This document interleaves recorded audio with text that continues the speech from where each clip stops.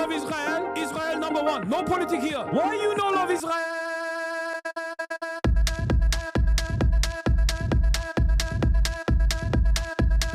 Oh, you hate it?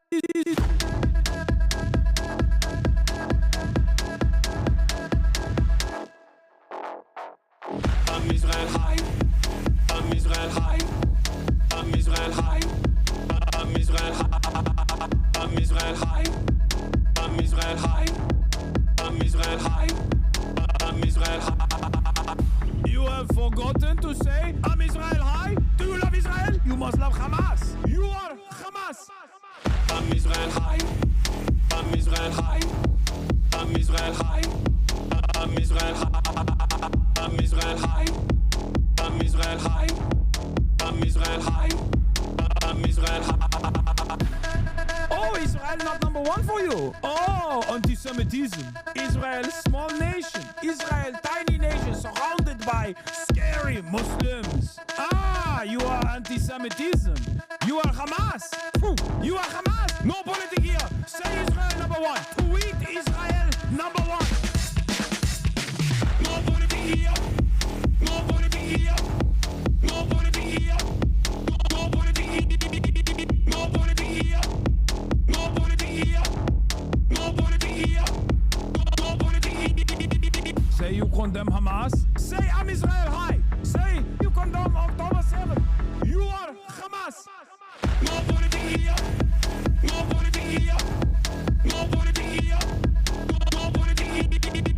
No politics here. No politics here. No politics here. No politics here.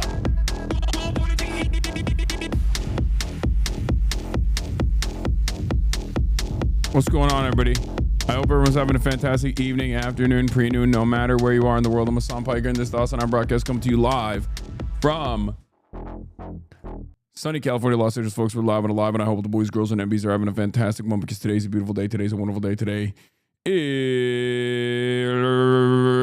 Newsday Tuesday. That's right, ladies and gentlemen. No politic here. It's Newsday Tuesday, March 3rd, 2026.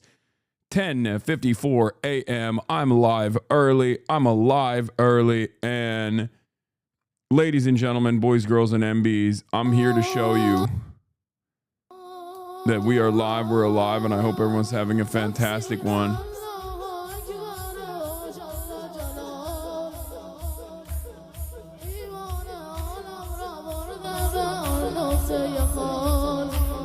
Is white boy Shia summer? Is white boy Shia summer?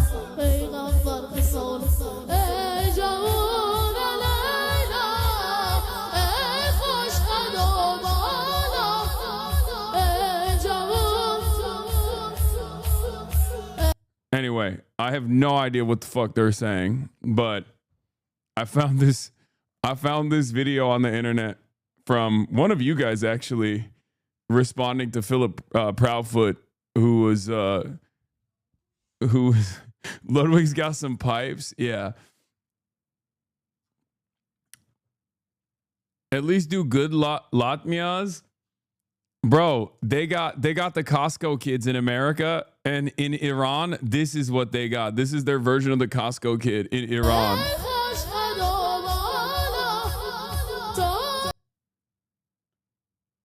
They're saying Turkey sucks. It wouldn't surprise me. No love lost between Turkey and Iran. I don't give a shit, you know? Anyway, folks, we're live. We're alive. I'm in a really good mood. You might have noticed. This is the Persian Rizzler. Hossein Tahiri Ya Haydar Karar. What does that mean? Okay, some of the Iranians and some of the Iranians who speak the Farsi, you need to explain to me what the hell I'm watching, because I know this is like a tradition, right? It's like a Shia tradition. It's like a nasheed, right? It's where people just like, it's not like a song necessarily, but it's almost like a rallying cry or something. It's a Noha dedicated to Imam Ali. I don't know anything about Shia stuff. Girl, we in the diaspora, you know we can't translate. Is Shia Eurovision? Wait, they got a Shia Eurovision? Bro, what? Oh, I think I know the one that's like the interpretation of like Quran verses, or not even interpretation. It's like there's the Quran Eurovision almost, where they bring in like imams from all around the ummah, and they will get them to recite Quran verses, the Shia voice. This is Bahrain right now. What is this? Travis Scott concert if he becomes Shia?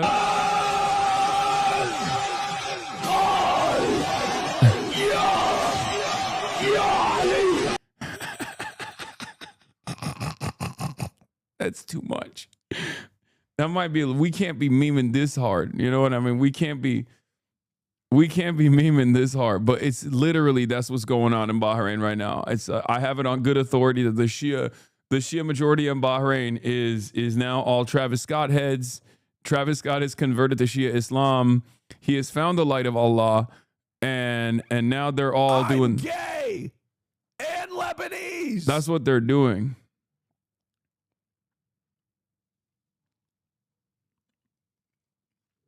Austin stole your soundboard. Oh, what else is new, dude? Come on.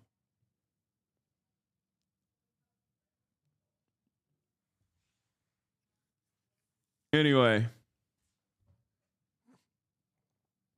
Hasan reacts to the Shia voice. Just found out there's a program called the Shia Voice where they compete. Yeah. Okay, I know this. I know this. I've seen this. Show their memorization of the Quran.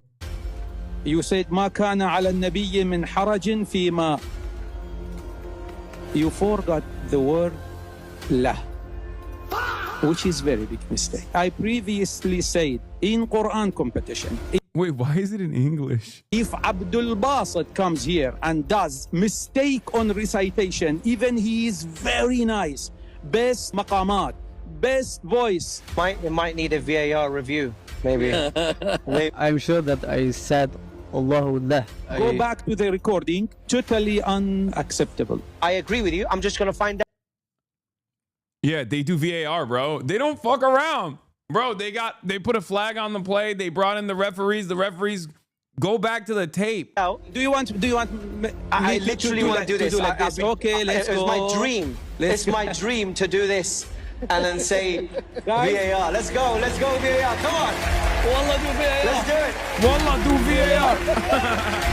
VAR checking Good question process. from Brother Ali. He goes, what happens if he is right?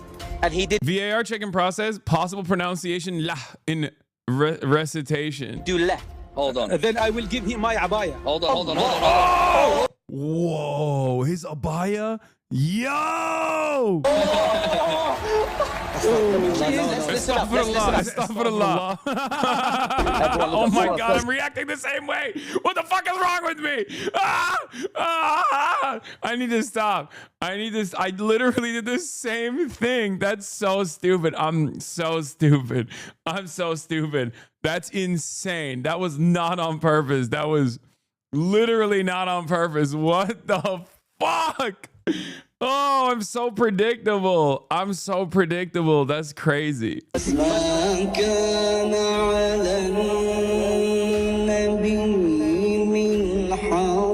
And he does say la.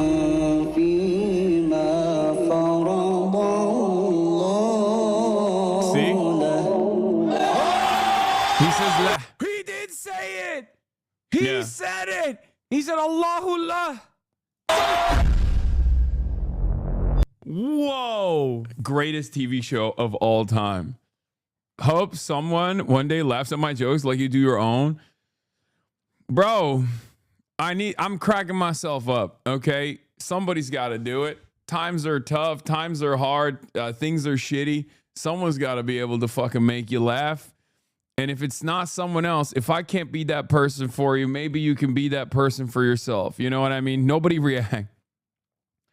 Anyway, Alatmi is a poetry read in a rhythm and is sync with the sound of the people hitting their chests. It's traditionally part of Muharram and a part of the ritual of mourning of imams and 12ers beliefs, mainly Imam Hussein, due to the way he was slaughtered. It's very creative and we do crazy stuff, sometimes including Tatbir. Don't ask about that one. I mean, the one that I know that's like super popular, I can't play on here because it's the one that like everyone keeps posting on Twitter, but the one that says like, well, let's just say they use the term Zionist interchangeably with Yahudi, which means Jewish, and then they talk about how they do the poetry about how like we will take the Zionists from the throat of the from the Saudi kingdom. That's the one that's like super famous, and it kind of goes hard, but I just don't want to fucking have to deal with people being like, well, this is anti-Semitic, so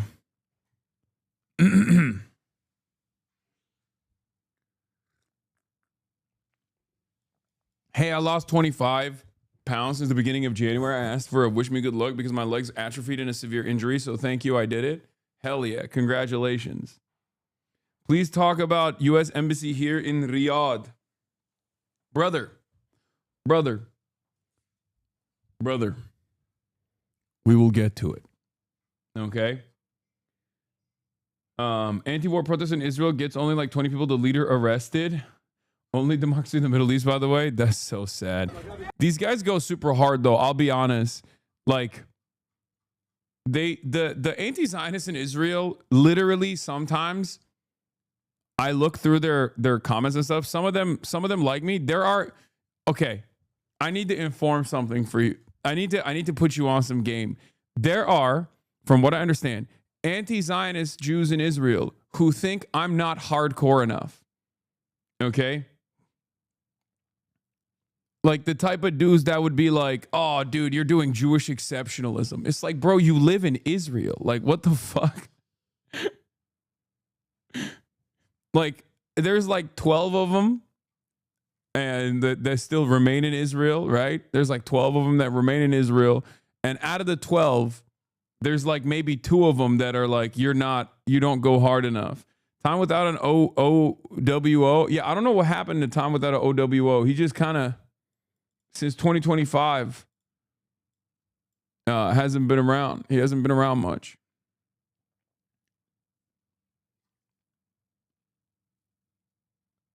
Day 11 for Hasan for Congress. Where's the code from? This is Chinese.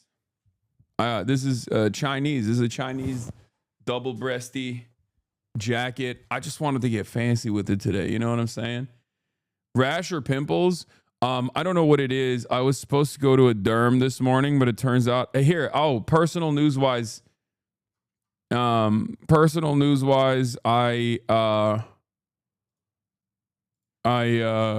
worked out this morning. I feel pretty good.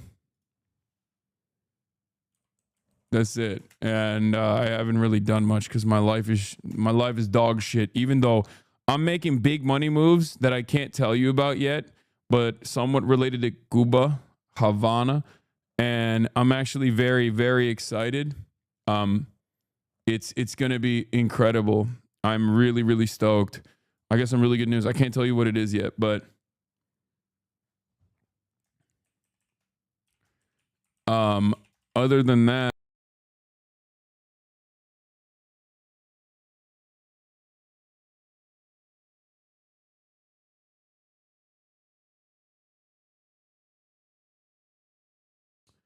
Bro, periodically this happens, and I don't know what the heliante this is. This is like a new thing. This is a new meta. The internet is really good the whole day, and then boom, randomly, it just is not good. It just goes out for like 1 second. I get hit with the Mossad beam for like 1 second. But anyway, as I was saying, very excited about Cuba.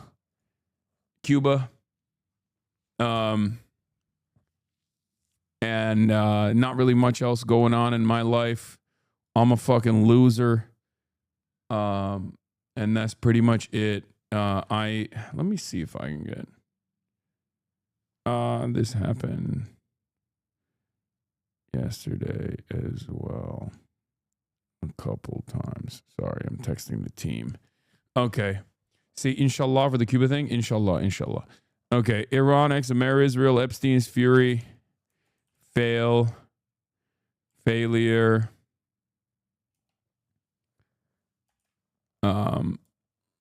Republicans mad at Marco for saying Israel made us do it. Iran cleric meeting bomb. TALARICOvsCROCKETT, Texas. NIDA, ALLAM, North Carolina 4.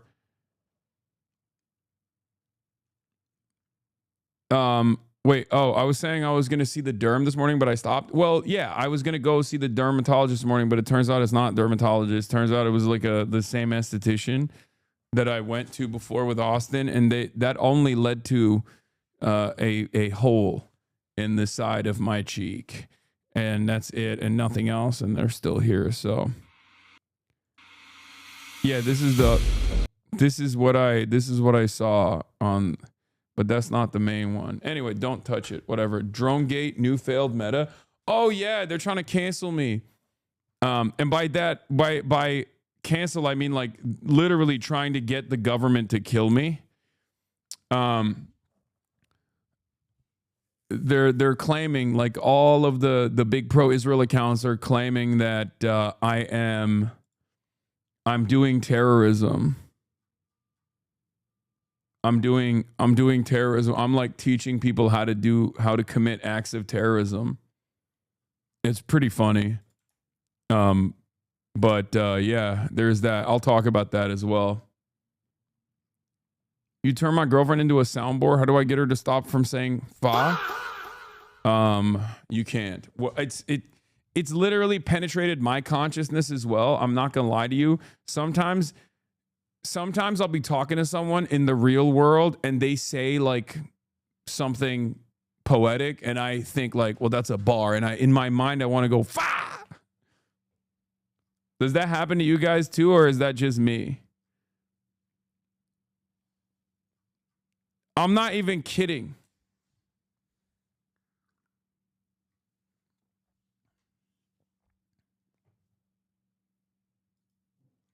Oh yeah, there's the president.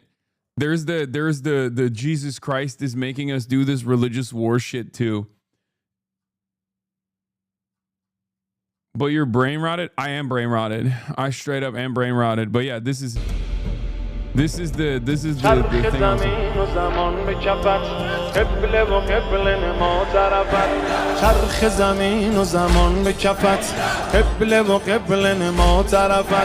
مسجد و معبد و دیر و کنیسه به سایه ایوان نجفت مسجد و معبد و دیر و کنیسه. The Shias have a very interesting like poetry tradition. Jesus famously loved when white people occupying Palestine started wars. As a Canadian, thanks for the CBC interview. It seems a bit choppy. They removed a ton in the editing. Yes, it was much longer, but they did that for brevity. They didn't do that for any other reason. They weren't like censoring me or anything.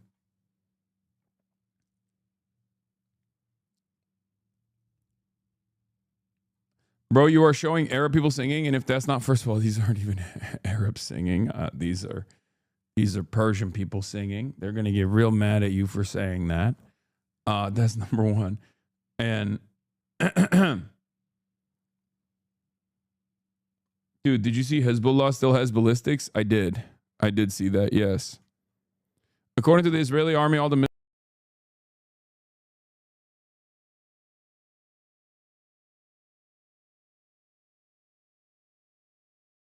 saying, hey, look what your boy. Bruh, what the fuck? Hey, yo, chill. This is the second time. Bro, it's not. Yo, I don't like that. I don't like that.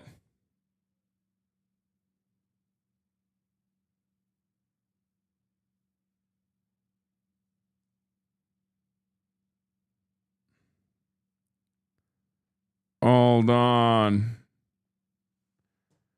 God damn it, dude. God fucking damn it. I hate this shit. Can't be the internet. Some program is restarting. We hear the sounds. No, you hear the OBS reconnecting. It goes it goes in and out for like a second. Like it just hard cuts. Like the upload goes out completely and then comes back. And it's like 1 second. It's not like that crazy. Would you say there's a meaningful distinction between the Ottoman belief in divinely sanctioned conquest of Constantinople under Mehmed II and modern religious national narratives that frame the state of Israel as a fulfillment of biblical prophecy? Or are they structurally similar expressions of faith-based political diplomacy? That's actually a really interesting question. And my answer is one is colonial conquest happening in 2026. The other is happening against an empire in 1453.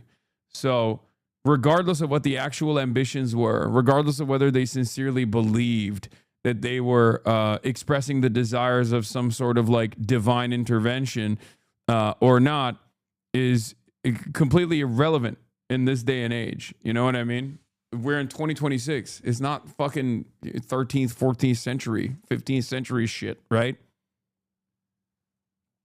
Also, Israel's complete domination over vassal states in the region, and also the people that it like subjugates to living in an apartheid structure as a settler colonial vestige of Western imperialism is a little bit different than the Ottomans, like, you know, taking the Byzantine Empire to task, right?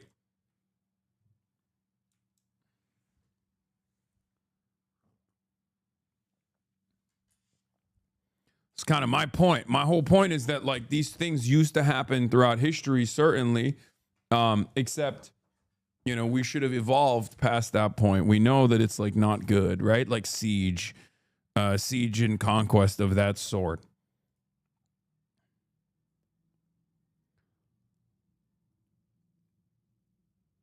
Yeah. Constantinople was the most fortified city in the world in the 15th century with several layers of walls is true.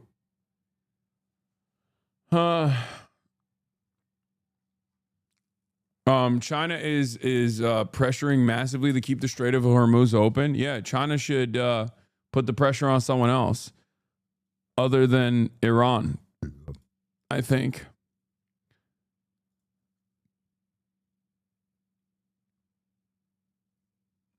There's always two parties involved, you know, or sometimes three, but there's two different you know, warring factions here. Will China trade max and worry about potentially destabilizing the energy supply of that side of the world, or will China realize that that instability is ultimately short term?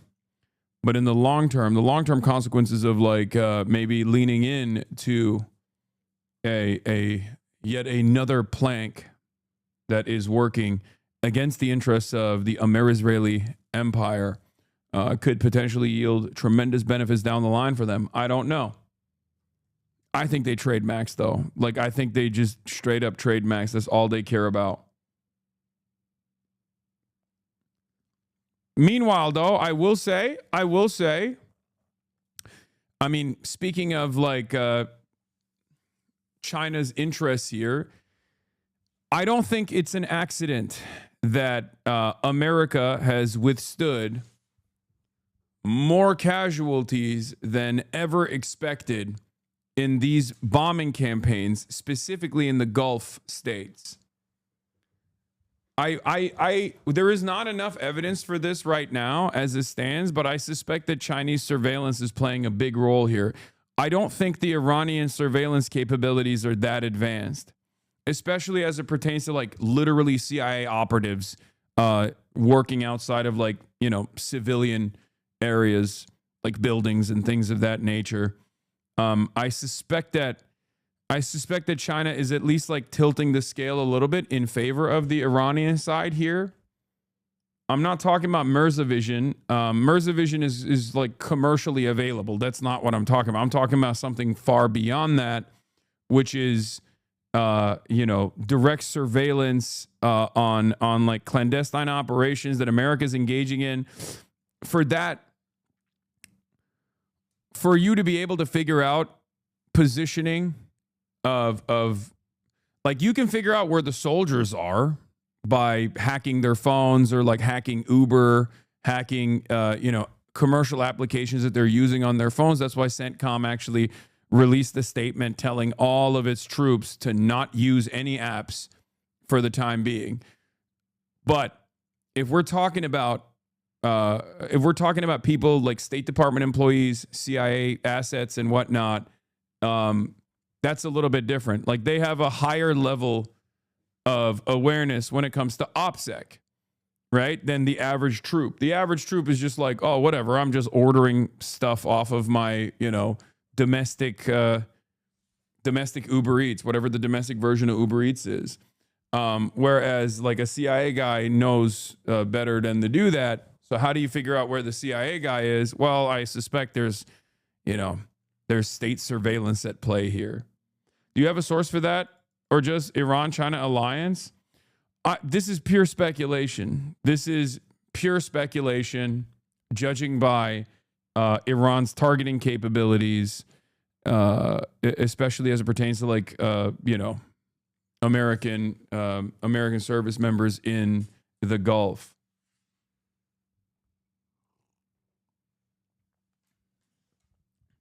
Purely speculative, but I suspect actually the CIA guys really like ordering from Fontuan exclusively. Good speculation. We need this propaganda in the West, to be honest. There's a Chinese radar ship that has been in the Gulf for weeks now. Yeah, I mean, China's always surveilling American troop positions. I'm saying, are they sharing some more sensitive information with the Iranian counterparts, or are they not?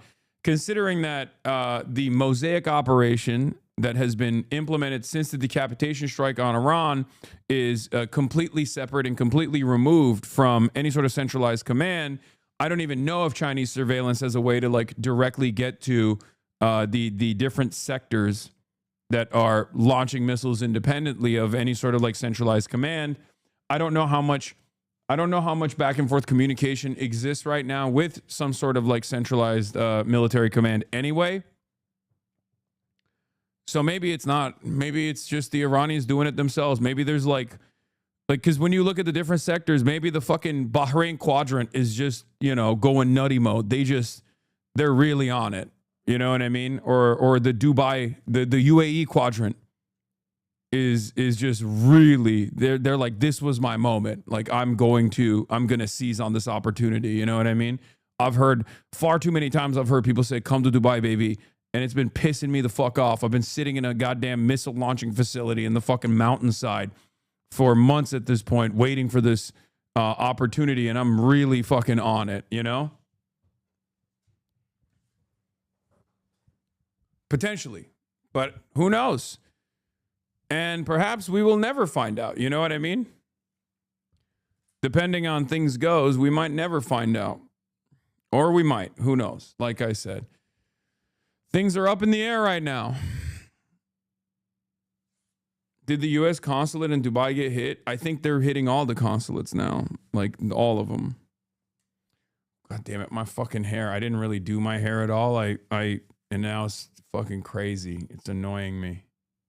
You know what I'm saying? It's just frustrating.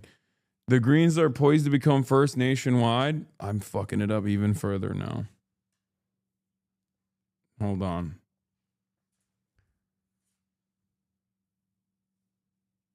Hold on. I made an edit of your cattle rant. Check my log for links.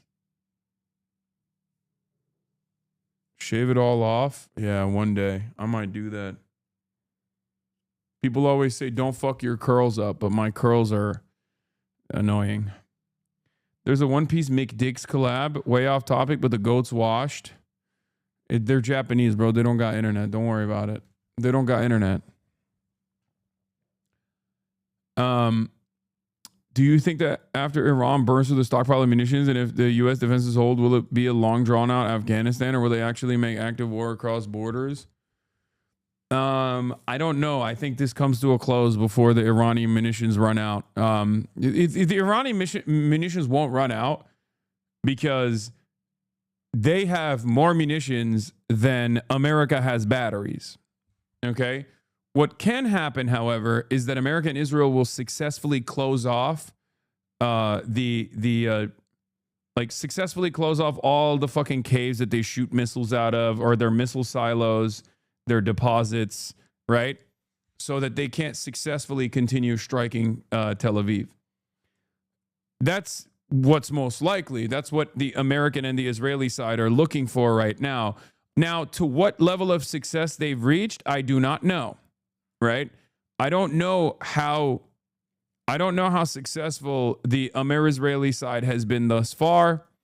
We only can speculate, judging by the successful strikes on Israel from the Iranian side and the intensity and frequency of the missile barrages. So as far as intensity goes, first 3 days of Operation Epstein's Fury, they were definitely a lot more aggressive. They were, continuously pummeling. Are they pulling back?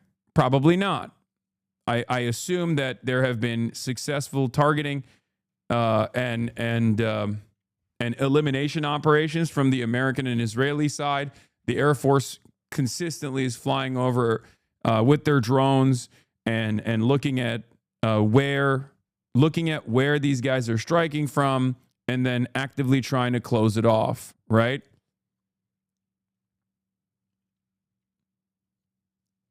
Best option U.S. has is a trade blockade, starve them of imports and exports. Wait, what do you mean?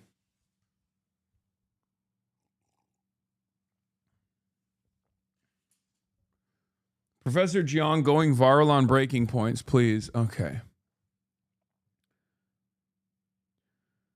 Oh my God, I know. Predictive history, I know. Okay, I got your rant, cattle rant. I got it. I got your cattle rant. Okay, I'm not going to watch it right now. Here, we'll get started on Zohran Kwame Mamdani, the Shia 12er himself. Let's see what he had to say about Iran. And off-topic questions as well. Jason, go ahead. Mr. Mayor, do you think Iran is better off without the Ayatollah? You know, I've said before that the Iranian government has engaged in systematic repression of its own people, even killing thousands of Iranians who were seeking to express the most basic forms of dissent earlier this year. It is a brutal government. And I've also said that while I may be a young mayor, I am old enough to remember the devastating consequences of our country pursuing a war with the intent of regime change in that very same region not that many years ago. I mean, it's a good take. It's a good take. It's like, what do you expect? He's the fucking mayor of New York City, you know? Bro, why are they asking a mayor about international affairs? Why do you think, bro? Because, like, it's like related to Israel. How many will die from this, Hasan? Brother, I have no idea. They are currently bombing Iran like it's Gaza. I know. They're carpet bombing the shit out of heavily populated areas while they also simultaneously are bombing. Like, they're doing precise bombings on... Look, there's two different assessments here. If you look at like the OSINT side that is pro IRGC, or at least like, you know, more sympathetic to IRGC, broadly speaking, they keep saying, oh, America is only striking like naval assets that Iran left behind unattended, or like a couple old ass fucking planes that they were never going to fly anyway. And that for the most part, like they're claiming victory on some of these launchers that they've exploded. But when you actually look at the videos of the launchers that they've exploded, those are like single use launchers. They're not like incredibly expensive equipment at all, right? Like you're basically celebrating blowing up technicals, right? On the American side, the pro-American OSIT side looks at the situation and says Iran is getting destroyed. They're obviously, carpet bombing heavily populated areas, and these war crimes are awesome. They love the war crimes. They're doing the war crimes to liberate the Iranian people from their mortal coil, from their bodies, obviously. And I'll show you some of these scenes as well. But then outside of that, They think that the American and Israeli bombing campaigns have been remarkably successful in taking out all of the missile launchers, right? They're like, they're doing it. They're doing the damn thing. They're taking out all the missile launchers. They're destroying the missile launchers, all this stuff, right? What is OSINT? OSINT is open source intelligence. It's just a bunch of dudes on Twitter trying to make sense of what the fuck's going on. And it's, at this stage, it's mostly just AI. Everything is AI. Literally everything is AI. I've seen so much AI on both sides of this conflict. It's very, very frustrating.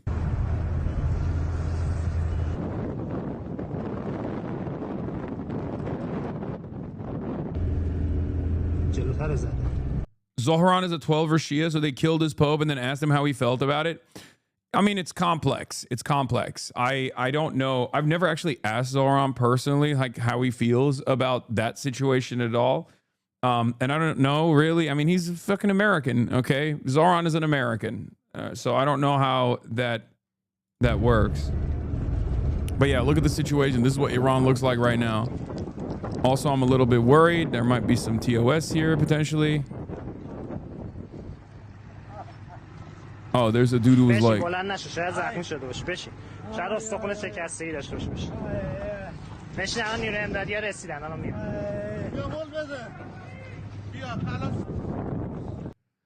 Yeah, I mean, the scenes out of Iran are apocalyptic, right?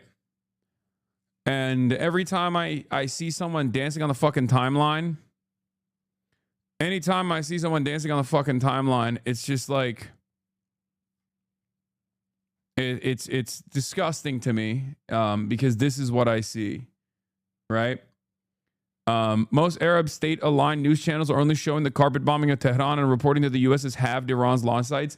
Yes, it is quite difficult because Iran has no allies whatsoever, with the exception of like the third world or whatever, or people who have opinions on American imperialism or Israeli imperialism. Iran doesn't have any like state-backed allies for the most part, right? You got maybe China. Russia's too busy doing not dissimilar things to what America's doing, but in Ukraine, and like North Korea, right? So for that reason, you're not going to get a lot of major news sites covering the perspective of the Iranian population, no matter how complex it is, no matter how many people... no matter how many people that might support the regime, right? Like this kind of stuff is rarely ever seen on Western news. Western news is very much unified on offering justifications as to why this kind of bloodshed has to be done, right? They'll critique the American government a little bit. Maybe they'll even critique the Israeli government, but ultimately they're constantly pumping propaganda to justify this kind of action by being like, well, the Iranian government is ruthless. Like Iranians want to be free of Islam, like this chatter is saying, you know what I mean? Also, for a lot of Americans, like what they don't comprehend is that there is also a very racialized element internally within Iranian society about this kind of stuff too. There's like sectarian infighting about this and in their perspective as well. And then add to that the instability that is being caused alongside the fucking bombing campaigns and whatnot. And now people are saying that the Iranian government is cutting off access to the internet. And you have a completely chaotic situation. I literally know some religious Iranians in London, Lamau. I think at the end of the day, what I want is very clear. Like what my preference is of course for Iran to, my highest priority is for Iran to remain a sovereign nation where the people are free to get their democratic wishes across. What I believe would be the best possible scenario, which is utterly immaterial and utterly irrelevant in the grand scheme of things, is like for Iran to be a fucking, you know, communist country. That would be awesome. Okay. It's not going to happen, and it's utter fantasy, so I'm not going to even fucking bring that shit up. Also, I live in America. My tax dollars are contributing to this death and destruction. So I'm not going to sit here and be like, this is what should happen in Iran. Khamenei was not even remotely comparable to the Pope or the Catholics. Lol, not to get into the nitty gritty, but basically the Iranian government believes in a concept called Wilayat al-Faqih. Essentially, the government must be run by, yes. I mean, that's not that complex. That is literally the main fucking difference between Shia governance and Sunni governance is that. That's why there are a lot of countries that are Sunni that are secular as well, as opposed to Shia countries that are supposed to have a... You can have your democratic government, but then on top of the democratic government sits a group of religious clerics that still ensure that the government is operating in a religious manner. Many 12ers in Iran and outside don't agree with this, regardless, not similar to the Pope at all. Yeah. Yeah. There's also another like competing Shia Pope as well, kind of. So,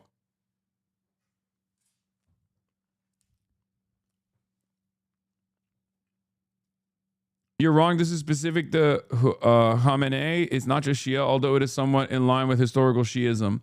Guys, there is literally no reason for us to go through the theological justifications for different variants between in Shia Islam, not even like talking about sex between Shia and Sunni, but literal variants amongst the Shia interpretation of Islam about religious governance and like what the clerics are supposed to, what role the clerics are supposed to fucking play. We have taken a million different sidesteps at this point from the incident that's unfolding in front of our eyes, okay? It's okay to like dial it back. Like, we're having this conversation. Meanwhile, the American and Israeli government literally blew up the clerics meeting that was supposed to take place earlier today, where they were supposed to pick the next Ayatollah, right? Because there's three, from what I understand, there's three in the line of succession that were chosen ahead of time in the 12-day war. And now you got like 90 clerics getting together and picking who the next Ayatollah is supposed to be. And then the American government fucking blew up that meeting.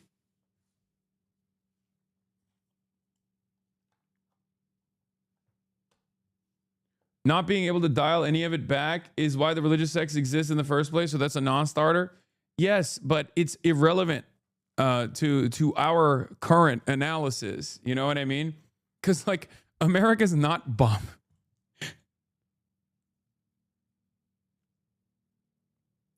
America is not bombing Iran, or Israel's not bombing Iran because they're like they think that the Iranian interpretation of Shia Islam is not theologically accurate to the way that Shia Islam is supposed to have like a functioning religious body that is separated from the government, as opposed to the functioning religious body that sits on top of the government. That's the reason why I'm saying like it's fucking immaterial. What the fuck? Yeah, America doesn't believe in Shia Islam. That's why they're actually Salafists. They all believe that Sunni Islam is the way. Muhammad is the prophet. That's it. Nothing else. That's why they're bombing Iran, actually, it turns out. Judging by their allegiances in the region, I wouldn't put it past them, but that's a totally separate point as well. Yes, Trump is Sunni. Trump is a Wahhabist. And that's why he's bombing Iran.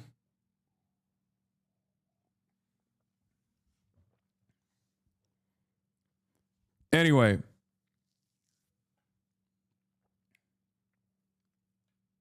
Two-day party in Iran was communist, but Soviet Union just used them for their oil without really helping. Okay, well, that's also a bygone era, and it's not relevant in this conversation because we're not having. This is not an assessment. This is not an assessment of like how Iran chooses to self-govern. Okay, I'm not having a conversation about that. I have my own thoughts on it. Obviously, I don't fucking agree with it. I am I'm a socialist, and not only am I a socialist, but I'm also a secular socialist as well, even though I'm fairly agnostic when it comes to, you know, people's religious beliefs. And again, it's just, this has nothing to do with what's going on in Iran regardless. Although I will say, historically, Khomeini and Khamenei have aligned themselves with revolutionary anti-imperialist sects and socialists in general. So that is true. And also the Iranian revolution initially wasn't just entirely comprised of like the Islamists. It also had it was a popular revolution, and it had a fuck ton of socialists and communists and anti-imperialists in general. It was an anti-imperialist act. So is Iran losing the steam to fight or what? I don't think it's about losing steam necessarily. It's more so about its capacity. So that's the question. The question is, do they still have the capacity, or are they losing that capacity? Is America diminishing its capacity to strike Israel? Is America diminishing its capacity to strike the Gulf states, right? And the jury's out on that. The jury's out on that, at least for the time being.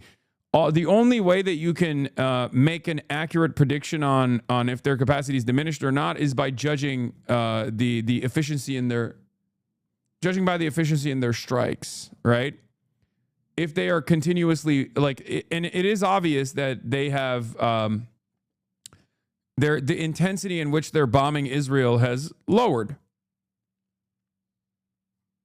It's no longer as they're no longer, you know, striking Tel Aviv as hard, and I suspect that part of that is because they have been able to, like, the Israeli and the American bombing campaigns have been somewhat successful, and some of the launches. I'm talking about Israel, chat. You're talking about Dubai.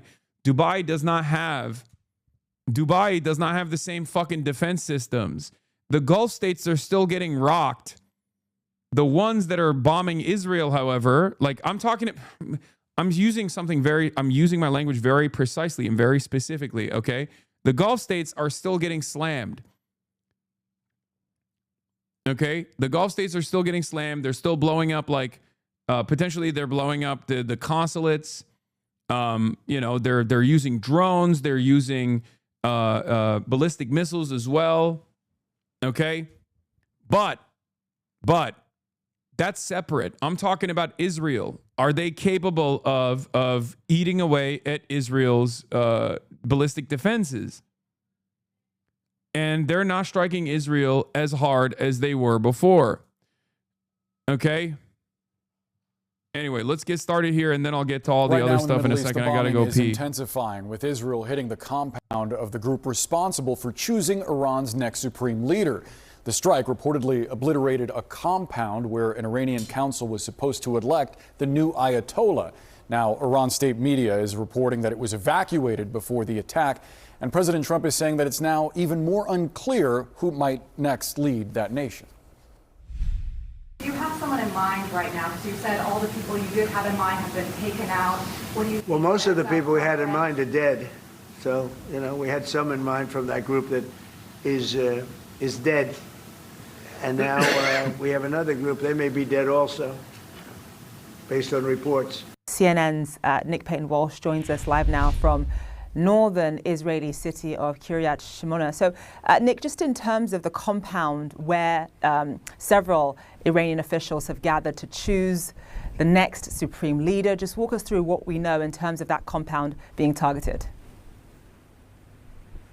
Yeah, sure. Now, the images are publicly available of significant damage to this compound in the city of Qom, where the assembly of experts, according to Israeli sources, gathered, that's 88 senior clerics, to essentially choose the new supreme leader. Iranian state media, though, is saying that the building was evacuated prior to the strike, essentially saying that the bid by the Israelis here to kill the committee that would anoint the Ayatollah successor was unsuccessful. We don't know the truth of the matter here, and it's important to to point out that earlier on, you know, when we were seeing significant casualties amongst Iran's leadership, we were getting signals from Iranian state media that many of them were actually okay. So it's important here to try and assess the exact truth of all of this. Remarkable, frankly, if indeed 88 senior clerics charged. In my head canon, I'm thinking that Donald Trump wants to be a part of the cleric meet, and that's why he's doing this, where he's like, I want to be the one who picks the new Ayatollah. I have complete command over Shia Islam. I've been reading the scripture. I've been reading the surahs. I have complete command over this religion. I would like to be a part of the decision-making process. And I think that's what it is. That's why he's like, don't do it without me. Do not do it without me. Trump is a Sufi. No, he's Shia. With this extraordinary task would in 2026 think they could only do it after the assassination of Ayatollah Khamenei in a large group meeting of leadership, decide that they needed to replicate that kind of setting in order to choose a success. Iran is a theocracy. Good luck is an ideology. It's infinitely more complex than that. Okay. I should point out too that a similar facility of the Assembly of Experts was targeted in Tehran in the recent days as well. So a pattern here potentially of the Israelis trying to disrupt the succession process. Now I should point out how incredibly complicated this particular leadership vacuum makes things in terms of de-escalating this war, looking for negotiation. It's clear from some senior Iranian officials, the foreign minister indeed, that the military now in Iran is acting with some degree of autonomy, even with previous Trump joined the Shia voice and he won. And he was able to win in the VAR when he demanded that he read the surah perfectly and the imam told him you were wrong. He said, "Excuse me, put the VAR on. Turn on the VAR. I did say la at the end of the surah. You are wrong. My recitation of the Quranic verses are perfect. Many people are saying the law was pronounced perfectly." And then the imam was like, "I'll give you my abaya if you're right." And he said, "Astaghfirullah. Astaghfirullah. I would not like your abaya, my good sir. It's too much for me."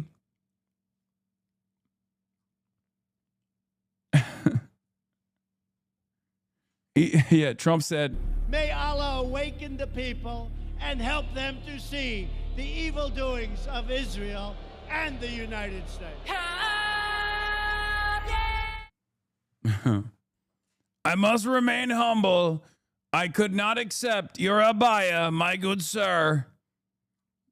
Issued instructions, so it's not entirely clear if day by day their tasks are being adapted to the particular moment. And if you're also trying to perhaps look for an off-ramp, some kind of negotiation here, if there's nobody in a society as autocratic as Iran actually specifically calling the shots. Remember, they've been dependent on the word of the Ayatollah Khamenei for nigh on 40 years now to tell them precisely what path should be chosen, particularly in a moment as key as this.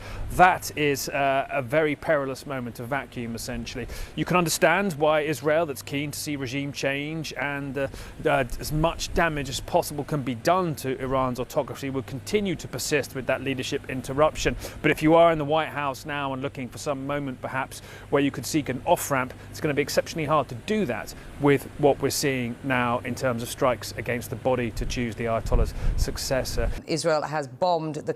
By the way, I love that we're doing sane washing a little bit, or not even sane washing, but like trying to predict what the goals are here when it's like very obvious to anyone with working brain cells that the administration has no real definable goals here. They're just going along for the journey, and Israel's goals are the ones that trump the American goals here, and even Trump's goals. And that is just complete destabilization, death and destruction, and making sure that the Iranian capacity to ever combat Israel's expansionist goals, Israel's expansionist agenda is reduced, if not completely destroyed. Okay? They want to turn it into Syria or Libya. So whenever they talk about like, oh, well, it doesn't make any sense why they would be doing this, like, because technically, if you want to get an off-ramp here, if you want to have an off-ramp for a ceasefire, and if you want like Iran to stop bombing Israel and the Gulf states, and if you want Iran to no longer like potentially collapse global energy markets by threatening the Strait of Hormuz and shutting it off entirely, then you got to let them fucking elect whoever the Ayatollah is going to be, right? And then deal with whoever the next Ayatollah is. Like, that is what it would look like. That is how it would work.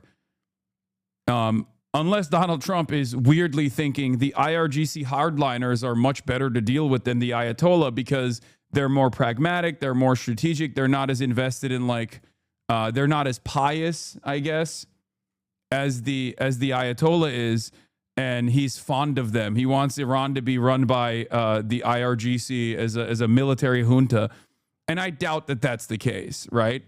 He's like, this Ali guy, very smart. Did you know he's studied Kantian philosophy? Brilliant guy. Lot of war fighting experience. Want to talk to that guy. Want to talk to that guy and hear about what he thinks about Kant. Probably not the case, right?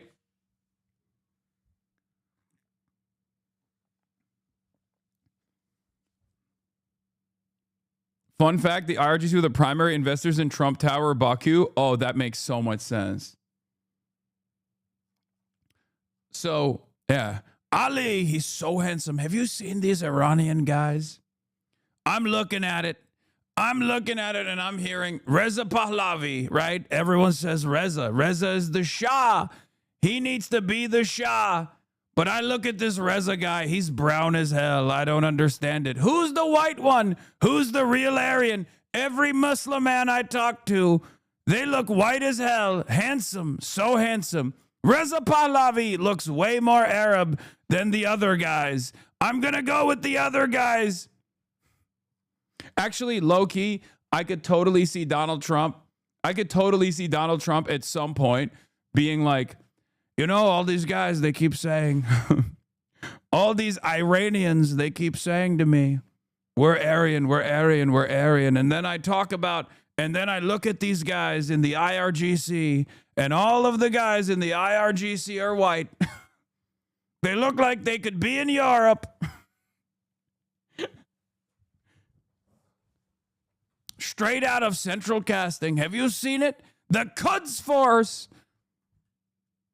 Half of the Quds Force commanders look like they're right out of Central Casting.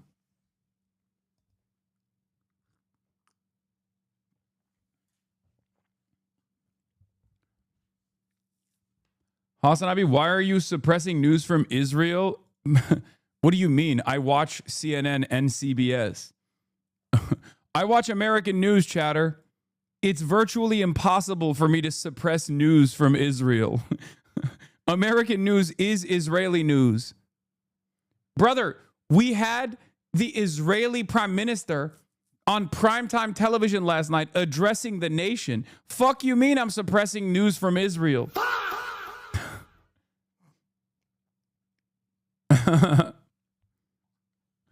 I basically work for Haaretz at this point. Anyway. Where was I? Yeah, no, this is the kind of, this is exactly what I'm talking about. Look, the Iranian monarch's deepest challenge remains that their dear leader is very brown and the Islamic Republic leadership is very white.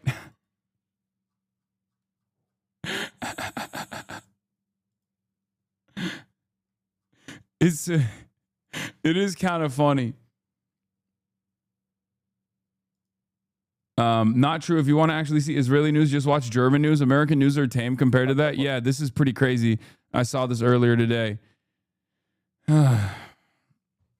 Some military commanders have reportedly been accused of telling the troops that the Iran war is part of a biblical plan that triggered the end times. I know. I got that too. Don't worry.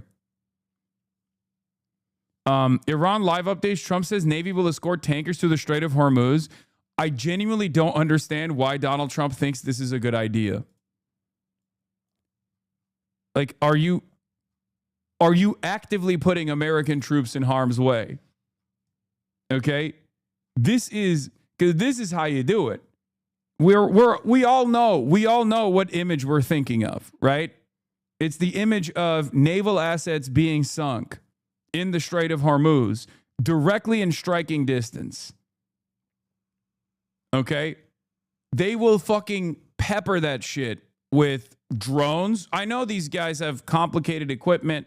I know these ships have like tremendous defenses, but if you are trying to Pearl Harbor your naval assets, as the IRGC Mosaic teams are using it as like target practice, slow moving target practice with like drone swarms and ballistic missiles as well. I mean, go ahead, but I feel like this is I don't think this is a smart idea. Maybe I'm wrong. Maybe they have the smoke. Maybe they have the capabilities of like stopping. Maybe they have the capabilities of stopping the launchers ahead of time, but this seems like an unnecessary risk to take. Yeah, especially, I mean, dude, listen. I feel like the Houthis are also waiting to get active. Our Navy is outdated. No, it's not. That's not true. We have a remarkable Navy. We have all the sophisticated equipment, but it doesn't matter. You can have the best equipment, but if the opposition has unlimited missile barrages, the most sophisticated equipment of all time, which would be like the entire Israeli ballistic and short-range missile defense systems, still fucking fall apart. And we're talking about a much shorter range at this point.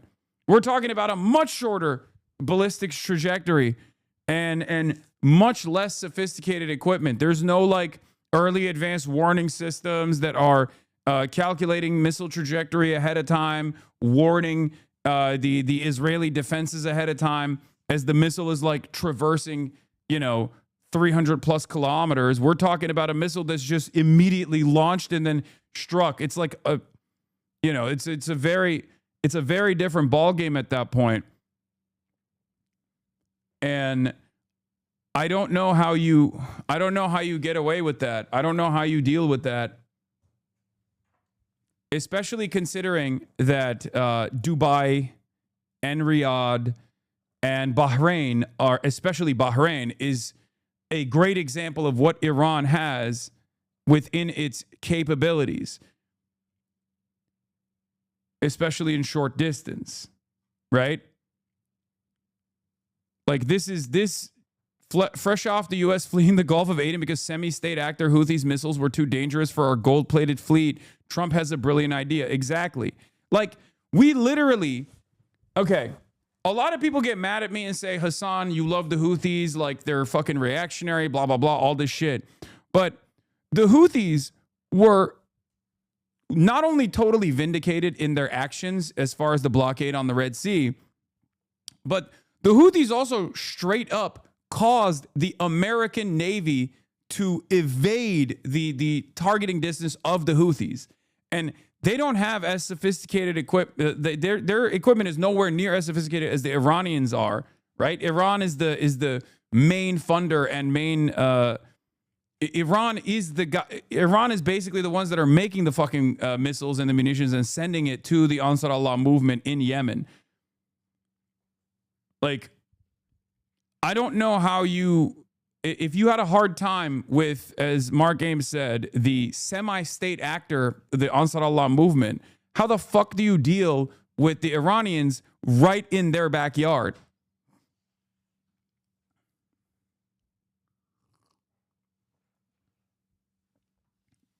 Effective immediately, I've ordered the United States Development Finance Corporation to provide at a very reasonable price political risk insurance and guarantees for the financial security of all maritime trade, especially energy traveling through the Gulf. This will be available to all shipping lines. Oh my God. The United States Navy will begin escorting tankers through the Strait of Hormuz as soon as possible. No matter what, the United States will ensure free flow of energy to the world. The United States' economic and military might is the greatest on earth. We are testing it. We're testing it. We're testing it. We're testing it. We're doing it. We're going all the way. We're testing it. It feels like Trump is just like, look, we had to do this for Israel, and now I'm kind of stuck in the shit. I'm stuck in the mud. And instead of de-escalating, I'm going to see if the Iranians actually have the capability of sinking a naval asset in the Strait of Hormuz as it is towing a fucking oil tanker. That is crazy. I don't know. I'm not like, yes, I know the U.S. consulate was hit in Dubai. Stop. Why are you fucking blasting it in the chat? We're going to get to it. Okay, there's more significant updates here. Okay, calm down. Jesus Christ.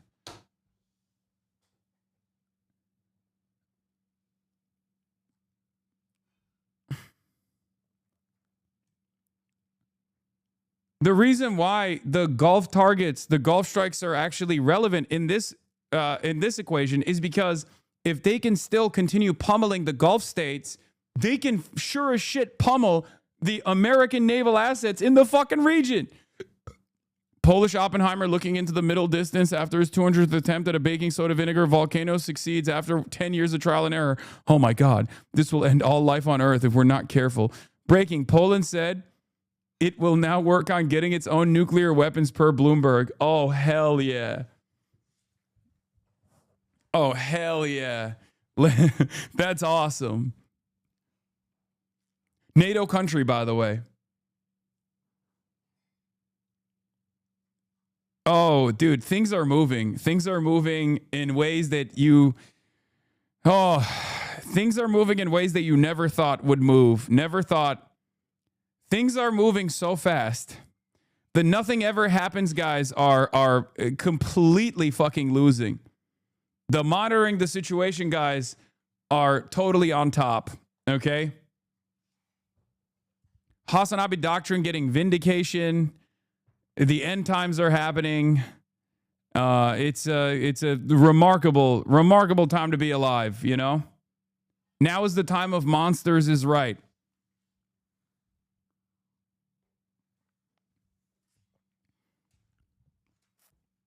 We are officially in the weeks where decades happen, okay? You know how we talk about how there are decades where nothing happens and then there are weeks where decades happen? We're in that week. We are officially at the heart of the week where decades happen.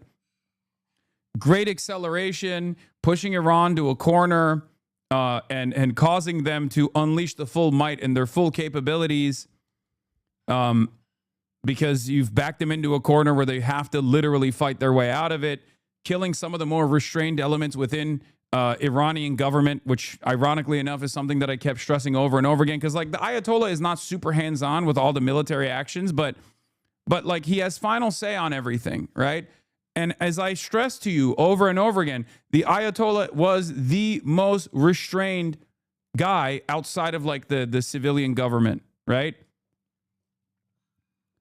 The IRGC is not as restrained as the Ayatollah is, especially after they fucking cleaned the ranks of all the top IRGC people that were more restrained than the younger people that are now in charge.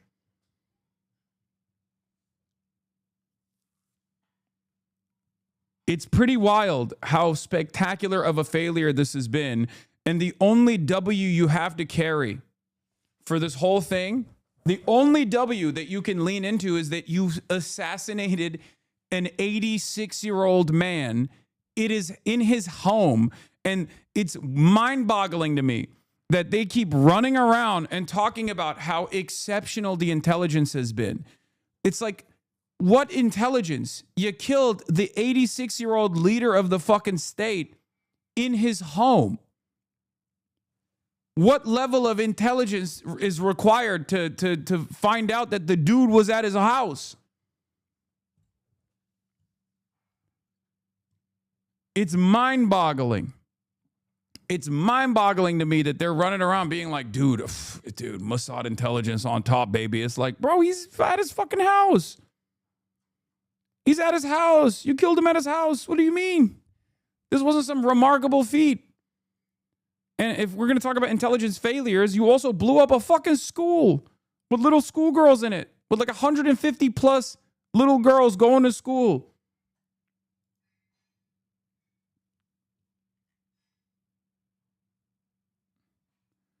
Yeah, I also, they were like, just in, Israel spent years hacking Tehran's traffic cameras and monitoring bodyguards before assassinating Iranian Supreme Leader Khamenei. I said, you can't claim shit like this and then also act like October 7 was a total surprise. And this is also correct. They murdered an 86-year-old man, one who was willing to be a martyr in his home. I don't think it takes great intelligence to do that. It's like, oh, dude, this was a very sophisticated strike. This was a very sophisticated strike. Okay.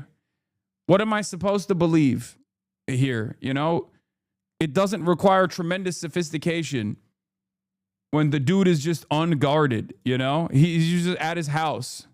They're trying to sell it as a lot more intelligent than they actually are. That's what it is. Israel, Mossad does have some capabilities, okay? Mossad does have some unique capabilities in clandestine operations and like penetrating deep into Iranian governance, the IRGC. There's suspicion that like the one Quds force commander that keeps like evading all of the Israeli airstrikes might have been a Mossad asset all along. You know, they do stuff like that from time to time, but they also greatly overemphasize their capabilities. Like they regularly lie about how sophisticated their methods are. This is one of those instances, right? Like you're being ridiculous. Like you're trying to do marketing. You're trying to do fucking marketing when you talk about like, oh, we killed the Ayatollah. It was a really crazy operation. It's like, yeah, dude, he was 86 years old. He was at his house. Okay, he was at his house. You're just trying to do marketing. Calm the fuck down. Okay. In any case, getting back to where we were at, brother, have you actually spoken to a Persian about this? His house is the safest space in Tehran. His house doesn't exist anymore. So I don't know what the fuck you're talking about. Clearly, objectively, that wasn't the case.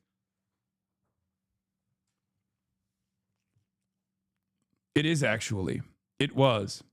Okay, so why the fuck did they try to move him to a basement or a safe site? And he refused. Also, I do want to, it was well guarded in Tehran. Oh, brother, there is no such thing, okay? There is no such thing. There is no such thing. I need you to understand. There is no such thing, okay? You have to move out of your house unless you want to get fucking lasered. America has bunker busters.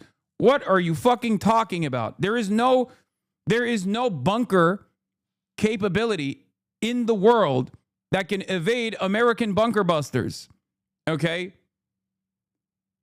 It's simple. You just run away if you want to evade the American bombing campaigns. If you wanted to survive, you wouldn't be at your house. Yes, but it's 300 feet underground. Brother, do you not hear what I'm saying? He'd be in the fucking mountains, okay? He'd be in the fucking mountains. If they actually found out that he was in the goddamn mountains and they blew him up in the mountains, then I would say, okay, that's like a sophisticated surveillance operation. They actually found him as he was evading American bombing campaigns. They didn't find him in the mountains. They found him in his home. I don't know why we're arguing about this. And also, I don't even know why a Persian would be able to tell me what's what here. I don't care.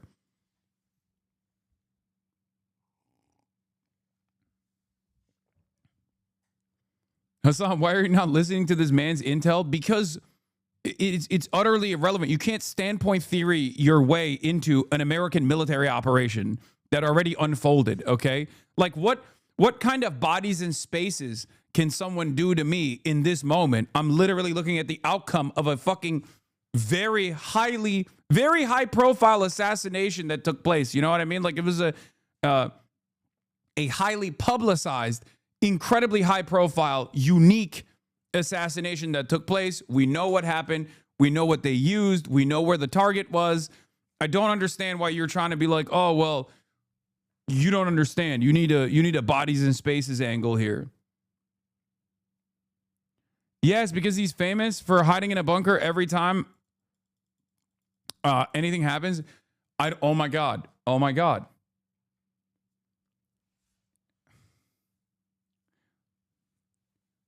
I get it. You guys hate the Ayatollah. I understand. Okay. I don't particularly care for the Ayatollah myself. Okay. I don't give a shit. I'm just literally interpreting the things that unfolded. Okay. There is no standpoint epistemology you can do in this particular circumstance. Okay. It's just a thing that already happened. It does not matter if he had escaped to a bunker every other time. Okay. Also, my suspicion, and I'm sure you guys will agree with this, okay, is that he wanted to be martyred. He wanted to be fucking martyred. He knew he didn't have a lot of time anyway. He wanted to be martyred so he could literally galvanize the Shia population or the base of support and mobilize his popular base of support. And that's what has happened so far. Clearly that goal was achieved. He was 87 years old. By some accounts, he already had fucking cancer.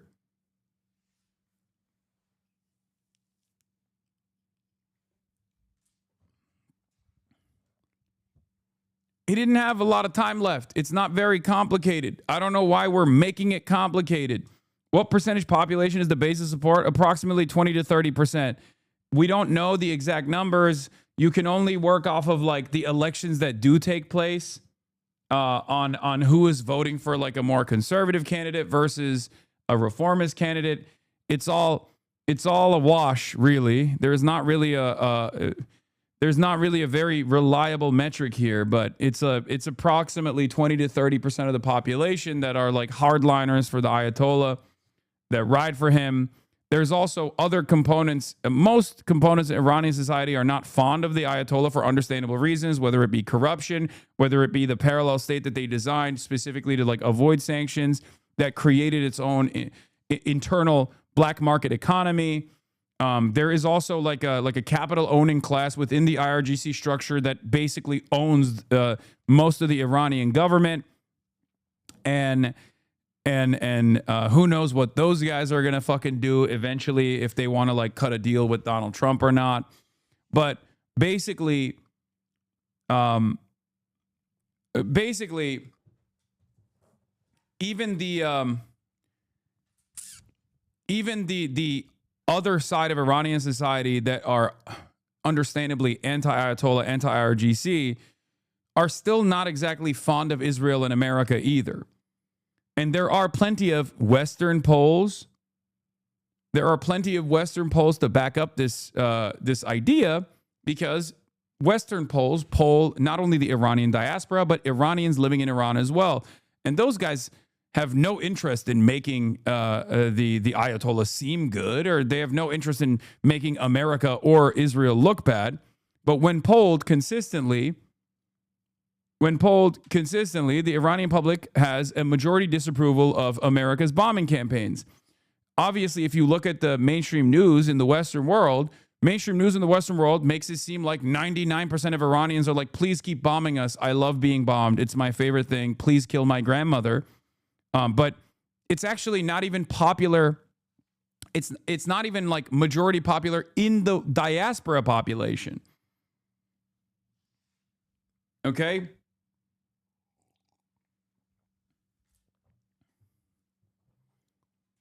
So while you see the loudest voices, the voices that are being championed in mainstream news being like, oh, it's actually awesome. I hate the Ayatollah and I love that you're killing my grandparents. No, most people actually don't fucking like that. Like, most people who don't like the Ayatollah also don't like their grandparents being fucking carpet bombed. Remarkable. I know. Shocking. I know. the supreme. What you see in mainstream news is oftentimes not the real story, not the full picture. Well, joining me for more on this is Trita Parsi, co-founder and former president of the National Iranian American Council. He's also the executive vice president of the Quincy Institute. Trita, thanks for your time. Where's your focus internally in Iran at the moment? Well, let me first say I'm a little bit surprised by the package because you had 3 voices from Iran who seem to all be celebrating and happy about the country getting bombed. I'm sure that there are views of that kind, undoubtedly. But to leave the impression that that is the entire viewpoint inside of Iran is getting close to Iraq-level war propaganda and war lies, frankly. What do you mean close to? It is that. It is literally, I mean, Trita's fine. There's clearly a diversity of views inside that country and plenty of people who, despite the fact that they obviously are very much against this regime that has been repressing them for so long, do not necessarily believe that they want to have war happen. They do not want to get killed in this bombing campaign or see the country be destroyed or go down the path of Iraq and Syria. So I'm a little bit surprised that those the only voices that you elevated were those specific voices that were in support of it, given the fact that clearly there must be much more diversity. Assassination. I don't know who's going to end up running Iran, but if the pattern holds, it'll be just something just stupid as fuck. Yeah.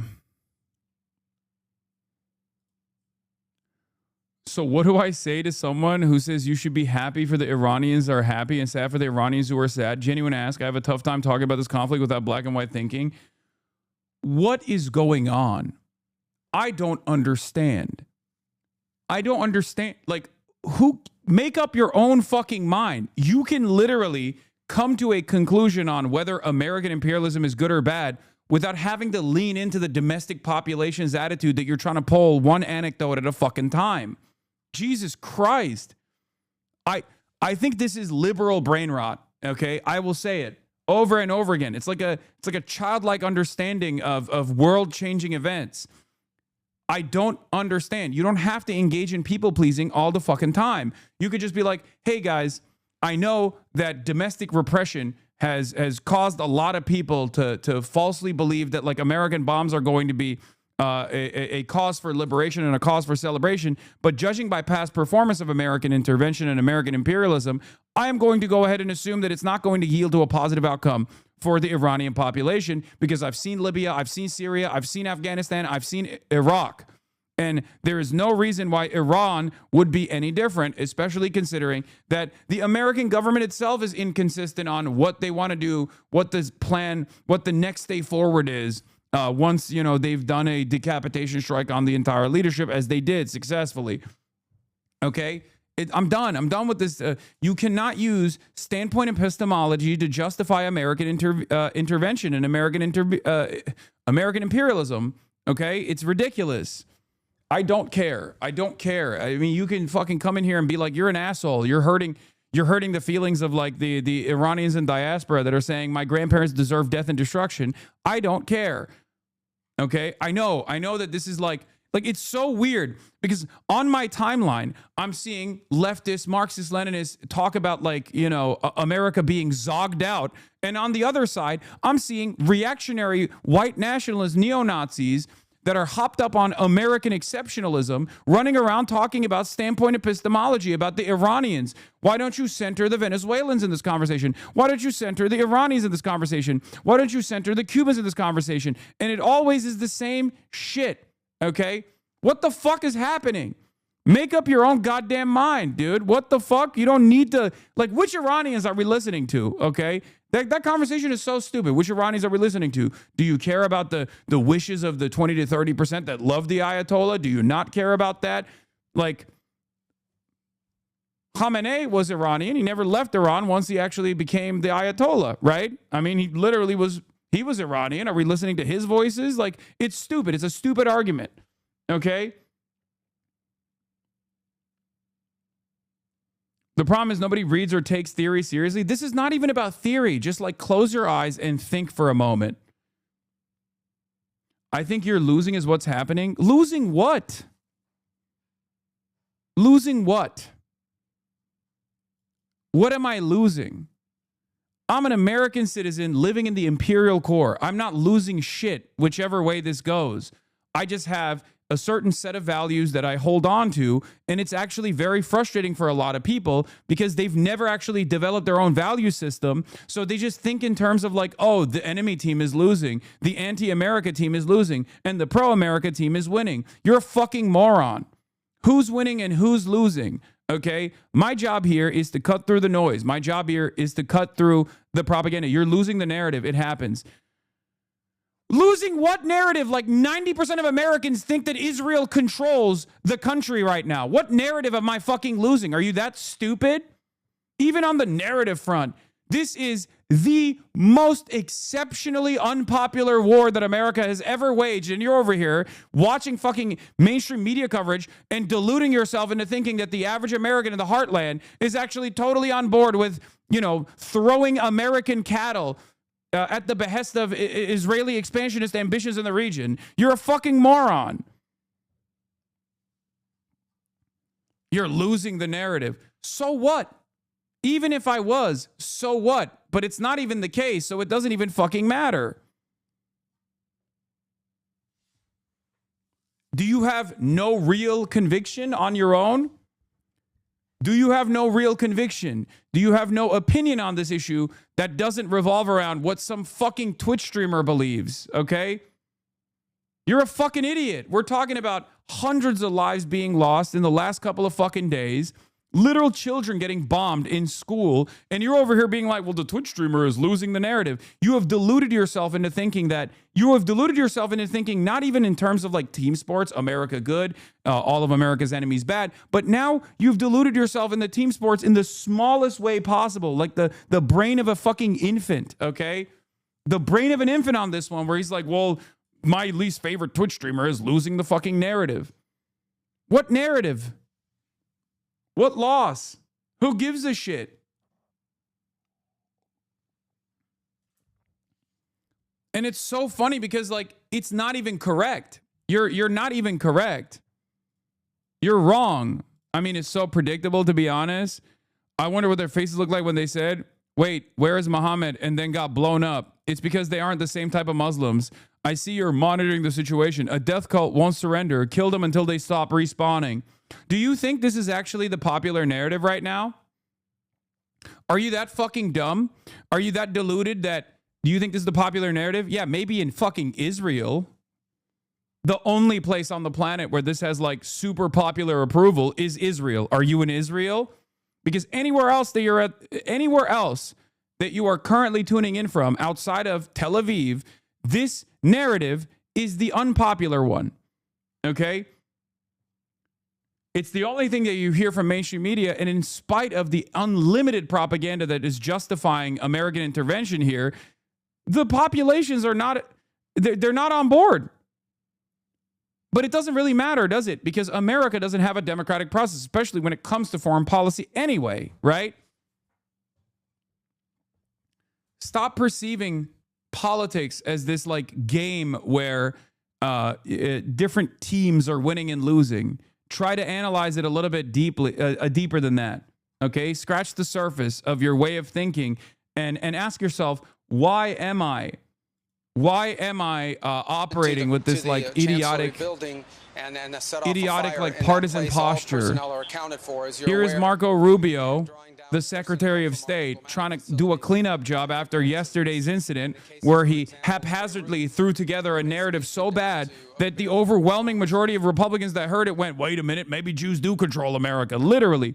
Like he came out and was like, Benjamin Netanyahu urged us to do this. He forced our hand into doing this. And then literally Matt Walsh and numerous other fucking Republicans came out and were like, okay, I guess Zog is not even a theory anymore. It's just reality. Meanwhile, you motherfuckers are talking about like, oh, you're losing the narrative. Now he's going to backtrack. Let's hear it. Can never have a nuclear weapon, and we will now not allow Iran to hide behind the ability to make them or launch them. And so CENTCOM, in a joint operations, is carrying out a systematic destruction of their missile belt, destruction of their launchers, and destruction of their ability to make these, as well as the destruction of their Navy. From what I've been told by the Department of War, everything is on or ahead of schedule. And proceeding on these objectives. We have every confidence in the world that these objectives will be achieved. The last point I would make is, and I said this yesterday and I repeat, what's about to, you're about to see, you know, we're going to unleash Chang on these people in the next few hours and days, you're going to really begin to perceive a change in the scope and in the intensity of these attacks as, frankly, the two most powerful air forces in the world take apart this terroristic regime and defang it and take away its ability to threaten its neighbors or hide behind a zone of immunity that allows them to develop their nuclear ambitions. This terroristic, radical, cleric-led regime cannot be ever allowed to have nuclear weapons. We saw what they were willing to do to their own people. They were willing to slaughter their own people in the streets. Imagine what they would do to us. Imagine what they would do to others. Under President Trump, that will never, ever happen. All right? Yesterday you talked about Israel. Mr. Secretary. Please, guys, I can't hear them all. Yes. Yesterday, you told us that Israel was going to strike Iran and that's why we needed to get involved. Today, the president said that Iran was going to get Yeah, your statement is false. So that's not what I was asked very specifically. Were you there yesterday? Yes, I asked okay. the question. No, were you the one that, because somebody asked me a question yesterday, did we go in because of Israel? And I said, you asked me that follow-up. And I said, no. I told you this had to happen anyway. The president made a decision, and the decision he made was that Iran was not going to be allowed to hide behind its ballistic missile program, that Iran was not going to be allowed to hide behind its ability to conduct these attacks. Marco. That decision had been made. Can't put the toothpaste back in the tube, brother. Can't put the toothpaste back in the tube. People already had this suspicion. You leaned into it very publicly, and now everything you say after that is going to look like a shitty cleanup job. Good job. Made a decision that negotiations were not going to work, that they were playing us on the negotiations, and that this was a threat that was untenable. The decision was made to strike them. That's what I said yesterday, and you guys need to play it. And if you're going to play these statements, you need to play the whole statement, not clip it to reach a narrative that you want to do, all right? This is your statement. This is your statement, Mr. Secretary. Go ahead. What do you make of the war powers resolution that's being considered here in Congress? I mean, the Congress votes on those. They can if they want. There's mechanisms for it. We've complied with the War Powers Act, even though we believe it's unconstitutional, as has every other administration. Every other president has found the War Powers Act to be unconstitutional. Nonetheless, we notified Gang of Eight, which was an appropriate mechanism by which to notify Congress. We sent the notification within 48 hours, the way the law requires. I'm here today Hasan, why are they saying the missile that killed the little girls is IRGC themselves in propaganda? Why do you think, brother? Isn't it crazy that Israel has blown up every fucking school, every mosque, and every hospital in Gaza? And then in the aftermath, when people even gave a fuck about that sort of thing, they would consistently say, oh, actually, it must have been a Hamas rocket. Must have been a Palestinian Islamic Jihad rocket. It's bullshit. They blow it up, and then when people get mad at them because they killed a bunch of little schoolgirls, they go, oh, it must have been the Iranian rocket itself. Like, shut the fuck up. If a country closes their you airport, are the for example, dumbest person on the planet if you believe that bullshit. So the airport in Kuwait was hit. So if an airport's been attacked or the airspace is closed, then we can have the planes lined up to go, but we can't get them to land because we don't have the permissions to land there. So that's the challenge. But rest assured, we are confident that we are going to be able to assist every American. By the way, this is basically an admission of Iranian success. A little over 1,500, maybe closer to 1,600 Americans. It's Al Ahly all over again? No, it's not. No one believes it. The overwhelming majority of people don't even believe it. Airspace closures.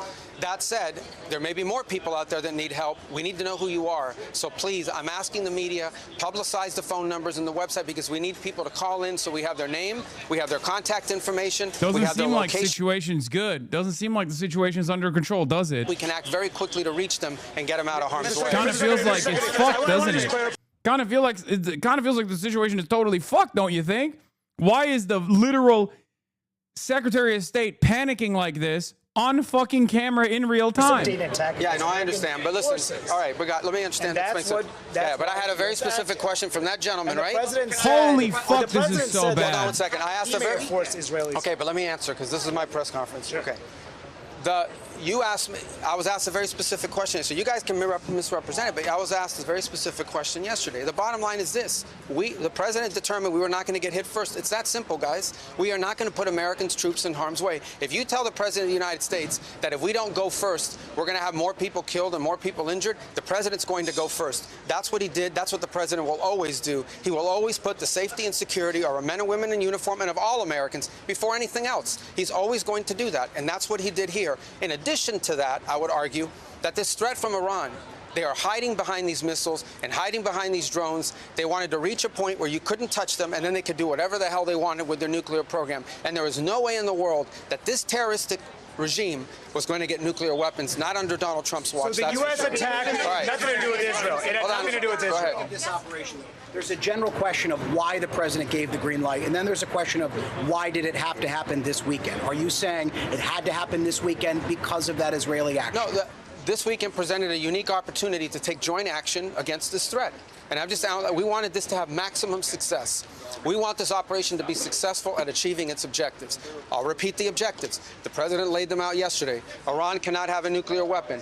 It cannot have, and therefore it cannot have the things it was hiding behind to have a nuclear weapons program. What are those things? Number one, we are going to destroy their missiles and their missile launchers. We are going to destroy their capability to make these missiles and these launchers, and we are going to destroy their Navy. Those are the objectives, and this weekend, acting at this time, gave us the highest probability of success in achieving those objectives, and as the Department of War will brief you, we are on or ahead of schedule to do that. So the U.S. attack would have happened no matter what. Would the U.S. attack about no matter what Israel's planning? Oh, I hate the media so much. They're such fucking dogs, dude. They're just like trying to get him to say the right thing so they can report it as a matter of fact that it wasn't Israel. And that's what you're seeing play out right now.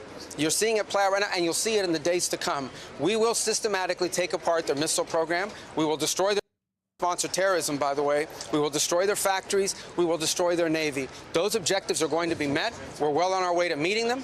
It will not be easy. There will be a price to pay for it, but that is a much lower price to pay than having a nuclear-armed Iran. I got to go brief these guys. Hold on. Yes. Yes, ma'am. Secretary, how heavily is the administration leaning into the 2001 AUMF for justification of these strikes? What now? How heavily is the administration? Well, that's not our notification to Congress. Our notification, listen, let me explain to you guys this in simple English. Okay? Iran is run by lunatics, religious fanatic lunatics.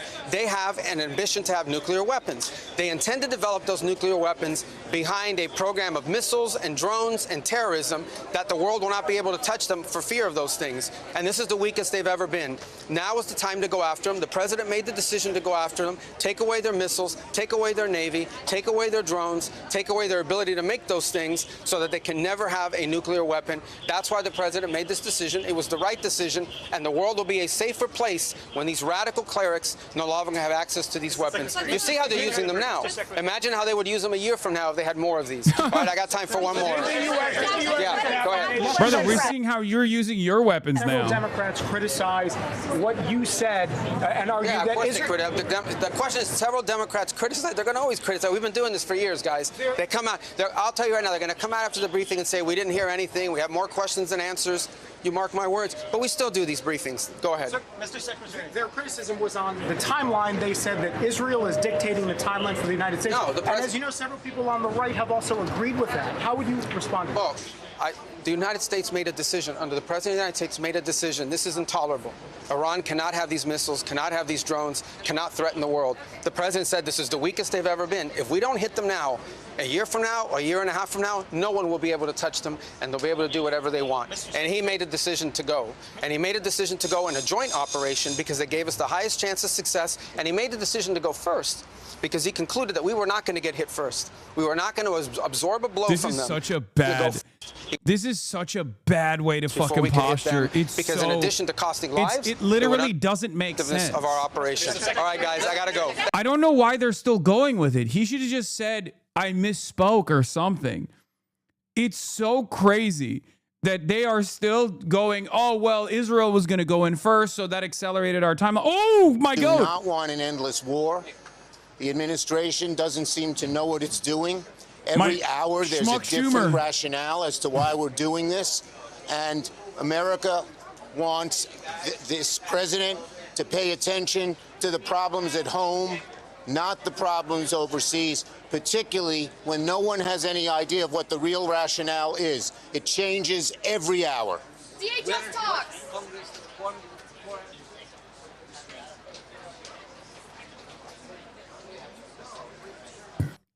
It's over. You can't be one of the most high-profile public figures in the American state and openly go on television and say, yeah, we did this war because Israel wanted us to do it. And then the next day turn around and be like, actually, Israel just accelerated the timeline, but the opportunity to strike was now. You can't do that. Okay? It's over. That's why I say, like, as far as the narrative control or the narrative battle here, it's fucking done.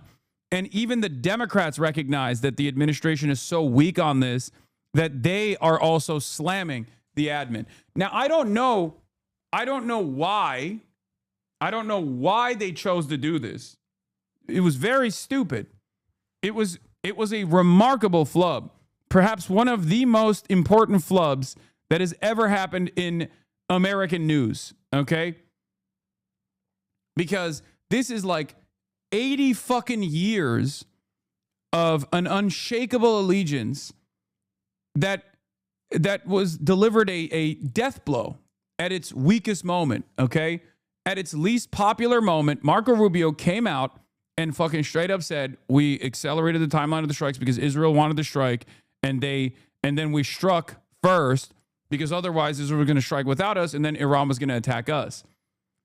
That's it. It's a remarkable admission. Now, I need you to understand something. When I talk about this, for the record, I don't mean that, like, America would never strike Iran if it wasn't for Israel, right? I need you to understand, America clearly doesn't give a shit enough about its own regional ambitions, so much so that they'll go along with this, they'll go along with Benjamin Netanyahu's plans, his desires, okay? So even if in this circumstance, Trump is very malleable, Trump is very pliant, Trump is, complying to the demands of Israel, like, it's clear that if America had its own personal ambitions outside of this, and this divergence was significant enough, they would just say, no, cut it out. We're not doing this shit. So the very fact that they didn't say, cut it out, we're not doing this shit, implies that they also, to a certain degree, agree with it, right? But here it is. Here is yesterday's spectacular failure one more time. With a clear goal in mind. I haven't Motherfuckers were literally, they couldn't believe it. They were like, is this real? got a chance to see a lot of reporting. I don't understand what the confusion is. Let me explain it to you, and I'll do it once again as clearly as possible. Perhaps you'll report it that way. The United States is conducting an operation to eliminate the threat of Iran's short-range ballistic missiles and the threat posed by their Navy, particularly to naval assets. That is what it is focused on doing right now, and it's doing quite successfully. I'll leave it to the Pentagon and the Department of War to discuss the tactics behind that and the progress that's being made. That is the clear objective of this mission. The second question that's been asked is, why now? Well, there's two reasons why now. The first is it was abundantly clear that if Iran came under attack by anyone, the United States or Israel or anyone, they were going to respond against the United States. The orders had been delegated down to the field commanders. It was automatic, and in fact, it bared to be true, because in fact, within an hour of the initial attack on the leadership compound, the missile forces in the south and in the north, for that matter, had already been activated to launch. In fact, those had already been pre-positioned. The third is the assessment that was made that if we stood and waited for that attack to come first before we hit them, we would suffer much higher casualties. And so the president made the very wise decision. So you couldn't stop Israel from striking, is what you're admitting. So you just chose to go in with them. Again, who's the big dog in the room? Is Israel controlling America, or is America controlling Israel? You can't come out and say America, the most powerful nation on the planet, literally was goaded into going to war with a foreign adversary at the behest of the client state. You can't do that, okay? You can't fucking do that. Or rather, you can't just come out and say that and then expect people not to go, what the fuck? Especially when there are a shit ton of people who already had this suspicion due to the Biden administration's unlimited support during Israel's genocide in Gaza. Red line after red line after red line withered away people's confidence that the American government was in control of the situation. Slowly but surely, over the course of 2.5 years, as people's attitudes towards Israel shifted into the negative, red line after red line, every single time there was another 10,000, 20,000, 30,000, 100,000 Americans going, wait a minute, who's the fucking big dog in the room? So much so that Donald Trump was able to take advantage of that anger and resentment that people felt towards the Democratic Party and conducting this genocide, and win. At the end of the day, can you clarify who you think controls who? At the end of the day, America is the most powerful nation on the planet. If America wanted to fucking stop Israel today, tomorrow, they could do so, and it would take one fucking phone call. Okay? That's still the case. The problem is this administration, unlike previous administrations, is infinitely more compromised by Israel, is infinitely more invested in doing the bidding of Israel. The last time America did something that was out of pocket and was not in line with Israel's design was the JCPOA. And Barack Obama was punished endlessly for it. Okay? And then Donald Trump won, and everything changed after that moment. And the reality of the matter is, Joe Biden was also such an ideologically committed Zionist that Joe Biden never reversed the trajectory. Okay? It's that simple. Obviously, I hate this side of it as well. There's definitely influence to push it to the more extremes. Adelson didn't spend $250 million for nothing, but the obvious answer is the premise is false. Israel, for Biden and Trump, provides a bad cop they can blame for these unpopular Middle East wars. Is why they both push it. I don't fully agree with Adam Johnson. This is the first time that I don't fully agree with Adam Johnson. I am, there's two different schools of thought here. Okay, you got the Mearsheimer method and you got the Noam Chomsky one. No disrespect. Sorry. I'm just saying Noam Chomsky because he's one of the most visible American thinkers that brought up the unsinkable aircraft carrier theory. On the one hand, you got the influence of the lobby, or when pushed to its like most insane conclusions by the David Duke style people, it's ZOG, right? Zionist occupied government. Now, there's truth to both of these theories. And these theories don't work without one another, okay? And I keep trying to explain to people that on the one hand, if Israel wasn't an unsinkable aircraft carrier, Israel would not have been able to create a sophisticated propaganda apparatus that is deeply embedded in the American government, okay? It's that simple. There are those who are ideologically committed to Israel, ideologically committed to Zionism. There are those who see it as a way to expand on America's imperialist endeavors in the region, this grand design that they have that is in line with Israel's ambitions in the region as well. And that's precisely the reason why Israel's been able to overstep over and over again and not be a normal client state. Because Lithuania cannot fucking, blow up like an American military asset and then fucking get away with it, right? So obviously it's both. There is no other client state that is able to do what Israel does with regular frequency in terms of influence peddling, in terms of propaganda, in terms of commanding the American government to do certain things in its domestic affairs. Okay? However, the energy that Adam Johnson has here is also correct, because for a lot of right-wingers that say Zog, Zog, Zog, Zog, Zog, it's the Jews, they're using that as a way to abdicate responsibility from the hands of the American state, okay? They're doing that to say, oh, Jews have the hypnosis beam and they're doing a blackmail operation, and that's why our American WASP leadership is falling in line. Otherwise, they would never go this far. That's also fucking bullshit, okay? That's also bullshit. And some of these white supremacists will hit that line over and over again in an effort to basically say American exceptionalism is real. The American government wouldn't go this far if it wasn't for, Jewish hypnosis or whatever the fuck they believe. Okay? So that's not also correct. That's incorrect, right? Because if you believe George W. Bush raped and pillaged the fucking Middle Eastern region and wasn't simply a buffoon that signed off on the global war on terror, right? And it wasn't just like Dick Cheney's ambition or petro-capitalist ambition in the region. And George W. Bush was also culpable morally for signing off on all these endeavors. You understand that America cannot wash his hands from this entire endeavor.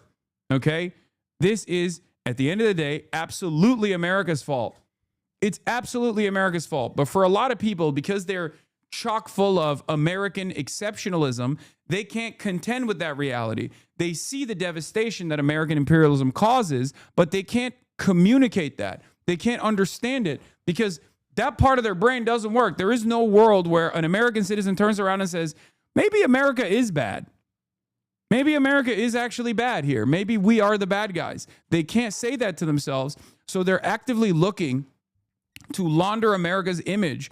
And the best possible way that they can do it is by going, oh, we're a powerful nation. We're trying to do our very best when we're playing the good cop, bad cop thing. But Israel is forcing our hand. Israel is either, using Jewish hypnosis, or they're doing blackmail operations or whatever. They don't want to realize that, like, no, our fucking WASPs and our Catholics in charge also love this kind of death and destruction. They don't give a fuck. They do not care. They do not care about the American soldiers that are out there in the region. They do not care about the assets that get blown up. They don't care because for them, that's economic activity for the military-industrial complex. And this is what I try to explain to people. So it's a little bit of both. It's not just Zog, or it's not just American imperialism, because Israel at the end of the day is a unsinkable aircraft carrier in a resource-rich region, right? It's both. It's both. And it's not Zog necessarily, but you know what I mean. It's like there is definitely a profound amount of influence and a profound amount of propaganda that is pervasive. Zionist propaganda is pervasive in American politics, in institutes of higher learning. Like it's this unconditional allegiance that is baked into the collective consciousness. But if that was real, if the concept of like, if the concept of like Jewish hypnosis or Jewish influence, international Jewry was real, then you wouldn't have so many Jews under the age of 35 actively also petitioning against this kind of thing and getting very mad about it. Okay? If that was the case, Israel wouldn't have to use so much time and effort and money specifically to try to actively brainwash the population into coming to terms with Israel being the most moral nation on the planet. Okay? Did you say Jewry? Yes, international Jewry, organized Jewry. This is like a famous neo-Nazi concept that is becoming more and more. It's coming back into fashion. It's the same old story. Okay, it's the same old story. It's that the international capitalists are obviously not even remotely interested in what happens to the victims of empire, and they will align with anyone and everyone they can get away with to continue in those endeavors. Okay, it's not one religious faction that is dominating the others. It's fucking ridiculous. Yeah, Jewry is a WASP classic when shit starts going south. Exactly.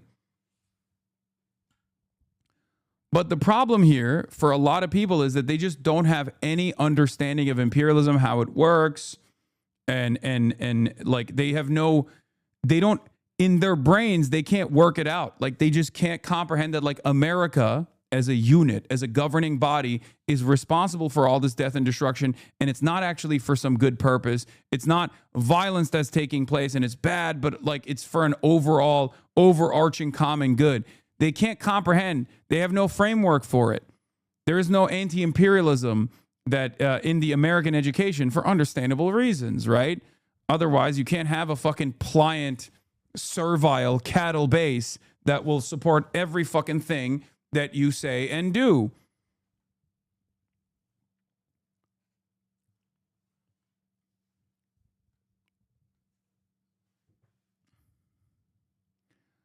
But that's where we're at. It's even the same shit with like Goyim, like when people are like, I'm offended. Like, come on, brother, get the fuck out of here. Like, yeah, okay, it's Jewish supremacists. It's Jewish supremacists. Like, really? You're going to sit here and be offended in the Western world that a bunch of people in Israel or a bunch of people who are actually Jewish supremacists are calling you Goyim? Really? Like calling you cattle? Come on. Have some fucking decency. It's the same kind of dumb bullshit that people complain about when they're talking about. It's the same kind of bullshit that people are talking about when they're like, oh, men's right. I'm a men's rights activist and misandry is a real problem. Shut the fuck up. At the end of the day, you have to remember who's in charge. At the end of the day, you have to remember who has the power here. Okay? 100%. America has final say on all of this. So if Donald Trump is getting manipulated or Donald Trump is being goaded into taking action here, and it's very clear that that's what happened, okay? They could reverse that trajectory. They should reverse that trajectory. Yeah, but that Goy block thing was very funny because of how stupid it was. Yes, of course. I think it's hilarious. Do they have final say? Come on, bro. Yes, brother. Yes, they do. Yes. Of course they do.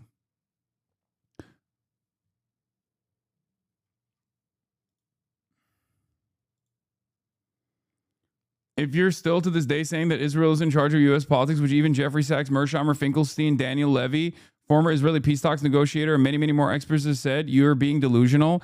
No, Israel right now is in charge of American foreign policy. And Israel has been in charge of American foreign policy in the MENA region since Trump won. Like completely. Okay? But that doesn't mean that Israel can always be in charge of American foreign policy. Do you not understand? I am saying that. I am saying that Israel has been in charge of American foreign policy in the MENA region since Trump won. And Joe Biden did not reverse that trajectory at all because he also is an ideologically committed Zionist. Okay? Having said that, however, America could reverse this trajectory. At any moment, they could just be like, all right, we're shutting off the fucking money faucet. Fuck you. What happens after that? What happens after that? Do you think Israel gets to do whatever the fuck it's doing without American political cover? America is the superpower here. America is the domineering, hegemonic superpower, and especially the uncompromising and unconditional superpower since the Cold War ended with the dissolution of the USSR.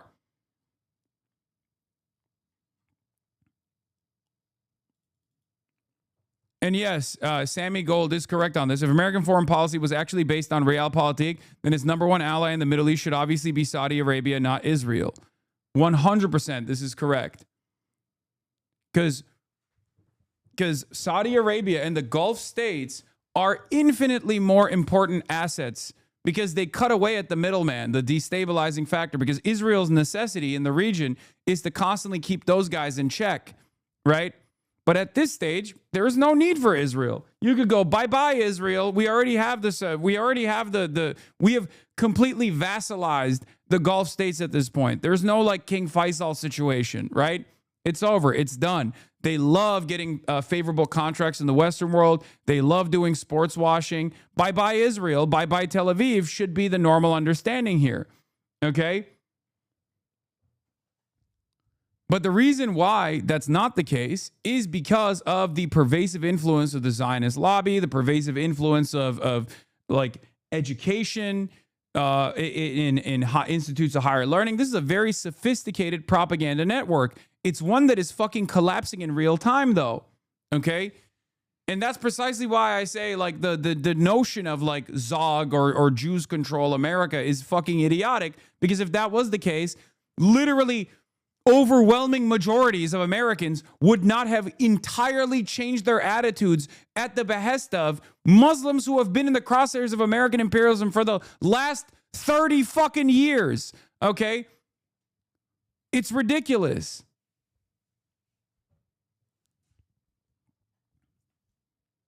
Well, It's not 100% clear to me, General, and that's not to suggest that I don't support 100% what is happening, nor that I 100% offer my support. I just think I want to ask a couple of critical questions, and I hope you know how much respect I have for your service. And I think it goes without saying to anybody watching how much respect I have for the men making this decision. You don't have to patronize me. Just ask the question.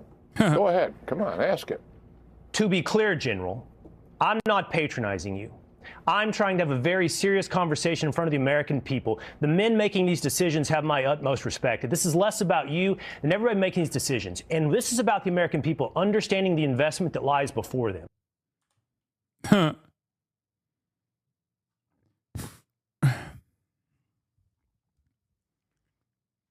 Also, the reason why he's asking this as gently as possible is because he's known to blow bubbles on it.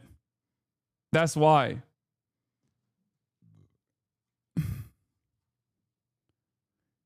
He's known to blow bubbles on Israel. If Israel somehow has compromising leverage on scores of top U.S. Officials for decades, then I don't know, congrats, I guess, because you should probably be running the world if you're this competent and omnipotent. I don't buy into that. It's the right-wing argument that I don't think has much explanatory power. But I think what I'm getting at is it seems like a more pervasive problem than one I have a structural explanation for, which is basically just AIPAC. The explanation is national innocence is a bipartisan religion and gets everyone off the hook. So Netanyahu is the sin eater for all U.S. policy, a role he gleefully embraces, which isn't to say lobby influence isn't powerful, but as you note, it doesn't explain the whole picture. Yes, that's why I'm in between the two different prevailing schools of thought. I don't think that they are, I don't think that either is wrong. I think that one cannot live without the other.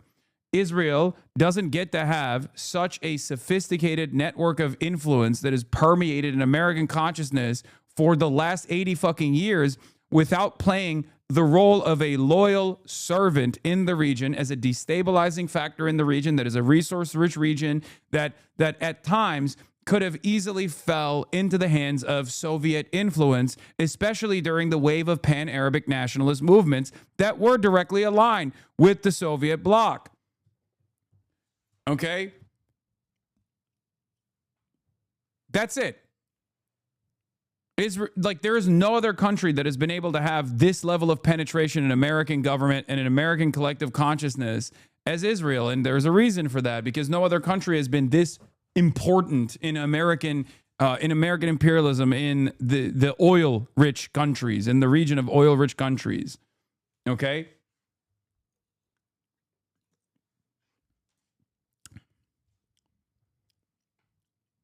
But while that is the case, our goal now should be to sever those fucking ties.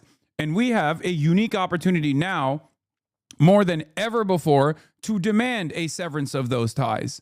Okay? As people are legitimately starting to realize how devastating Israeli influence looks like when it comes to directing foreign policy, and people are genuinely fucking frustrated by it, there is a unique opportunity unlike ever before throughout American history where we can force to sever these ties through the democratic process. And if democracy fails, at that point, you look at other options, right?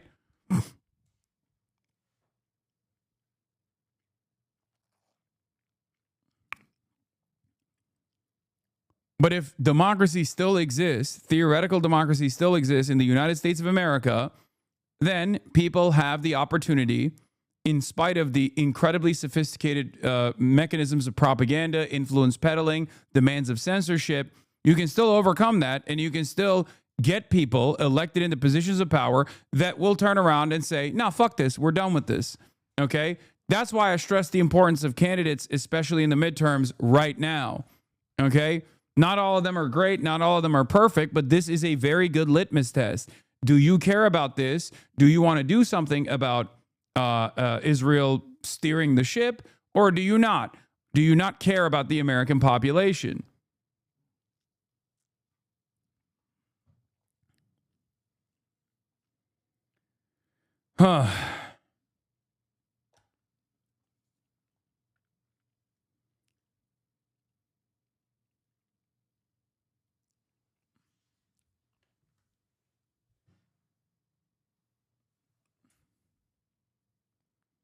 Another admission that Israel is steering the ship. exceptional leadership. And you've demonstrated anything but. Okay, I don't care about this right now. Things. And in fact, Senator, the Israelis are. And I mentioned some of those things. And in fact, Senator, the Israelis are taking the lead. I mean, it's the Israelis who are conducting a great deal of these operations. And it's the Gulf states that are actually conducting a lot of operations as well. And some of our European. That's bullshit. The Gulf states have no say in this. If they literally had a say in this, I'm not a fan of the Gulf states. If they had any say in this, do you think that they would allow all of the fucking munitions to be expended in the direction of defending Israel, as opposed to their multi-billion-dollar investments they've conducted? That's crazy.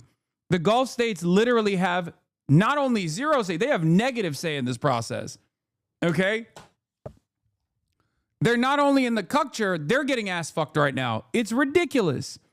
Yeah, the Gulf states love getting pummeled into oblivion by Iranian drones and Iranian ballistic missiles, and even have their even have the veil of safety removed entirely. This was a major issue during Formula One.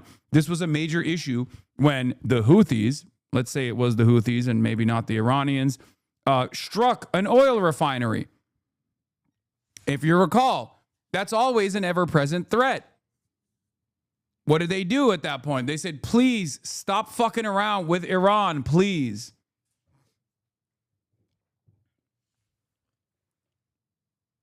They might not personally like the regional influence that Iran has. Also, they rely on safety or else all the expats would leave. Exactly. Exactly. All their investment is for nothing if that region is so easily collapsed by drone strikes and ballistic missiles. It's over at that point. What good is being a servile little dog to American interests if America can't even guarantee your fucking safety? At that point, you have another calculation in mind. You're thinking, okay, I don't have sovereignty. America will literally let Israel strike my fucking capital like they did in Doha. That was a major issue, okay? For the Gulf states, that was a major issue. That was a wake-up call. This is where CENTCOM is. America's base of operations for the entire region is in Doha, okay? The Al Udeid Air Base. Sorry. Israel struck Doha. Israel killed Qatari nationals, not even residents, Qatari nationals, okay? That was huge.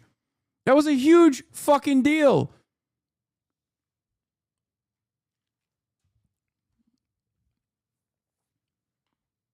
That plus this lack of interest in even defending the American assets that are inside of these Gulf countries is going to cause the Gulf countries to think twice about dealing with America. That's what's so interesting about this process. It's not causing them to go, oh, fuck Iran, I hate Iran. It's causing them to go, what the fuck are you doing, America? This is the one thing that is not supposed to happen to me. That's why I let these bases fucking thrive in my nation state, inside of my boundaries. What do we get out of this process? Nothing. Nothing at all. No, I'm not talking about the strike that Iran gave a heads up for, chatter. No, that's just theater. I'm talking about when Israel struck Doha to kill the Hamas Politburo in negotiations. Israel is such a fucking unaccountable entity, so insane that we've forgotten when Israel decided to strike Doha. Okay? Hello? That's crazy. That's completely unacceptable. That goes against all of the cooperative security agreements that America has set with the GCC. Partners, and I think you've seen the reaction, not just from regional partners, but countries like Canada, Australia, a number of the German chancellor yesterday. So I think I'm not on the uniform side, but the Department of War has been provided with.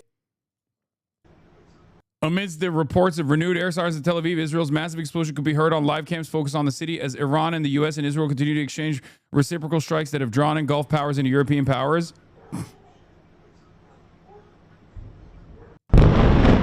Oh, brother, they have literally gotten... Oh, they've gotten a lot more aggressive with their censorship too. They don't want to show successful strikes anymore, so they can have control over the narrative that their strikes on Iranian soil are having more success. We shall see.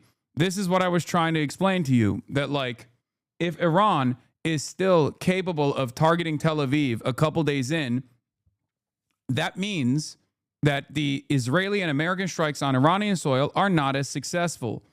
Okay, if they're still able to pepper Tel Aviv, if they're still able to fucking strike Israel, that means that the American and Israeli strikes have limited success.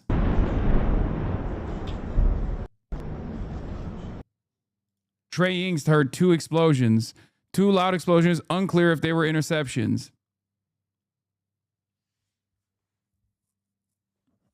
The Shia doctrine in Iran now, that doesn't do anything. That's the problem.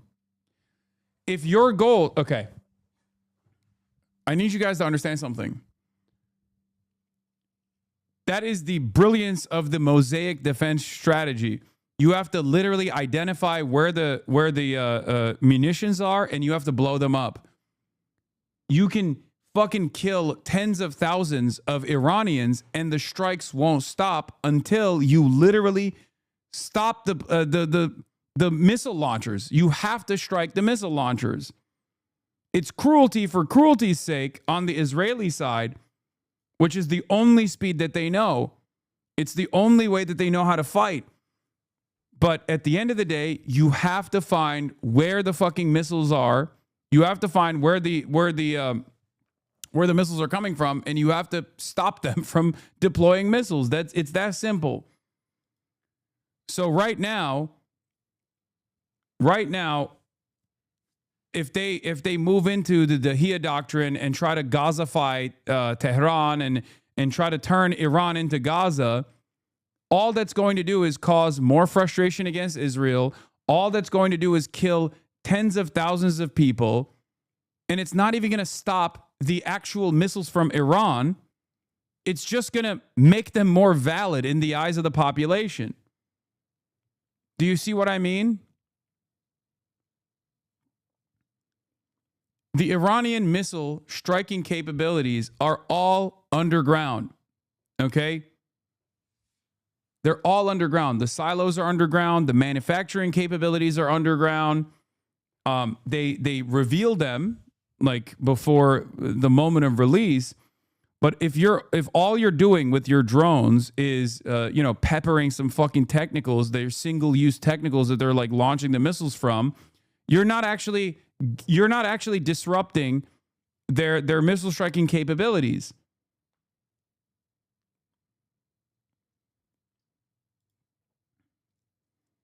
Scoop, a suspected Iranian drone attack hit the CIA station in Saudi Arabia in what would amount to a significant symbolic victory for the Islamic Republic as it lashes out against U.S. targets and personnel across the Middle East. Sources tell me at the Washington Post. John Hudson.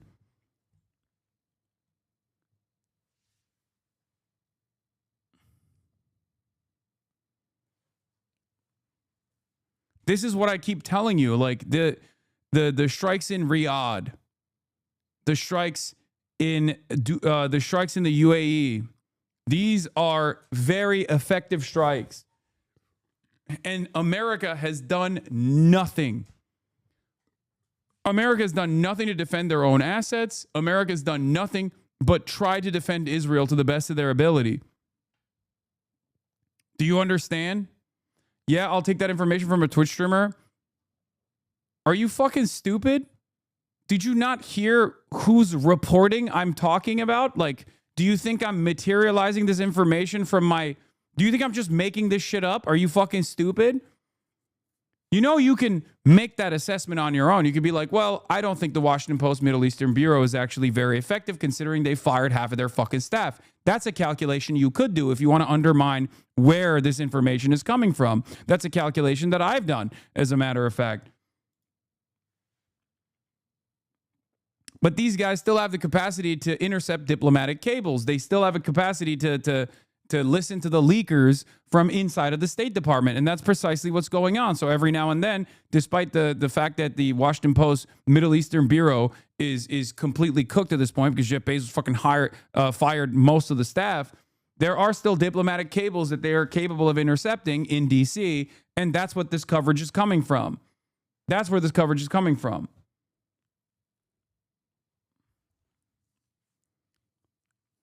Why is it the default when a chatter is called out to say they're rage baiting? Just fucking bottom of the barrel, low brain, low IQ shit.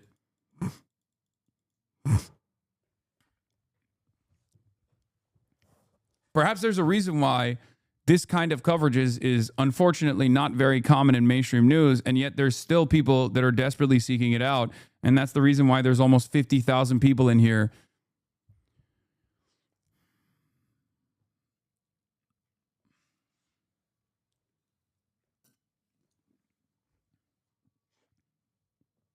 Anyway, the scope of the damage has meaningfully expanded towards civilian sites, public services, and even medical and emergency centers, a trend that may prove decisive in future assessments of humanitarian and legal consequences. Just disgraceful. Today's list of civilian targets include, and this is from Harana, like even the American State Department-backed human rights agencies, just like when Amnesty International and just like when Human Rights Watch and all these other fucking institutions were like very critical of Israel's actions and openly calling it a genocide after a certain point. Like this is basically like a state organ of the American State Department, or at least like an American State Department funded organ of communication, actively revealing that Israel is changing the strike priorities away from the missile systems directly to punishing the entire civilian population. Do you understand? Outside of Tehran, Mashhad Hashemi Nejad International Airport is also among the recorded targets. In Kurdistan, the targeting of a gas company office has been reported, which may be particularly sensitive in terms of its impact on public services. In the area of health and emergency-related targets, reports today referred to damage to Khatam al-Anbiya, Motahari, and Gandhi hospitals in Tehran. In addition, emergency bases in Hamadan and Sarab, East Azerbaijan, appear to be on the list of affected sites. The simultaneous registration of multiple medical and emergency facilities in a single day constitutes an important humanitarian indicator in assessing the consequence of the attacks. I told you this on day one. First day, they go after the government and, you know, maybe some schools, because Israel has unlimited bloodlust to kill little schoolgirls, obviously, and so does America. Okay? They do a decapitation. Donald Trump comes out and says, rise up. It's your country now. Take over.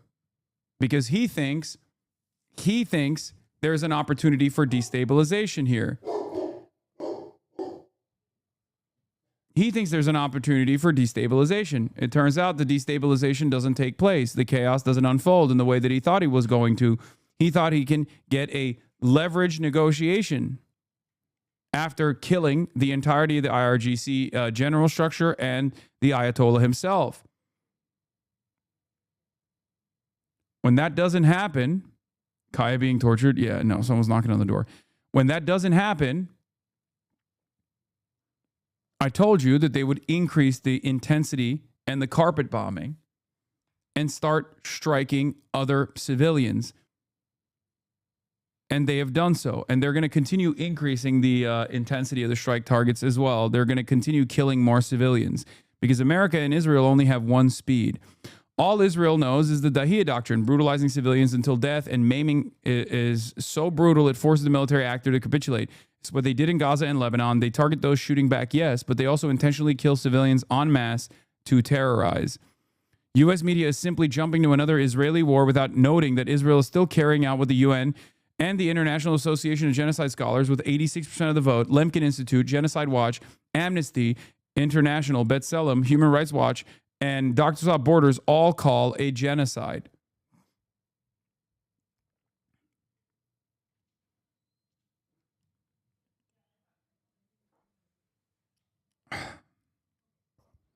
One speed for these fucking demons, dude. Rockets on the way again. I'm in Israel. Be safe, chatter. We can't lose the 8 remaining anti-Zionists in Israel. You know what I mean?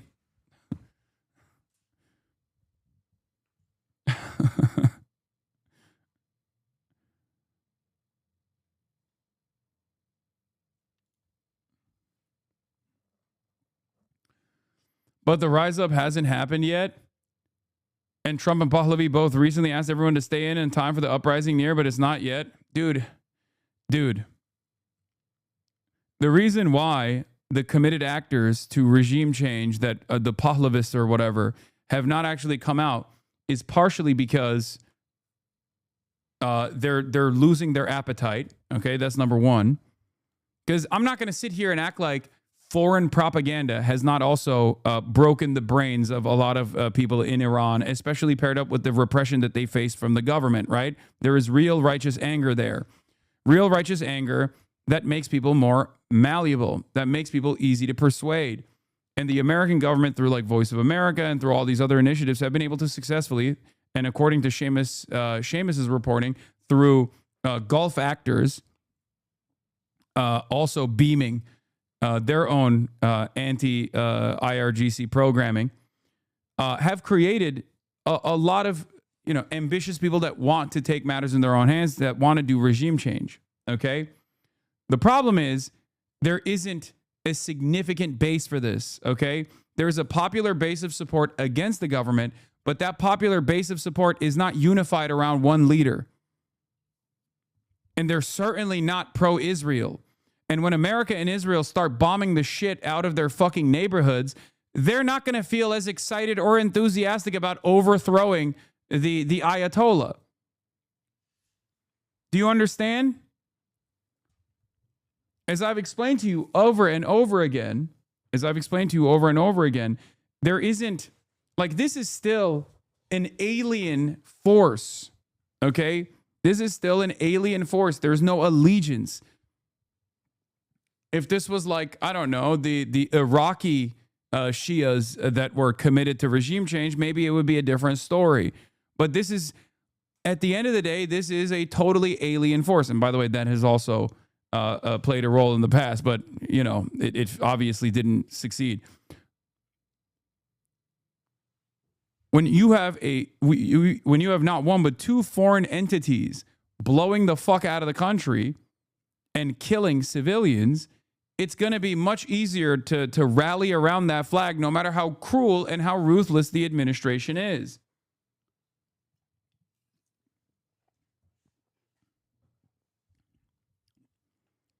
That's it.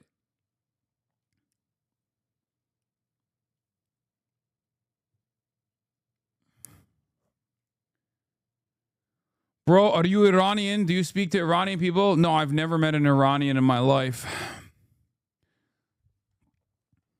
You're right. I watched CBS News. The lady with the crazy hair is completely correct. Everyone is actually begging to be bombed.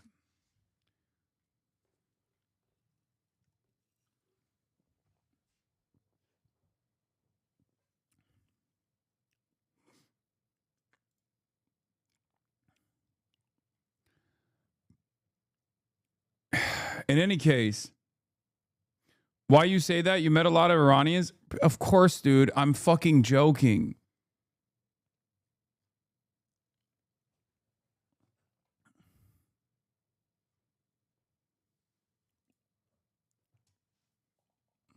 I'm joking. Yes, I know Trey Inks is reporting that there are more incoming missiles, which I think puts to bed the argument that Israel has been able to thoroughly dismantle the Iranian missile launching capabilities. Clearly, that's not the case. We won't be able to see all of the impact sites, okay? You can make fun of Masih Ali-Najad for his pro-war takes, but other than that, she's been an incredible journalist documenting Iran's oppression for decades. Yes, I know. I know that she used to be a much better... she used to be like a much better and much more sincere reporter, and then something tweaked in her fucking brain, it seems. I wasn't very familiar with her background at all, but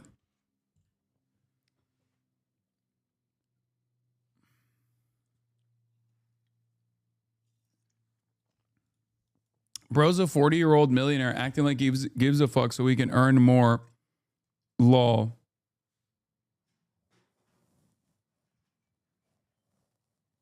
Great take. Do you have anything to say about my commentary?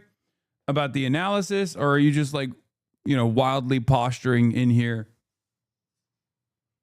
Nope, you got nothing, huh? You can't justify murdering school children and carpet bombing densely populated civilian areas. So you have to be like, oh, bro's making money off this. Wow, incredible. Incredible take, chatter. Political commentator covering politics, especially within his realm of interest, like American foreign policy and anti-imperialism is literally the thing that I do best, is the thing that I know best, is the thing that I know most about, is the thing that I'm able to communicate much differently than, like, you know, the average American commentator who is hopped up on American exceptionalist fumes. It's not only the thing that I studied, it's the thing that I've been doing for the past 12 fucking years, 13 years at this point. You're not making this is not like a brilliant observation that you know, people are more tuned in. I talk about this shit when people aren't tuned in as well. Perhaps that's the reason why people come in when there's more, I guess, interest overall.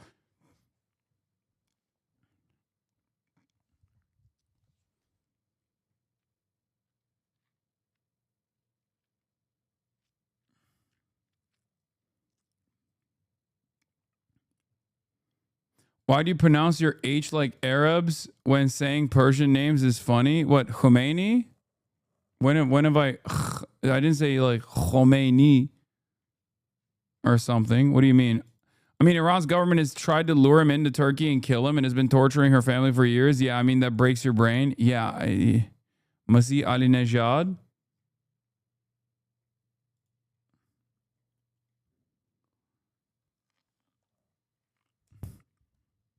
No, like Pahlavi or Masih. I don't speak Farsi, if that's what your point is. I don't speak Arabic either. I try to sound it out to the best of my ability, and I'm not going to get it right. But Twitch is running ads on your stream now? No, if you're seeing an ad break, it's probably because you have an ad blocker.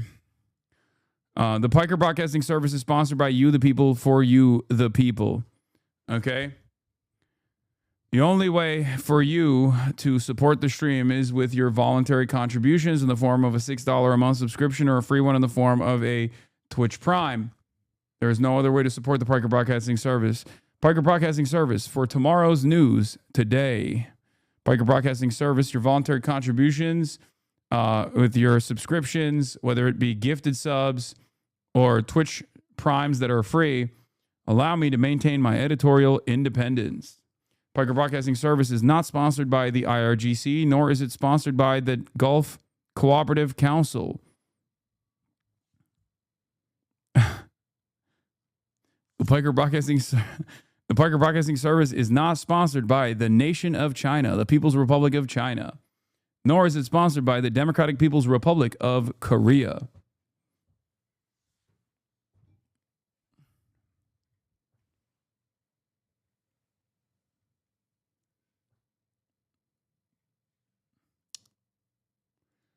Another reason why no one is sympathizing with the Israelis. What is this?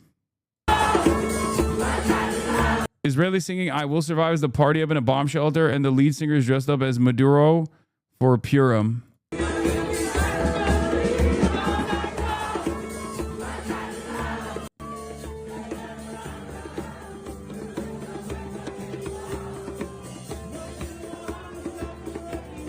I think it's like permanent bloodlust, and then also a constant like victimhood narrative. It's just the fascism. That's what it is, you know?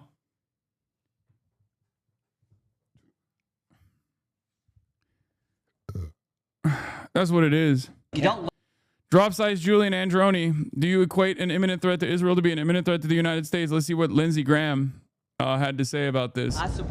They're calling him the least compromised man in the Capitol.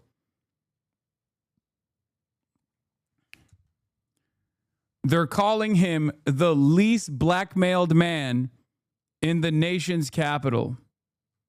Victory. If you don't support victory, you're in the wrong business. Do you equate an imminent threat to Israel to be an imminent threat to the United States? I think imminent threats to our allies should be considered a threat to the United States. Absolutely. So if you want to, yeah. So if Iran planned to strike, but it's a threat to us. They don't chant death to Israel. But their ballistic missiles can't reach the United States, can they? They would kill us if they could. But they killed 220 Marines, 18 sailors through their proxies in 1983. They have killed hundreds, if not thousands, of Americans in Iraq and Afghanistan with roadside bombs. Dude. This has been a kill. This has been the funniest new meta, which is like everyone that's died in the global war on terror died because of Iran, by the way. If you want the actual matter of record, when they talk about like, well, the roadside bomb stuff is ridiculous, right? That part is completely fucking made up. That they're just trying to make it seem like Iran wasn't aligned with the United States of America in the global war on terror. They were.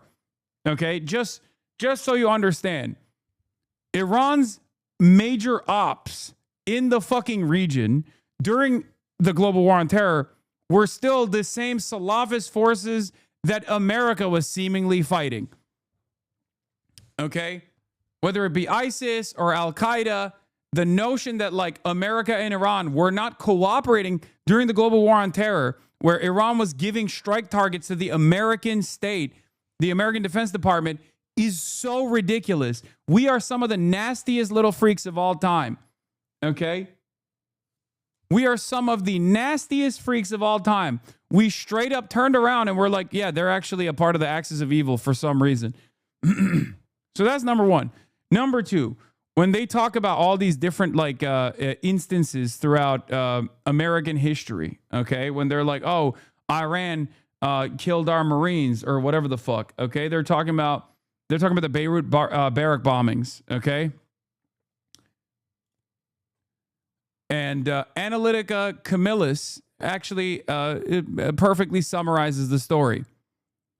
This person is shocked when they actually read into the Beirut bombings and why it occurred, realizing that, oh, perhaps just like the Cuban Missile Crisis, there was American intervention that was the reason for this reaction, where America provoked a reaction, okay?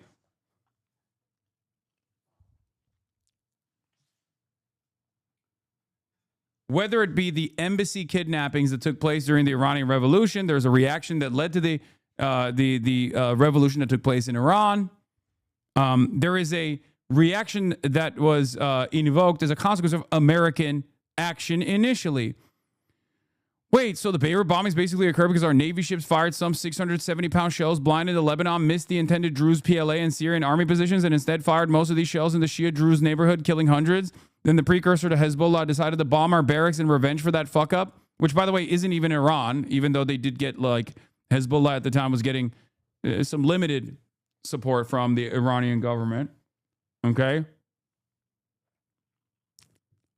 And the only reason we were there as a peacekeeping force was because Israel decided to fund militias to fight the Lebanese militants. Yeah, Sabra and Shatila, i.e. Israel's too small and lazy to fight its own ground wars. I'm really sick of the American media education establishment lying to me.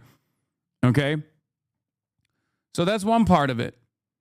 The Beirut barracks bombing, Analytica Camillus writes, hold on.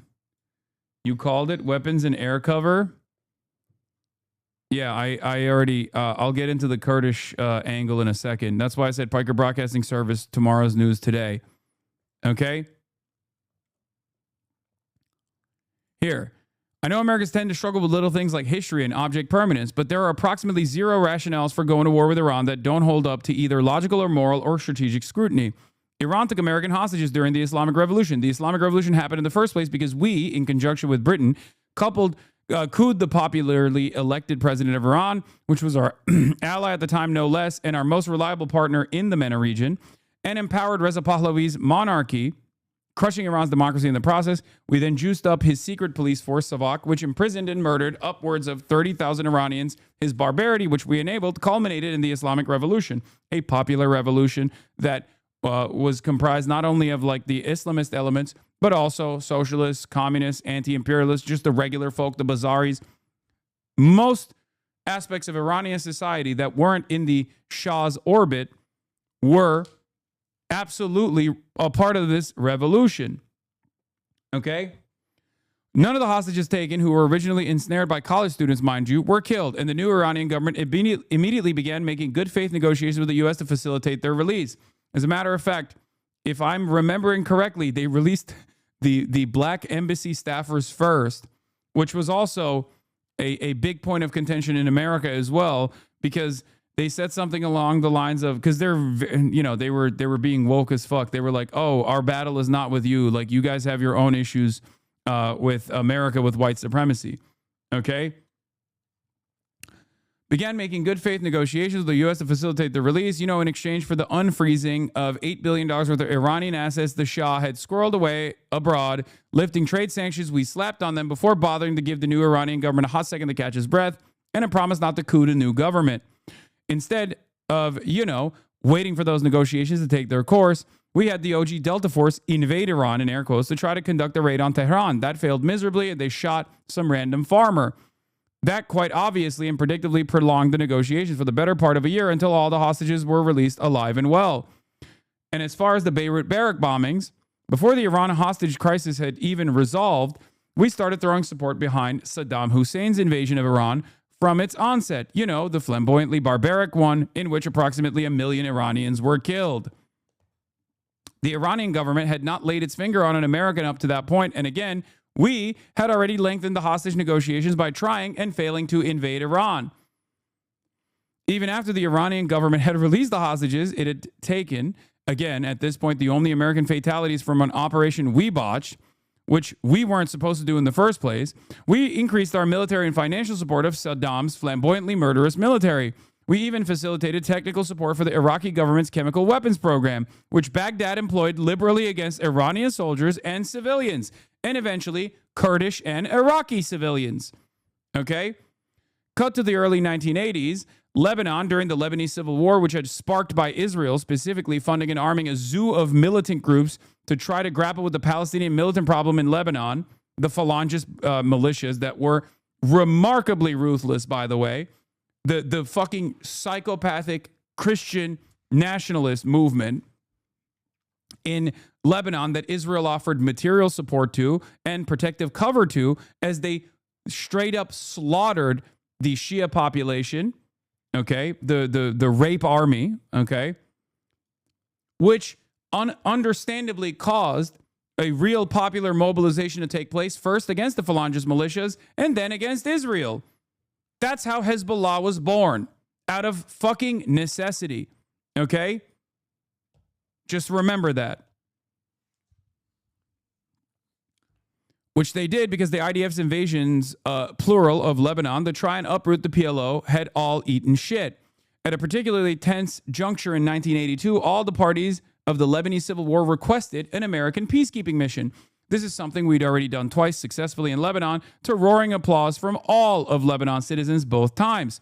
Everything was fine for the better part of the year until in September of 1983, we inexplicably plastered a hillside full of Shia militiamen with Druze militiamen with a battleship volley, killing between dozens and hundreds of their men. Here's the news story for it. U.S. warships were fire in direct support of Lebanese army. Okay? This understandably pissed the Lebanese Shia population off a lot. Prior to that, Lebanon Shia militiamen were annoyed at us for not preventing the Sabra and Shatila massacres, which Israel literally conducted, oversaw, and allowed protective cover for. They straight up lit up flares in the neighborhoods where the PLO was, in the neighborhoods where the Lebanese Shia population was. They shut off egress into the neighborhoods. They shut off exit and entry into the neighborhoods with their tanks so that the Phalangist militias could go in. Some of the most ruthless things that they did, Israel tried to recirculate as propaganda that Hamas did on October 7. Things like, for example, if you heard Israel's, barbarism propaganda on October 7th, beyond like the actual traumatic incidents that had taken place, beyond the horrifying violence that took place against the civilian population, as well as the military. If you heard them say things like Hamas came in and actually cut the baby out of the body of a pregnant woman and killed the baby and the pregnant woman together. That actually did happen. That was what the Phalangists did to the Palestinian and Lebanese Shia population in these neighborhoods. That actually literally happened in the 80s. That literally happened. Israel was there. They watched it happen. And then they shamelessly fucking lied and said Hamas had done that to Israel on October 7th. There's no evidence for that whatsoever happening on October 7th. There is evidence for that happening with the Sabra and Shatila massacre. Every accusation is a confession. I'm not going to get into it a little bit. I'm not going to get into it even further than that. But besides that, the American government literally let that shit happen, in which 1,500 and 3,000 civilians were murdered, ruthlessly slaughtered in late 1982, as we promised the PLO that we would, as a precondition for their withdrawal from Lebanon in 1982. After we killed a bunch of their guys completely unprompted, the kernel of cells that eventually evolved into Hezbollah were quite fucking obviously pissed off at us and wanted us to get the fuck out. The Beirut barracks bombing happened a month later in October of 1983, and if I recall correctly, they explicitly cited Sabra and Shatila as their motivation for that attack. The Iranians had fuck all to do with that attack. We're the ones who pissed off the Shia militias by sticking our thumbs on the scale instead of behaving like unbiased peacekeepers. Lo and behold, once again, literally a consequence of Israel's meddling in the region, because they wanted to do ethnic cleansing to the Palestinian population. They wanted to suppress the Palestinian population. They did not want any sort of Palestinian indigenous movement to thrive in the region. And they were willing to work with some of the most psychotic neo-Nazis in the area. All the while, of course, Israel was still assassinating all of the Palestinian movement leaders as well, many of which had never even taken up arms against the state of Israel prior to this, and certainly after as well. So, do you understand why there is a good reason for the Iranians to be frustrated with American intervention and American involvement? After all of that, by the way, after years and years, decades of American intervention, both in Iran and also American intervention against Shia populations in the region, the Iranian government still chose to do a deal with the United States of America under the leadership of Barack Obama. They did the JCPOA. Okay? And then what happened? Donald Trump came in, ripped it apart, added additional sanctions, even though, because this was a multilateral cooperative agreement, Iran was still continuing to follow along with the targets that were set in the JCPOA, even after Donald Trump said, fuck the JCPOA, I'm ripping this apart. And only after Donald Trump literally said, fuck, I'm adding additional sanctions to Iran on top of the sanctions that already existed, that were supposed to be eased, that were not easing. Then Iran said, all right, fuck you. We're going to enrich uranium again, hopefully with another more reasonable administration that comes after this one, so we can go back to the fucking negotiations table one more time. Okay?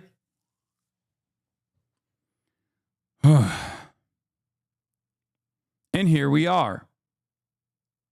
The region is on fire because we finally got one of the more restrained forces in the region to finally say, okay, that's it. We're blowing our load. You packed this into a corner. You backed us into a corner over and over again, especially after October 7, when time and time again, Iran had an incredibly limited and very restrained strike package. The first time they bombed Israel was after Israel had struck the Iranian consulate. Okay? That's Iranian soil. And they did so with the slow-rolling Shahed drones for the most part. That was all drones. That was symbolic. Israel and America saw that as a moment of weakness. They calculated that strategic restraint as weakness. Okay? After the 12-day war, they were a little bit more aggressive in their approach to Israel. They pummeled Tel Aviv numerous times. They exposed the weaknesses within the Iron Dome, obviously, which doesn't even stop the ballistic missiles anyway, and the Arrow systems. America and Israel thought, these guys don't have the smoke for us because they don't have the capability. And now they killed the Ayatollah in the first salvo. In the opening salvo, they killed the Ayatollah, an 86-year-old man,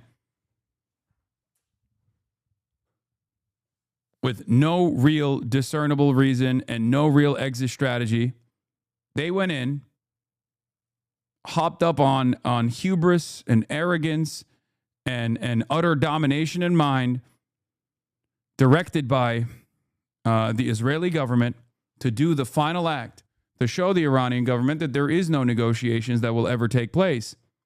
Amidst a round of negotiations that, according to the Omani mediators, was rather successful. What do you expect them to do? What do you expect them to do when you back your enemy into a corner, when you don't treat them like human beings? They're going to inevitably have to fight their way out. This is a summary written by a 5-year-old. I mean, I'm not reading a summary. I'm just giving you a summary off the top dome now. It's not even, it's, you know, I'm sure you have a lot better of an understanding of the situation, one that somehow will lean heavily into, well, these Islamists are barbarians and you can't deal with them. You just have to kill them all because they say death to America and it hurts my fucking feelings. If you're wondering why Iranians say death to America or death to Israel, this is why. Of course they say that. Okay? Butt Chug Salvia Bong Rips has a remarkable understanding of American foreign policy in the region and how other regional actors might react to that eventually.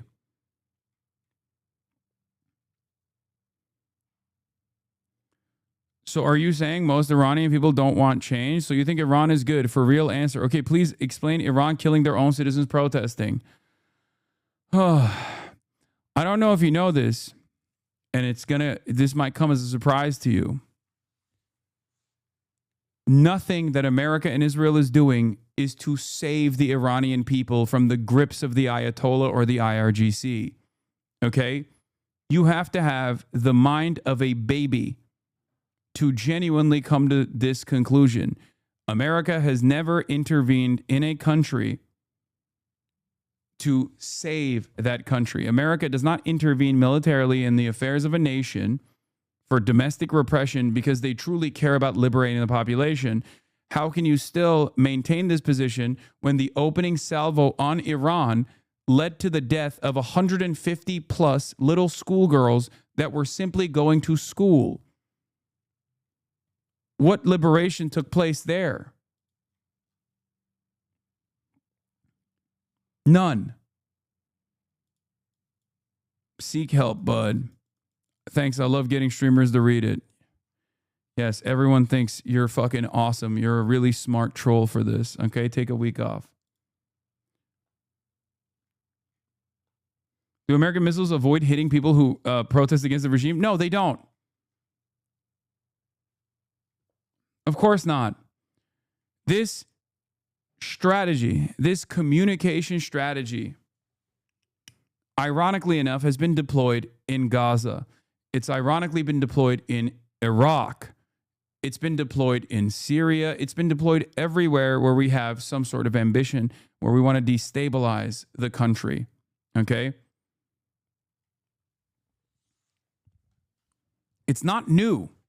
And I would expect people to at least have the wherewithal after 2.5 years of genocide conducted by the Israeli state with American weapons and American protected cover, for people to at least go, okay, maybe the school didn't blow itself up with Iranian missiles. And yet here we are. There are still people who are just trying to, almost as a mantra, repeat this obvious falsehood over and over again, not really to convince anyone else, but seemingly to convince themselves. Killing machine against America, and that killing machine is going to come to an end. So if they plan to attack America, I mean, if they plan to attack Israel, then we should attack them. No, that's not the point. That's what Secretary Rubio said in a briefing yesterday. Helping your allies is a good thing, but this is not about them attacking Israel. It's about what they've done to us and what they will do to us. Can their ballistic missiles reach us here? They would if they could, but they can't. You don't let them get there.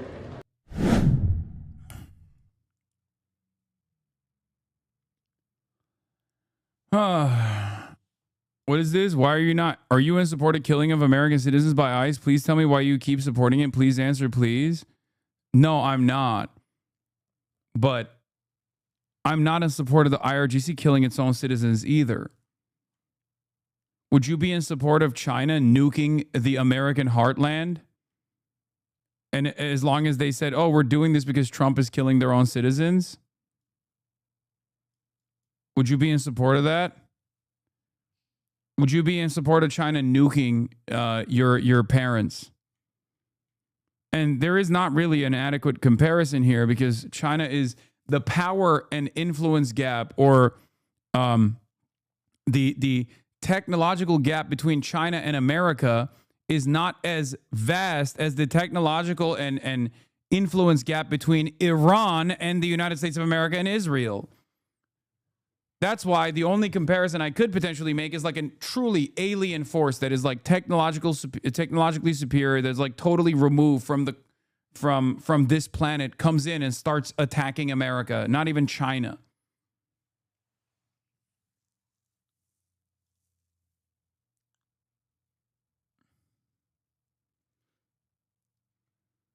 Huh.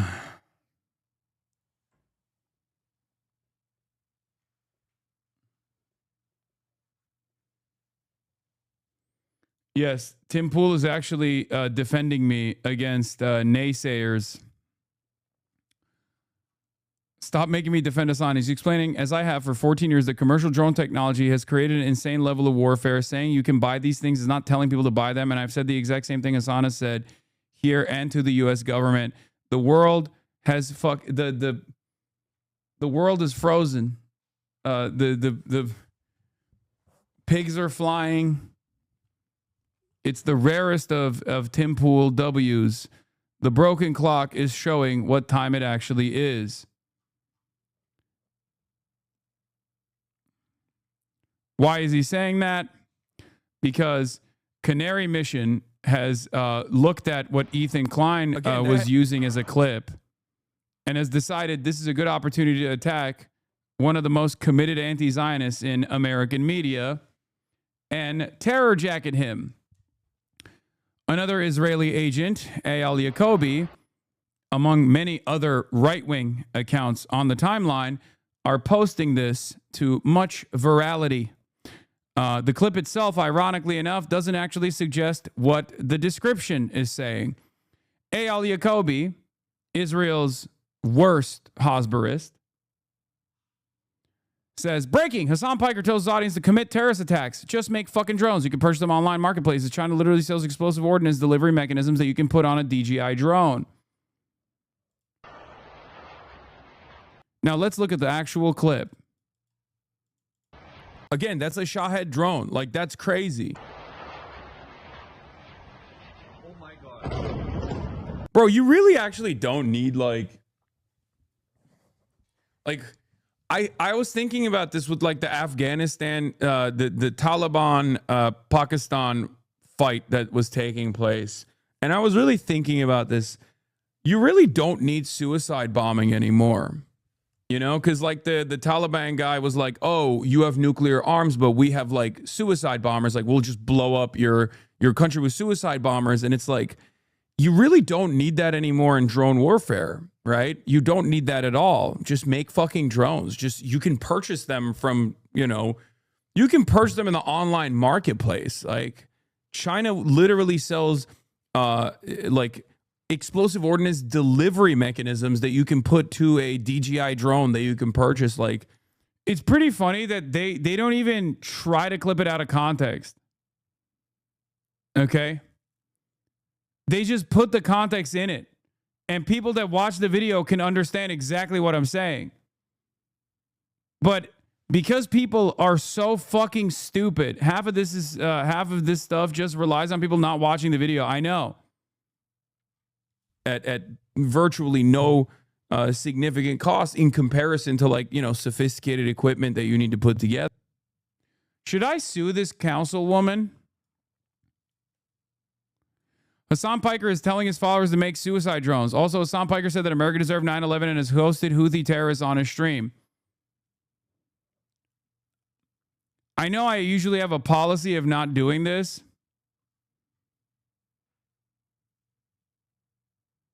But I think we should, maybe we should hit the fucking defamation suit.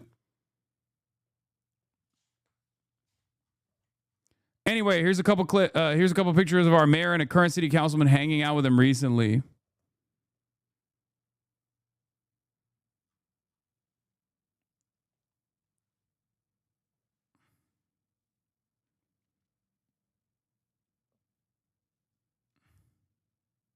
I'm thinking about it.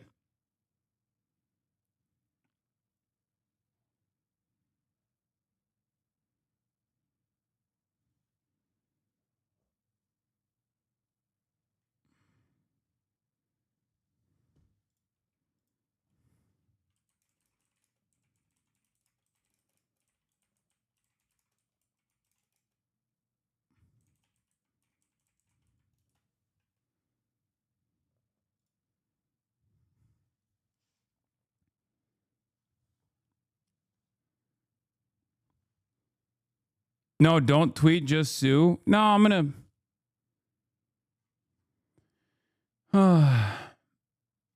There are literally more people watching the stream now than voted for it. It won't hurt to talk to some lawyers. No, I think I'm gonna do that. I'm going against my my previous policy of not suing these fucking animals. Cause like it's pretty obvious what's going on. You can see from the video there. So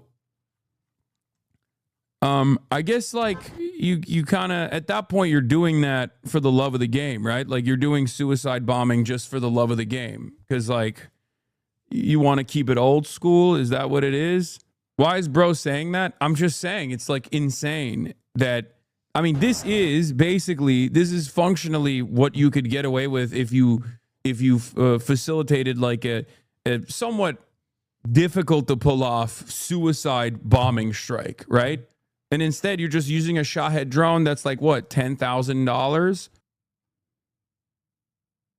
They watermarked the video as well.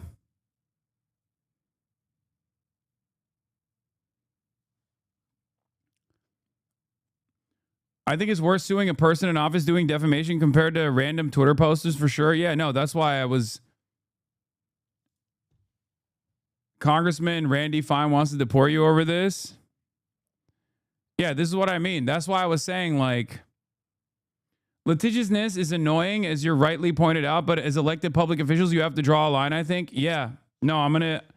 that's why I'm drawing a line. If it wasn't an elected official, I wouldn't give a shit. Who gives a fuck what some, like, random dickhead on Twitter says?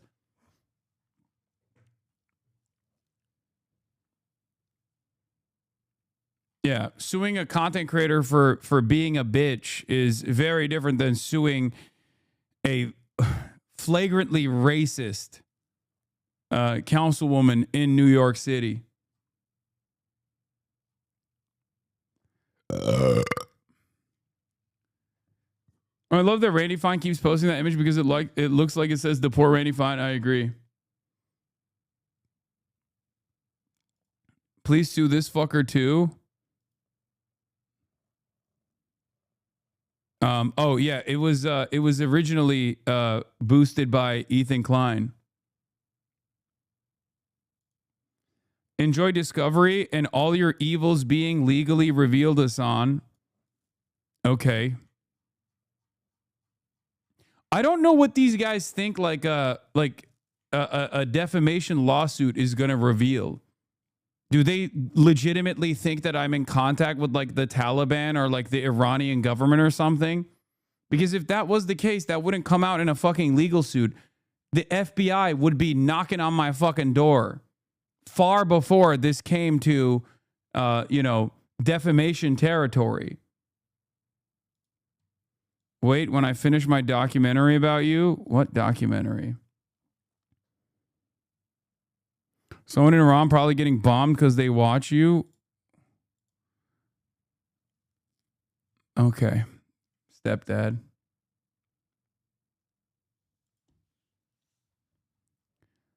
Yeah, I saw this. Over on the H3 subreddit, diehard fans have been registering to discuss with Ethan and Gila Klein's enthusiastic support for Trump and Netanyahu's civilian slaughter campaign in Iran. As always, critical posts are being deleted. Just FYI, they will get AOL chat logs from 2004. They go back in that shit. They get all your contacts. Yeah, except I don't have anything. This would only be pertinent if there was actually some kind of sincere connection that, guys, are you fucking stupid? It's defamation for that case.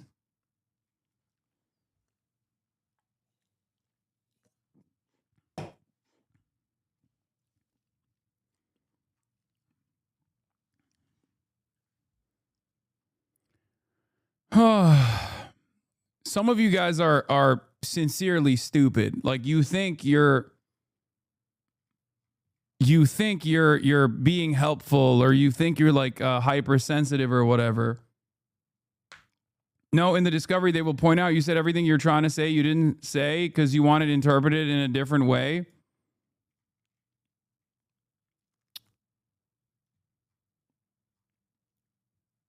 Chowder lawyers are like, so if I land on Park Place, does it mean I get all the penalty money? Anyway, the other thing was,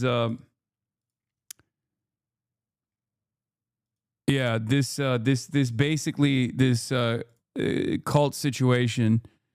Good luck, everyone.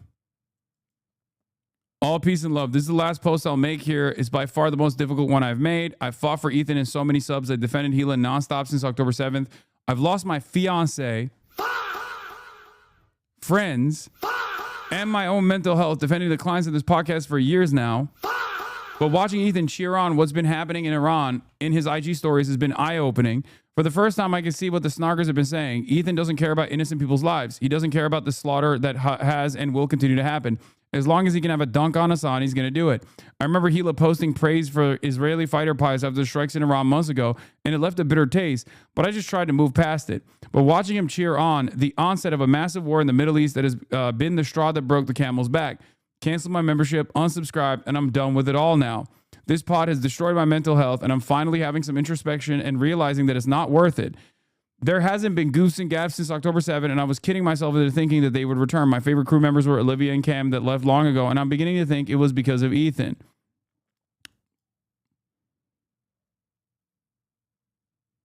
And there's some other posts that have all been deleted. So good luck, everyone. I know for a fact there are so many amazing people here, but ask yourself if you're okay with Ethan posting celebratory videos while dozens of schoolgirls are dead from those actions. If you are, carry on enjoying the show. I can't anymore, so thanks to everyone here who have ever reached out to help me in my previous posts. I've met some wonderful and amazing people in this community. All the best to you all.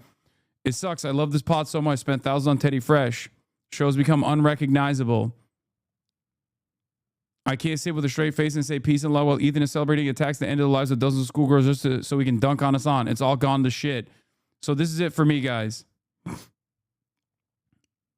For those wondering why I would make this post and not just leave, understand that I've sunk so much effort and my life into this pod. I recognize now it was a mistake and I could have saved myself so much money, time, and maybe even my relationships that have been destroyed over an internet show. Watching Ethan call everyone who's critical of him a snarker just reminds me of Trump blaming Biden and Obama for everything. It's that level of delusion and an unwillingness to ever admit he was wrong. The whole thing has become so sad and boring to watch, and I don't have it in me to care anymore. Now, I'm going to say, look, we have a saying in Turkey, zararın neresinden dönersen kârdır. Okay? Which translates loosely to no matter where you turn away from a loss is profit. Okay? So even if it took this much, 2.5 years, great. As long as you identify what caused you to remain in this cult, whether it be sunk costs, whether it be whatever it might be, right? It's good that you are beginning to recognize that you were duped. Better late than never. Okay?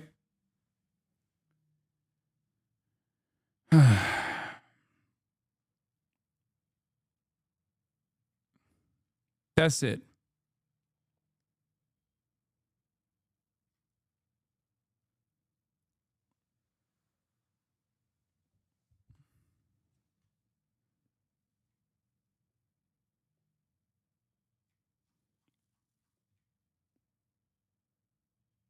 Also, if there's ever a situation where you're stuck between defending me and your marriage, you should probably stick with your fiance. Let's keep it $150. Okay? Like, there's a difference considering what my worldview looks like. Because if you're having like active conflict with your friends over my perspective, that's still a little crazy. But more often than not, you might be up against a person who has been duped by a pedophile or duped by a sex criminal, duped by an Israel defender. So there is a little bit of validity to wanting not to maintain a relationship with a person like that. But there's limits to that. You know what I mean? If you value your friendship, then it's understandable that you don't talk to them about politics,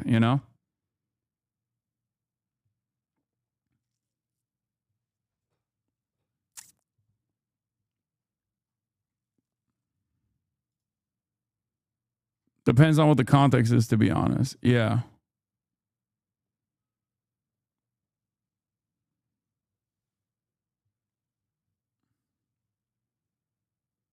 Mine just thinks you're an idiot, lol. I mean, yeah, who cares? Don't talk about this issue with them. Your relationships in the real world are significantly more important, in my opinion. If you're gonna if you want to change their minds about like actual politics and actual policy, that's different. I do, however, believe that you should probably, stick with your real world friendships. My husband calls you my internet boyfriend.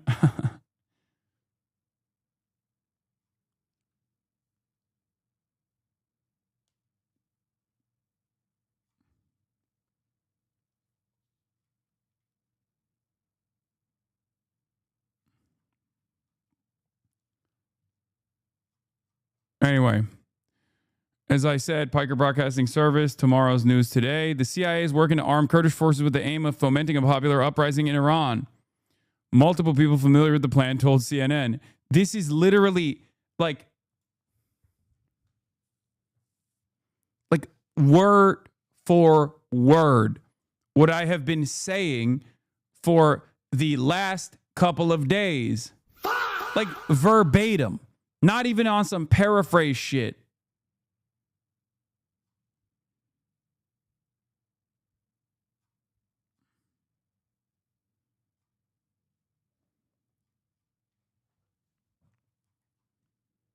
The Trump administration has been in active discussion with Iranian opposition groups and Kurdish leaders in Iraq about providing them with military support. This means they're going to send in special forces alongside Kurdish militias. Trump spoke today with the president of the Democratic Party of Iranian Kurdistan, Mustafa Hijri, according to a senior Iranian Kurdish official. KDPI was one of the groups targeted by the IRGC. Iranian Kurdish opposition forces are expected to take part in a ground operation in western Iran in the coming days, the senior Iranian Kurdish official told Clarissa Ward. I told you, there is no popular mobilization that they can push on the ground, so they're going to try to foment sectarian conflict, ethnic conflict. They're going to try and utilize the Iraqi Kurdish forces, some of which will be on board, some of which will not be on board, for the record. That might be why they were cagey about ruling boots on the ground. This kind of operation would likely involve special forces going into Kurdistan. Yes. And then, obviously, Turkey will get involved. Turkey's Fidan calls Iraqi KRG President Barzani after reports emerged that Trump may seek a Kurdish alliance to topple the regime in Iran. Incredible stuff.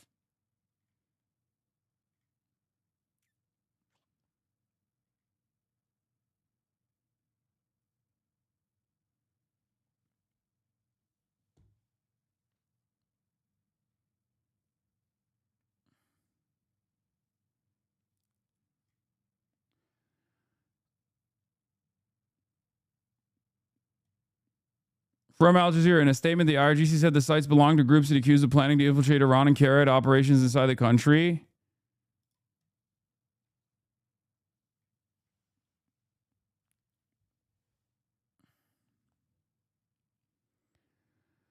Ugh. It's disgusting, dude. What we are doing is fucking disgusting.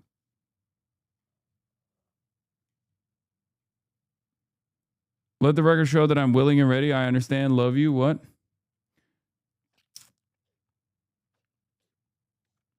Fell for it again award. The U.S. left the Kurds that die in Syria like 2 weeks ago. How can any Kurdish group trust them?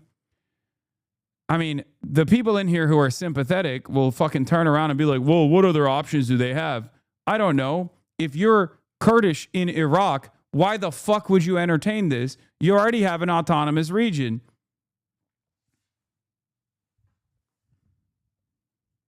Don't say fucking desperation. This is bullshit.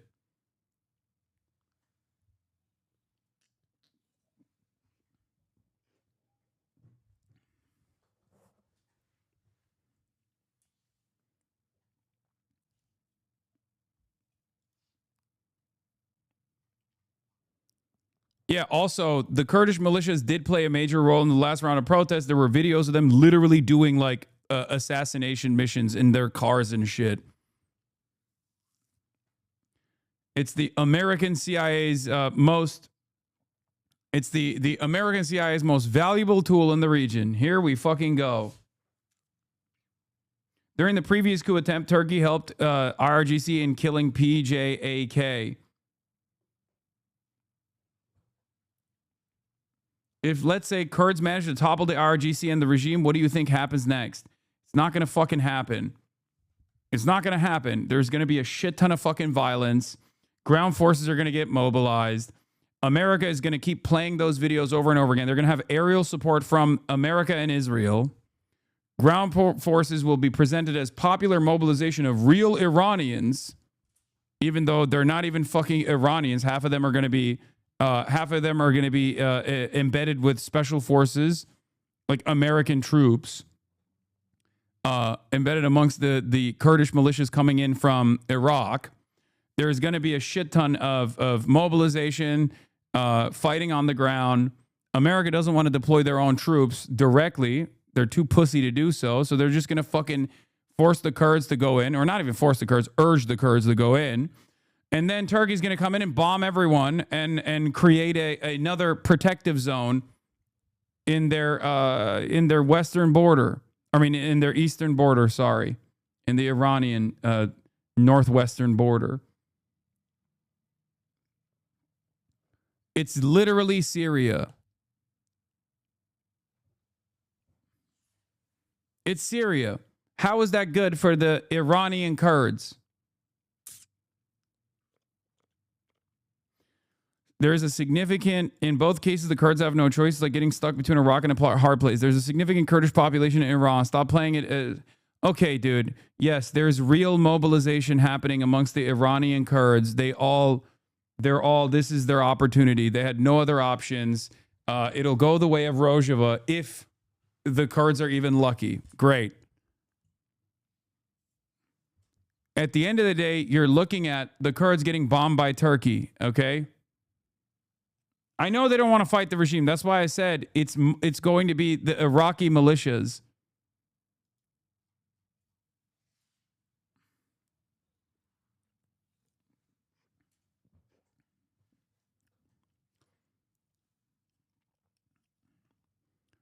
Do they know what fires they are unleashing? If the Kurds agree to this, it will have major consequences. The Turks will almost certainly intervene, at first with airstrikes and then with ground forces. They might even get a direct conflict with Israel, who they now see as power bent on regional hegemony. The Iranian army will be deployed in the Kurdish region to counter these proxies. The ground war is unlikely to remain confined to the region, with Shia militias from Iraq joining the fight.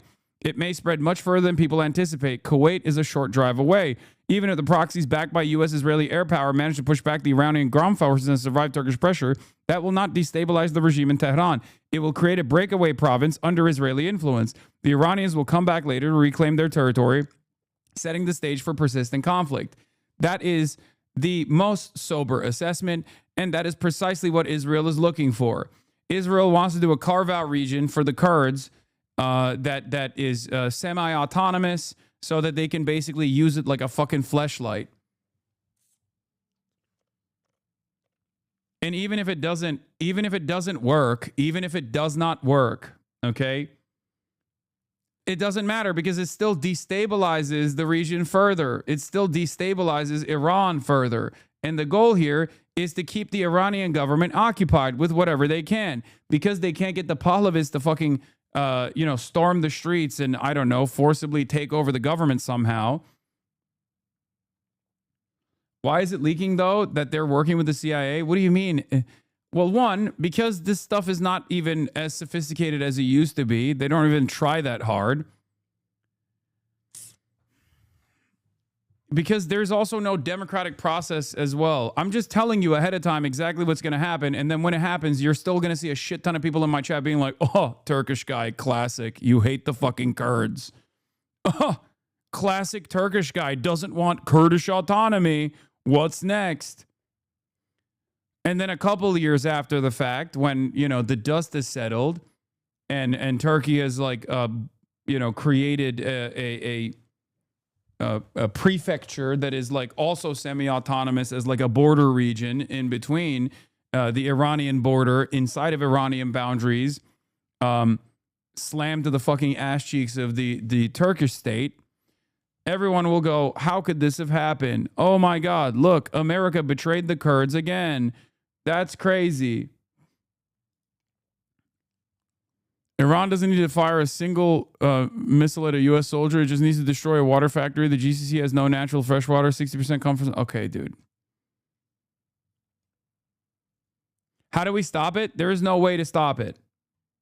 Dude, you've been completely dismissive of every single person who's directly affected by this in the region. Like their feelings are complicated. You're being an asshole, acting like they're stupid for not being as reflexively anti-American as you.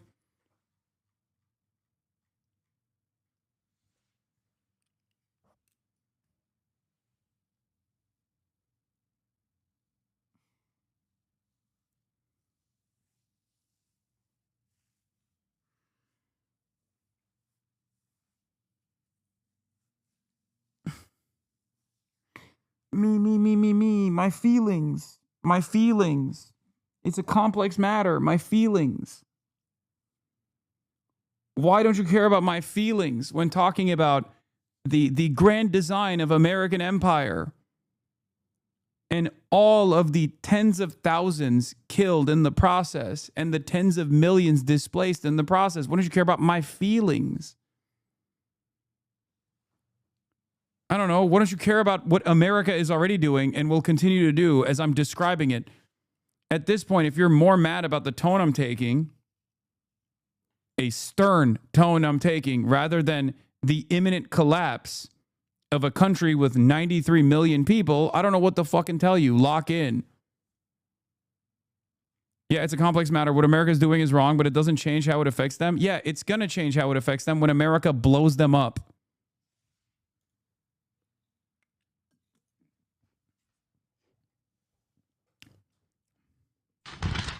Liberal. Happy fun, la la la. Human smuggling, fentanyl deaths, forced government euthanasia, chopping up children's genitals, la la la la la, la la la la la, la la la la la. So what? Does the Middle East just completely collapse now and plunge into another decades-long streak of violence? What's going to happen now? Yes, if America and Israel get their wishes across, there's only two options out of this. If Iran punishes Israel hard enough and American assets hard enough that Donald Trump has to back away and keep the government intact, and I know that a lot of people are not fond of the IRGC, and therefore they're going to get mad when I say this, that is the least bad option out of all of the horrifyingly bad options. Okay? That is the only stable option here. Every other option is collapse of the Iranian state, tens of millions displaced, maybe hundreds of thousands killed in the process. This massive country falls into ethnic conflict, totally geared up by Israel and America, and they're literally saying it. They're not hiding it. They're like, we are going to utilize the Kurdish militias as a base for a popular mobilization because we don't have the actual popular mobilization. And the reverberations and the impact of these decisions will be felt all across the globe, specifically in Europe as well. Another influx of refugees to Europe. And the Iranians living in diaspora will very quickly realize that no one actually sees them as Aryans, and instead totally sees them as a cancerous scourge upon the Western civilization as they demand that they get deported.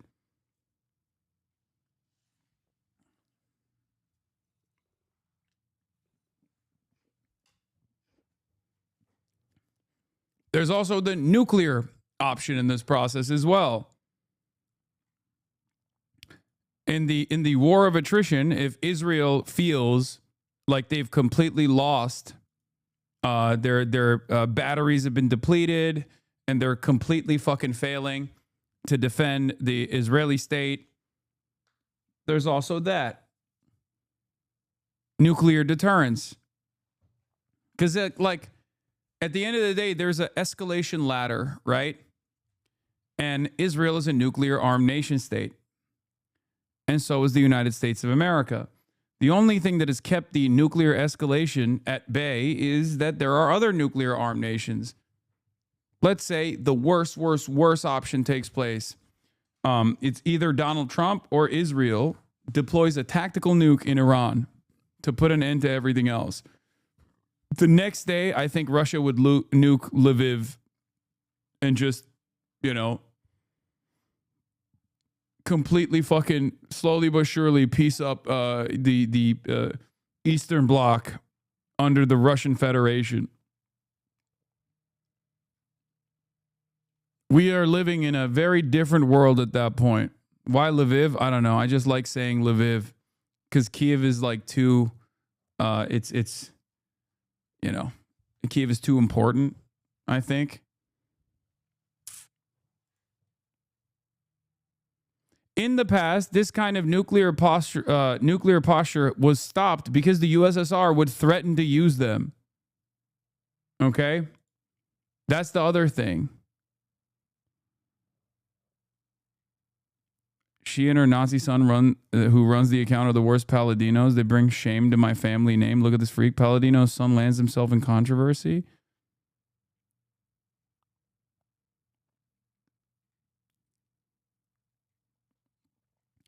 In the past, the USSR would threaten nukes if America did certain things. Nowadays, I feel like all of the nuclear armed states are way more focused on their own personal ambitions. So who fucking knows? I'm not saying that's likely to happen, by the way. I'm not saying that nukes will be launched. I'm just simply stating that that is the worst possible option. Okay? I wasn't saying that that's likely to happen. I'm just saying that if you're asking me what the worst option is, that's the worst option. Signs that the policy will be ethnic fragmentation and civil war. Israel will love this. The region, the global economy, American interests, the people of Iran, and that many countries dealing in the new refugee flows will not. Yes. It's so crazy that they're just like openly stating what their desire is. They're not hiding it. They're just straight up saying it. We've been told by Kurdish sources that the American and Israeli forces have been asked to provide air cover when any such ground operation begins. Our sources do not know if that request has been approved. Weapons have been smuggled into Western Iran since last year to arm thousands of Kurdish volunteers. They are expected to begin ground operations within days.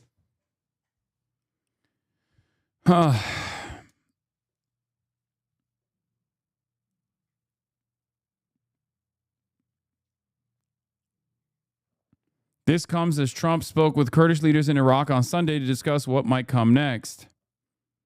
Yeah, since last year, weapons have been smuggled into Western Iran that arm thousands of Kurdish volunteers. They're expected to begin a ground operation within days, according to ITV News.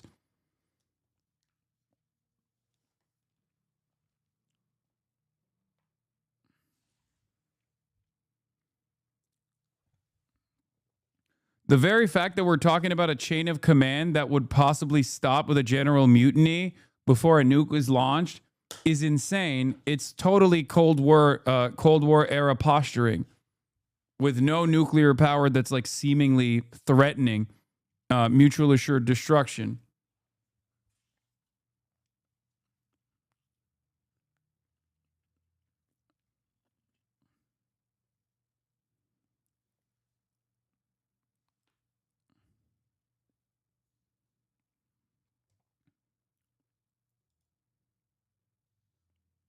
Yeah, it sounds like they're just going to brute force a premature uprising and just run with it as far as it goes. I've been saying this for the past couple of days, and now those plans are coming to the forefront. If they had a true popular base that could mobilize in the direction of Reza Pahlavi, they wouldn't do this. But because they don't have that, they're just winging it. Still, any U.S. and Israeli support for a Kurdish group, Kurdish ground force tasked with helping to dislodge the Iranian regime would need to be extensive, the people familiar with the matter said. They will send American special forces alongside the Kurdish militias, by the way. The people familiar with the matter said, the U.S. intelligence estimates have consistently indicated that the Iranian Kurds don't currently have the influence or resources to bolster a successful uprising against the government, said one of the people. This is code for a lot of the Iranian Kurds don't want to fucking do this. For the record. There are some... Clearly, because they did like targeted assassinations during the protests that were taking place. If you were paying close attention to what was going on inside of Iran, there's that famous video where there's like a police chief that's in his car, and then two guys, one with a hand cam, one with a fucking AK-47, roll up to the car and start spraying it, and then the car, obviously, they like end up assassinating the police chief in the region. That is, you know, those are some of the guys that are invested in and being used as a destabilizing force inside of Iran.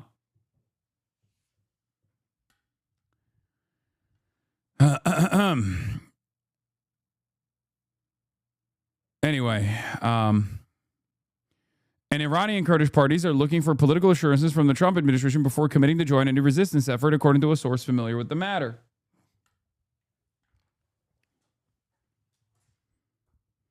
Bomb Turkey, deport Hasan. Bomb Turkey, deport Hasan. Bomb Turkey, deport Hasan. The Amer-Israeli fats have only one speed. They're just like, we got to bomb something and we got to deport someone, you know? Yeah, bomb a NATO country. Oh, also, yes, Turkey's pro-Kurdish Dem Party criticized the U.S.-Israeli war on Iran, saying it opposed external designs on the country. There's also that. So not all of the Kurdish forces are in line with this, especially so close to what America did with Rojava. But then again, you know, they need some hands and they got it, right?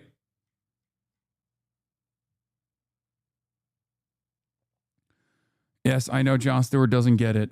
I know, because at the end of the day, Jon Stewart is an American.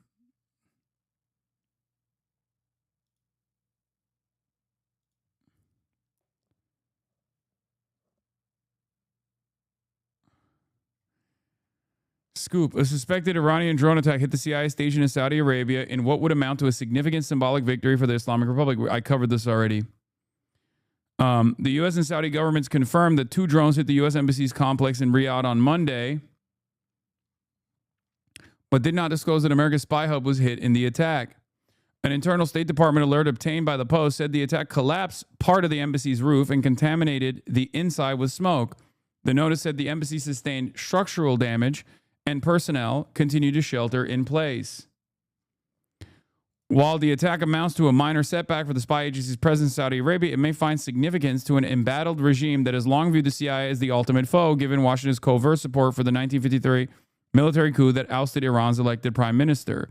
CIA station in Saudi capital hit in drone attack with Ellen Nakashima, NASEC reporter for the Post. I obviously was a child when the machinations of 2003 were set in motion, but I did a lot of reading at the time, right? About you know, things that unfolded. I was paying attention, but I was like 12, 13, 14, living in Turkey. But I don't understand like how overt it is. Like I don't think, and I'm sure there's like older people in here, but I don't think it was this like transparent when they, you know, in the build up to 2003. Calling on President Trump today. Join Israel to attack Hezbollah. Avenge the Marines. America never forgets. Those 220 Marines and 18 sailors' families, we want to go after the infrastructure that killed your loved ones. There are IRGC assets in Beirut as I speak. President Trump, come up with a new operation called Simplify. Fly with Israel and go after Hezbollah, who has American blood on its hands. Not only take the mothership of Iran down, also take the proxy of Hezbollah, settle the score, even the account. Is there a fucking Israel-backed war that this man will not get on board with? Like, his appetite, his bloodlust is unlimited, it seems. It's crazy. Why don't you go die for Israel, man? What the fuck is this shit?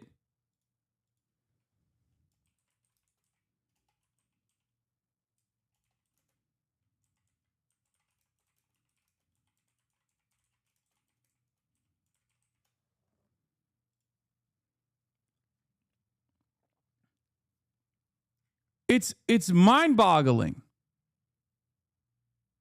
What argument should I give someone who invokes the way women are treated in Iran and the Middle East to support their Islamophobic sentiment? Please, I need to know. Ask them if you know, blowing up women is somehow their salvation, is leading to their salvation. It's the same shit, man. You should be well equipped by now. They did the same thing with Hamas. They were like, Hamas is anti-LGBT, Hamas is anti-women. Considering that the targets are still, you know, of Muslim origin, and the victims are also of Muslim origin, of Muslim background, it's the same fucking propaganda that they're deploying. It's the same talking points, and the counters are still the same. Ask them how you're killing women feministly.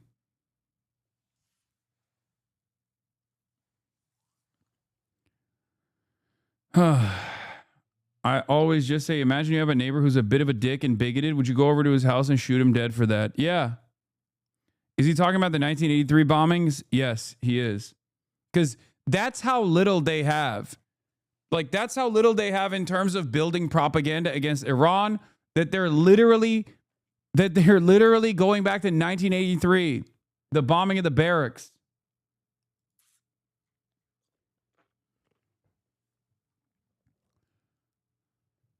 I want justice, man. I want to shed this government of the unlimited pro-Israel brain rot that it has.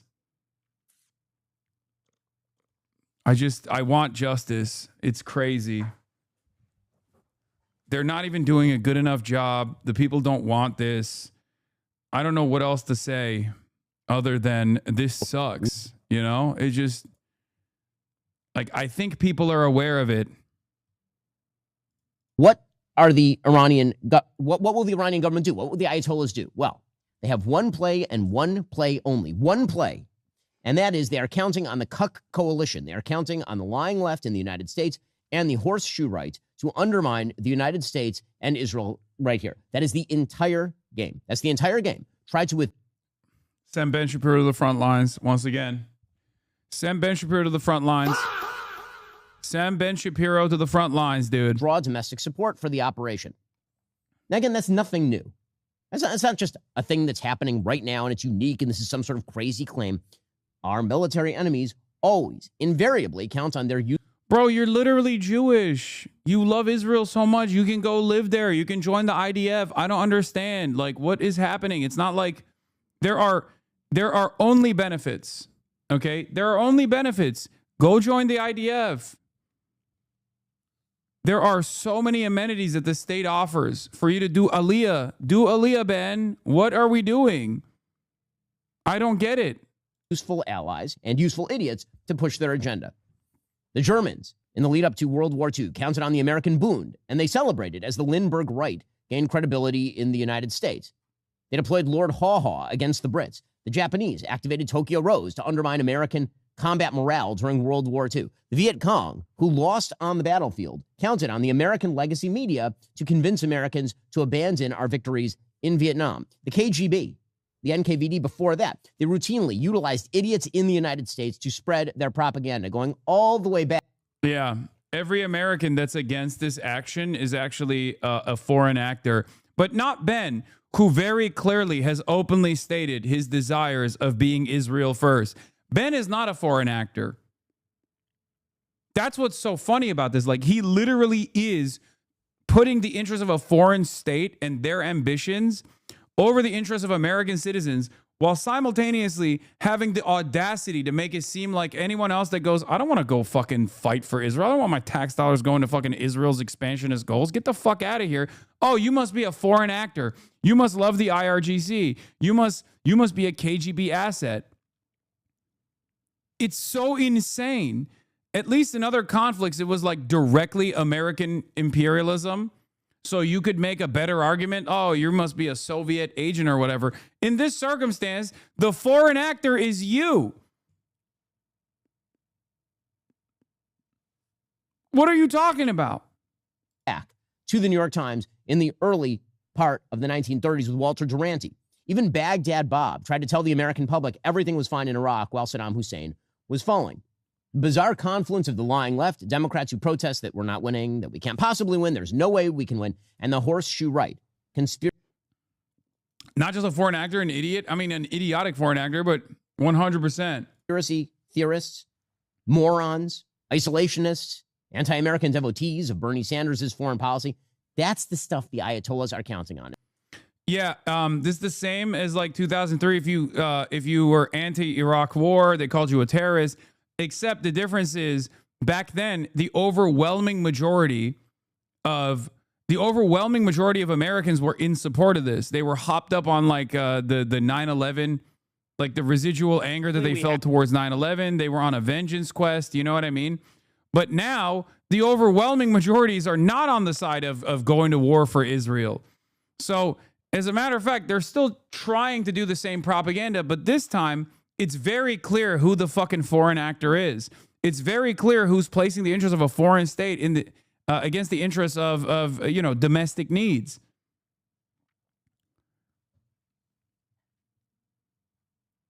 That's what's so funny about it. What?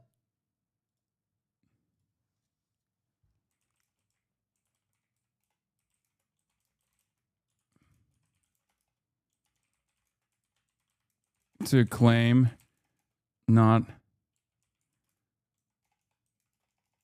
wanting to die for Israel is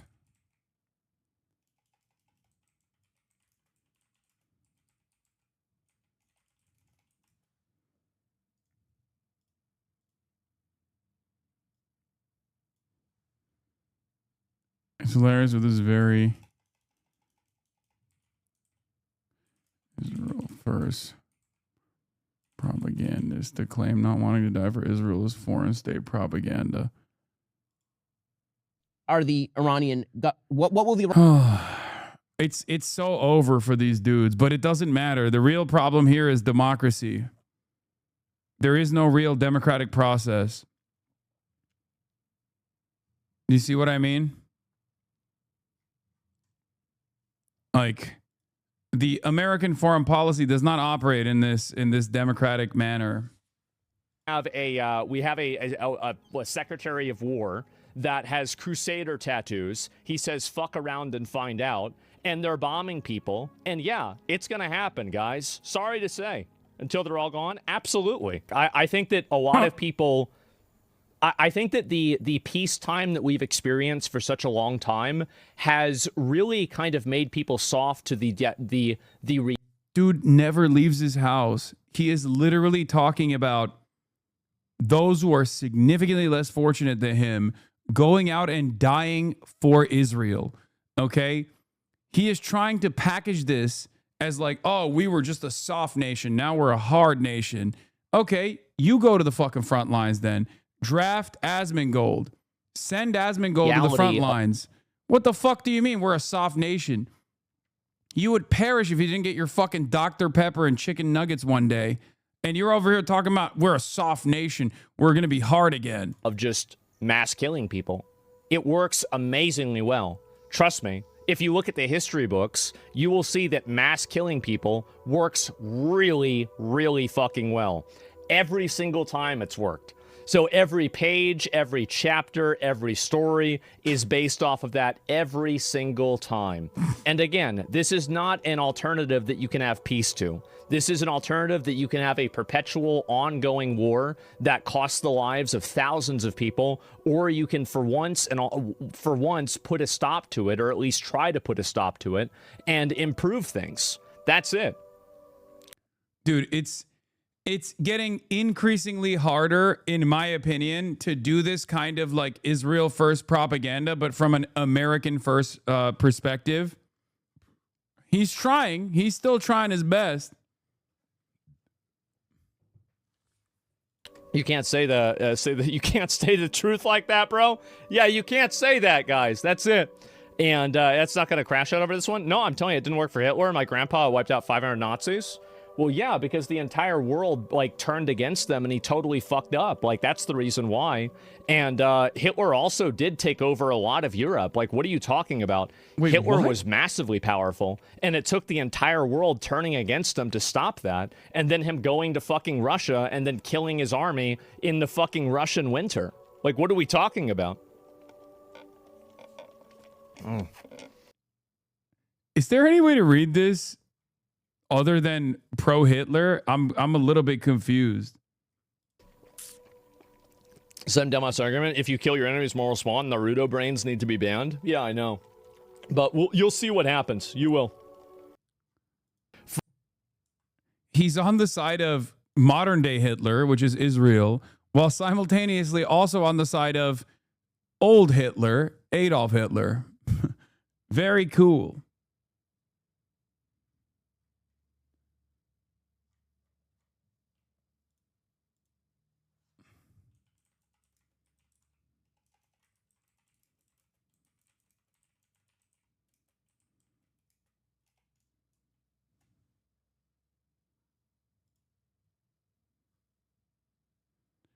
Pro-Hitler, Nazi gold, and Twitch has yet to take action.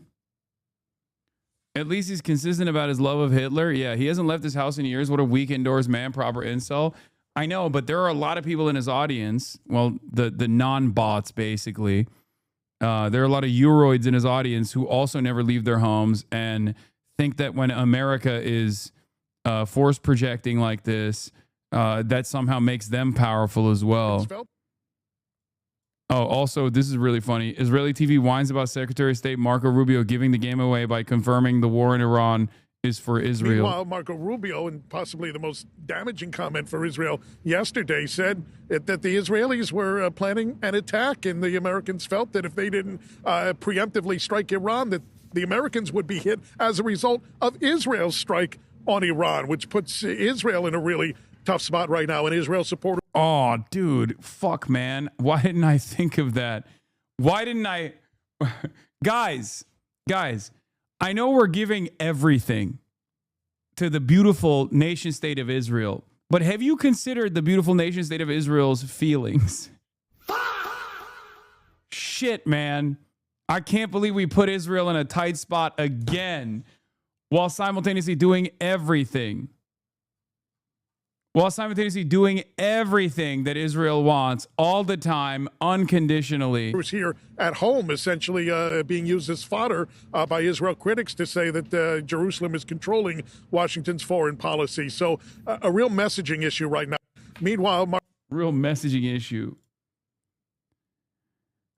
Chris Murphy, this is as serious as it gets. Oh shit, what are they leaking? Serious as it gets. This is war and peace. They told us in that room that there are going to be more Americans that are going to die, that they are not in the short run going to be able to stop these drones that are going to continue to fly into the Middle East. We have to have a debate in the United States Senate on an authorization of military force. It will likely fail it will likely fail, and we shouldn't be voting to proceed to other pieces of legislation until we get a debate on this deeply unpopular, immoral, and illegal war with Iran. Senate. Oof.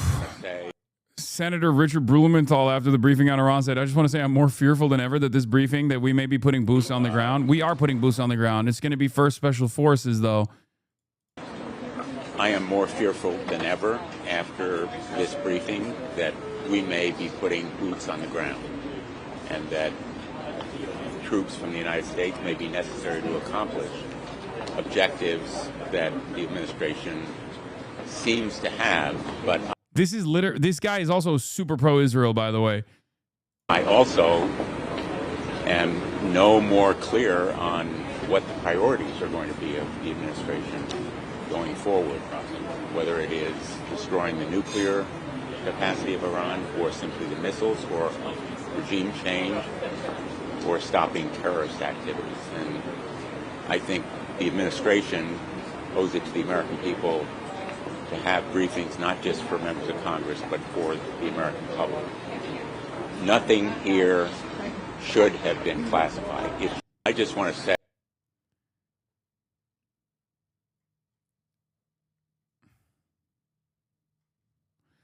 Ruben Gallego is super pro-Israel and has been weirdly anti this war. Yeah, because he's reading the writing on the wall, man. What is this? Oh my God.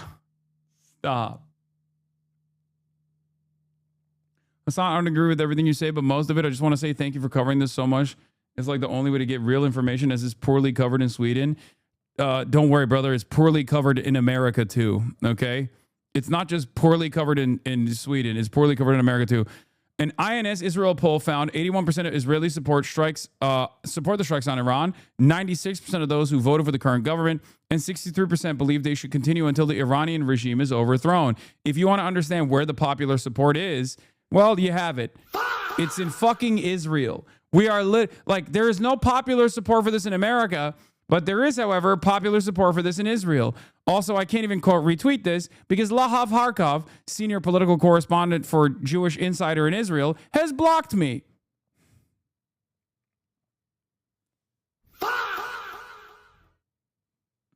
Anyway, every day that goes by, I am more and more angry at Joe Biden for not fucking putting an end to this. It is unbearable. Compound of the group that chooses the supreme leader. I'm being told that I've got a guest standing by for me. Michael Knights is head of research with Horizon Engage. He specializes in the military and security affairs of Iraq, Iran, and the Gulf states. I'm going to get you, because that is our latest, very latest news into CNN, just get you to respond to what you've just heard me report there. It's really nice to hear your London accent, Becky. So thank you very much for staying at your post during this. Hitting of the Assembly of Experts building without actually killing large numbers of those officials, if that's what's happened, and it seems to be the case, indicates that the Israelis probably did what they call a roof knock on the location before they struck it, which means they were trying to disrupt the process of electing a new speaker or appointing a new supreme leader, and warning those involved to stay dispersed, but without trying to actually kill a large number of the most senior clerics in Iran at the same time. Michael, that's fascinating. How much longer can Tehran realistically sustain this pace of attacks without depleting key capabilities or risk a far more punishing response? And let's remind ourselves, caveat, Donald Trump told my colleague CNN's Jake Tapper yesterday that we are yet to see the big wave, as he described it.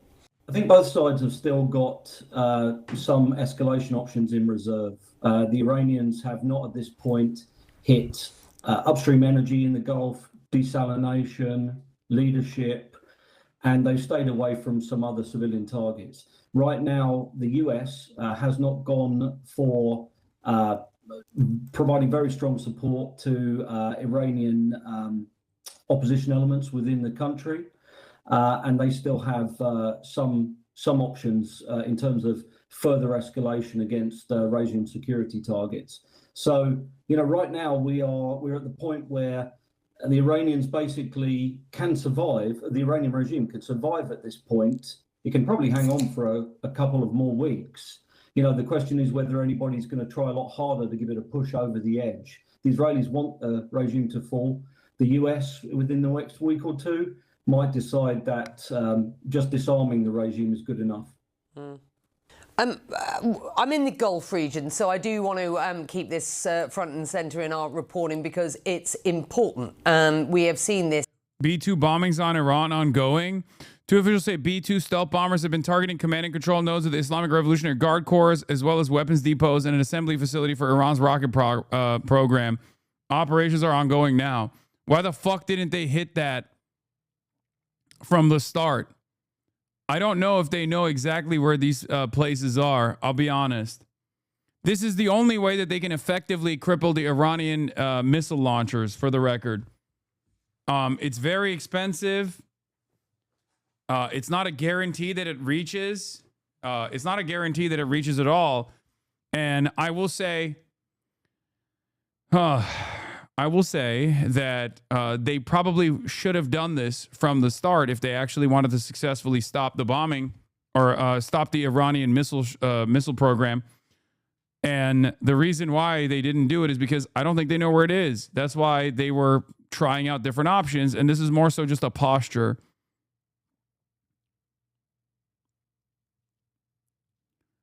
At most, the only thing. So here's what U.S. targeting does, okay? And the reason why it's like very difficult for them to stop and hinder the Iranian missile strike operations. They can close off the entrances, okay? That's all they can do because the Iranian missile silos, the Iranian missile production facilities, and the Iranian missile launchers are all deep underground. They're literally under a network of massive tunnels that are embedded on the side of fucking mountains. America knows this. Don't say shush. America obviously knows this. What are you, fucking crazy? Of course they know all of this shit. It is inside of mountains. It's underneath mountains. So the only thing they can do is locate the entrance points and try to collapse the entrance points, aside from directly targeting the technicals and the single-use launchers that they have. So that's what they've been doing. They keep peppering people. They do double strikes, like double tap strikes on the launchers, so they can kill if they catch one while it's launching. All they can do is blow up the launcher and blow up the people that are in the launcher as they're escaping, with the hopes that there aren't more soldiers in the IRGC that can go out with a new launcher and launch missiles all again. Not only is Iran a massive country, but Iran is also a very mountainous country. It's a very mountainous region. So imagine if it was like, instead of the Taliban or Al-Qaeda in the mountainside, using small arms to take pot shots, it's basically like missile launchers instead on the side of those fucking mountains. So the B-2 stealth bombers, I think B-2.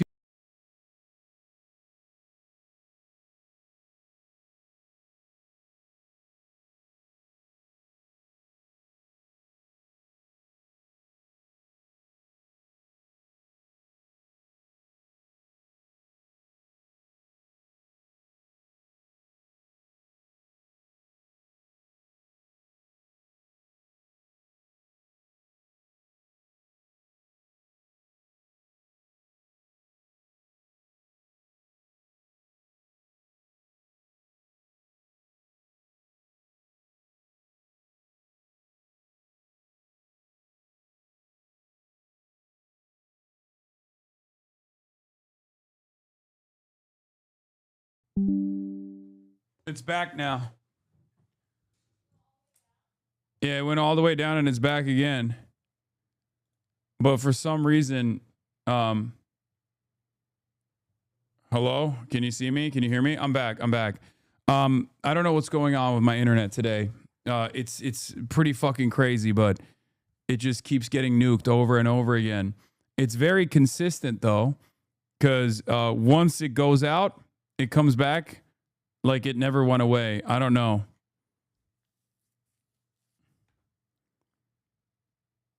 The Mossad is out for your ass? I don't think so. I don't think it's that.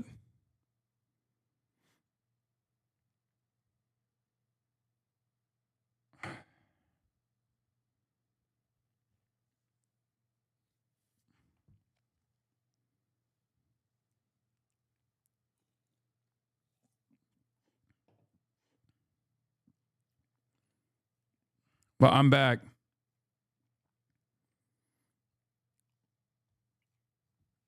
Anyway, what I was talking about initially is if they utilized B-2 bombers in the first sortie, which I think they did, 4 of them to be exact, they flew in and they flew back. That means that they weren't able to successfully diminish Iran's launching capabilities, considering that Iran, since the first day, has been pummeling, absolutely fucking nuking the Gulf states. And not only has it been pummeling the Gulf states, but Iran has also been successfully pummeling Tel Aviv, which means that there is very limited success as far as the B-2 bombing campaigns.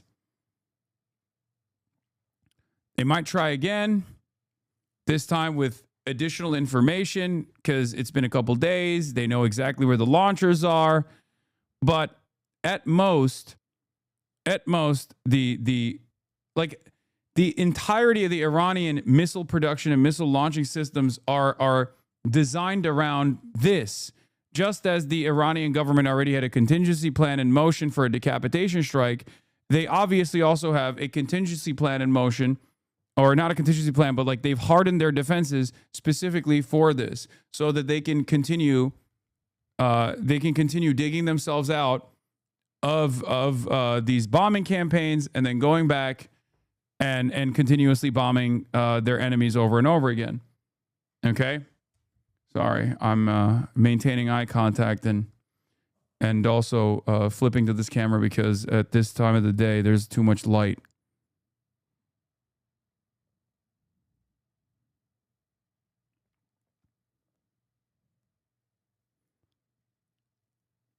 Are you going to watch Chunk Yogurt with Glenn Greenwald on stream tonight?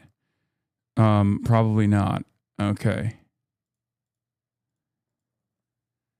Iran has launched the third ballistic missile salvo towards Israel in the last hour. This was in 2:13, like 30 minutes ago.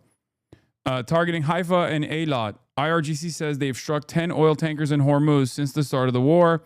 Economist says Gulf countries are using more interceptors daily than the U.S. produces annually. Holy shit. Hezbollah carried 13 operations today, including targeting 5 different Merkavas in a matter of 6 hours. Their drones reached Haifa and they bombed Tel Aviv, Haifa, and the occupied Golan with rockets. Iranian drones targeted the Baghdad airport. The greatest the greatest opportunity here for Israel is that it's just not closer to fucking Yemen, because if it was, oh my God, they'd be also getting in on the fun. They are, from what I understand, they are also trying to join the bombing campaign. American destroyer hit by Qatar 380 and Taliyah missiles. In a statement, number 19, a True Promise 4 operation has stated, the naval missile operation of the IRGC against a strategic U.S. target at a depth of over 600 kilometers in the Indian Ocean was carried out with a powerful strike. In a series of actions, a prominent American destroyer refueling from an American tanker ship 650 kilometers off the coast of Iran in the Indian Ocean was hit by a Qatar 380. According to intelligence reports, following a massive fire on the deck of the two ships, the sky of the ocean became dark and smoky. Oh, and if you're wondering, I guess, I mean, this is too long about Hezbollah's ambitions or motivations for joining this iteration of the war. Qadir, not Qadar. Oh, my bad. First, the context from November 2024 to March 2026, Lebanon lived through what I would call a ceasefire warfare, a new U.S.-backed model of managed war, as Israel called it, a dynamic truce, which it used as cover for continued aerial strikes, assassinations, occupations of 5 strategic points, over 15,000 violations, 400 plus killed, kidnappings, and blocked reconstruction. In short, Israel used the ceasefire to achieve what it failed to do during the actual 2-month war. The goal was not just to weaken the Hezbollah militarily, but to erase the conditions that produce resistance, while a weak and servile Lebanese government that neither recognized nor defended South Lebanon looked on and tried to delegitimize and constrain Hezbollah's resistance activity. All of this is true. It is worth establishing from the outset that Hezbollah's decision to participate in the war was not primarily about supporting Iran strategically, nor even about ideological solidarity after Khamenei's assassination. Iran has been... oh my God, this guy keeps asking about America diverging from Israel since yesterday. Literally nonstop. Literally nonstop. And I have already answered this person's question, by the way. Like, not only have I answered this person's question, but I've also answered the exact same question that's been asked 1,000,000 times over. Okay? America doesn't mind that Israel is a violent fucking entity in the region. America doesn't mind Israel advancing its Greater Israel project. Okay? It doesn't. However, at times, Israel steps out of the confines of what America's strategic interests might be in the region. Sometimes Israel even blows up an American naval asset, for example, like USS Liberty. But because Israel is important to the United States of America's needs in the region, at least especially the time during USS Liberty and still to the at this point in time as well, America lets Israel do whatever the fuck it wants. Nowadays, Israel has become much more ambitious with its goals overall, okay? And what America could do with Iran is very different than what Israel wants out of Iran, okay? If America wanted to chip away at the regional power that Iran has, well, it's already basically destroyed its fucking proxies. It's a much more weakened state for Iran right now as a regional power. Main problem for Israel is the Iranian ballistic missiles program. Main problem for America is Iran being a regional power. They could just get assurances from Iran and allow ease of sanctions on Iran and normalize relationships with Iran. Israel doesn't want that. Okay? Israel does not want that. This is where the interests diverge. For America's perspective, it's much easier to just simply negotiate with Iran, engage in diplomacy, and, allow Iran to exist in the region. As they have done so in the past, like with the JCPOA. The reason why Donald Trump is against that is not because he has like some special smoke for Iran or whatever. That's the reason why they can't even come up with like a good enough reason to why we're blowing up Iran right now. That's why they have to go back to 1983 and say, well, Iran helps Hezbollah and Hezbollah blew up our barracks in 1983. There's no good reason. There's no real revenge here.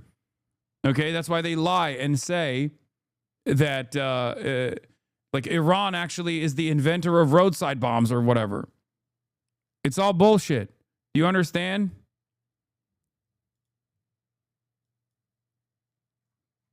Is that helpful? America could deal with Iran in a much different way, but it won't because Israel doesn't want it to. And this is the most Israel compromised administration that we've ever experienced.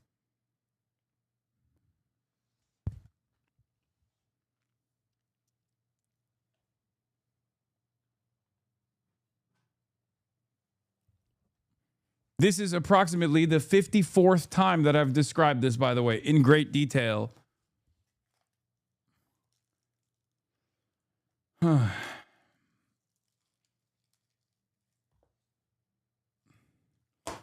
Just pointing out real weird shit. I'm a big consumer of your content via clips of you.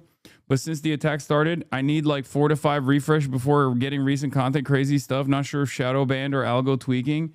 No, TikTok is absolutely fucking limiting the reach of anyone that's talking about this shit for sure. 100%, myself included. TikTok is totally fucked if that's what you're asking. They are throttling the living shit out of anyone that speaks out against the Amer-Israeli years of lead. Ellison talk.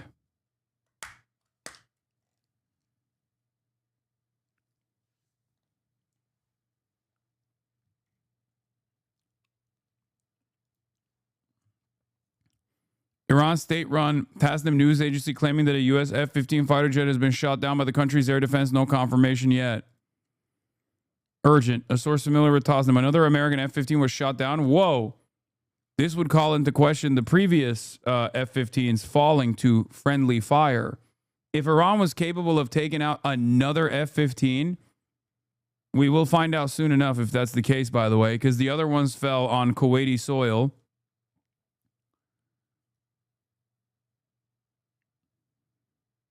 Remember, the 3 F-15s that fell, they turned around and said, oh, it's actually the Kuwaiti air defenses, our air defenses in Kuwait that actually took these out in a friendly fire incident.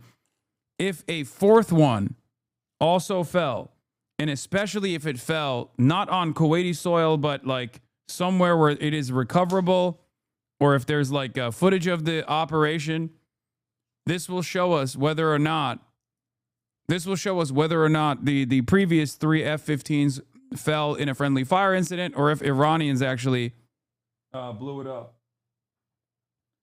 Which is huge. They're like $80 million a pop. But also up until this last quote unquote friendly fire incident over Kuwait, F-15s had an unbeatable record. I think they have no downings during combat, right?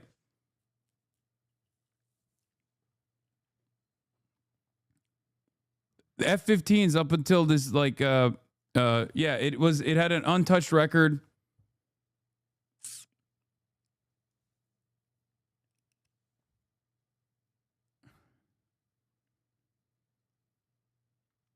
$110 million, nice.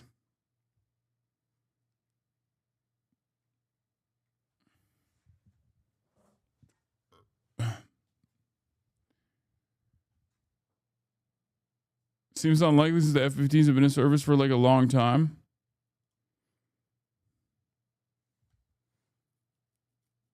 Those only count for air to air. That's just cope. Bro, the F-15 was shot down near Abadan. IRGC has an airport nearby, 70 kilometers from Kuwait. F-15 has 0 losses in aerial combat. So they have been downed. So ground-to-air hits have happened on F-15s before. Yes, Iran's Islamic Revolutionary Guard Corps announced that they struck a Navy U.S. destroyer more than 600 kilometers off the Iranian coast in the Indian Ocean. Okay? With a Qadar 380. Or Qadir? However you say it. I'm sorry. I don't know how to say it. Statement claimed the vessel was hit while refueling from a U.S. tanker, triggering a massive fire on both ships.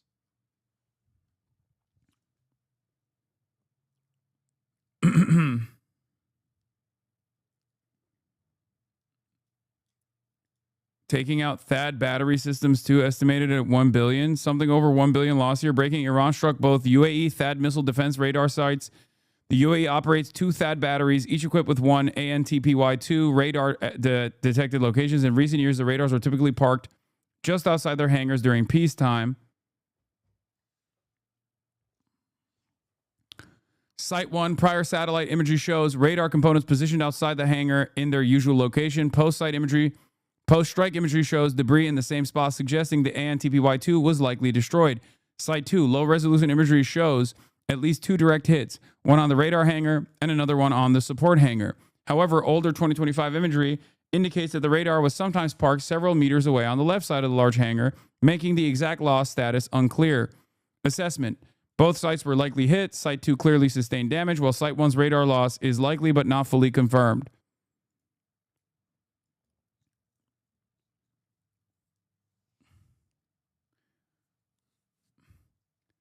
Meanwhile, it's been really interesting watching the UAE and all the Gulf states do propaganda about how fucking awesome it is to live there and how protected they are.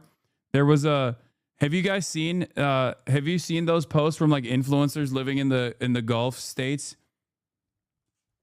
There was a whole there was a Twitter thread with them. Can someone link it to me if you have it?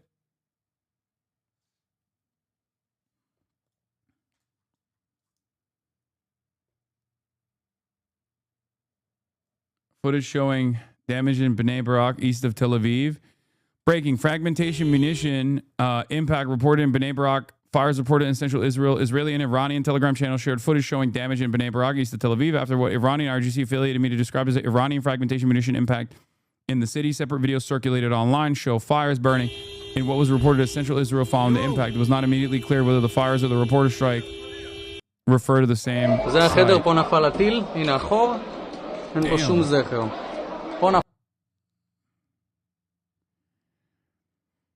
New CIA evacuating post within Iranian missile strike. Oh no. CIA evacuating post. Dude, what the fuck? CIA evacuating post within Iranian missile range after drone strike hits Riyadh station. A suspected Iranian drone strike hit the CIA station inside the U.S. Embassy compound in Riyadh. According to people familiar with the incident, the Washington Post reports. Yeah, we covered this already.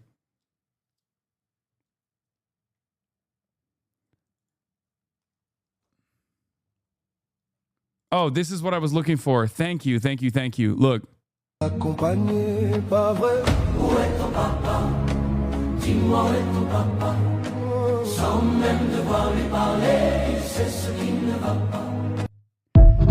favorite is, by the way, they all are doing the same thing. So these have to be paid promotion, right? But my favorite is the ones where they do it with the UAE.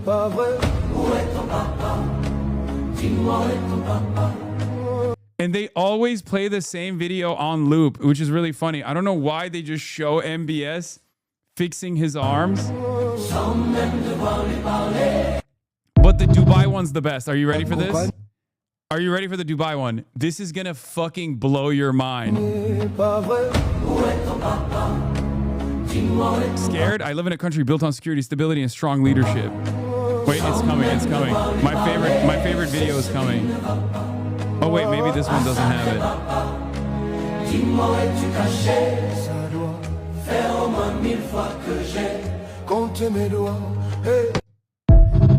Also, the song that they're using is Stromae, about how his father abandoned him or something, right? Isn't that what it is? Those who moved to Dubai for tax shelter are searching for bomb shelters tonight. They say we're searching for bomb shelters. The truth? The truth. I'm watching a city that feels safer than most, even on a bad day. Working abroad isn't about escaping taxes or our country. It's about choosing the stage where our talent shines the brightest. This is ChatGPT. My passport is Indian. My heart is Indian. But my growth is global. Using a crisis to roast people isn't clever. It's just a reflection of your own character. You want to see the shelters we're hiding in? Here they are.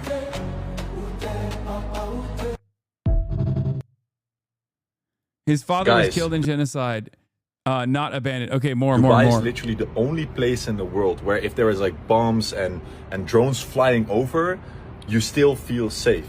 It's so crazy. Like I moved there 3 months ago, and obviously we've all seen what's going on here. But I moved here three months ago officially, and so many people around me are texting me like, "Hey, are you safe? Is everything okay? Don't you want to go back home? Don't you want to move?" I can't go back like to the Netherlands or Europe right now anyway because the airport is closed. But I literally didn't think about it for a second. Obviously, it's quite scary, and I've never experienced something like this before. But for some reason, like in Dubai, you just know shit is sorted. You know things are organized. There have been like 200 drones and I think like around 200 missiles being intercepted, and there have been a couple of small things happening as a result from that, but yeah, no, dog, that's bullshit. Also, look, I know the Qataris are going to get mad at me for saying this because they've also, the state has also been doing the same thing as the rest of the GCC, but they have been claiming insanity.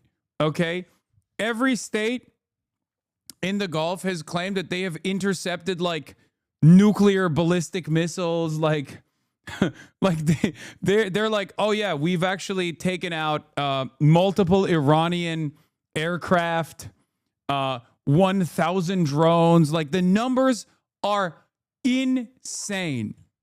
Okay, and it's funny because you see the videos. You see the fucking videos, and it's like, well, okay, I don't think they're intercepting any of the missiles at all. Other than that, like, we're all safe. You know, life goes on. Everything is going great here. I just stay inside for today, maybe tomorrow as well. But I think it's been handled really perfect by the government and the army. For asking if everyone in Dubai is okay, see for yourself.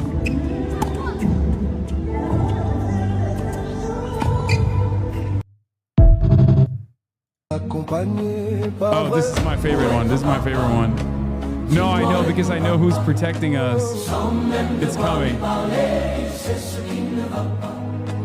Where's the phone flip? God damn it. Where's the phone flip? Iran is dropping bombs on UAE. Aren't you scared?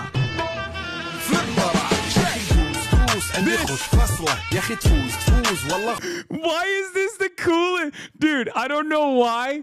I watched so many videos of this one fucking phone flip. It's amazing. I don't know why they chose to use that video, but it's fucking hilarious.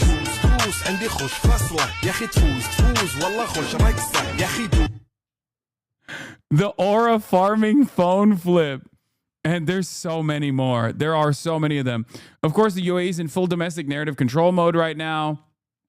UAE authorities warn sharing or reposting unverified content online can lead to legal action. For those of you who don't know, in Dubai, you can't literally say anything bad about the UAE or Israel. For those of you who don't know, you genuinely cannot even shit talk Israel in Dubai. Like, you can get in trouble for that. Just true freedom, absolute freedom.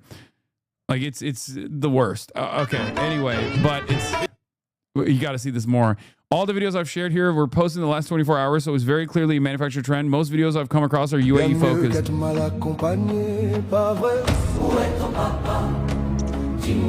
It's literally all of the videos are the same. No, because I know who protects us.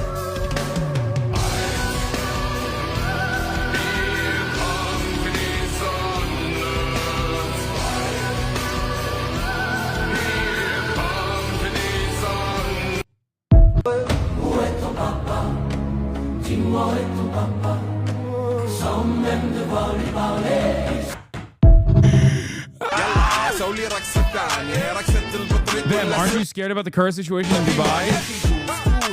Scared of what? They're the ones in control here. Look at that phone flip.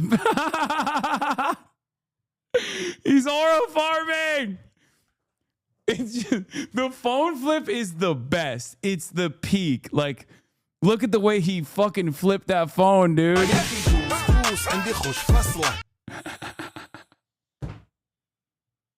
Where did they find this video? Where did they find this video? Why is this video the one that they think is the best one? Yeah, you live in Dubai, aren't you scared? Scared of what when they rule here?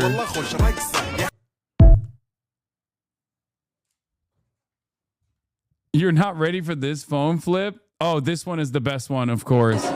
I'm obsessed with this video, the perfect encapsulation of everything evil about Dubai. I'm so thankful this exact person posted this exact video as a Dubai propaganda right now. Ian Miles wrong, ladies and gentlemen. He wanted to let you know, contrary to everyone's elation, he is doing fine in Dubai. Let's take a look.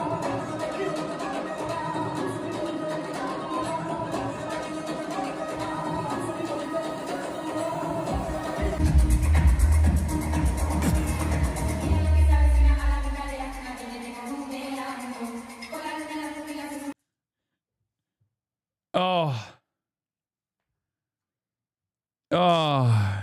Your anti-Zionist mob banned me yesterday for hurting IDF's feelings. God forbid you hurt baby killers' feelings. Okay, well, now I'm banning you, okay? I don't want to hear any disrespect against my moderation team, you motherfuckers. You understand me? Dial it the fuck back. Ian, it's 3 a.m. in Dubai Club right now. In a Dubai Club right now, and the place is alive. You can't beat this city. He's so chopped. It's crazy. He's unbelievably he might be the most chopped man in the world. The loudest panic about Dubai is coming from people who live in countries that can't even manage basic infrastructure. 600 plus missiles and drones intercepted. No collapse, no chaos, no drama. When you're used to corruption, you assume disaster is normal. We're blessed to live in a place where that's just the norm. Now, here's the thing. Okay, here's the thing.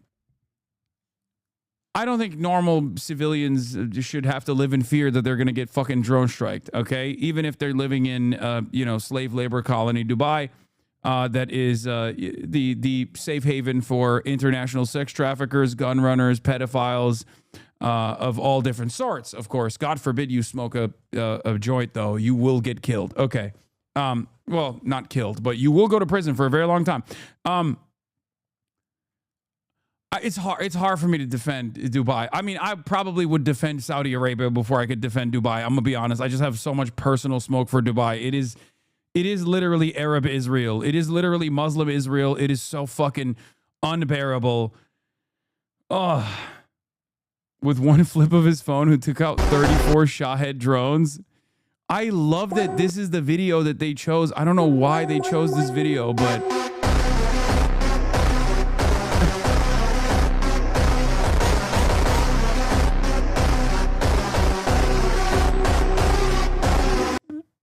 it's so based. It's so beast mode. He went beast mode on that fucking phone flip.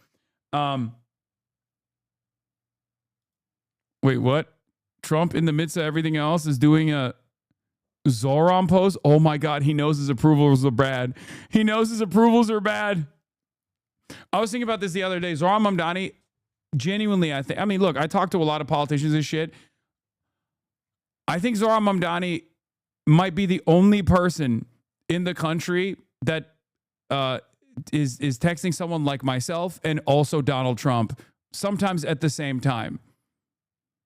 I don't think there's another person that contains multitudes like Zoran Mamdani.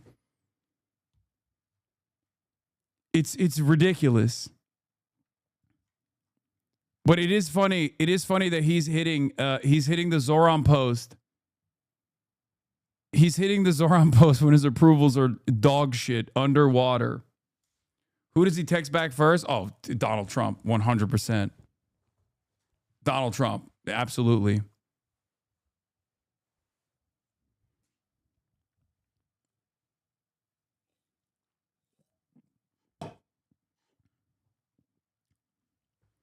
Meanwhile, a Korean streamer in Dubai reacting to a missile strike, showing a non-influencer reaction.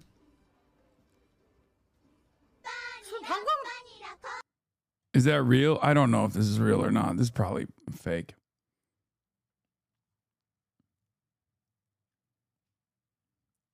Let me hit you with a turbo flashbang of a tweet. Saw this on Reddit, and I swear it's like the Chinese, Singaporean influencers live in another world entirely. The twin terrorist states of Israel and the U.S. are bombing schools without consequence. And your first thought is, how can I make this a joke about running? Iran this, Israel that. I ran 5 kilometers, and the pain is real. Oh my Lord.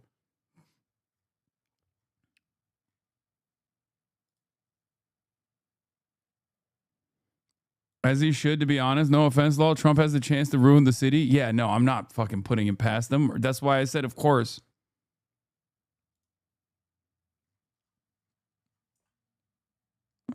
Zoran has come a long way, embracing, of course, the Declaration of Independence while at the Oval Office. Big progress.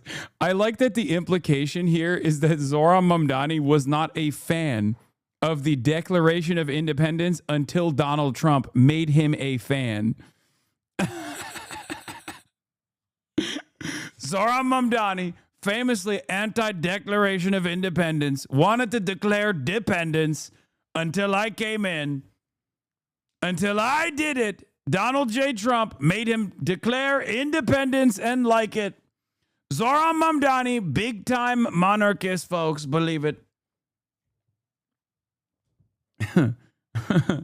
He loved the monarchy. Told me personally, I love the monarch. I love the monarchy.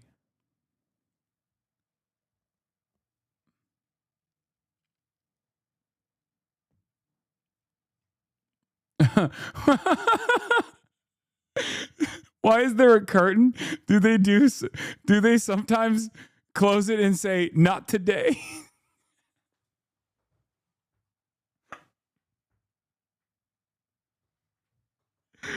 It's probably light pollution and light damage, chatter. But I love the idea. Not today.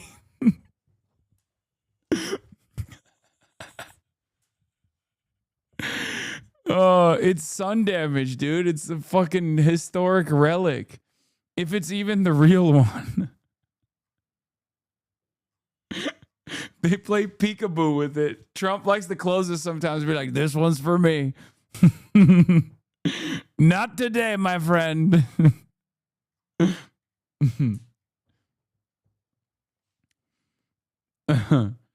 Oh, it's awesome. Like turning your Jesus pictures around. Yeah, I don't want Jesus to see this. Not in front of the... Yeah, when Benjamin Netanyahu was giving him back shots, he was like, I don't want the Declaration of Independence to see this one. Close it off. Shutter the Declaration of Independence. We are no longer independent. We are very dependent on this beautiful day. Is this real? What is this? Oh God, so much of this is bullshit, dude. I hate the fucking AI videos. And then every time it's like, Grok, is this real? And Grok is like, yes, it's very real. It's the most real video that has ever existed.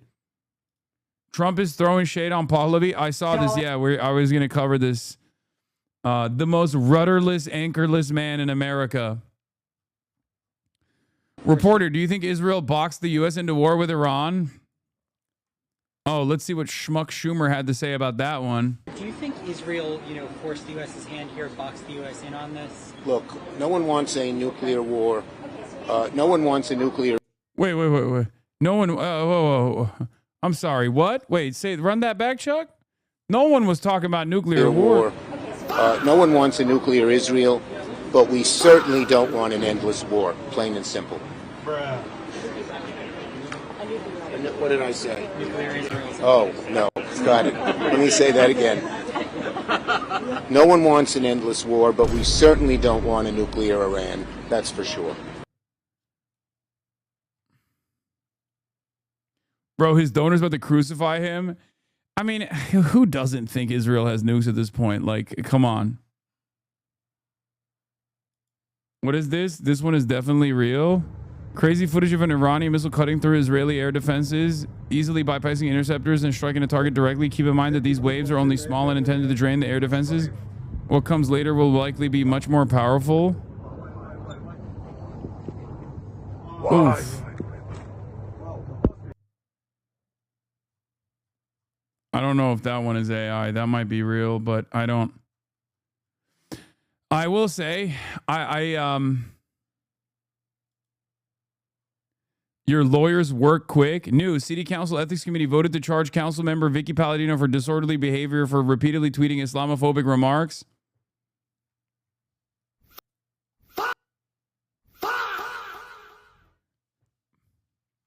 My lawyers send their regards.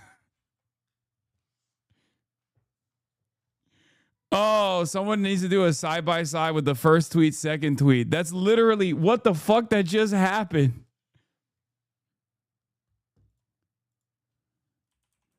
Making my haters my waiters at the table of success. Quickest pack watch of all time, dude. What the fuck? R.I.P. Bozo. R.I.P. fucking Bozo, dude. What the fuck?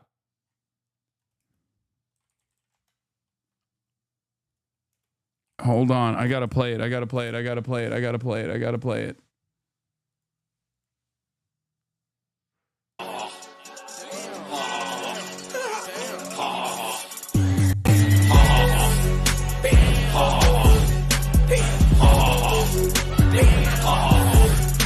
I'm laughing to the bang like, Oh fuck. CP. I clicked on a CP reel. Fuck, why won't it play it again? Oh. Here it is.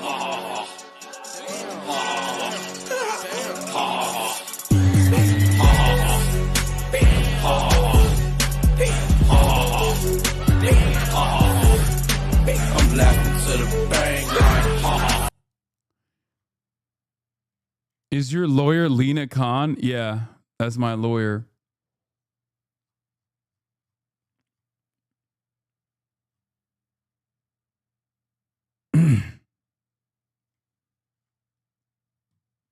Let's keep you in a good mood.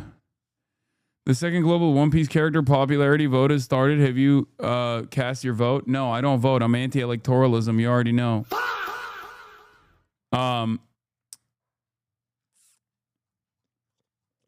Brother, you have audio only listeners? Okay, I'm obviously joking. Audio only listeners. It was Chris Paul.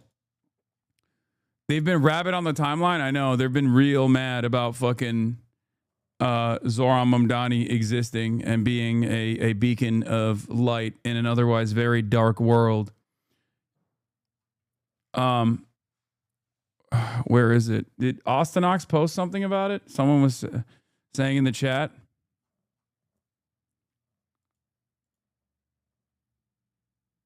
It's going to be Tony Chopper at number 1. Fuck you, Hasan, you hater. Okay, calm down. It's objectively, it should be.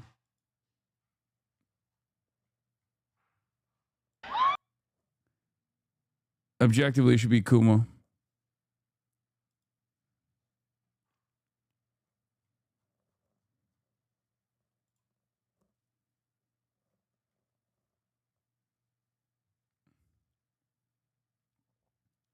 Juicer rationalized war with Iran. Chat, when you are a world superpower and you're a world leader, there has to be a degree of intervention that you have to have, because who the fuck else is gonna do what? Bruh. That is my take. At least to some degree, to some issues in the world, superpowers owe it to the world, because it's in my opinion that to become a superpower, you have to fuck a lot of people over. And fair enough, whatever. I guess it's the way of the world, right? Then you have to help people that need the help with the power that you've gained from fucking people over. It's at the very least, man. Dramatically, tremendously happy this has happened. I know that, you know, obviously I've talked about it for a long time, about how big of a problem. It's so funny that XQC still tries to do any sort of political commentary when his legion of 14-year-old fans will actively dunk on him and win. Every time he opens his mouth about politics, his entire audience is literally like, isn't that terrorism? War defender, loving war. His legion of like 14-year-old fans will just actively cook his ass. Every time. Iran. Then why do you think the fucking U.S. has a bunch of fucking military bases in a bunch of other places? Why do you think they yeah, there's a lot of self-interest, right? But also at the same time, they kind of just have to. They're a superpower. Otherwise, if they weren't holding it down, that other people would invade everybody. He's saying might is right, but using all the Papagon language. He's stretching the Quebecois accent to its limits while basically saying might is right, might is right, might is right. That's it. America gets to do it because it has it. Someone's got to do it. Oh, hell nah. He's losing the apolitical motherfuckers. You can never lose the apolitical motherfuckers. Have to? You can do a bunch of bullshit then. Of course they have to. L take. So you're okay with China invading America to remove Trump? Another El Hasan. Well, I know that you guys are geopolitics. Another El Hasan is on so many politicians to either debate them or promote them. Bro, your biggest debate flex is your divorce in H3 You hate Hasan? Shocker. You guys' geopolitics. My geopolitics are dog shit. I actually don't even know that much. I know for a fact that. So Hasan is a right-hard superhuman? If USA was fucking nowhere doing fucking nothing, how many wars do you think would fucking sprout out of fucking nowhere? People would invade and do the wildest shit. Of course. And yes, that's self-fulfilling. It's self-serving in a certain way. But it also helps though. Like how could you not understand this? Sometimes it's, you say Twitch streamer watching, previously mentioned Twitch streamer fan page, clipping in Twitch streamer. Sometimes it's nice for you guys to get a peek behind the curtain and understand that like the overwhelming majority of people that you encounter on the internet are unironically, sincerely getting their fucking notes from guys like this. Lucky for us, even his audience is like, dude, shut the fuck up. But I need you to understand, if you're wondering like how you have encountered a take so unimaginably stupid, right? You're like, how did someone arrive at this conclusion on the internet, right? 90% of content creators that offer any fucking opinions on shit like this are basically, they're operating with this level of knowledge. You're like MAGA cuck lib, all of the wrong takes.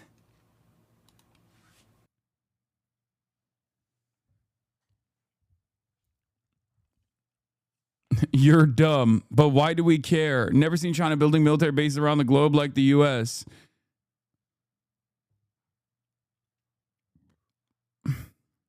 It's so funny because, like, I suspect that at this point he has probably purged his community of all, like, the fucking normal-brained, like, liberals and stuff like that. And even, like, the apolitical audience that he has remains, or like even the somewhat right-wing adjacent audience that he has is like, dude, what the fuck are you talking about? Between XQ and Asmongold, these streamers represent the absolute worst society has to offer. The Trump administration has put next to no effort into manufacturing consent for what is blatantly disastrous and horribly unpopular war, yet these two streamers support it just because. Thanks to you, I know 3 things about this guy. Eats toenails, is wrong, Quebecois. It doesn't have to be this way, by the way. It literally does not have to be this way. It straight up does not have to be this way. There's a better way out there. There's a better world out there where XQC didn't become this fucking demon. But, of course, you know, he took the kickback initially and everything else fell by the wayside. If Asmongold isn't banned for this Nazi screen, I'm not spending money on Twitch ever again. It's absurd that a platform would allow this kind of rhetoric to go unchecked.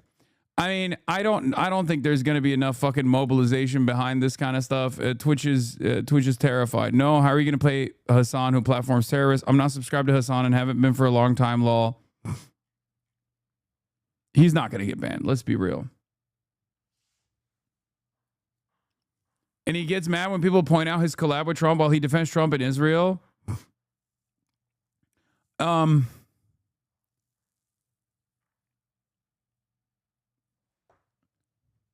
Yeah, he does get mad about the Trump thing. I've seen that when people keep going, shut the fuck up. Last time you delivered a political take, you know, actively helped Trump win the election in America. And he's like, oh, I'm Canadian. Bitch, that makes it worse.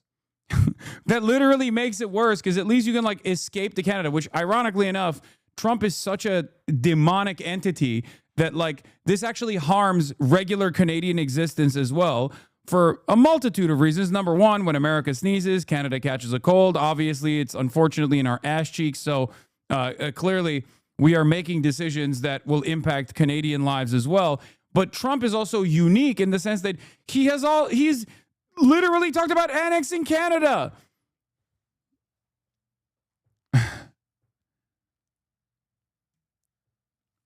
It's crazy.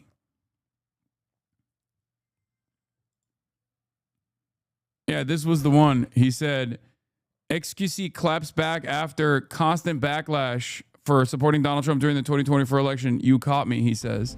Mr. Jet, all you guys saying that I wanted this? I wanted none of this. All you guys saying I wanted this? I wanted none of this. Nah, man. Now we're going to war with Iran? Nah, man. I didn't vote for none of this. You caught me. You caught me. I went to the booth and I voted Trump. Of course I did. Dude, I had to, of course, with my American citizenship, of course. Classic. Of course I did. Of course. I can't even fucking vote. I'm Canadian, you fucking moron. But I could have just went to LA because I can vote without voter ID. I voted 12 times. Oh my God. I didn't even realize he then also follows along with a right-wing conspiracy about illegals voting. How? Where do you get these talking points from? This dude used to be a libtard, man. Not only does this not make any logical sense, it's worse that you're Canadian and you helped Trump get elected, okay? Like, that doesn't take away from the impact. It makes it worse. But then he also packaged this fucking content with, he packaged his commentary with a right-wing conspiracy that illegals are voting. In a fucking LA County. I don't give a shit. Fuck it. I voted 130 times. I don't care. I voted 54,000 times. Dick riding across the border. Yeah, this isn't the flex he thinks it is. The fact that he couldn't vote makes it much weirder that he was publicly dick riding the guy for almost 2 years to his 70K CCV as a Canadian. Okay, he didn't have 70K CCV. Confirmed imagery shows Iran hit the $1 billion radar. Yeah, I know. I covered it earlier. Oh, my Lord. What these guys are doing is fucking crazy. How are the Americans reacting to the 6 killed soldiers? Some are mad, but they haven't really. There hasn't been like a serious opposition that's mounted thus far. There's not like a lot of. There's not a lot of protests or anything like that. There's some here and there, but overall, when it comes to like just expendable soldiers, Americans have grown used to soldiers dying. I mean, think about the global war on terror. Like 6 is not going to cut it. I think it will take a far larger or like some kind of symbolic casualty that would cause Americans to really kick it into high gear and start protesting. Because the reality is, he defended you against the fake socialist charge because of your Dolce & Gabbana chair. Oh, I saw this. Yeah, this was funny. Yeah. Performative socialist HasanAbi has decided to spend his millions of dollars on Dolce & Gabbana gaming chairs rather than helping Palestinian refugees. And then he said, I would dogpile on the shitpost low-key, but DNG have been tapped in for years and they keep close relations with some streamers. I'd say with almost absolute certainty they sent him that chair along with the headset 2 years ago. Source, I got it myself. You got debunked. You got fucking debunked! Bruh.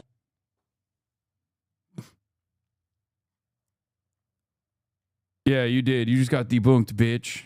Get fucked. I think this is... He's doing this to you know, gain some kind of legitimacy, though. He's like, oh, I call balls and strikes. Street saying XC got debunked by Jizz. UNXU used to be so cool. What happened? I think I'm not going to get into it. This stuff is irrelevant. It doesn't matter. Don't worry about it, sweetie. Oh, also, senior Iranian clerics are close to formally anointing Mojtaba Khamenei, the son of Ayatollah Ali Khamenei, killed in a U.S.-supported Israeli attack, as the next leader of Iran. He is the favorite candidate of the IRGC, a powerful arm of the military.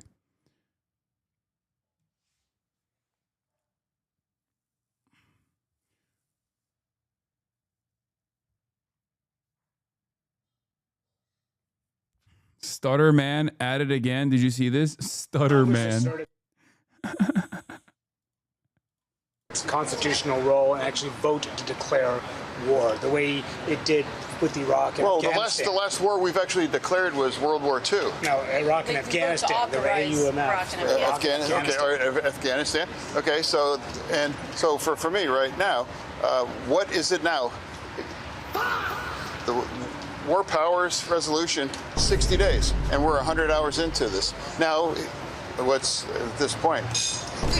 Yeah, and also, I want to say on this, it's like, you know, we can't keep our government open. We've shut it down. Yeah. fucking sucks so bad.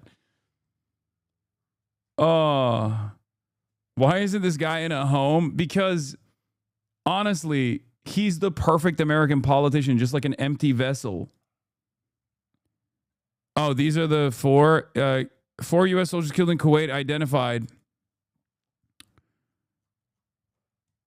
Dude, one of the craziest things that happened that kind of went under the radar is that when these guys died, my favorite politician / ambassador, Mike Huckabee, came out and said, may their memory be a blessing.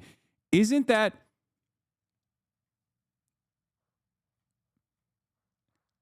I thought it was a little strange.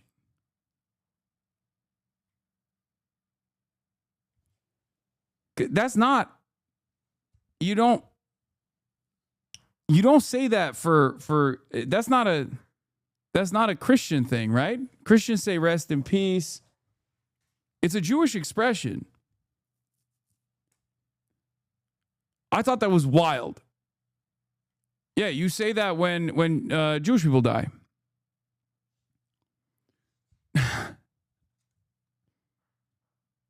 But I don't know. You say, may God rest your soul, right? Isn't that what you normally say? But Mike Huckabee hit the Jewish practice instead of the normal Christian practice. Are you doing an interview with Zach Polanski? Brother, I think there is a lot going on in the world that my attention is shifted elsewhere. According to the complaint first reported by Larson, the commander said, oh, by the way, that's my fucking goat. Jonathan Larson, my former coworker, Jonathan Larson, did some investigative reporting in the news. According to a complaint first reported by Larson, the commander said President Donald Trump has been anointed by Jesus to light the signal fire in Iran to cause Armageddon and mark his return to Earth. This is about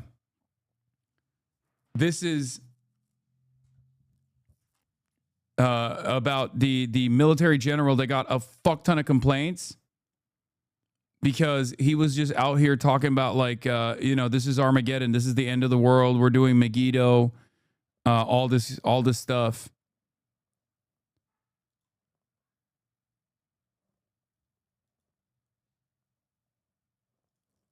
All right, let's move on from this. I haven't even watched the first video yet. With those flashes of fire overnight, explosions rocked Beirut. The war expanding this morning to another front with tanks and troops, Israel announcing the deployment of ground forces into southern Lebanon.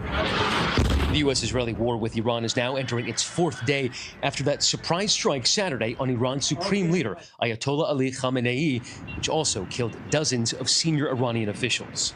Israel releasing this video of its destruction of what it said was a regime headquarters complex over the weekend, also a main target for the U.S. and Israel missile launchers. This was our last best chance to strike what we're doing right now and eliminate the entire... Dude, every time he's on camera, asked about this or has to talk about this, he looks like shit. Okay? Yo, why is Harry Potter from Wish streaming? Where's the Chamber of Secrets at? Hasan looks like Harry Potter Fa. It's terrible, but I'll give it to you. Okay, you fucking boomer. Every time Donald Trump goes on camera to be like, we're striking Iran for Israel. I love Israel. Every fucking time he speaks, he looks like absolute dog shit, dude.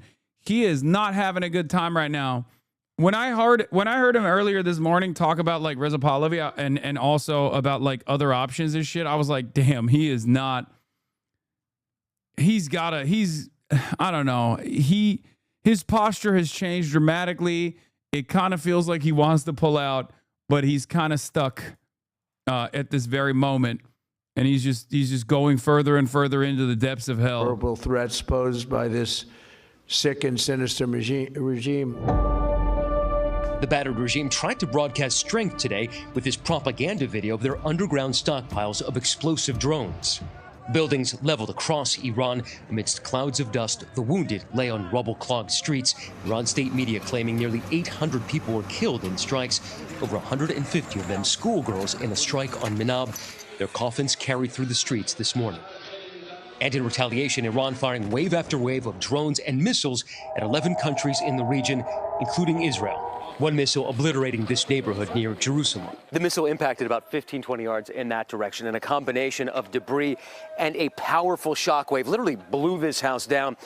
The only thing that's still standing is that wall.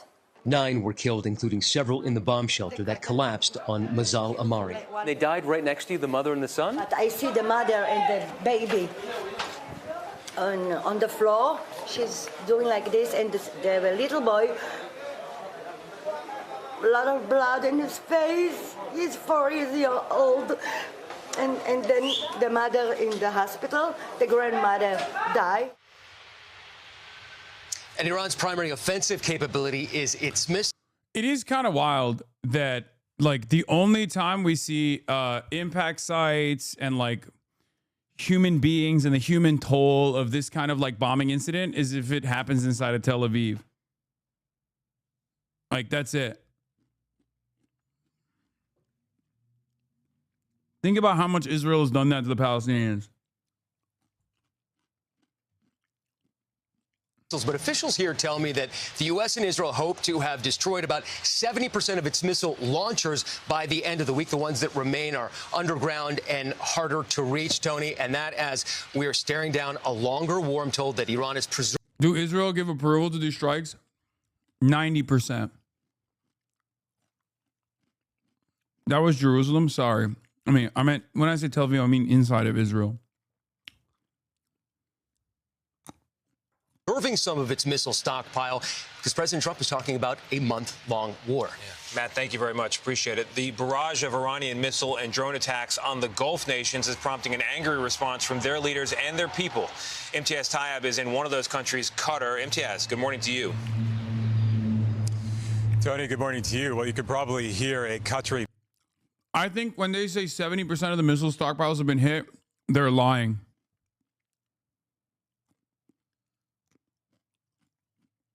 Because if that was the case, how the fuck are they still pummeling the Gulf states? How the fuck are they still hitting Israel? You know what I mean? Military jet just flying above me, and in what has the potential of becoming a major escalation, 6 key Gulf nations are on the verge of ending their... Sorry, 70% of the launchers, not the stockpiles.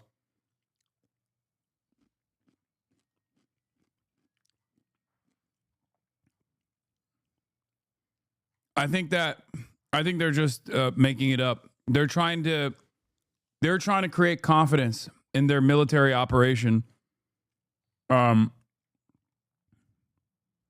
because they like the only way to fully understand how much success they've actually achieved in terms of deteriorating Iranian capacity would be with the frequency and the impact of the strikes. If there are no more strikes, then you know. If there are significantly less strikes, then you know. Neutrality in the U.S. and Israel's war against Iran after accusing Tehran of, quote, reckless and indiscriminate attacks on their territories. The aftermath at the U.S. Embassy. I have not seen an attack personally. I drive all around Qatar. I feel like if there was a hit, people would know about it.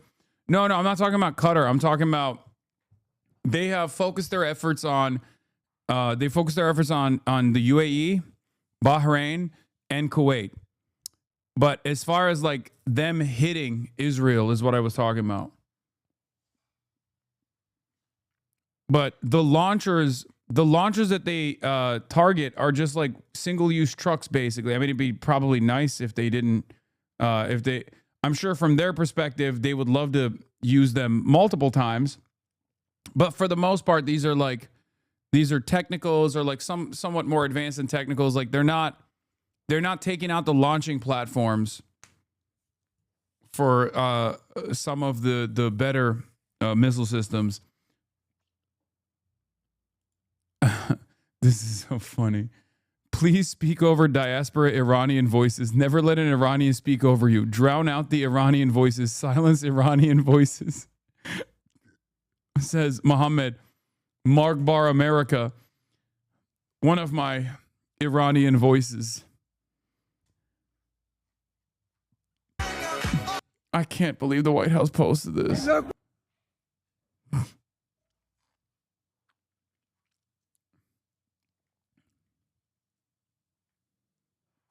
Chief, I don't think they hit the destroyer. We'll learn soon enough.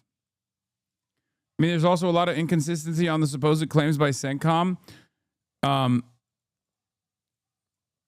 Yeah, U.S. Secretary of War stated this morning. Here, let's take a look at some of the things that they hit in the videos. They're saying this is one of the missile launchers that they blew up. This one is already destroyed.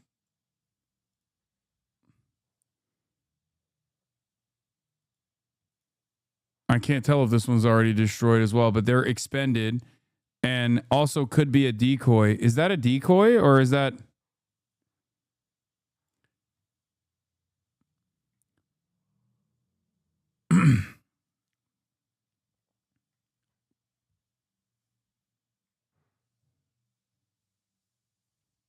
Because sometimes they leave out older equipment or equipment that's been struck already, or they literally will just like use it one time and then leave it. Yeah, they're used up ones for the ICBM. They've shown 3 different ones being blown up. Again, the only way that you find out, on top of this video on CENTCOM, it seems only one real Shahed 136 in the middle of this video. The rest are cheap decoys, even without winglets. For comparison, first screen with multiple decoys and second screen with a real Shahed.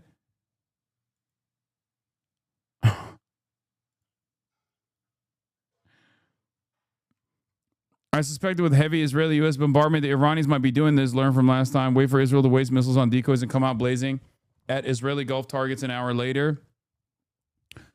Yeah, they have. They also have like older. Holy fuck! Nobody's vaporizing all of Iran's TELs. That's just not happening. They're not sophisticated pieces of hardware. They're literally just trucks. These aren't HIMARS or M270s that need a year-long lead time. They can be fabricated in a garage in a day by 3 incredibly shit-faced people or just one sober dude.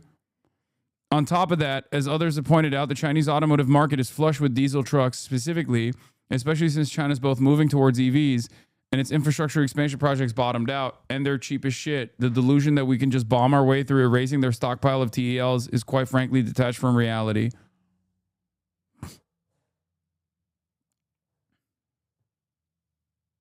Did you see the U.S. copy of the Shahed drone? Oh, I did, yeah. Locals in Iraq appear to have recovered a crash and almost entirely intact low-cost unmanned combat attack system, Lucas, an American copy of the Iranian Shahed 136 attack drone, which is confirmed to have been used recently by Task Force Scorpion Strike during U.S. attacks on Iran as a part of Operation Epic Fury. Operation Epic Fail, once again, delivering us incredible content. Like, it's either... Dude, when do you even tweet while I'm live? TEL is pronounced TEL, Transporter Erector Launcher. Every rocket they shoot at these drones is so much more expensive. Pretty stupid to admit that, in my honest opinion. Yeah, there's also that. But yeah, when Operation Epic Fail is not, horrifying, when it's not being horrifying with like, slaughtering of children and things like that, it's actually pretty funny in these moments. Operation Epic Chungus, dude.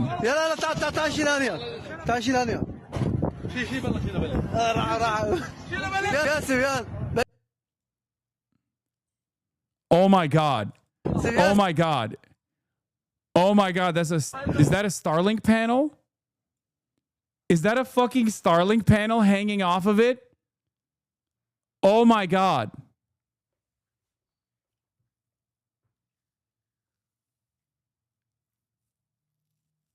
That's beautiful. يلا تعال شيل هنا تعال شيل هنا في بالله شيل بالله comedy Both sides are using Starlink, by the way. There's 0% chance that the Iranians are using Starlink. I don't think it's Star Shield for the record. Yes, I know. It's Star Shield. I know. Elon Musk has Starlink and then he has Star Shield for non-commercial use for the Defense Department. I know. Lucas drones used by the U.S. in strikes against Iran. The United States has for the first time employed one-way attack drones in combat. They resemble Iran's Shahed 136 and Russia's Garan 2 drones that cost 40 grand each. They feature SpaceX Starlink's terminals and fly at 120 miles per hour. It's funny because, again, even then, this fucking lawnmower is still like double the cost of the Shahed drone. The entire point of the Shahed drones is that it's cheap to make. And when America's making it, it's still double the cost. Incredible. 7 tankers going towards Iraq. 7 U.S. Air Force tankers took off from Tel Aviv and are headed towards Iraq. That's for strike teams, right? I assume.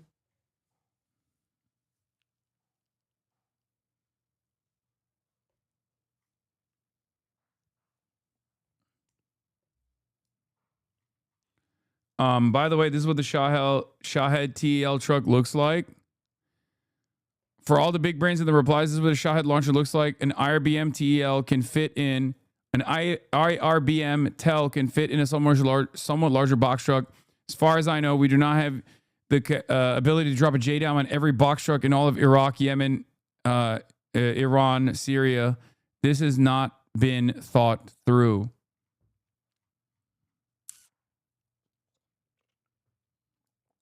$40K for a weed whacker engine and some fins is insane.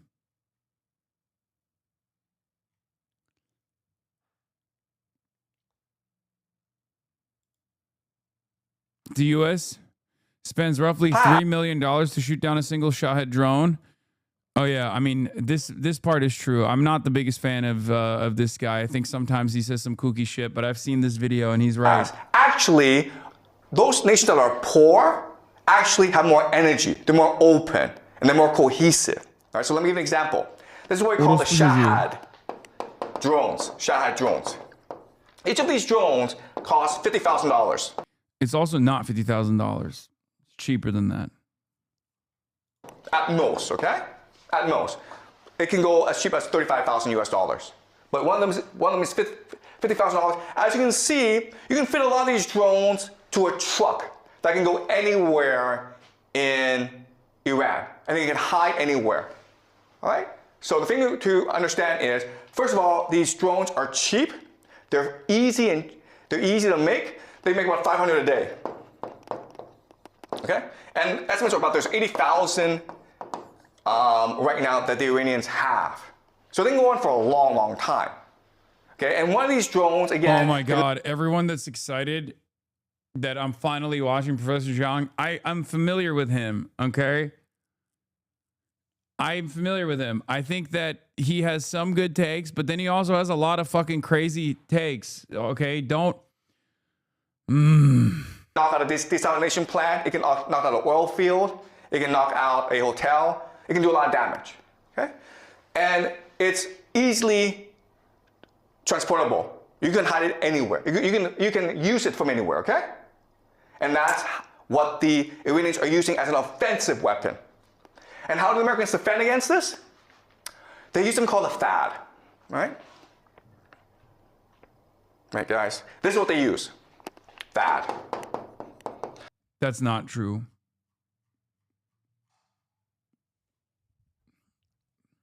America does not use THAADs against Shahed drones.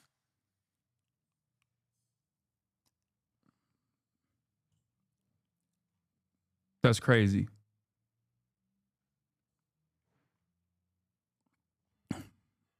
That's just incorrect. Tell us about the crazy takes, please. He's just like really invested into like Illuminati shit. Like he constantly goes into the realm of conspiracy. That stands for thermal high altitude air defense. And they also have like Patriot systems. There's a lot, okay? The thing that you need to know about the system is it's really expensive. This missile, guys, costs $1 million.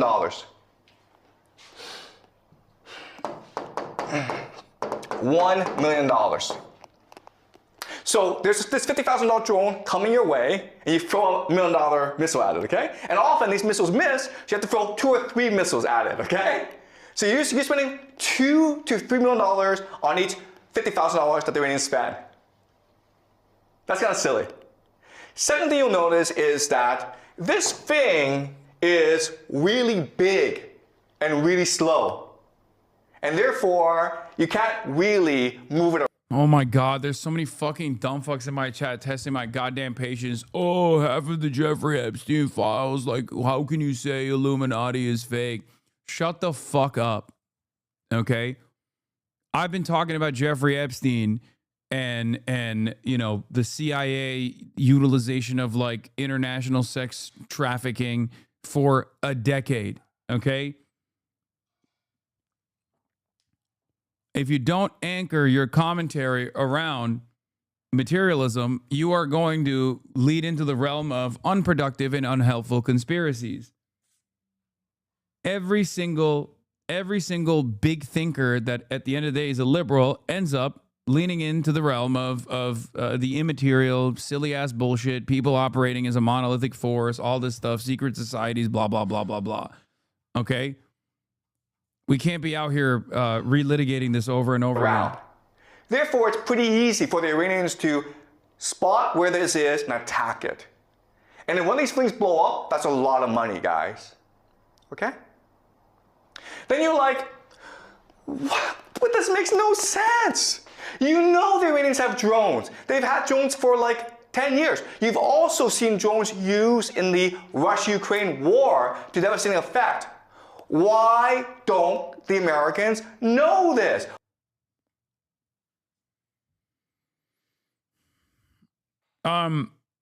There are, I mean, the Shia drones can be taken out with like conventional small arms as well. There's not like, there's anti-drone weapons. Like Ukrainians are pretty, Ukrainians have figured out numerous ways of having to deal directly with Shahed drones. You don't use a THAAD when you're intercepting a Shahed drone. That's crazy. THAADs are for ballistic missiles. That's what THAADs are there for. Even then, even when you're thinking about a ballistic missile coming from Iran, though, in comparison to a THAAD, that there is still a massive cost gap that favors the Iranian side.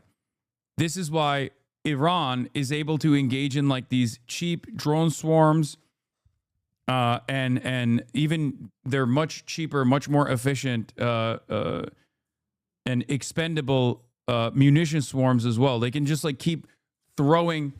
They can keep throwing cheaper and cheaper missiles directly at the problem and break through the Iron Dome. And it's very cost efficient on their side and very expensive on the Israeli side and on the American side. Yeah, we use THAADs for ballistic missiles that cost 1/20th the price of the THAAD, though, and we cannot produce THAADs at nowhere near a rapid pace. I believe the number of THAADs that we produce are like a dozen a year, if Sagar's analysis is correct. I think it was like 14 last year or something. So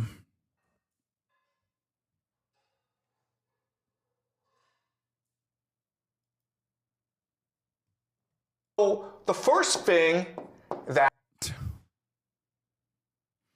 Oh my God, this is real big news from Professor Jiang. He explains how the Muslim world will unite to fight back against the oppressive actions of Israel and the American empire. He details how Muslims will overthrow the corrupt US-backed dictatorships. You know what? Let's hear him out. That the Iranians want to do is create a jihad, to unite all the Shia against the American empire. All right, so what they want to do is create an uprising. And it's already happening, guys.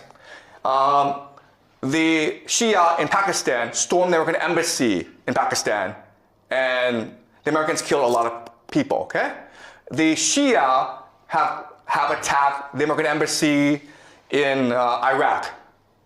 The American embassy are being attacked in a lot of places, right? So the first strategy is to create an international global jihad of the Shia against the American empire. And it's already happening. It will continue for a long time because the Americans have killed the Khamenei.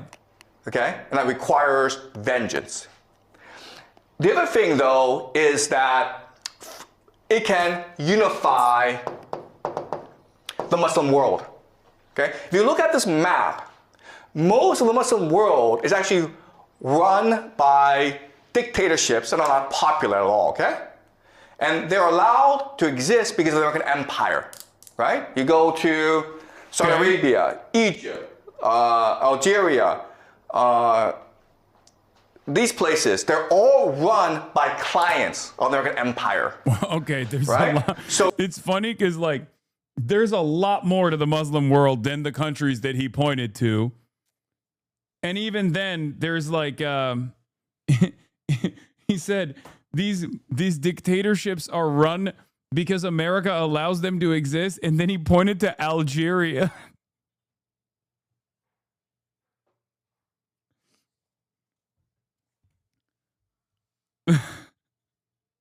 The famous American aligned dictatorship in Algeria.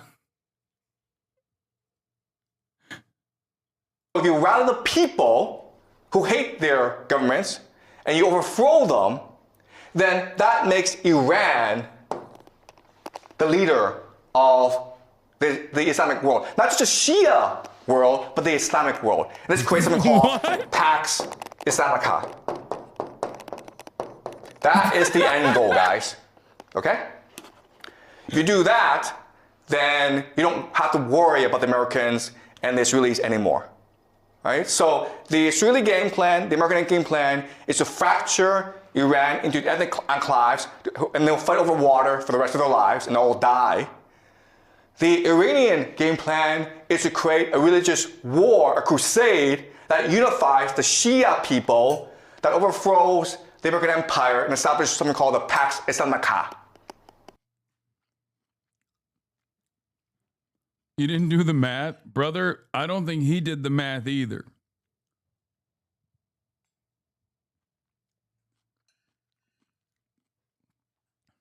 Listen. I'm going to keep it $150 with you guys. This is ridiculous.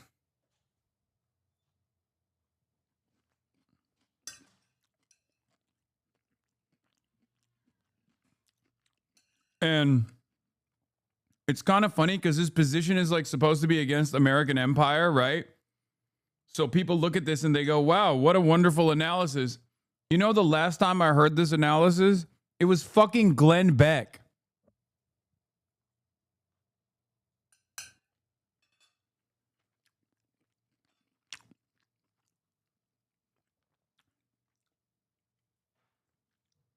So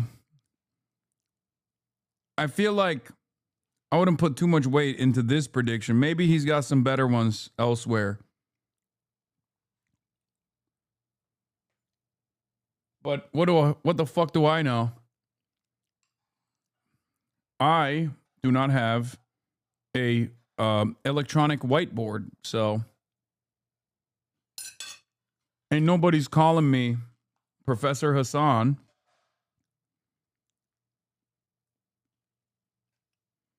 And my channel is not called Predictive History. It's called HasanAbi.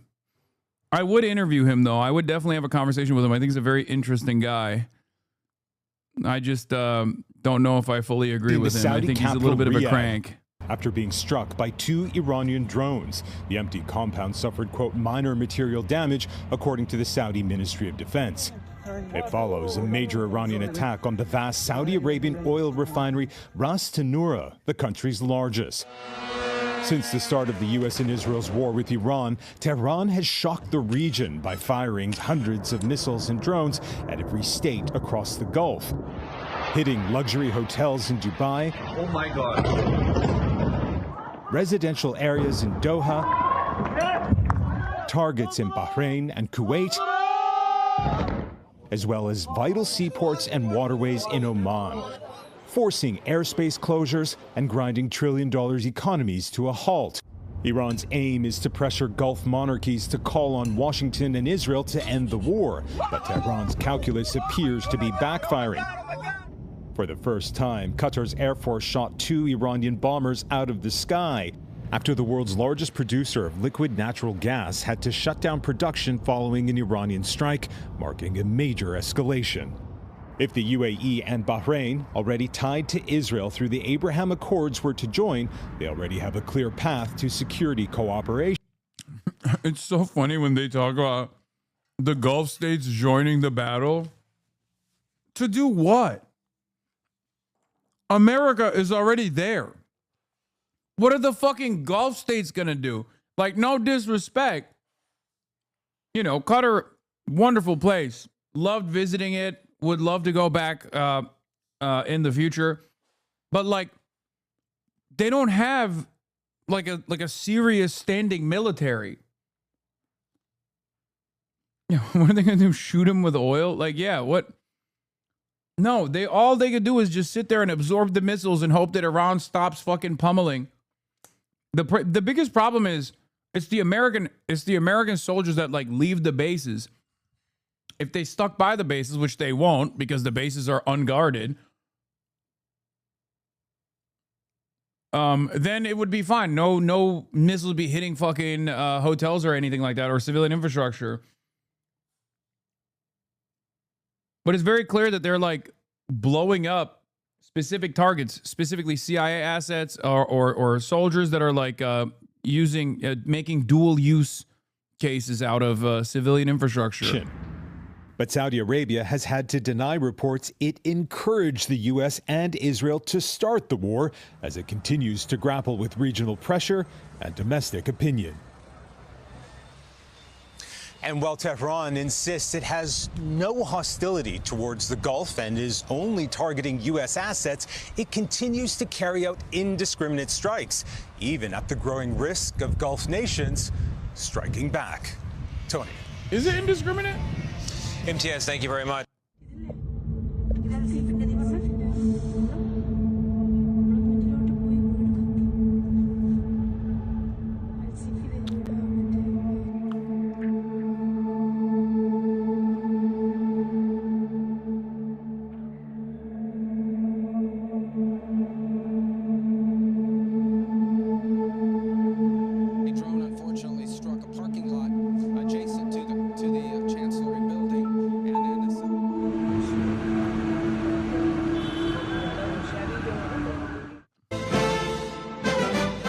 Their tiny coffins were piled one on top of another and driven through the center of the southern Iranian city of Minab in a mass funeral.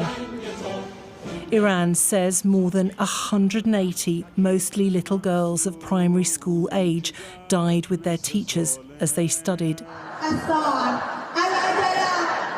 They gathered as far as the eye could see, angry and distraught at such a devastating loss of life in what is the deadliest single incident since hostilities began last Saturday. This was the aftermath of the school attack. Israel says it's not aware of any Israeli or American strikes in the area at the time, but there's been an international outcry that a place of learning has been bombed without accountability. But these are attacks Israel has claimed responsibility for.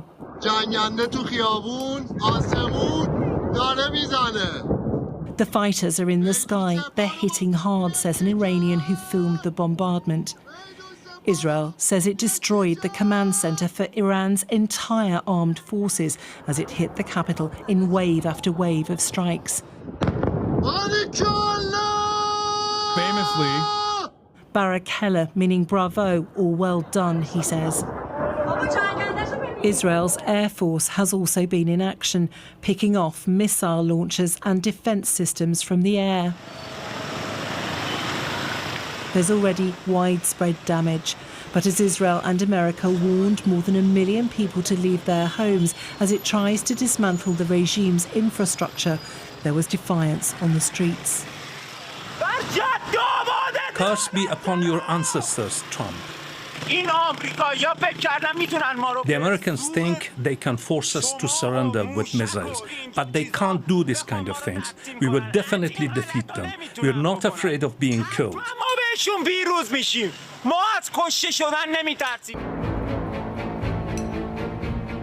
Iran isn't done yet.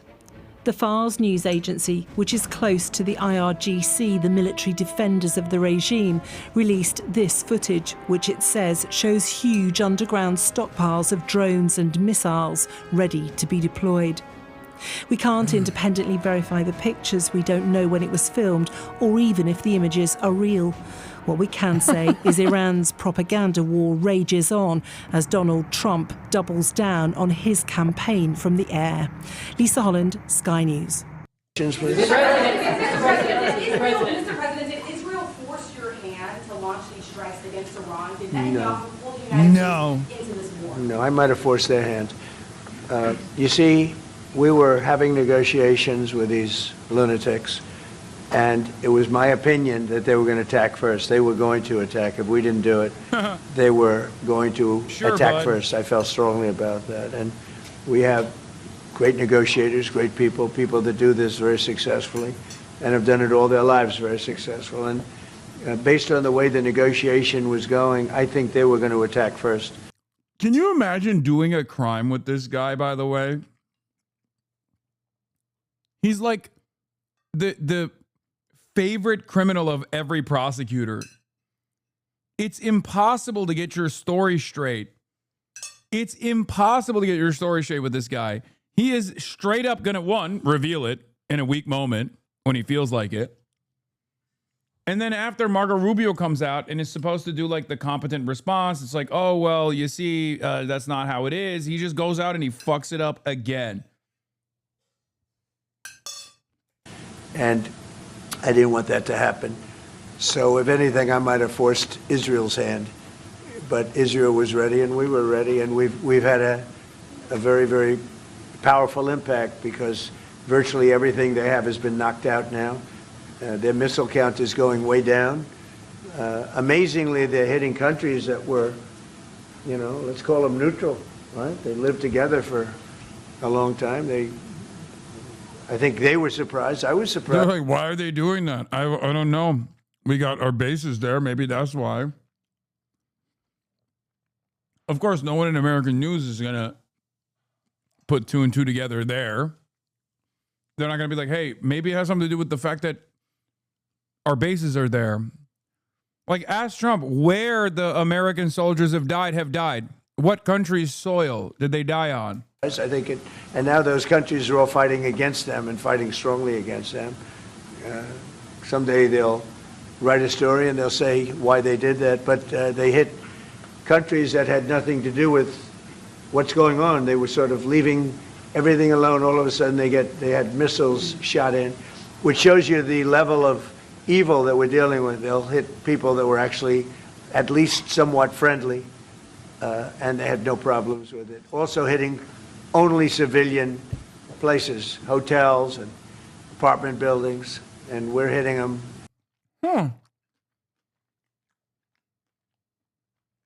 Again, an American saying this is so funny. Where did the soldiers die, Trump? Where did the soldiers die? How did they die?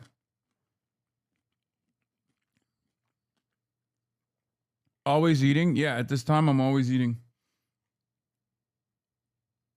Also, to say, to be like, oh yeah, they're only hitting civilian strikes. It's like the civilian targets. Look how evil. You're America, brother. You literally killed 150. You killed 150 little girls, man. Shut the fuck up. where it is much more appropriate, we're hitting them very hard. And the big scale hitting goes now. They no longer have air protection. They no longer have any detection facilities at all left. And so they're gonna be in for a lot of hurt. These are bad people. These are people they killed. I guess it's 35,000. It's coming out 35,000 over the last 3 weeks. Protesters, 35,000 violently killed. Now he's increasing the number too. He's like, they're very bad. He increases to 35,000. It's like every other week. Next week's gonna be at 50,000. They're saying 50,000. So these are bad people, and the leader of the pack is gone. And as you know, 49 people were taken out in the first hit, and I guess there was another hit today on the new leadership, and it looks like that was pretty substantial also. So they're getting hit very hard, and we'll see what happens. A lot of people are coming forward.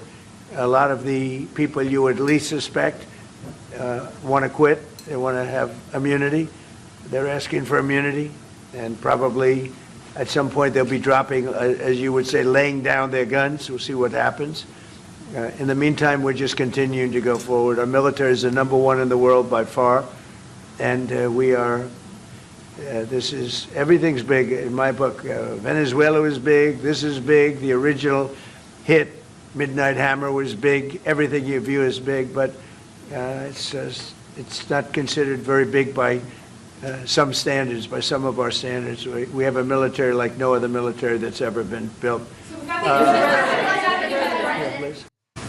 President, are you going to take the heat off the Europeans to present to the Mark? I'm responding real quickly to, apparently Hasan Piker doesn't like me. So I'll... That's not true! Well, then we don't like Hasan Piker. That's not true. Ted Uyghur's nephew. You know, his mother. I just looked on YouTube. Marble. Marble. Thank you for insanely, amazingly generous $200 donation. Thank you so much. It's from 6 months ago. What the fuck? What is this guy saying? We're setting up a we're setting up a limited hangout. John Kiriakou.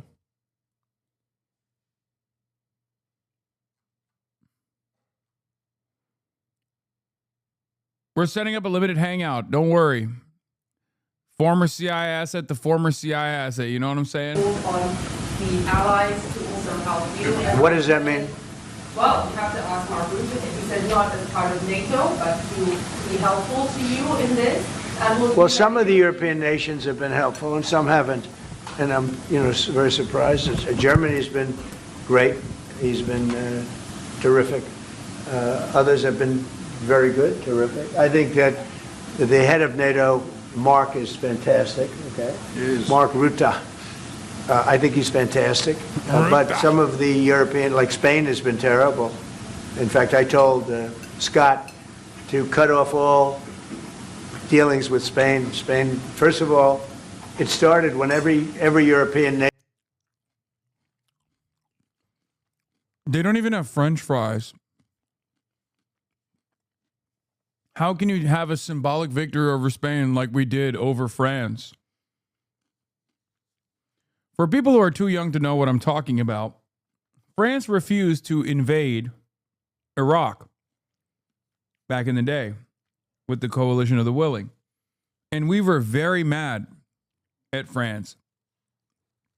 So, for a while, in the United States of America, every patriotic small business owner, the real Hitlerite base of support in this country, chose to change the name of French fries to freedom fries. If you want to get a snapshot of the collective psyche of the Amerifat in the year 2003, this is perhaps one of the best ways to comprehend what was going on. We were so mad that France did not want to go along with our illegal war, that we angrily decided here in the United States of America, we will no longer call them French fries, but we will call them freedom fries.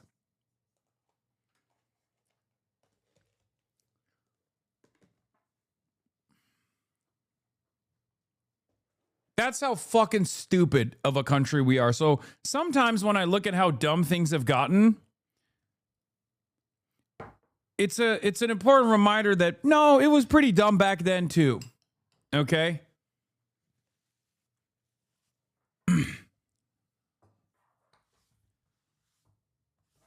It's dumb now, but it certainly was dumb back then as well. It's still dumb. At my request, paid 5%, which they should be doing. And everybody was enthusiastic about it. Germany, everybody. And Spain didn't do it.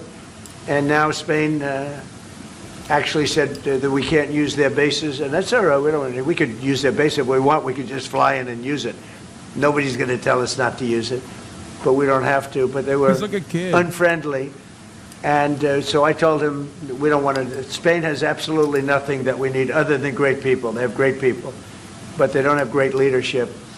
And as you know, they were the only country that in NATO would not agree to go up to 5%. I don't think they would have agreed to go up to anything. They wanted to keep it at 2%, and they don't pay the 2%. So we're going to cut off all trade with Spain. Remember the Maine.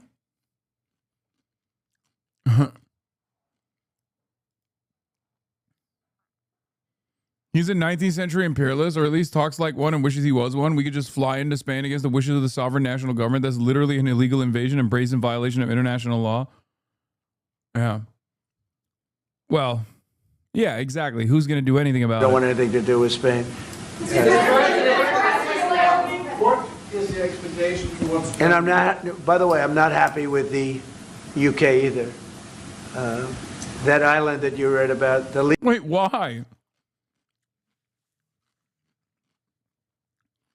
Bro, it is hilarious that Keir Starmer is the most cucked man on the planet. And even then, Keir Starmer will literally pick up his papers on the ground. He'll suck him clean. He will polish his shoes with his tongue. Give him a tongue bathing every single fucking time. And Donald Trump still turns around and is like, I hate UK. He's such a bitch. I hate him. What more could he do? Lease, okay, he made it for whatever reason. He made a lease of the island. Somebody came and took it away from him.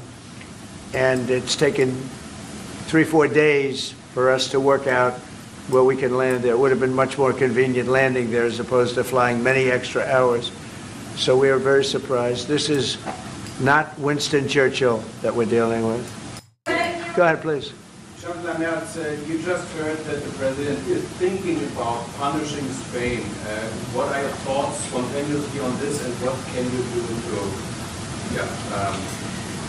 to, Well, the answer on that is quite simple. We are trying to convince Spain to catch up with the 3% or 3.5%. God, the fucking European Union is disgusting. Okay?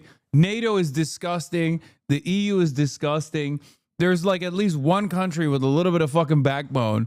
And there you have German Chancellor being like, oh, we are trying to convince them, yeah. We would love the austerity, please.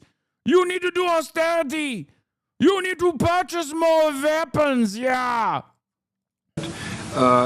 Which we agreed on in NATO. And as the president said, it's correct. Spain is the only one who is not willing to accept that. And we are trying to convince them that this is a part of our common security that we all have. Dude, it's crazy. It like everyone, all my Spanish chatters always make fun of me whenever Pedro does something good. And you guys are like, oh, you got, what is it? PSO'd? Like, oh, he just does aesthetically the good thing. You do the aesthetically good thing, but you don't actually follow through on it, whatever. Right?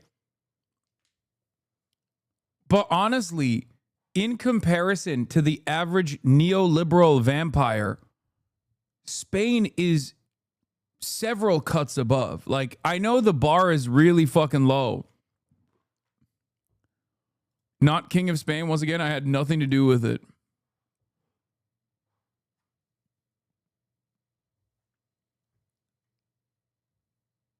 But like, compare the Spanish party, Spanish governance, to like Merz.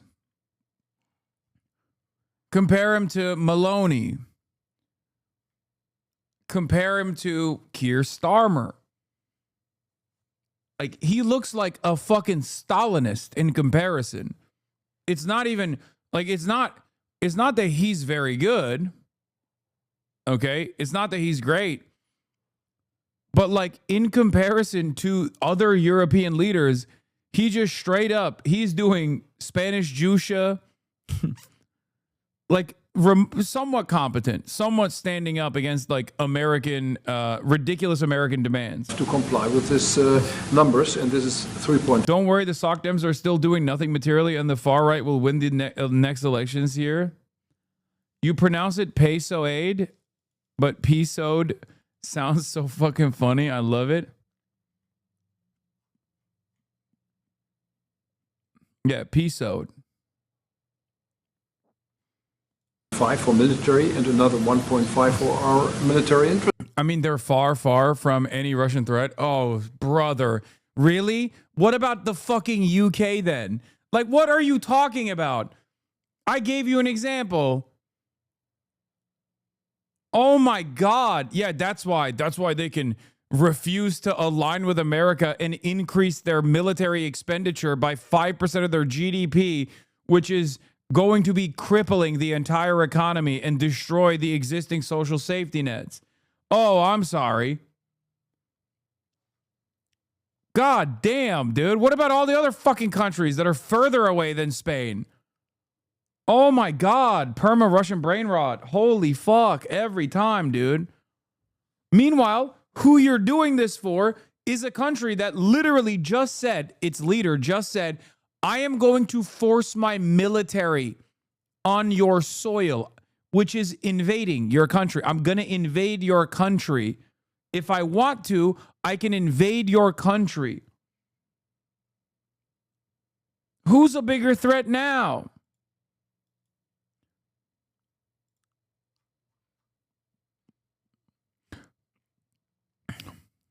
Friedrich Merz, I will speak to the President Trump on the latest developments in the Middle East in Washington on Tuesday.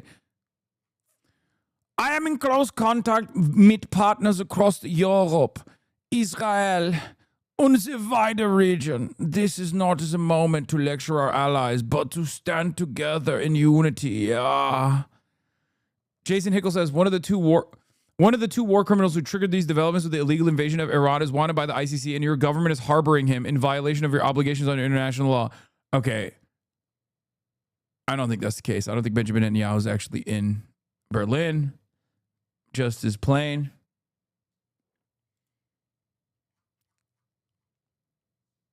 Democratic Senator Elizabeth Warren attending. Dude, I love when like Middle East Observer and OSIN accounts will use this kind of emoji when talking about like a revelation from Democratic Senator Elizabeth Warren. Like, use a different emoji or no emoji at all. Like, you're making it seem like you're giving an update. Like, Democratic Senator Elizabeth Warren has been has destroyed 15 Shahed drones over the Kuwaiti airspace. Like,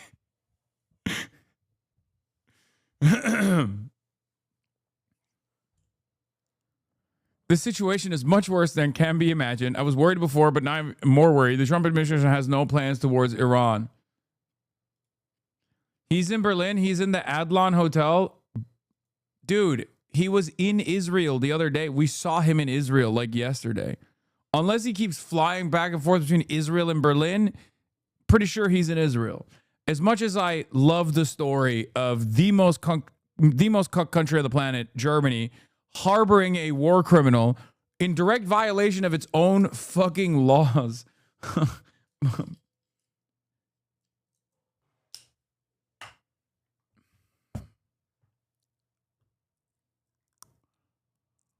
AI pre-recorded? No, he was outside, bro. He was outside. Or 3.5%, which we agreed on in NATO. And as the president said, it's correct. Spain is the only. Germany supports the U.S. embargoing Spain. I didn't even hear that part when he was talking about. I got too caught up with what Trump was saying after that. Germany is in support of another European Union country being embargoed by the American government. Break the European Union, break it apart piece by piece. It's over. That's crazy. Spain needs to do a security and economic treaty with China, North Korea, maybe Iran, fuck it, Cuba. You know what I mean? No, that's crazy. That's crazy, bro. That is fucking insane. Bro, that's your continent. God, I have so much hatred in my heart for the German government. You don't understand how much I fucking despise the German government. It makes me so angry. They are literally the reason why Europe is going to fall to Nazi control. 100%.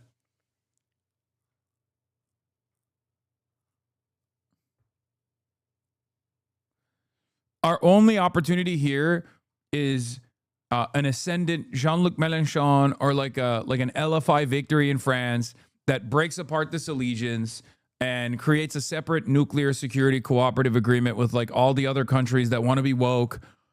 That's your continent? Yeah, that's what they are thinking, just not how you said it.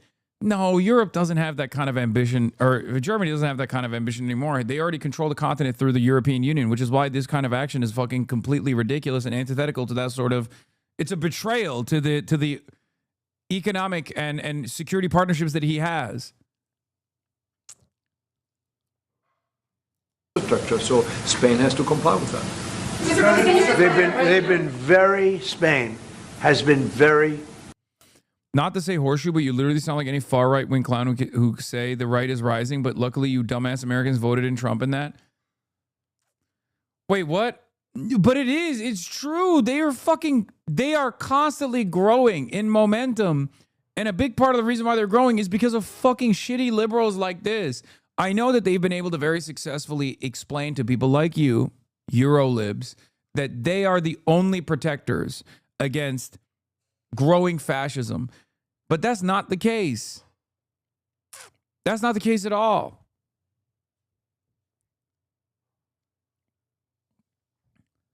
Also, the left would have lost hardcore in Denmark and now we're going to win. We have seen that all over Europe as well. Okay, all right, whatever, dude. Very uncooperative. And so has UK. Now, the second one is shocking, but this is not the age of Churchill. I will say the UK has been very, very uncooperative with that stupid island that they have. Do you remember how Donald Trump ran?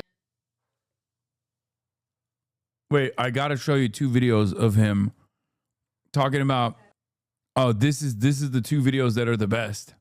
Look at this. Fuck, why isn't it loading?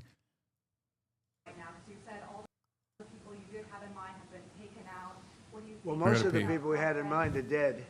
So, you know, we had some in mind from that group that is dead. And now we have another group, they may be dead also, based on reports. So I guess you have a third wave coming in. Pretty soon we're not going to know anybody. But we have, I mean, Venezuela was so incredible because we did the attack and we kept government totally intact. And we have... Dude, his heart is not in it. Delcy, who's been very good. His heart is not in it. Most of the people we had in mind are dead. I don't know. There might be some other people. One key difference with Venezuela that Trump seems blind to is Israel and the power of the Israel lobby. They've never wanted any sort of deal. They want the U.S. to pursue total regime change. This is something that isn't really possible short of a huge ground invasion. This is true. The other story that's really funny is... I'll tell you where is it? The other very funny story is when he's talking about fucking Reza Pahlavi as well. But anyway, here, I'll play this. I'll play Bob for a second because I got to entire pee. campaign spouting that he would not start any foreign wars. Well, you know what? He started this war to keep your ass from getting a nuke up the wazoo. That's not true. Well, he's saying he's liberating them. I guess that's what I was asking about the school. Like, this was about liberation of the Iranian people. Schools are going to get hit. Our military is being killed. If they got a school next to the place where these guys are hiding, they're going to get hit. It wasn't next to it. It was actually pretty far away from military installations. It's a fact. It's fact of life. There are going to be kids getting killed. Let me ask you You this, just Dad. got to accept it because it's going to happen. Okay. Okay, Dad, you just kind of brushed over what Haley was saying there. Trump ran on a campaign promising he would start no new wars. He now just did it. Did he lie to you? No, he's going to finish up what should have been done by our country years and years and years ago. That Ayatollah's been killing and people. He's been killing kids and people for 47 years. Yeah, that's Donald Trump also. So Trump has basically said that this war is about two things. One is their nuclear program. We were in a nuclear deal with them that he pulled us out of. So that's on him. That was a bad nuclear deal. They were already developing a new bomb, you dumbass. Okay. And then the other thing is what he is describing as regime change. And he's basically saying, we killed your leader. Now you rise up and take control. He's giving them freedom. Grow some ads and do something. Have you seen the people celebrating? Instead of running around on the street crying and whining, get your guns and go take over. It would be like, imagine if a foreign country came in and killed Trump. It would be the same thing. You guys would be crying. Me and Haley would be celebrating. Oh, no. The country would probably be, I don't know if it would actually be in worse shape if they did that. But first of all, that's not going to happen. In reality, that's an impossibility. I'm not saying it's going to happen. I'm trying to get you to understand what it might be like to live in Iran right now. No, it's stupid for you to even make that analogy. Mom, why are we at war with Iran? Because of the craziness and because they are killing their own people. They were getting ready to shoot a big missile at us. That's why. They're very capable. Oh, like, I want to ask Bob, do you know the proximity between Iran and the United States, the continental United States of America? Do you think Iran has that range in its fucking tool belt? Like, this is beyond intercontinental, like, this is intercontinental ballistic missiles. No, they can just shoot Israel, and that's what they're afraid of. Polling on the bobs of the U.S. Oh my God, U.S. taking military action against Iran. Amongst Dems, 10% approve. 37% of independents approve. Republicans are 85%. Ah! I don't believe it, though. I don't even believe it. I'm going to be honest. I think this is CBS. I don't know. I feel like, or I mean, it's YouGov. It's a real poll. I just don't think it's the case. Oh, also, wait, are we up? Are we in? Then ALLAM won in Durham County. And again, she was able to win by 9 points district-wide. So, wait. 8:30 p.m. now. We thought it was going to be 7:30 p.m., but at 8:30, we are going to start to get results here. It's going to be a very interesting one to watch. Again, do you see an incumbent lose right off the bat here in this midterm cycle? And also, I just think that Okay, polls are not closed yet. Y'all are fucking assholes, dude. Problems in Texas, Talarico. We're deeply concerned about the reports of voters being turned away from the polls in Dallas and Williamson counties following the GOP's implementation of precinct-specific voting locations for Election Day. We will continue to evaluate the situation on the ground and are calling for an extension of voting hours to ensure all Texan voices are heard in this critical election. Polls just closed, but results come in an hour for North Carolina. Come on, NIDA. Come on now. Also, final vote hub pre-election turnout estimates for Texas, the Democratic primary, 2.3 million voters. Republican primary, only 2.1 million voters. That doesn't mean Blexis. That doesn't mean Blexis. That does not mean Blexis. Bro, it's NIDA. What?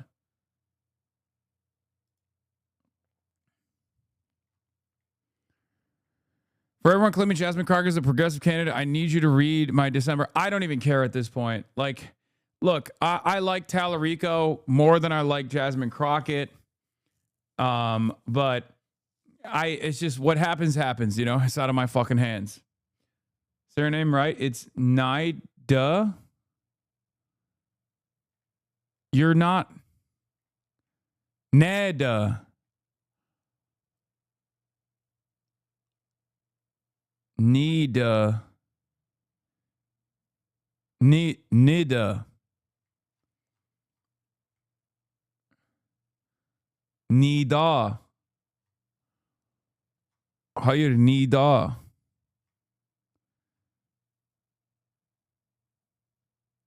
Say need like big. Nid. Oh, nid. Big. Nid. Am I saying it right? NIDA.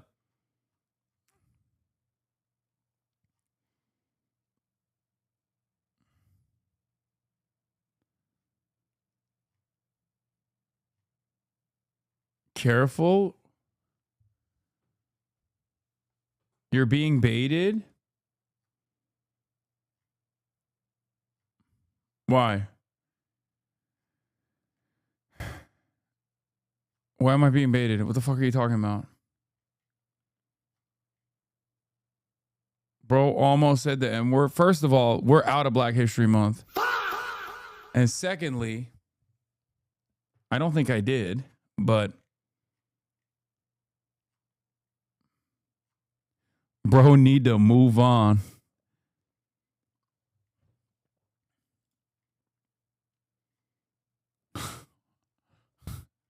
Is Melanin March? Yeah. I say we extended this year. It was not the best Black History Month, I will admit. It was not. We need an extension. Maybe it's Melanin March actually, because it was a bad February. Not a good February at all. Melanin March it is. Black History Month is over. Now we have 11 months of White History Month. Well, it's 12 months technically. A clip of her saying her name. ALLAM, and I'm running for Congress. NIDA ALLAM. I'm NIDA ALLAM, and NIDA I'm running for Congress. ALLAM. Okay, got it. I know she told me. I fucked it up.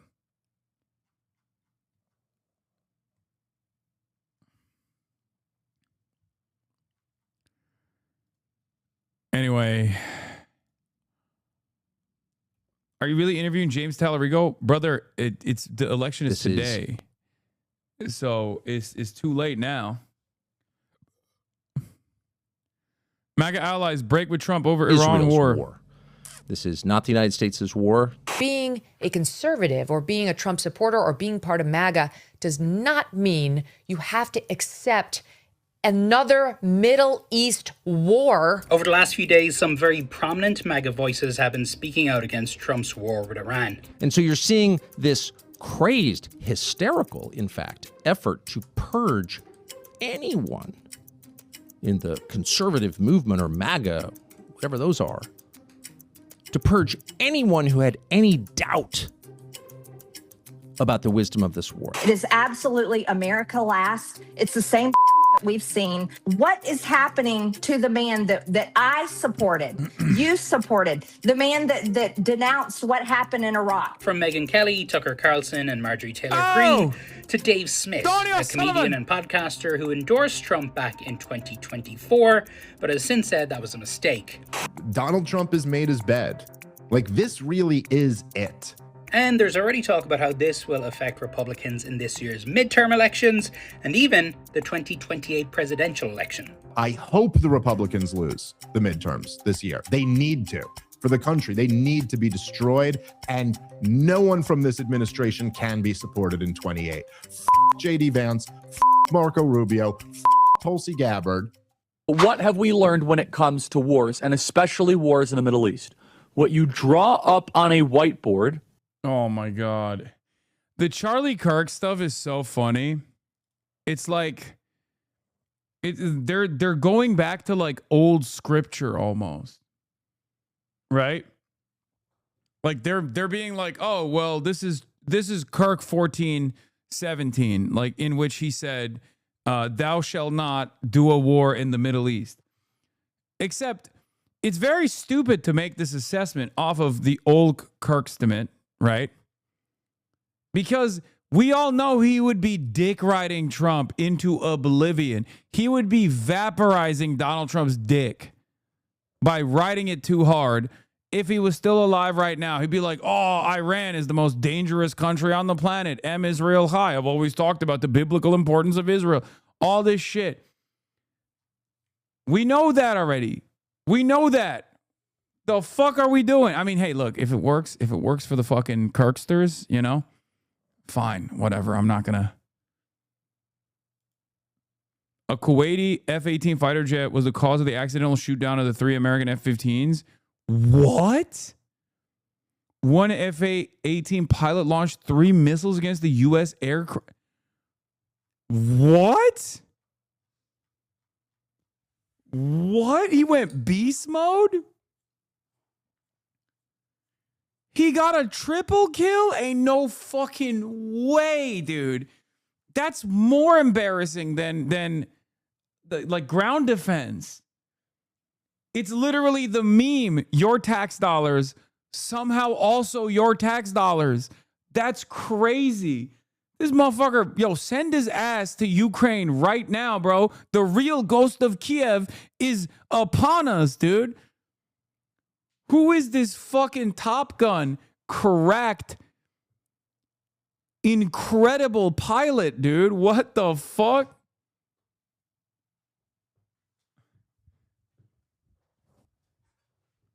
I don't. Yeah, tax on tax violence. Literally became an ace pilot against the U.S. So does this mean its record of no air losses is over? Yeah, it doesn't. Isn't this more embarrassing? No F-15s have been shot down in an air-to-air battle, and this dude shot down 3 in a matter of minutes. I don't believe this. I'll keep it $150. I don't believe it. That sounds fucking insane.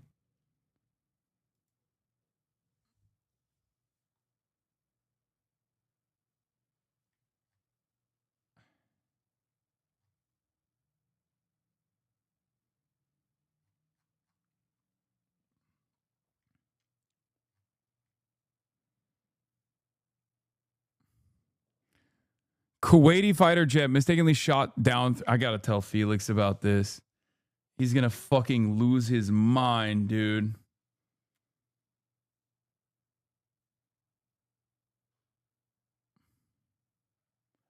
The pilot was doing praxis. Yeah, my mistake. Yo, no more dissing the Gulf states. Okay, no more dissing the Gulf states from this point on. Kuwait has reached the top. Qatar was number 1 for me. Okay, Kuwait is now top dog. Ain't no fucking way, dude. Ain't no way this is real. New Fox poll that just came out. 50% now approve the U.S. military action against Iran. Democrats, percentage of Democrats who approve, 20% of Democrats, 40% of independents, still not reaching majority, and 84% of Republicans. Finally, after like nonstop propaganda, they were able to get it to a 50-50 split. Again, still horrible. They have a photo of the fighter jet.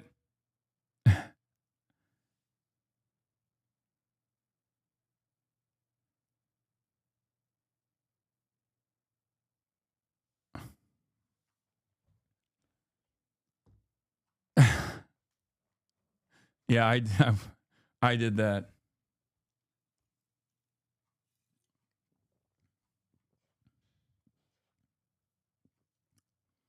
I'm the real ghost of Kuwait.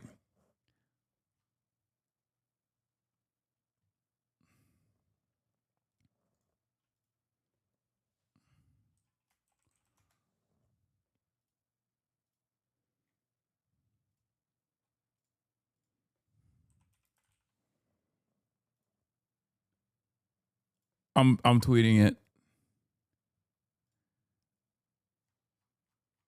I tweeted it.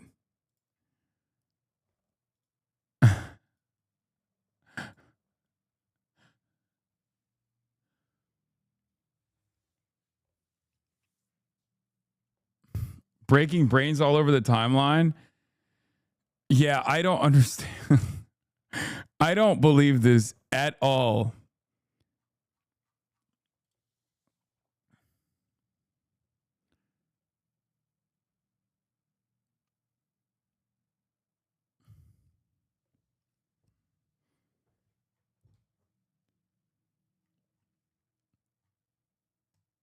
It's true.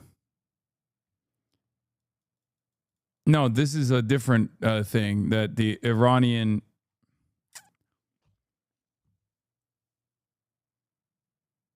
Dude, they're betting on nuclear war. Polymarket has created a market that would monetize a nuclear attack amid increasing concerns that bets are happening among government insiders on who can make military decisions. Honestly, fuck it, dude. Fuck it, we ball. No, end it all.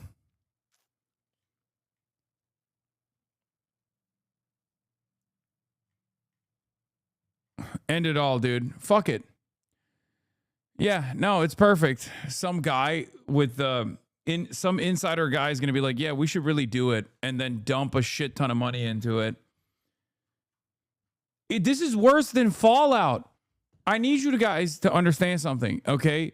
We are officially in a worse dystopia than one we could have imagined.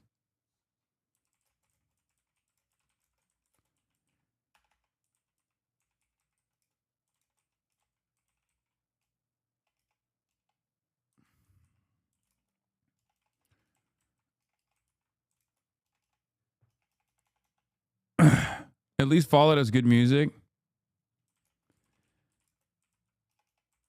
It's just like this is not like Fallout is supposed to be like comical, right?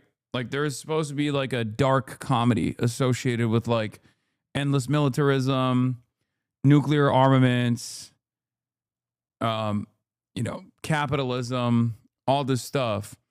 And even fucking Fallout didn't predict a illegal gambling market betting on when the nuclear collapse would happen. Felix says there's no way they don't have US IFF shit. It's not 1962. They have really modern planes that are constantly maintained and upgraded, including and especially their software suites and electronics. That's one of the most important things if you're going to be operating in a friendly country's airspace.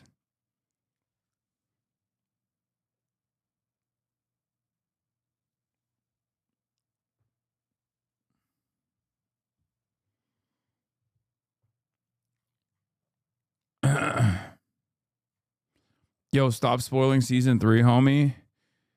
There is no, here's a spoiler. There is no season 3 because one of these psychopaths is going to fucking use a nuke and then it's over. Mutually assured nuclear holocaust. Okay.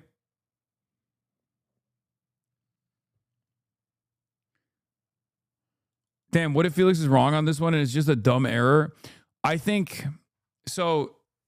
I was talking to Felix about this and he was telling me that like in Vietnam, the American Air Force would oftentimes lie about getting downed by Vietnamese pilots.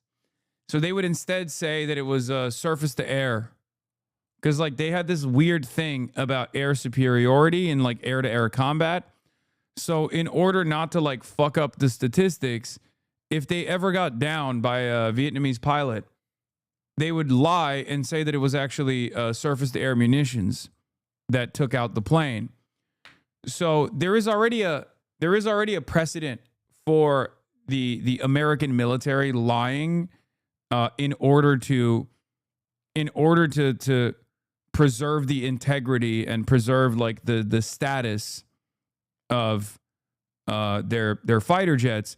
The problem here is if they're now saying that the zero like the perfect track record for the F-15 is now the perfect track record for the F-15 in air-to-air combat is gone because of a, you know, accidental friendly fire incident 3 at a fucking time.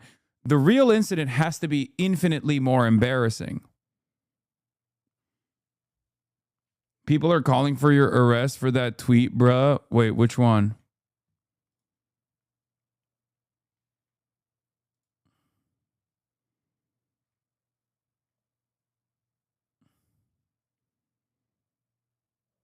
No one is doing that. Also, I tweet a lot and people call.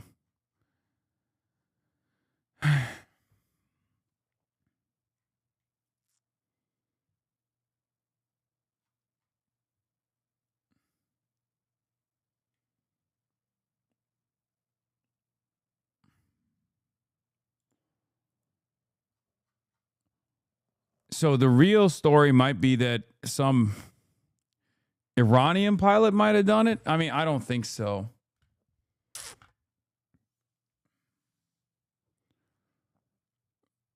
I don't know how they would do it. Anyway. Isn't Iran supposed to have Chinese anti-missile defense? Why doesn't it seem to be working at all? Wait, what? When did I say that? When did anyone say that? You just made that up on your own. What the fuck is Chinese anti-missile defense? I like that Neekskit comes in here to make like snide remarks. And he just, no, I read they did.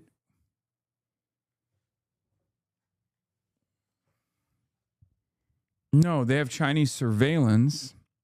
They take advantage of, allegedly, Chinese surveillance. Where'd you read it, Neekskit? Where'd you read it?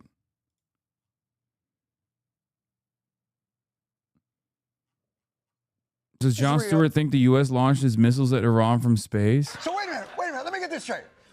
America and Israel attack Iran. This was such a shitty joke, by the way. It's like, it's so stupid. And Iran's answer is to just attack everybody. You know, having been in a bar fight or two in my life, I'm pretty sure the worst thing you can do during a 2-on-1 beatdown is slap everyone else. Fucking liberals, man. Does Jon Stewart think the U.S. launches missiles at Iran from space? Yeah, it's just, that guy's talking about the Chinese HQ-9 air defense system. I don't think Iran has any anti-air defenses that they got from China. Iran has some air defenses, S-300s from Russia. And that's it. Iran hasn't bought any Chinese anti-missile systems this century. Yeah. Iran's anti-air defense systems are Russian. They're S-300s. I don't even know if they have S-400s, as a matter of fact. I think they just have S-300s. I know that is the case. And no, it's not confirmed that China sold them anti-ship missiles either. There was talk around town that China might sell them.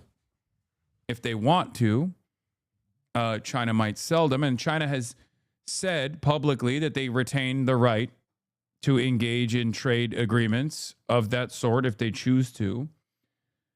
The real thing that they take advantage of is the Chinese satellite, Chinese surveillance and Chinese satellites and Chinese targeting systems.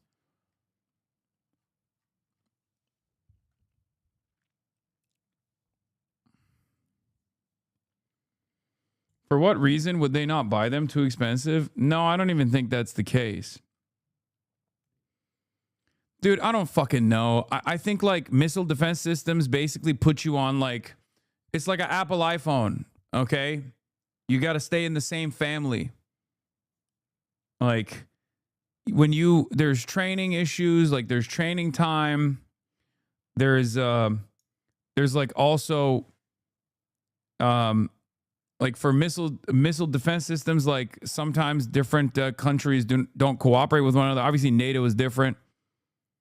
But like Turkey wanted to get, yeah, there's maintenance problems too. But Turkey wanted to get S-400s. And America was like, you can't have the F-35 fighter jets if you get the S-400s. because they were like, you would have, as a NATO country, Russian anti-air defenses on the same system as American fighter jets. Keg W, I have a theory that Neekskit is just flat out lying. Yeah, no, he comes in here and says silly shit all the time.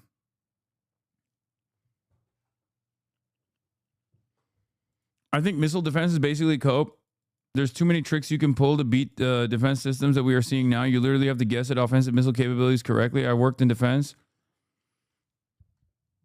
Yes and no. I mean, obviously, it's not all that much cope. Obviously, the most like all-encompassing, most comprehensive missile system that works pretty well is Israel. And even then you have basically the entire fucking American naval armada defending Israel in real time. And even then, it obviously doesn't have a 90% interception rate that it used to boast about all the time. But you're right. It's good against bathtub rockets, not supersonics. Nothing against that. John Hudson went through their missiles. Iran's ballistic and cruise missiles. Wait, what? Iran fields the largest and most diverse missile arsenal in the Middle East. They don't have fucking 2,500 kilometer capabilities, do they? I thought the ones that they have in stock are like the ones that they have plentiful is like within the 800 kilometer range.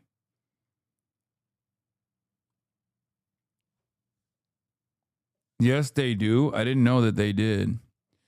Iran fields the largest and most diverse missile arsenal in the Middle East with thousands of ballistic and cruise missiles, some capable of striking as far as Israel and Eastern Europe. In recent years, Iran has also developed operationalized Shahed 131 and 136 advanced unmanned aerial systems, or cruise missiles that provide Iran with expanded targeting capabilities. These developments have made Iran's missile forces a potent tool for power projection and a credible threat to U.S. and partner military forces in the region.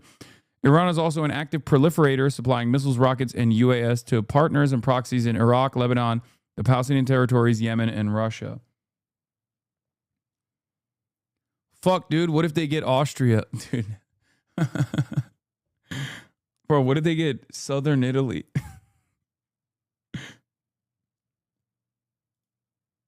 We have a confirmed boat hit. UKMTO says it received the report of an incident 137 nautical miles east of Muscat, Oman. UKMTO says a vessel master reported a loud explosion near the ship. No, this is new. This is not the one that we were...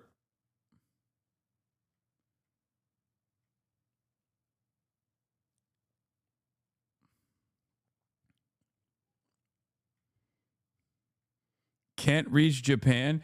Guys, what are you talking about? This doesn't mean Iran is going to lob missiles in your fucking Lithuanian town, okay? Calm down.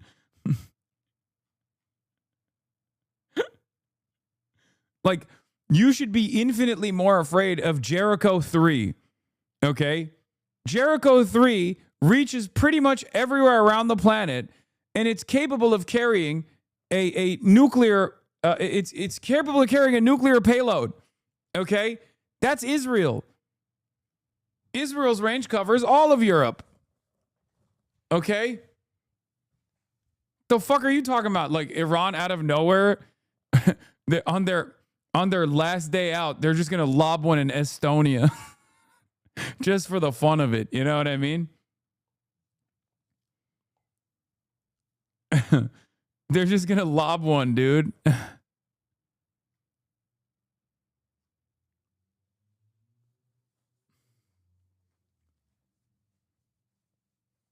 NBC special coverage has begun. This year is the year they can maybe turn Texas blue. Republicans are thinking they want to keep it red, obviously, but that is going to be interesting depending on what happens in that state. You see the Crockett race, Talarico. We see some count coming in again. Polls in Texas are not even close to being closed at this point. And then, of course, on the Republican side, we can show you here the incumbent. Talarico bros is over. Facing a pretty tough challenge from the state's Attorney General Ken Paxton, Congressman Wesley Hunt as well. President Trump. It's pretty funny that Cornyn spent like $700 billion on this race, and Ken Paxton spent like $10 on this race, and he already, like, there's a likelihood that Ken Paxton might win. It's crazy.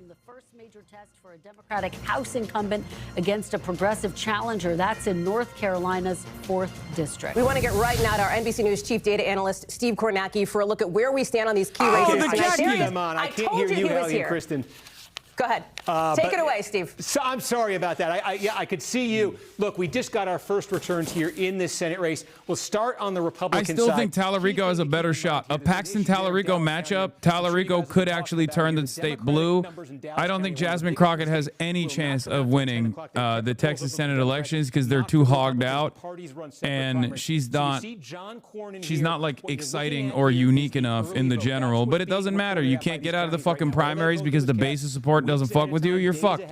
It's the Bernie Sanders method. Ahead of time and report it out all at once. This is half of all the vote that's going to come out of Dallas County, one of the biggest. Can you talk about Texas black candidate Wesley Hunt, or do you silence black conservatives? Yes, I silence black conservatives for all black people's sake in this country, in my community. County, you can see an advantage here.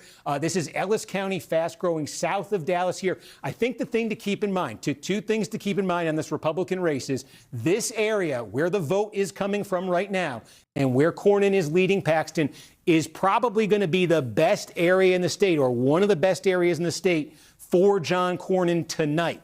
In past primaries, Cornyn has run his best here in the Metroplex relative to the rest of the state. I voted in my first primary because you interviewed specifically in 2022 NIDA, when Paxton received a challenge from. She told me two young people approached her and told her that they saw my interview. I wonder if you were one of them. She told me that two people came up to her and were like, "Oh my God, I voted for you because you did the interview with Hasan," which is so crazy to think. Part of the reason why I wanted to interview Talarico as well before the election was for that reason. You know, you never know. You never know. Strong, I think tonight for Cornyn's going to be around Austin. So let's see as it fills in. This has to be big for Cornyn. Right now, it's a decent start for him. Democratic side here. Let's take a look, though, at what we're getting in that race. Again, we don't have numbers from Dallas. We will not have numbers from Dallas County until 10 p.m. In the Democratic race. But we do have. Okay. Talarico Bros, rise up. County, Stop the count. You have Crockett here leading in the early vote by 12 points. No, count the votes. Again, this is a big one, the early vote. Now you see these are two different shades of blue here. This is James Talarico leading here in the early vote. Stop the count. I think, again, Stop the count. Stop the count. Keep in mind about this area Talarico victory. This is Crockett's backyard politically. Her political base is in Dallas. That is where her congressional seat is. All of the polling in this race going into this election had said that Crockett was winning and winning big with the black vote. There was a lot of sort of disagreement between the different polls out there. The one thing all the polls agreed on was that Crockett was winning big with the black vote. That means we won't know till 10 o'clock, but she needs a gigantic number out of Dallas County when that finally comes in. There's a significant black population, and it's her political base. She's also expected to do well in these other counties, like in Tarrant County. I think early on, she's getting the number she needs there. The question is going to become, this is the early vote, when we start seeing the vote that was cast today, how does that look? Is it also 56% Crockett, or is Talarico doing a little bit better in that? That's going to be the second piece of this to come in. But we're getting big pieces of real estate starting to come in here. Everything you're looking at right now, keep in mind, though, is the early vote. 100%. Steve, you're teeing us up, I think, for a really important piece of the conversation, this thing that has developed in really just the last maybe 45 minutes or so. Steve, stand by. I want to bring in our Priscilla Thompson, our Ryan Chandler, our team on the ground in Texas. Ryan's at the campaign headquarters, James Talarico. Priscilla Thompson, let me start with you from Jasmine Crockett's headquarters in all important for her, Dallas, and this issue with some confusion around polling sites, right? That has, just to be clear here, that has delayed the closing of the polls for about an hour longer than what we had expected, right? Yeah, Hallie, and we saw it today as we were out at the polls, people consistently being turned away or redirected because they were at the wrong polling site. And the state Democratic Party says that there were thousands of voters that happened to both here in Dallas County and also in Williamson County near Austin. And so what happened is that these, the county parties are who usually decides how these elections are going to run, and they typically do them at the county-wide level. So people can vote anywhere in the county on election day. But this year, Republicans decided that they would host their elections Who did you at vote the for? Tell us, precinct Hasan. level. Oh, I voted for Paxton. Duh. Are you kidding me? I'm gay and Lebanese. Yeah, I voted for Kim Paxton. That's my goat. My heart is breaking. I've got people that are sending me emails.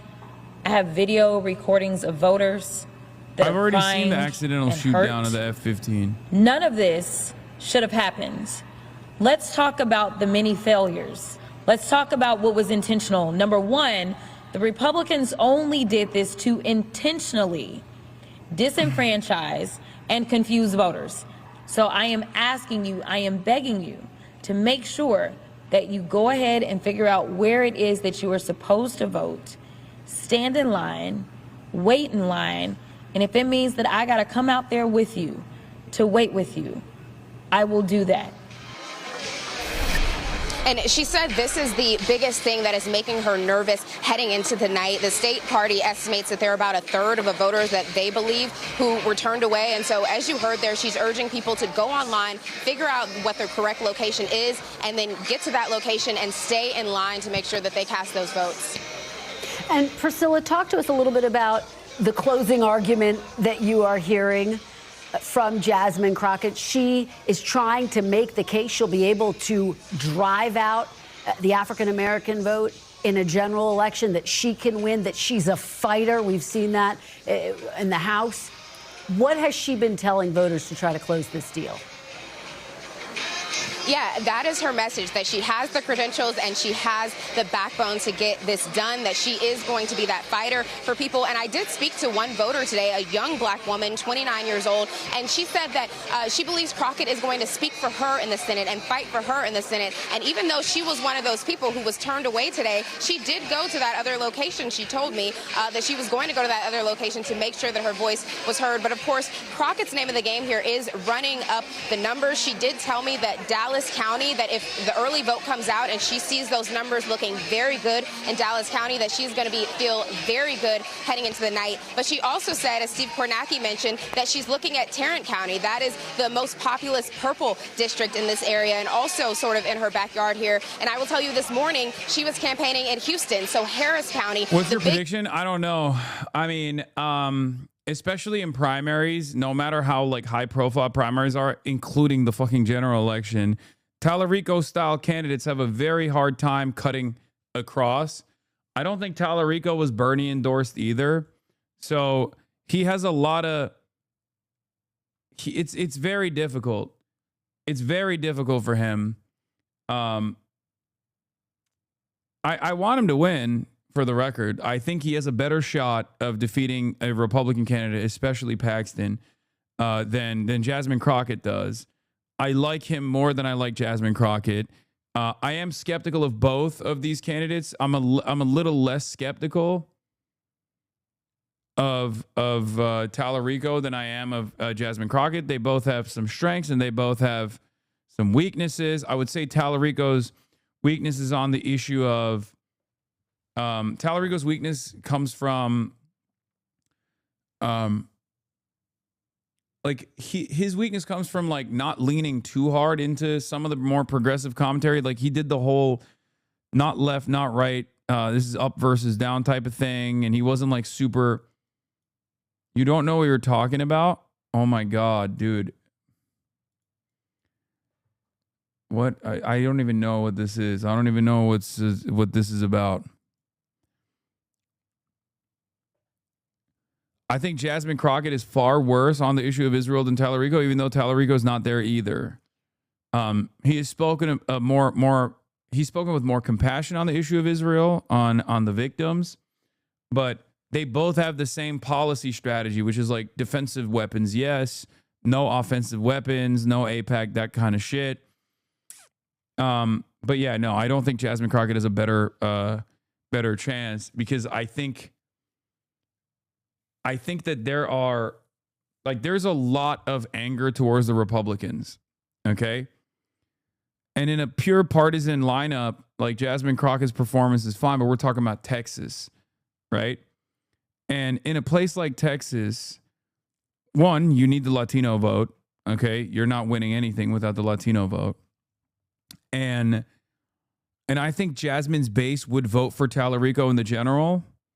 But I think like the pickups that Talarico could get in the general, people that are not voting in the primaries, really, I don't know if they'd be able to get that. You know? Anyway, what is this person trying to say? What do I not know about?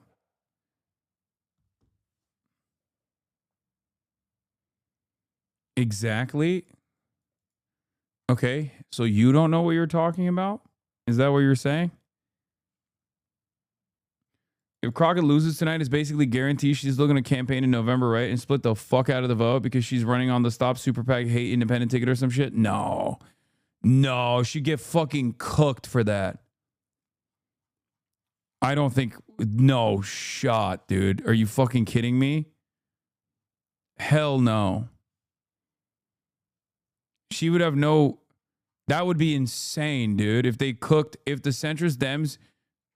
It was not encouraging when Crockett says she can win without getting any people who voted for Trump to vote for her. Just does not show a great campaign instincts. Yes, I don't think she has good campaign instincts. I think she has a lot of fire. It's mostly form and no function. I think Talarico has the form and the function in a different way. I think Talarico is appealing in a different soft-spoken way. But I think Jasmine has presented herself as a fighter. And I think that's something that a lot of the people in the base are looking for. Between John Cornyn and Ken Paxton. John Cornyn has to demonstrate some real enthusiasm here. He has to create some for himself, because on the Republican side, when you look at this midterm, the turnout falls off, or when you look at the runoff that they're potentially going to go into, turnout falls off a cliff. It's the day after Memorial Day. It's a Tuesday in what amounts to summer in Texas. It'll probably be close to 100 degrees. And Cornyn, as the kind of the establishment guy here, I think has to prove to a lot of people, including to the White House, that he can keep Republicans animated, that he can keep them coming out. The way that these runoffs are structured on the Republican side, that's part of the reason you have a Senator Ted Cruz. He, ended up knocking off Lieutenant Governor David Dewhurst in a runoff when he first won. These ultra-low turnout affairs where it's the base of the party, the kind of people who really like Ken Paxton. Cornyn needs, if not to win tonight, to at least keep it super-duper close. You can tell Garrett knows a little bit about Texas. Are you from there? That's so crazy. I've had some layovers. Well, Garrett, it takes me to my next question. Talarico has a shot to jump to the top of the 2028 list. Is crazy. Won a Senate race in more than 30 You're fucking years. nuts.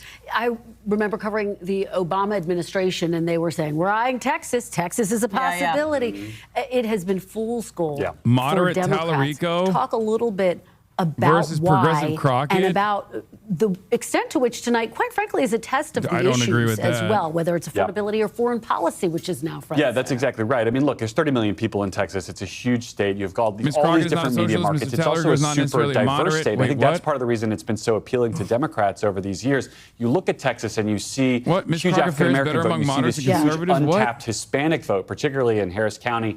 What the fuck is this article, bro? Where do they differ? In areas that can even be harder to measure and untangle superficial and subjective characteristics like political style, objective but fraught categories like race, gender, and religion. By many measures, Mrs. Crockett is not an unusually progressive Democrat. Yeah, she's not. That's why I don't like her. Like, that's literally why I don't think she's great. Why is that surprising, though? Oh, that's right, because she's black, and New York Times is a white supremacist newspaper. Let's be fucking real, okay? There is this built-in weird ass fucking thing that even liberals engage in, where they go, oh, this person is black, so they're really libbed out. Okay. That's the same reason why Kamala Harris was considered the most liberal candidate when she fucking clearly wasn't. It's so goddamn annoying. The reason why I don't like Jasmine Crockett is precisely because she's not progressive. The reason why a lot of people do like Jasmine Crockett is because she's seen as a firebrand, and she pulls out like prosecutor bars whenever she's doing like Senate hearings and stuff like that. I didn't listen to Jasmine Crockett. I sat my white ass down and watched. Early returns as expected. Crockett dominating areas with significant black electors in DFW, but Talarico holding his own among white suburban Dems, and we don't know much about the rest of the state yet.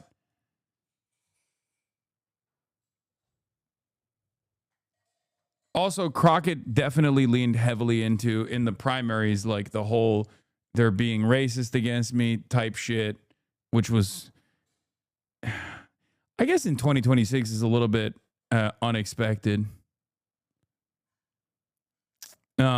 But yeah, one of my favorite things that I've seen, by the way, totally not relevant to this race, but kind of relevant to this race because Crockett is the pick of the centrist Dems. And Talarico is like the outsider pick, the ascendant left, if you will. But all of those centrist Dems that are also major Crockett fans have been now trying something very new in the main race. Okay? They just have decided, let's just tell Graham Plattner to drop out of the race as he is like up 20 fucking points. Okay.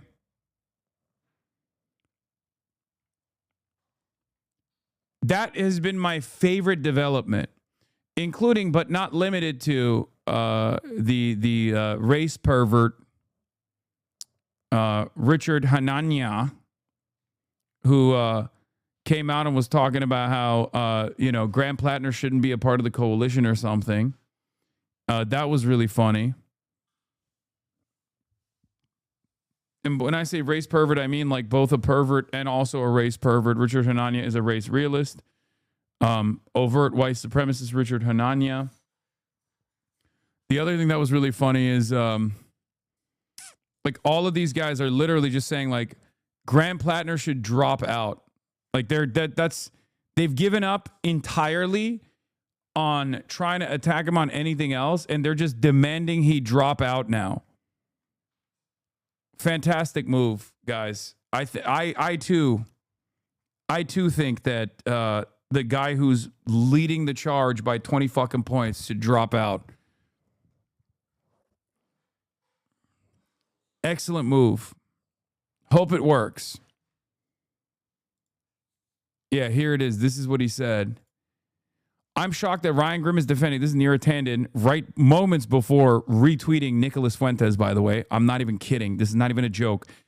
Neera Tanden, Center for American Progress, Benjamin Netanyahu's friend Neera Tanden, moments before retweeting Nicolas Fuentes, says, I'm shocked that Ryan Grimm is defending anti-Semitic conspiracy podcasters with euphemisms like right-coded. Again, truly shocking.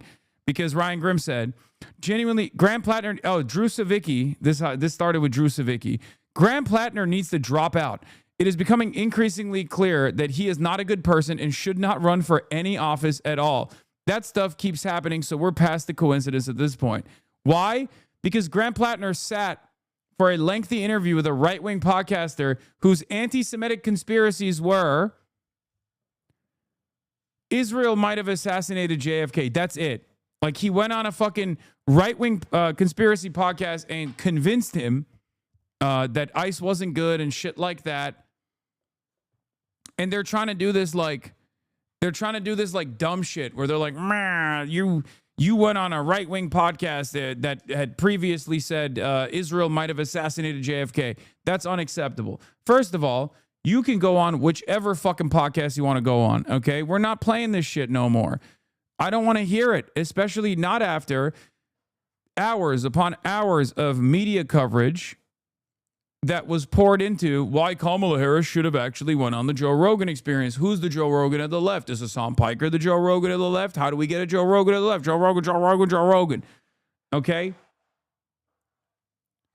Suck my fucking dick. I don't give a fuck what podcast he goes on. He can go on the fucking Tucker Carlson Experience. As a matter of fact, he should go on the Tucker Carlson Experience. All of the candidates should go on as many podcasts as they possibly can. As long as they don't fucking compromise on their values, who gives a shit? Okay? This kind of gatekeeping, safeguarding nonsense doesn't work anymore. Suck my fucking dick. And the only reason why they use it is when it comes to Israel. That's what's so fucking insane about this conversation. And that's part of the reason why I know a lot of the ultras, a lot of the people who fucking yell at me about Graham Plattner being like a baby killer or whatever the fuck. I don't care anymore. I don't give a shit. I'm Team Plattner, okay? Here's why. Every single one of my enemies, every single one, with the exception of the ultras, despises the fucking guy, including Jewish Insider, that's constantly fucking coming after him. And the reason why they're doing so is because he came out of the gates swinging with overt anti-Zionist sentiment. And he's actually a pretty good communicator overall. Okay? That's number one. No more Mills Mafia. No more Pills Mafia. Okay. Guys. All right. We're not joking about Pills Mafia anymore. Okay. I'm not a janissary. That's number one. Number two, yell at me all day, every day. I don't give a shit. Okay. So Cenk was right and you were wrong about what? About what? What, like my joke about how ridiculous it is that you guys expect me to fucking lean into Janet Mills instead of Graham Plattner? You took that sincerely? Shut the fuck up. Okay? That's number one. Number two, as I said even back then, none of your fucking concerns matter even a little bit because Americans don't give a fuck about someone who is a Marine jarhead. Okay? They don't give a fuck. Obviously, that's not a take that is in consideration, as I said over and over again, and it will not be. And the Mainers are going to vote the way they're going to vote regardless. But even outside of that, his foreign policy stuff has actually been far better than like the average Democrats, including but not limited to fucking refusing to go to war with China, all this shit. Anyway, no, Chatter, Hasan was for sure supporting Mills. Seriously, you are the intellectual in the situation. Yeah. So the other reason why I kept pushing back whenever people were like, oh, do we know if he's actually anti-genocide or not, was because, as I said at the time, Jewish Insider was where a lot of this coverage was coming from. And he fucking played you guys. Jewish Insider played you guys like a fucking fiddle. Jewish Insider is where that story came from, that Graham Plattner's brother-in-law was in the IDF. That's where that story came from. That was the inception point of that story, as in Jewish Insider knows how unpopular the IDF is and how unpopular Israel is. And Jewish Insider knew that they could play a bunch of you dumb fucks like a goddamn fiddle, as I said even back then. Okay? But because you're unimaginably easily tricked adults that think that you have some kind of like moral posture in this situation, and many of you are still going to keep doing it, it doesn't fucking matter. Ultimately, luckily, at the end of the day, it doesn't fucking matter at all how you feel about Graham Plattner. Okay? So it's not even that. The Nate Kornakia, the podcaster Graham talked to, is a retired Green Beret who went on Jake Shields' podcast. That's who the anti-Semitic podcaster is, not even Nate. Oh my God. So they're doing secondary anti-Semitism. Like you might have interacted with a podcaster that might have interacted with an actual anti-Semitic podcaster. That's what it is. That's insane. Who gives a fuck? When I see a Jewish Insider article, I go, that's probably a good guy. And you should too, okay? That's it. How many times have they written about me as a fucking anti-Semitic terrorist? Jesus Christ. Wake the fuck up. Okay? So, those are some of the reasons. The other thing that they're trying to do now, yikes, people like Plattner are the people who killed 100 plus little girls in Iran. I'll never support that, yikes. Yeah, I don't care, man. Yeah, you got it. Well, luckily you don't have to vote for him. You can vote for, illegally vote for Pills Mafia. Okay? You know what it is? Here's my controversial opinion that I actually never revealed at the time, but I've been thinking about this quite a bit. There are officers that run all the goddamn time. Okay? This one is a fucking grunt. And that's the real reason why a lot of people are like, oh, he had his hands on a machine gun. He probably fucking shot people. Okay? 90% of the goddamn fucking Democrats that run as veterans are officers. Okay? They go through the officers program. They're clean cut. You don't even think about their service in the same exact way. You only think about it with Graham Plattner because he fucking wears it on his goddamn chest sometimes, like with the fucking Nazi tattoo. Okay? But that's it. You're not ready for this conversation. But when you see a fucking grunt ass crayon eater like Graham Plattner, you automatically go, oh, that's a baby killer. I bet that's a baby killer. You don't feel that way about John fucking Kerry. You know what I mean? That's it. It's because he's a fucking grunt. That's literally it. Anyway, the worst aspect of it is obviously the fact that he did a stint with Blackwater, where he was security for embassies or whatever the fuck. Okay, that's it. That's the most consequential aspect of it. I never even got a chance to unironically interview him on these issues, and this is the reason why they didn't want to come on. I don't give a shit if they don't want to come on or not. I still think that he is clear cut the better fucking. He's clear-cut, by and large, the significantly better candidate and one of the best candidates in the Democratic Party's lineup right now. Okay. Anyway.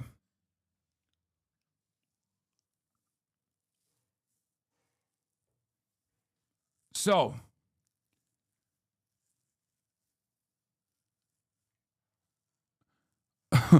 I genuinely think that there are people in my community, like long-term people in my community, that are what do you call it?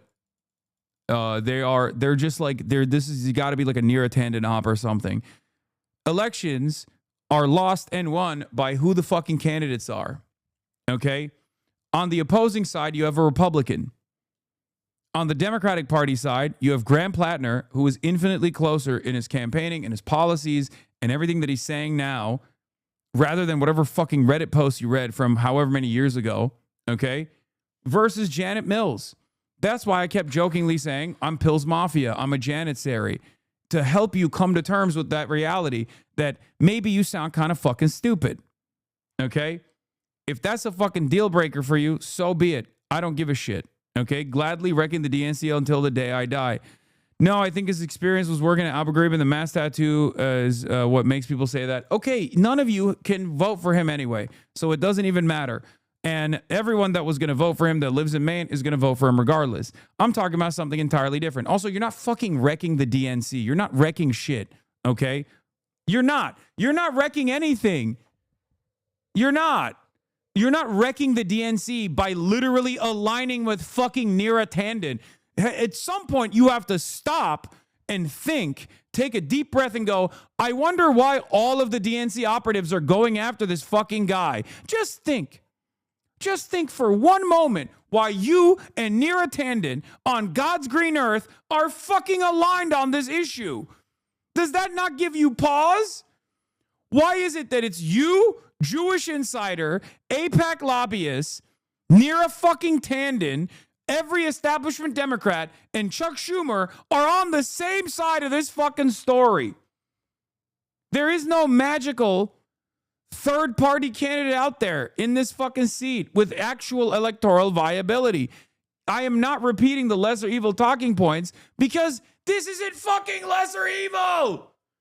If Kamala Harris came out with I said this at the time, if Kamala Harris came out with Graham Plattner's platform, I would be door knocking for her. I would be slamming my head into every fucking door I possibly can. If Kamala Harris came out with Graham Plattner's platform, Donald Trump wouldn't be fucking president right now. Shut the fuck up. God, I hate the left so much. Anyway, you're looking at a guy who's fucking pro-Medicare for all, anti-Zionist, anti-genocide, anti-fucking militarism, and you're like, puh! Literally calls himself a fucking socialist. Got the DSA endorsement early on. Got the union endorsements early on. I hate all of you. Shut the fuck up, please. Not against China? No, against China as well. Yes, against China as well. Stop. And many of you do this with AOC too. I can't even fucking stand this shit. I literally saw goddamn Squirrel chirping under a Jon Stewart clip about fucking Iran, that dumbass thing that Jon Stewart said about Iran, like, oh, why is Iran fighting anybody else? Talking shit about me. Like, I'm the first thing that comes to some of the schizophrenic left's mind is me for some fucking weird reason. It's insane. Holy shit.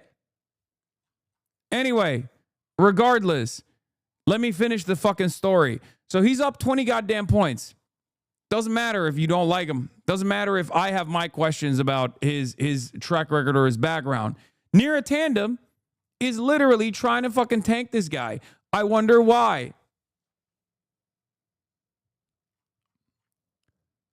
Spend more time thinking about why Plattner is crushing Mills and less time whining about podcasts when he went on. Nobody cares. They cared about what he said on the podcast, not what the host said on some other podcast, not 2017 anymore.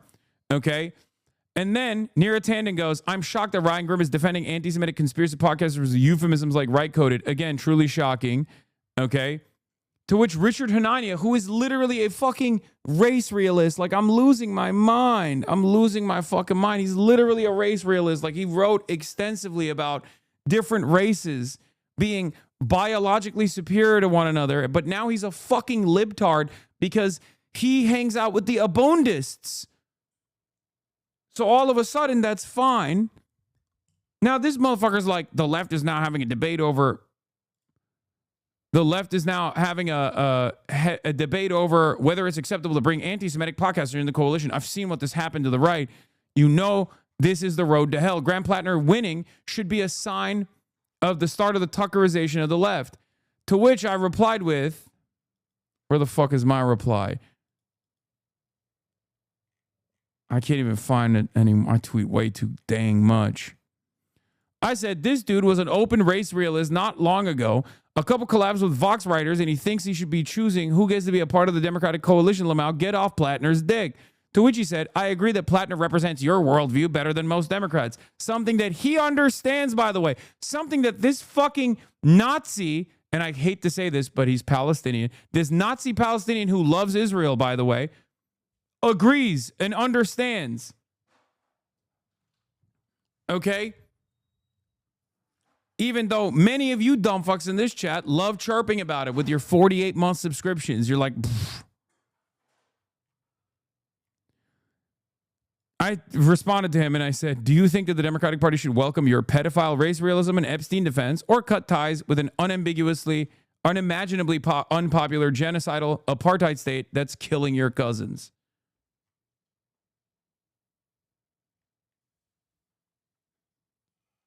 Oh shit, he's Palestinian. Now I have to take his word over yours. Him and DJ Khaled. Yeah.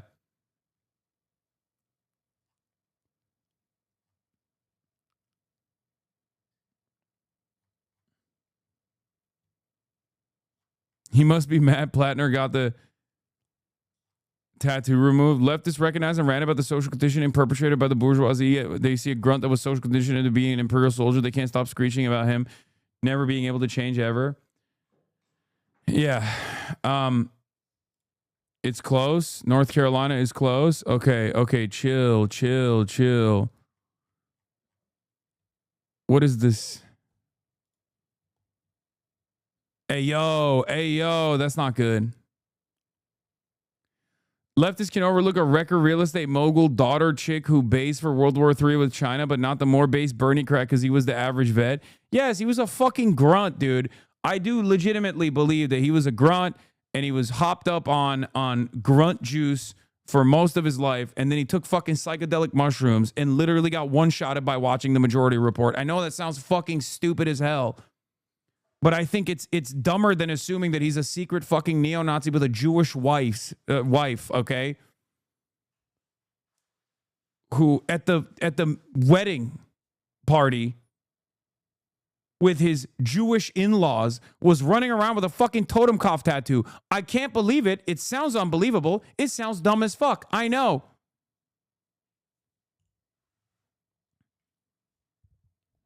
But like, it turns out that's just how Americans are, okay?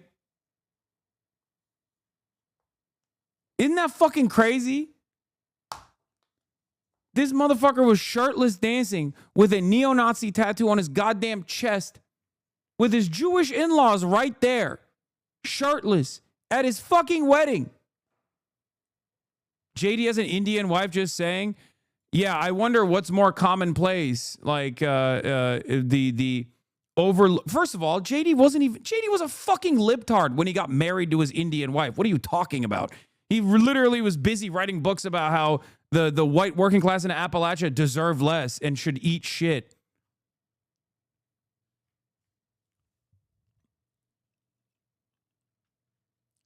J.D. Vance was talking about how Donald Trump is Adolf Hitler.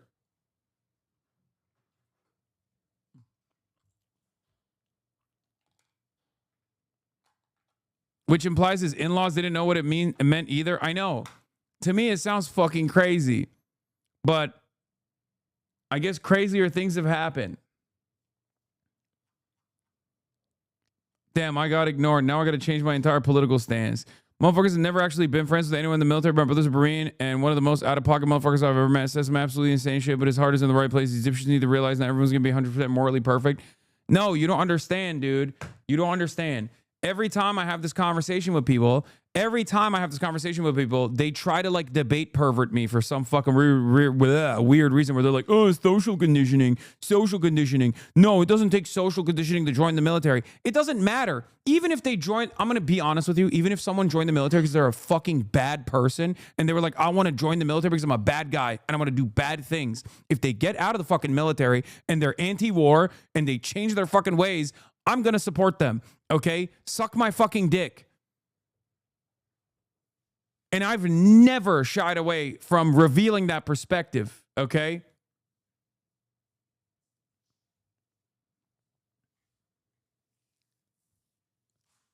No, it's not a comparison between saying the N-word to active imperialism. It doesn't matter to me. I have said this already. I have literally said this so many fucking times. And for all the LARPers out there, once again, for all the LARPers out there, none of you know how to fucking hold a gun, okay? Imagine People's Liberation Army. Mao Zedong's like, y'all fought for the Kuomintang? Nah. Y'all fought for KMT? Nah. Not gonna happen. Can't have you on board. Sorry. We have ideological purity in this battle, okay? There are important lessons to learn there. Oh, you were fighting in the imperial forces for Tsarist Russia? Sorry. Can't have you on board. Shut the fuck up, okay? A lot of you, especially those who claim to read a lot, who claim to understand theory a lot, genuinely cannot fucking comprehend that what people have done in their past is inconsequential if what they're doing now is against it, okay? If they're your allies now, we don't have the fucking numbers. We don't have the numbers to just go, I don't want this guy on my side, okay? I don't want this guy on my side. And it's always the same people who think they're going to fucking firebomb a forward operating base that don't even know their ass from their fucking elbow, that don't even know how to shoot a goddamn gun. It's always those motherfuckers who are constantly complaining. I think a lot of this goes back to many people thinking their online existence is something more meaningful than what's going on outside their doors. Crazy to me that you have to give this lecture every fucking day because people need to get a grip, but they can't, okay? Anyway, let's get back to some good stuff here. Apparently, Talarico is actually doing really well. As expected, Talarico is dominating Austin area home base, winning Hayes County 74% to 26%. He's the heavy favorite based on everything we've seen so far, according to Dave Wasserman. Holy Toledo, ladies and gentlemen. Holy Toledo.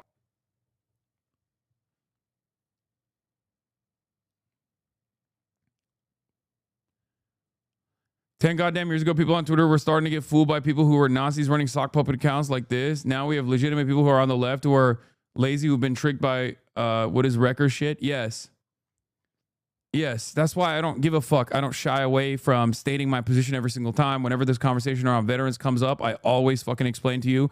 I will always take the time out to explain to you over and over again, tirelessly, this notion that, oh, someone was a veteran, someone was a grunt, someone actually fucking fought in imperial wars is utterly irrelevant to my calculation if they're turning around and saying that shit was fucked up and I don't want other people to fall into that same trap. Out of his backyard here. Okay. Maybe a little bit bigger than expected. It was enough to vault him into the lead in the statewide count, but this is very patchy in terms of where we're getting the votes from. And remember, Crockett's own political backyard, Dallas County, we have nothing from, and we won't have anything until 10 o'clock. Yeah. So one way to look at this is, Talarico just landed a pretty big punch from his home county. Now, when we get Dallas, can Crockett do the same thing? The pressure, I think, is going to be on her to do that. Can I ask you, press pause on Texas for just 1 second. Take us to North Carolina. We just made those projections here at NBC News. Again, not altogether surprising. The front runners have been projected to be the winners. Tell us how they did it, what you're looking at, and then this other critical House race that we're watching as well in North Carolina, and what you're seeing sort of on the early side as votes are coming in there. Yeah, I mean, again, obviously it just sort of validates what we thought in terms of what the Senate matchup would be there in North Carolina. But this is a night, I think, when Democrats, this sort of no surprise. That's great. He's saying those things. What actions has he taken? Has he been organizing with rapid response to protect people from ICE? Has he been organizing at all? I haven't seen it. Perhaps you should see it. Perhaps you should study it and then come back, because the answer is fucking yes. Whose fault is it? Yeah, he has done that, actually. So does that change your calculation? Look, it's a 50-point margin statewide. It is only the early vote, so again, there's some room for change here, but it's going to be a landslide for him. It clearly is. Cooper obviously was essentially the de facto nominee to begin with, so this is just one where it's set now, what we all thought it would be, and this is going to be one we spend an awful lot of time talking about. Also, why am I arguing with you motherfuckers? Everyone that lives in Maine that is a part of my community is 100% voting for him anyway. I don't even know why I'm arguing with you motherfuckers on this. Because every single person that's chirping in here is not in Maine. They will never vote in general in Maine.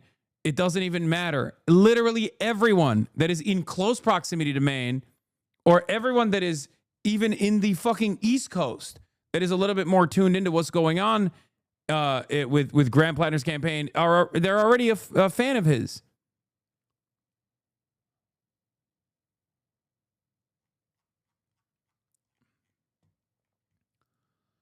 What I'll say, the janitors and the aircraft carriers are war criminals, except for Gerald Ford. My goats. Yes, dude. Yes. Janitors in the military are war criminals. Okay, you got it. Yes, everyone is a fucking baby killer war criminal in the largest fucking jobs program in the country outside of Walmart. She'd be breathing a big sigh of relief, but I would, by no means, when you're seeing 50-48 in the early vote, is anybody's breathing a sigh of relief. It really just comes down to what does that electorate look like that came out today. The other parts of this are just going to be down here. Pretty big. Wake County suburbs outside Raleigh. I was just going to ask about Wake County, Chatham. Because Wake County could be the difference maker in some of this. Yeah, or even in Chatham. So Chatham County here, this got 18% of the vote's going to come out of Wake. 8's going to come out of Chatham. Now, this district, remember, Republicans redrew the lines in North Carolina. Yes, I like Talarico. I favor Talarico in the Texas targeted, but primary. It was affected by it. It used to be Orange, Durham, and then it went to the north. Now it's Orange, Durham, Wake, and a sliver here, a part of Wake, and a sliver here of Chatham County. Fushi may have an advantage. I don't know how long people's memories are, but Fushi, as a state senator, represented a district that included Orange County, her political base, and parts of Chatham County. So she may have a bit of an edge right here. But again, that's only 8% of the vote. You got 18% here in these suburbs. Wake County's massive. Raleigh is there, but it's sprawling. It's expansive. So you're talking about sort of the suburbs there, in Wake County. And yeah, no, you're right. It's kind of new to both of these candidates here. Right. It new within the last few months. That's all right. Steve Kornacki, thank you so much. We will come back to you shortly. Let's head back to the table. Ryan, talk a little bit about these results that have come in so far. And again, we keep talking about North Carolina 4, which we're just watching very closely. This face-off between a more progressive candidate, the incumbent, who was, by the way, endorsed by Bernie Sanders. Right. ALLAM has a lot of support with the progressive party. And I don't want to over-analyze, especially these early returns, but if Valerie Fushi is able to hold on, I think it begins to answer a question that many Democratic strategists are wondering. And that is, do our voters care more about giving power back to Democrats than they do the purity test immediately that is applied in many of these purity test immediately the first sign of a Bernie-crat not overperforming, and they immediately insta-lock it. Oh, people want reasonable centrists. This was just an anti-Republican vote. Maybe it has something to do with the metric ton of fucking ads that were launched against in order for Democrats NIDA. to win back the majority. Certainly if they have any shot in the Senate, but to win back in the House as well, they need that coalition to come together. And for, in many cases, some of these base voters, particularly younger voters, voters of color, to in some cases maybe hold their nose and vote for more moderate candidates that have the potential of beating Republicans in general elections. Although Foushie's people will say, her folks in her vote would probably say she's not. It's not like she's a super centrist. No, you know the what I mean? yellow ribbon is not for the hostages any longer. It's now anti-Semitic because it makes you think they're wearing the yellow ribbon for the hostages, but they're actually wearing it for the mother of their co-worker that was being held level and not held entirely for ransom. sure what they stand for. And so I think it's a question, you know, the speaker's point was so good about the idea that presidential races are forward-looking, but midterm races are a report card. In the report card season, you don't necessarily have to know what you're for as long as you know what you're against. So I think the purity tests play less in a midterm than they might in a presidential election.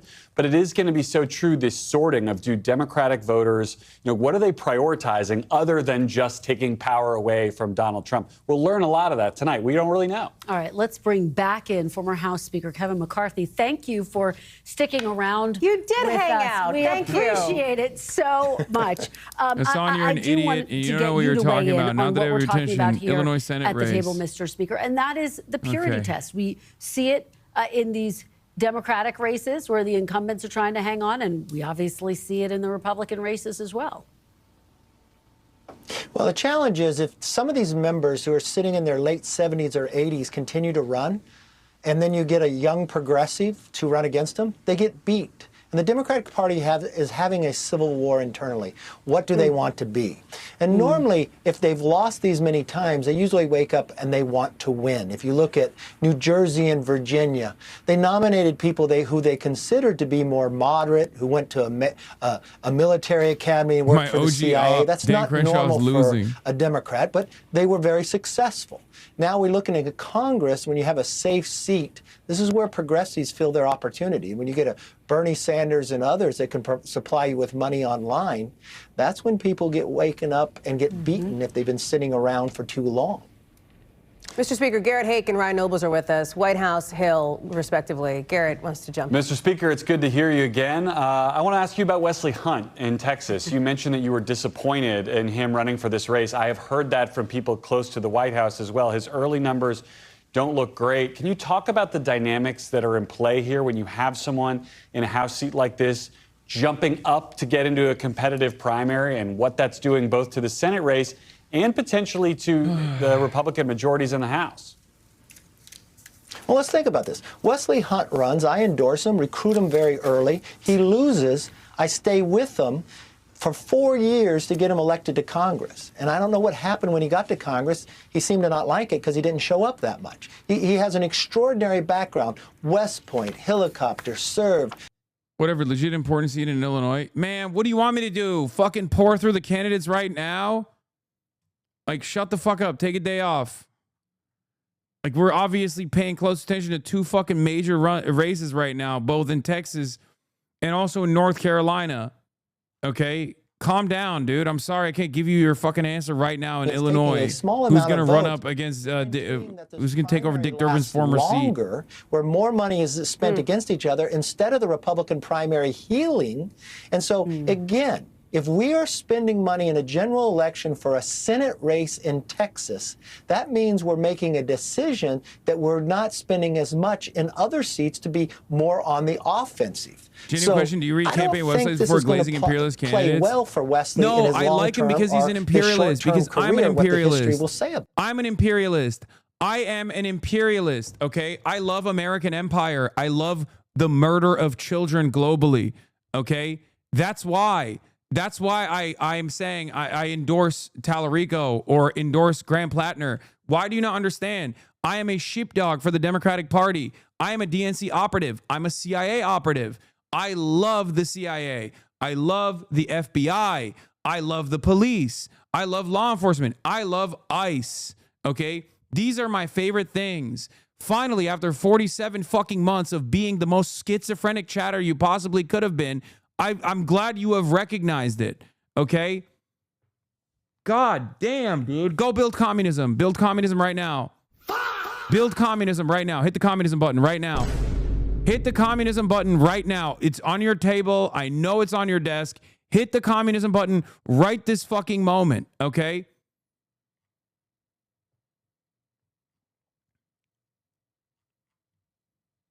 You post DPRK, DPRK post 1 minute and Glaze James Talarico next. Can you have a coherent ideology? Brother, my worldview is very fucking coherent. When it comes to elections, I'm going to work within the system to the best of my fucking ability. I'm going to try to get people elected that are closest to my worldview, okay? Go build communism right now. Go build communism. I'll come. I'll follow, okay? I'll be a loyal servant of yours, okay? We live in the... I got to do this one more time. We live in the United States of America. You have to work within the popular base that you have, not one that you wish you had. Not a single person on the planet actually genuinely agrees with you. In the United States of America, there's not a single other person that looks to someone like yourself and goes, that's my guy. Part of that is because they don't even have fucking class consciousness. We're talking about a country where now, for the first time ever since 2016, after Bernie's initial run, like 40% of the base of support in the Democratic Party are self-identifying socialists. Do they even understand the word? Probably not, okay? We need to work to educate them. But what you're doing is not that. You're being a repulsive little fucking annoying nuisance scold. That's all you're doing. And you're scolding someone like myself who ideologically is probably entirely aligned with you. We just have different fucking methods, okay? So stop chirping at me, a guy that is called a fucking anti-Semitic third worldist terrorist who wants to nuclear first strike the United States of America by every goddamn Democratic Party operative, and go build communism. Build it now. Take a week off to build communism. After 7 days are done, when you come back in here, if you haven't built communism, I'm going to permanently ban you. God, normie repellent, dude. Holy shit. There's people in here that are like, you know what? I never actually gave a shit about American foreign policy. I never actually encountered a person who sincerely advocated for people who are on the other side of American bombs. Now I'm beginning to understand what this person is talking about. And then they encounter a guy like this who's like, why are you endorsing a candidate that has not been in support of the Democratic People's Republic of Korea? And they go, what the fuck? Hey, yo, what the fuck? Some of you need to learn how to shut the fuck up, okay? Some of you need to learn how to shut your stupid fucking mouths up. You just can't. You're a goddamn nerd, and you're fucking repulsive, and you've never done any organizing whatsoever. You've never done any advocacy work whatsoever, and you think being insufferable shows your moral purity. That's all you do. And the reason why I don't yell about many of you is because you're utterly powerless, and I am too, for the record, but you are even more powerless than I am. Okay? Go awaken the revolutionary potential of the fucking masses and then come back. And Wesley Hunt. And you heard the former speaker there, Steve, talk about the way that the vote has quite frankly been split up, how it is all but guaranteed to go to a runoff. Yeah, I mean, again, the divide here now is very, clear here in terms of, Hunt so far back here, but enough that, look, in the count right now with a third of the vote, Cornyn well short of 50, Paxton well short of 50. So how many mainstream commentators do you know that fucking praise Lenin? Okay, do you know any? Where are they? Are they out there? Have they been able to build large enough fucking coalitions that they become like an active part of the base of support in the quote unquote left flank party, even though it's a bourgeois party? How many do you know? Do you know any? No, you don't. That's why you're chirping at me. Okay? That's why you're chirping at me. Shut the fuck up. North of Dallas, you see, and we're starting to get same day vote here too, right, Adam?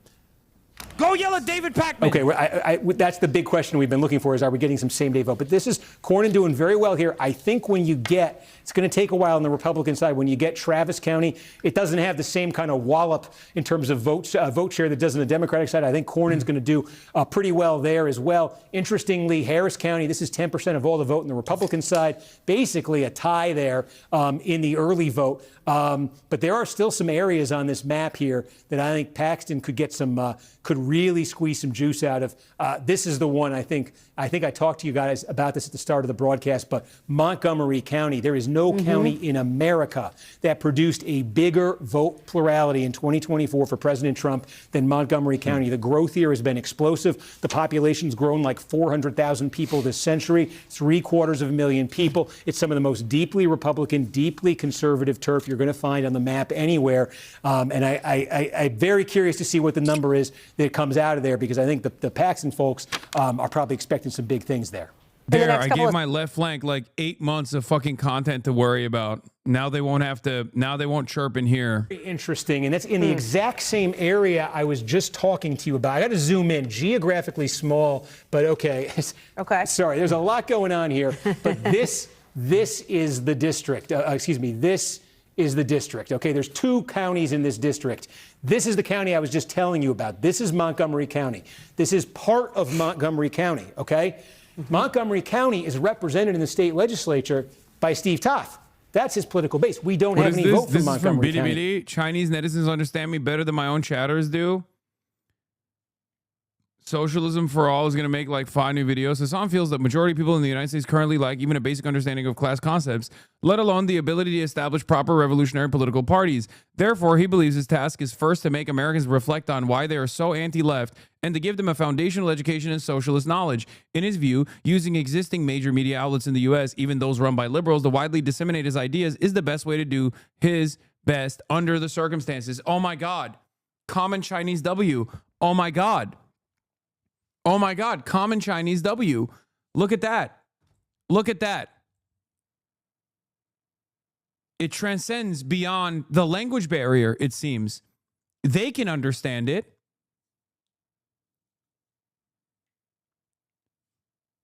It's crazy. I explain it every day. And yet there are so many chatters who encounter it like this is the first time I've mentioned my worldview, whether it be my advocacy, consistent and principled advocacy about rehabilitation, okay, about what people have done in the past are negligible and are irrelevant if they do not represent who these people are now, okay, or my advocacy for having a broad base of popular support. And in order to build a popular movement, a popular revolutionary movement, you still need to be popular at some point, okay? We do not have the numbers on our side. I'm not going to cast aside people who are on their ideological journey in my direction. Oh my God. Every single fucking day.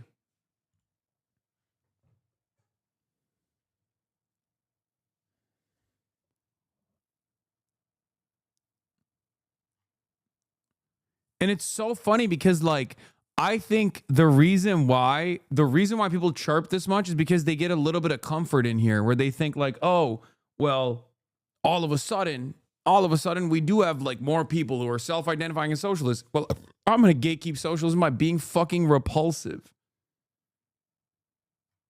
Okay?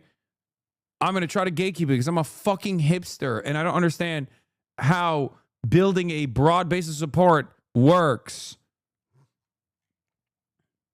Sometimes I think a portion of our chat is leftist because they think it's cool and countercultural and not because they truly understand what's growing up in a debased empire produces in its unsuspecting population. We were brainwashed by our own country, and some of these people turn around and want to take a knife and carve the mistakes of our past into our foreheads and condemn the people. Yes, it's also like, look, ideological divisions have always existed on the left. This isn't even that. This is just like, this is pure like American, like a draconian attitude that Americans have. That's what it is. It comes from like American draconian attitudes where it's like American individualism, American draconian attitudes, a lack of understanding of like how heavily inundated with propaganda people are from birth, a lack of interest in identifying their own personal journey and then trying to comprehend what other people's ideological journey might look like. Okay?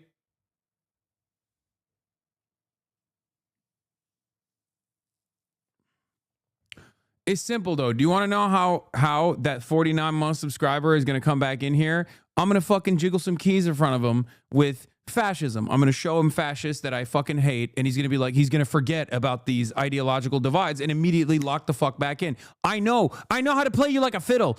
Okay, ultras. I know how to play all of you like a fucking fiddle. All I need to do for liberals, all I need to do is hogwatch. And then liberals go, oh yeah, he hates Republicans. I remember it again. He doesn't like despise the liberals all that much. He just, you know, maybe we have some differences in opinion. And for all the ultras, all I need to do is show you a little bit of fascism and you lock the fuck back in. Because then maybe at that moment, you are reminded of what the task is, okay? At that moment, it causes you to fucking remember who we are opposing, what we are up against.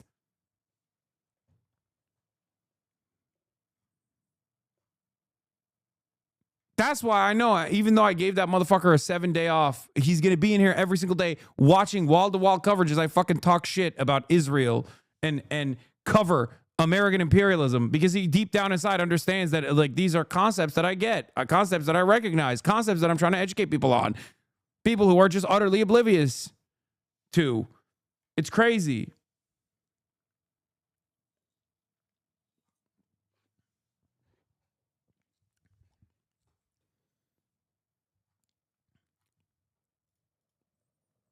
Polls closed in Texas. GOP leadership backing. That is a huge feat for Ken Paxton. So they are starting to really soak in some of the early victory, but they too acknowledge there is a long way to go between now and May. And if this primary was already expensive and bruising and messy, it's probably only going to get worse in the months ahead. Let me go to Priscilla Thompson now, who is on the Democratic side of the ledger there. And what's been interesting, and we've been following it really since we came on the air about an hour and change ago, is this issue with the... There was a motherfucker who sincerely said in here, like, honest to God, said, oh, isn't lesser evilism the same as Kamala Harris?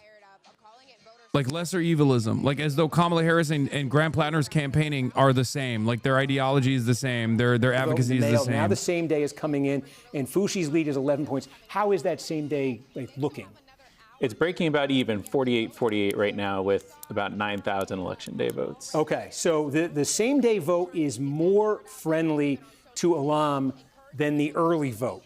That's significant because Fouchi led the early vote, but it was relatively close, especially in Durham.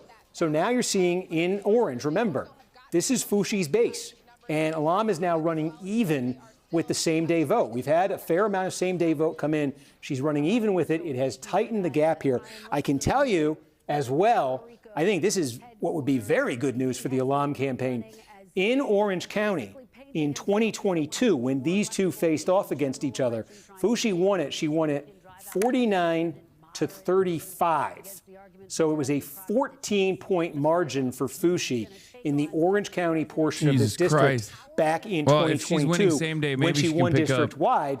Tonight, it's sitting at 11, and that number, based on what we're seeing so far with the same-day vote, could get smaller, could come into single digits if it continues on the trajectory that we have. Now, again, Fouchi won What are the district policy differences overall between Fouchi by and ALLAM? ALLAM is everything. ALLAM is a Bernie-crat. Fouchi is a centrist Democrat, super pro-Israel, pro-AI.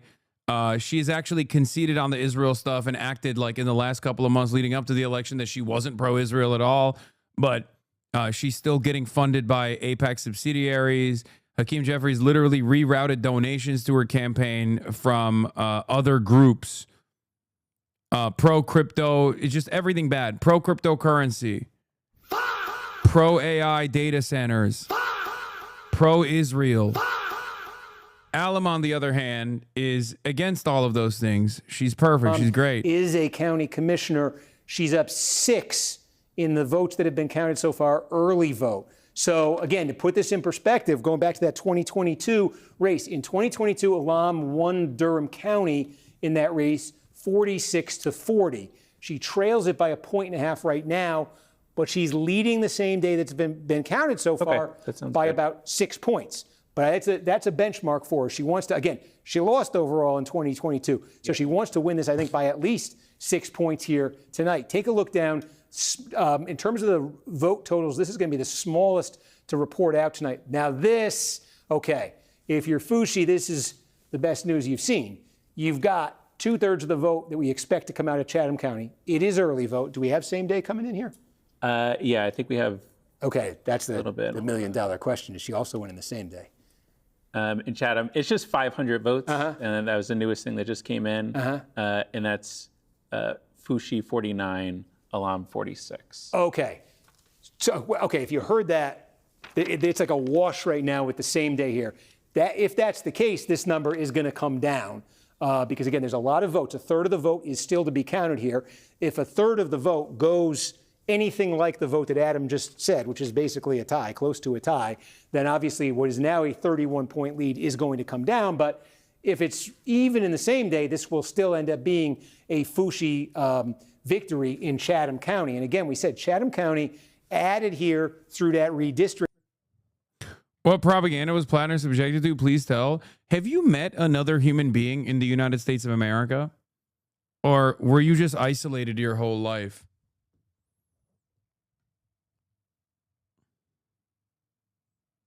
Have you gone outside at all and, like, I don't know, asked the nearest 5 people what their opinion is about Muslim countries?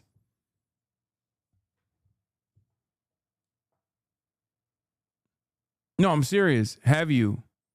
Have you had a conversation with 5 other human beings in the continent of North America? Okay? In the United States of America, in any city, the wokest city of all time. Do you answer my question? Bitch, I'm the one who fucking actually is asking the questions. I'm the streamer here. What do you mean, answer, please? Answer my question. Have you gone outside and talked to 5 people, 5 individuals? Have you done so?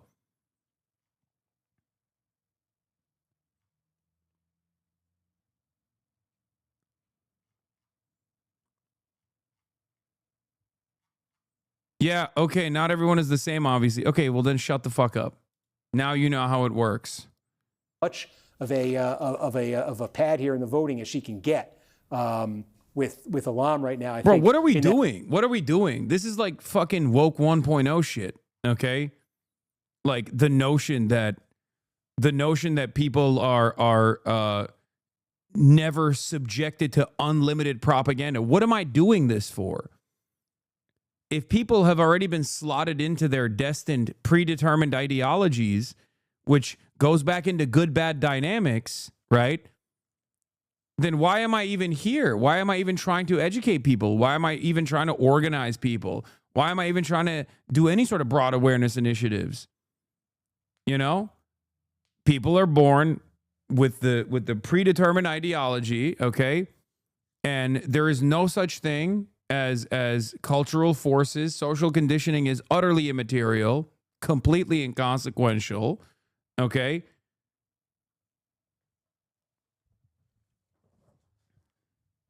That's just how it works.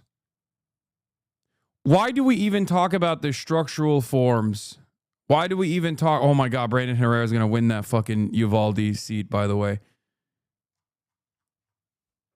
You know? Why do we even talk about systemic racism and its impact on people, right? Why do we even talk about any of that shit? People actually became racist because they're bad people. They didn't learn racism. They became racist because they're bad.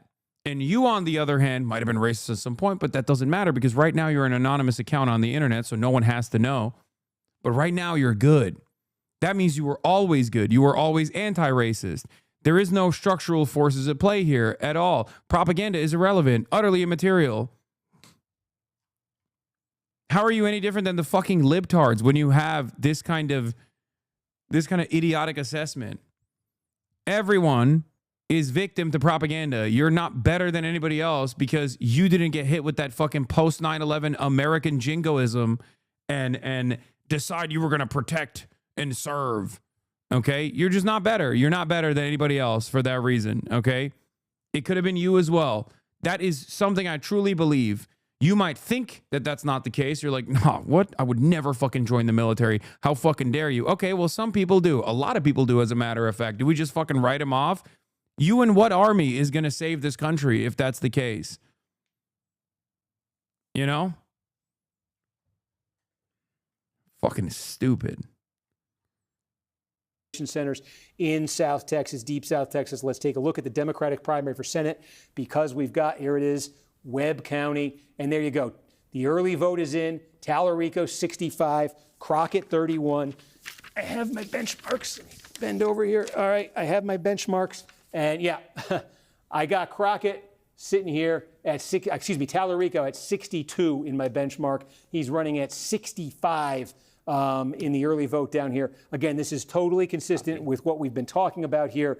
As you get into South Texas, where that Hispanic vote looms large, Talarico is clearly winning. Billions must hope. Winning it by a substantial margin here. Yes, Gonzalez is the one sort of who at those benchmarks. Who had a coercive affair with his staffer who was married, and then she killed herself by self-immolation. I see go ahead. Yeah, tough to say right now. Okay, on the Democratic side, Montgomery County just came in. Does that mean it came in on the Republican side? Texas politics is fucking insane, dude. This is Trump's biggest county in America. Let's take a look here at the Republican race. The one that... Okay. Dude, Uvalde is so insane because one candidate, the incumbent, literally had a sex scandal that led to the staffer who he coerced into a relationship killing herself by lighting herself on fire. And the guy that he's running up against is Brandon fucking Herrera, a very famous gun tuber. Okay? Uvalde, where, Uvalde, the place where that mass shooting incident happened, if you recall.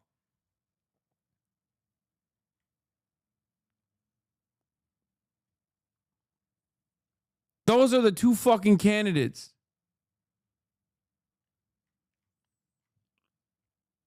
That's Texas, baby.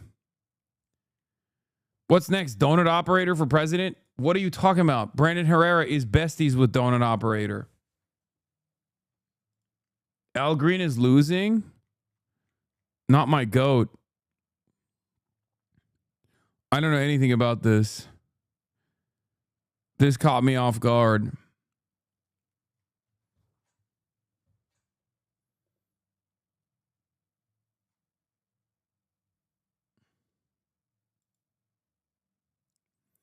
Incumbent watch. Valerie Foushee looking okay so far, but Rep. Al Green and Dan Crenshaw in Texas look to be in very serious trouble.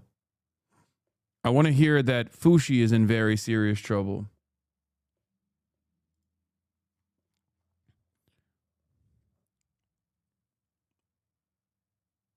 He lives in a very cushy private community, very working class. Democrats poised to oust Israel critic Al Green from Texas congressional delegation. Oh my God, Jewish Insider. Literally, this is their takeaway from this.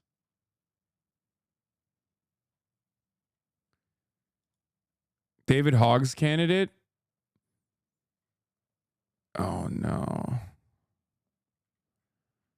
I have no idea who this guy is. I don't know anything about this guy. I hope he's good.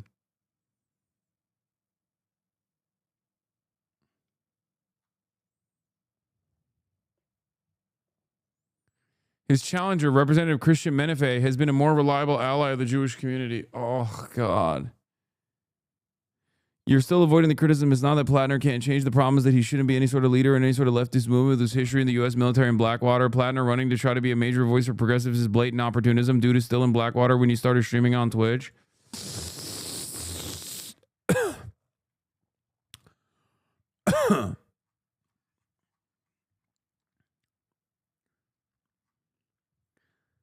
I know there's tremendous opportunism. The left is so popular and so poppin' that people are fake being anti-war, pro-Medicare for all. You motherfuckers are already ready to talk about social fascism, dude. It's awesome. Like, you are advocating for a world that doesn't exist, okay? I wish we lived in that world, but that's not the world that we live in. You're literally doing like DSA left-right dynamics in here. Or as a matter of fact, you probably think DSA is also not far enough, obviously. They're also social fascists. Everyone's a social fascist. Okay, Joseph Stalin. I didn't realize you brought back the USSR. When you do that, you could talk about social fascism, okay? The only successful leftist grift is shitting on Hasan. I hope you all understand that when you're watching your left slop tubers. Yes, exactly. That's it. automatically. If you want to be a successful leftist, that's what you need to do. Shit on me from the left and be like, dude, he is immoral. He's an immoral charlatan who soaks in the blood of empire. Okay?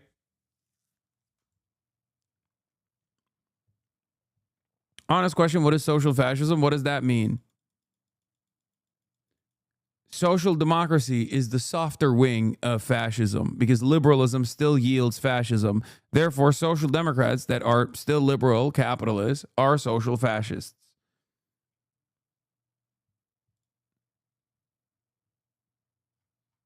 Talarico's best region in areas with high Hispanic Democratic population as well as regions with a very low Hispanic population corresponding to a high white Democratic population.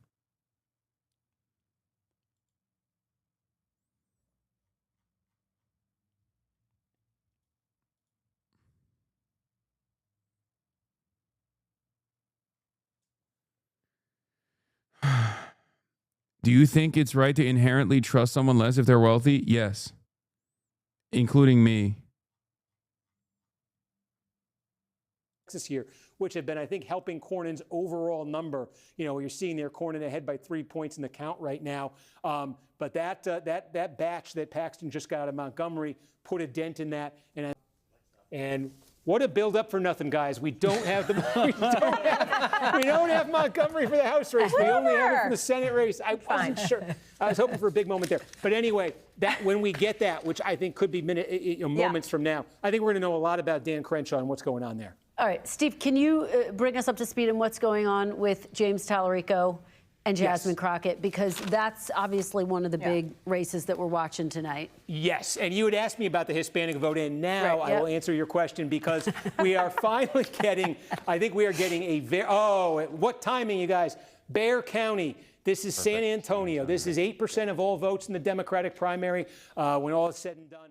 Shitting on you doesn't even work, though. The fuck us on button has never worked. Case in point, literally, Zoran, institutional family politician, got a shit fucking mop because he spent all his time trying to dunk on you instead of developing a worldview.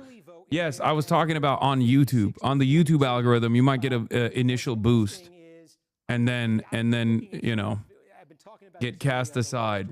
Benchmarks that I've kind of had in these counties for these candidates.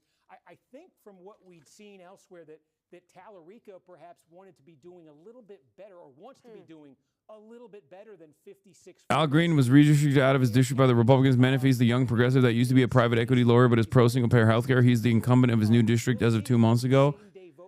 Yeah, but apparently he's like an ally to Israel. South of San Antonio, we are starting to get some big counties here, okay? This is where Corpus Christi is. You are talking like the new world is impossible, though, lol. Entirely possible to return the governance of the land to the indigenous nations, abolish reservations, abolish police as they exist, and start respecting the land again, instead of upholding an entirely fake and unsustainable system.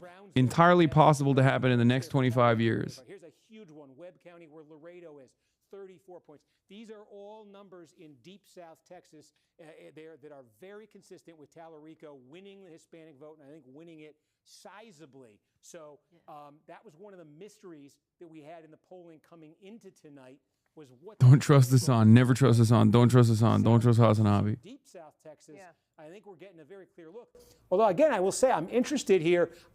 Based on what I've been seeing there, when I clicked on Bexar County, I was expecting to see a bigger number for Talarico out of there. So overall, what that adds up to here, again, this is early vote that's been coming in. We're waiting to compare it to the same day, and I can't stress it enough, we don't have Dallas County, Crockett's home county here, but in the early vote, 7-point advantage for Talarico right now. I was just going to ask you, do we have a sense, obviously we don't have Dallas County yet, but any sense of how the African-American turnout has been? Obviously, Jasmine Crockett making the argument that she's the candidate to best turn out the African-American vote. Yeah, I mean, again, so the counties that have sizable black populations, where you would be looking, you know, East Texas here, this thing, I gotta get this right here. So here you go. This is where Beaumont is. Jefferson County has the largest share of black population of any county in Texas. There are no majority black counties in Texas, but Jefferson County has the highest concentration of black voters. And look at that. Crockett running at 80% here.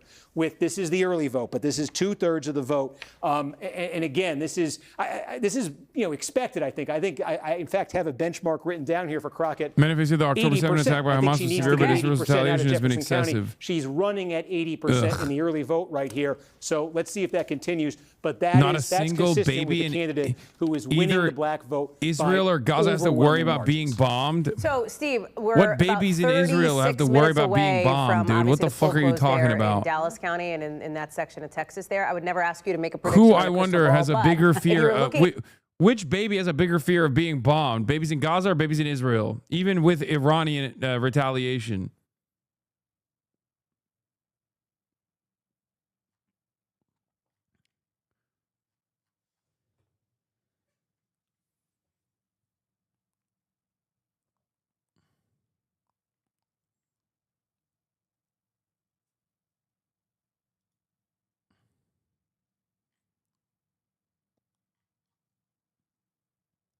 Yeah.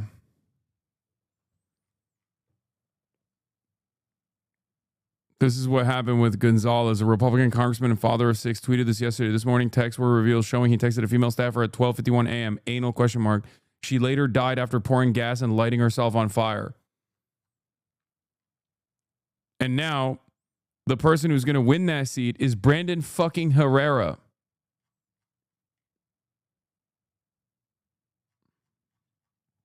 A gun tuber who is really tight with a lot of fucking white supremacist YouTubers. Okay, I need to see more ALLAM. I know everyone is hyper focused on Talarico, but it seems like it's already Talarico seemingly is got this in the bag. I mean, not to speak too soon, but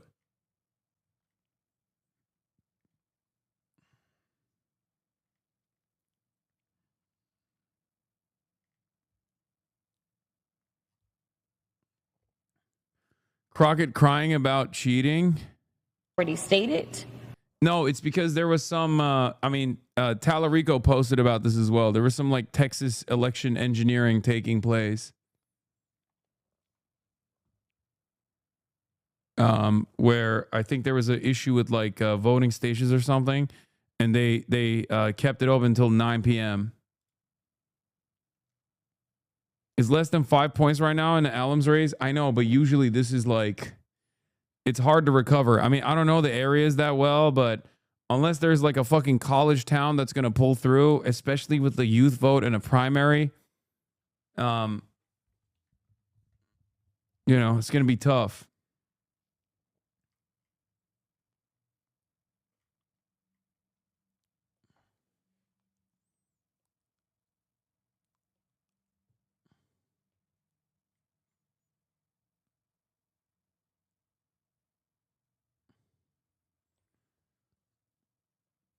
Menifees paid for by crypto, 1 million in super PAC spending. Gross.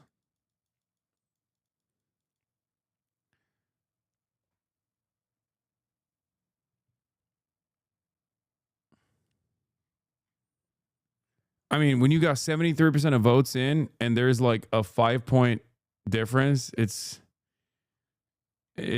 pretty much over, you know what I mean?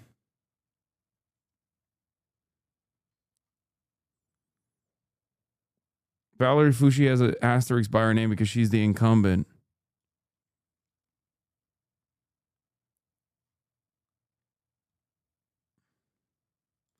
Trump tweeting about Zoran again? No, this was earlier in the day. I know, I saw.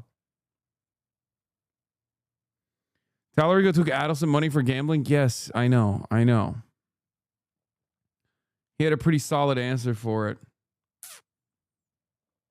Wait, what the fuck? Richard Ojeda is back?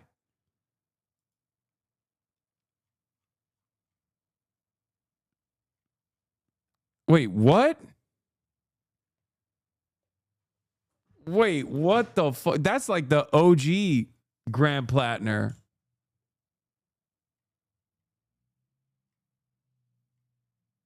That I saw that earlier. He carpet back to North Carolina. Nice. Vulgar Bernieism confirmed. Yeah. We just need like, honestly, it turns out you need like a whole bunch of sweaty white boys A whole bunch of sweaty white guys, okay? White guys galore that are just like, I love healthcare. I fucking love healthcare. I don't give a shit.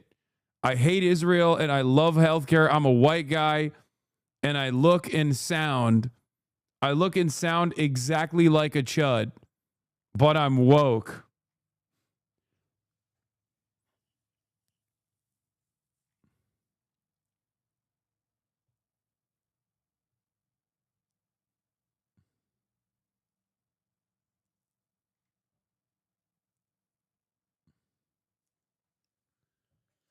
Durham County flipped to ALLAM? No, that was earlier. It don't mean much. Again, it's a 5-point difference at 73% of votes.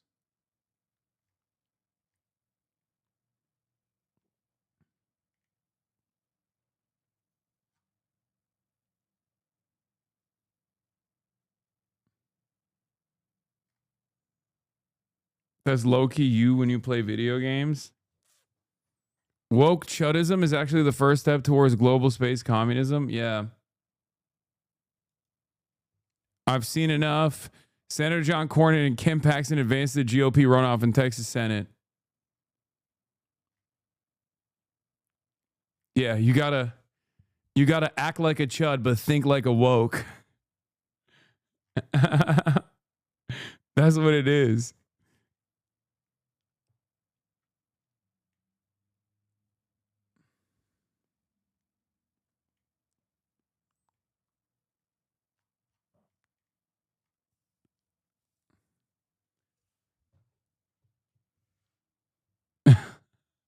Oh, Jesus Christ.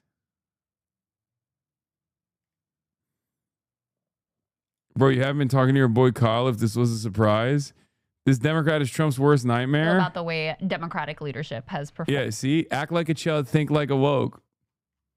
I've interviewed him many, many years ago. I've known when he was in West Virginia, I was pulling for him, but it wasn't time for vulgar Bernieism back then. Formed in this second Trump era. Of course Kyle loves him. This was our guy. This was our guy in West Virginia. He's the real progressive mind in a MAGA body, dude.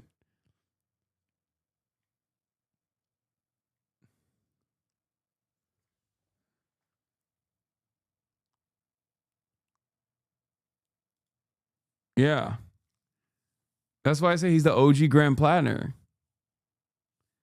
Army Major served in West Virginia Senate representing 7th District. Ran a brief campaign for president of the United States in 2020. I mean, that doesn't count. Oh God, I shouldn't have brought this up. Everyone's gonna yell at me again. They're gonna be like, oh dude, you're fucking stupid idiot. You imperialist. You love American empire again. Yeah, he ran in West Virginia's 3rd District, 34% of the Democratic primary, losing to incumbent Nick Rahal, whom Ojeda challenged on the grounds that the incumbent was not doing enough to advance the interests of the district. Pro-labor.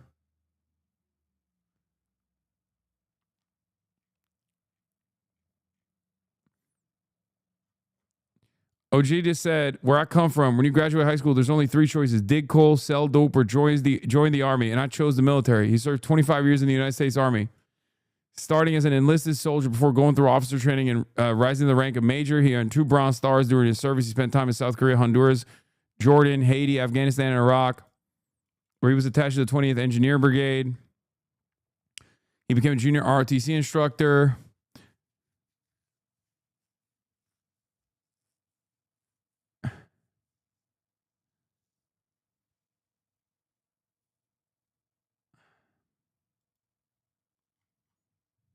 It's important to note that, like, this is just, I think a lot of us have understood for a long time that there is a class of people that exist above accountability, that exists kind of above of even like the concept of the nation state, that there are people out there who have so much wealth and so much power that they live in a totally different world than we do. And what the Epstein files are showing us is just how true that actually is, and also just how depraved that level of power and wealth can make people. And to the chatters who hate the military, would they prefer America didn't have one? Come on, that's a stupid argument, okay? That's ridiculous. Like what? Oh no, all of our enemies are going to kill us if we don't have a military. Like that's not what I'm saying. Just work with what you have, okay? Like what is that? What is that counter? Like just be realistic, brother. Be realistic. America has a massive military. It's probably the last like organization in this country that works, and even then it doesn't work that well, okay? Which isn't necessarily a bad thing because a lot of its output is just murdering children overseas. But like the reason why I say be realistic is because let's be real, it's a massive jobs program, okay? It's a massive jobs program, and a lot of people go through this massive jobs program. You got to get those guys on your fucking side, okay? That's it. It's amazing that it is really kind of bringing in a lot of folks who in other issues don't agree with each other politically, but we are all beginning to realize, right, left, Republican, Democrat, down here in the real world, we actually are just there to be exploited by a small group of people who in some ways are just kind of running the world for their own benefit. And the Epstein files show that in glaring fashion. And I think it's just the realization that we're all starting to wake up to this fact. And it is the only way that we're going to move forward is by, frankly, building the political power to hold all these people accountable and make sure that that kind of wealth just doesn't get to be accrued anymore. He says too many of the right things for me to assume that this is all cynical. Okay, that's it. Ready for this? Because these kinds of things are not heard. These kinds of things are not considered popular. Okay, he will go to Congress and he will bench press every single politician. And when I say bench press,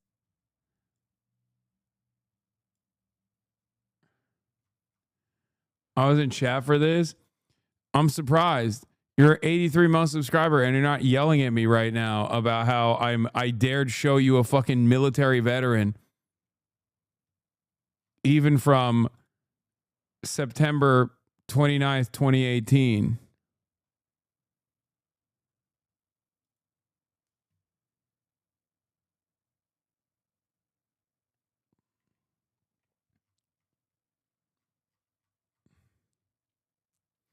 I've been doing this for so long, dude. I've been doing this for so fucking long. Plattner got the chud microwaved out of his brain by Michael Brooks. God rest his soul. Yeah. No, he walks like a chud, but he thinks like a woke. And that's what's good.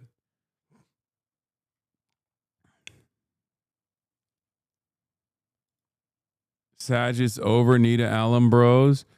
I'm getting word that every single outstanding vote in Texas Senate race for Ahmed Hasan, the vote counting officials are refusing to report results to win because they want to suppress him.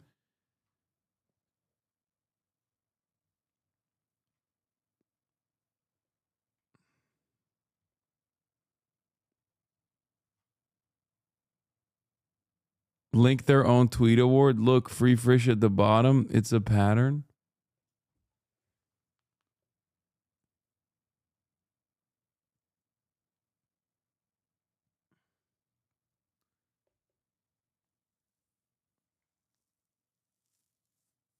If it's being super left, ultra unrealistic to not want socialist policies and bomb kids overseas, and so be it, it's genuinely more understandable and respectable to sell drugs for money than join the USA Army. They never talk about how bad it is that millions are killed, only how it affects Americans and our feelings, our friends, etc.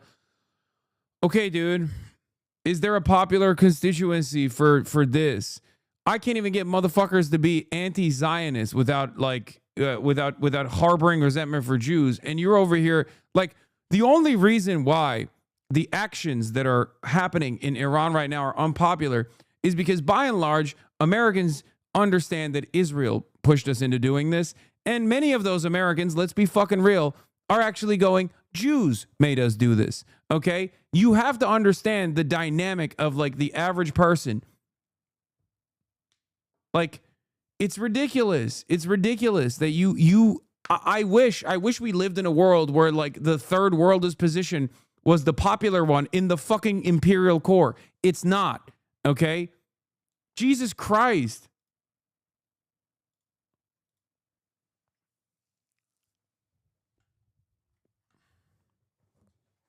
This is why I kept repeating even back then, like, you're not, you know, your concerns are not going to be validated at all, especially in an election between fucking Graham Plattner and Janet Pills Mills.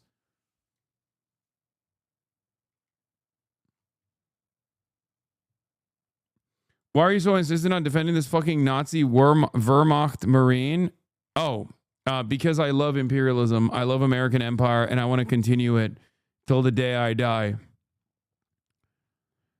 Speaking of an American Navy SEAL getting smoked, Steve Toth defeats Representative Dan Crenshaw in the Texas 2 GOP primary.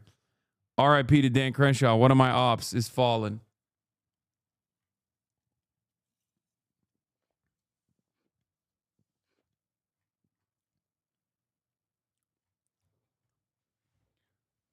I need every single person that says, oh, this guy is like a fucking mass murderer of children to go outside and talk to one person, okay?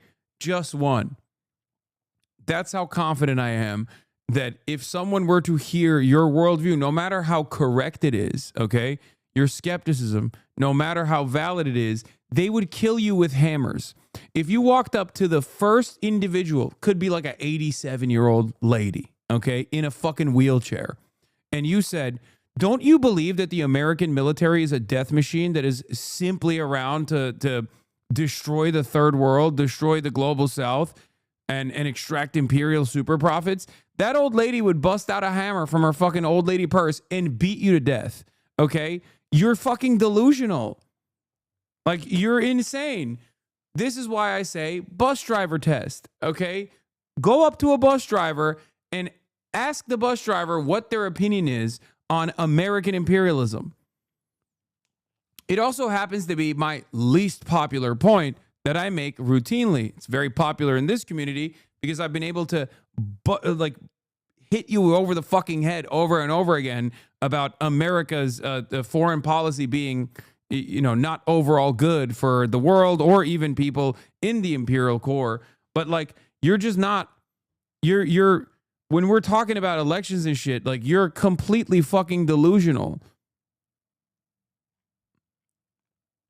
It's not a liberal optics conversation at all. First of all, we're talking about elections. So yes, optics do matter in that situation.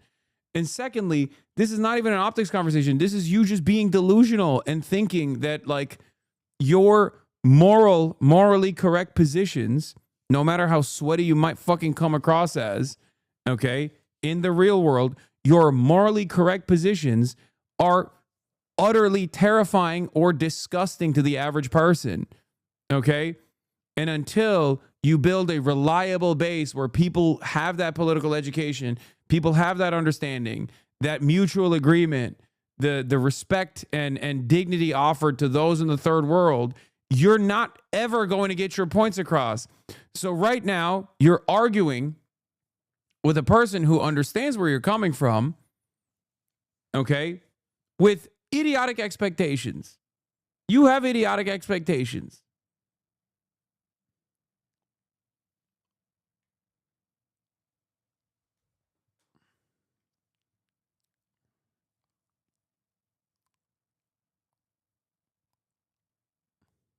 Kind of fucked up that your point of misinformed people are actually bus drivers. No, it's not misinformed. No, you've also completely misunderstood the bus driver test. I say bus driver not because the bus driver is dumb, dumbass. I say bus driver because the bus driver is a normie. Also, there are fucking bus drivers in this community, okay? Calm down. Jesus Christ.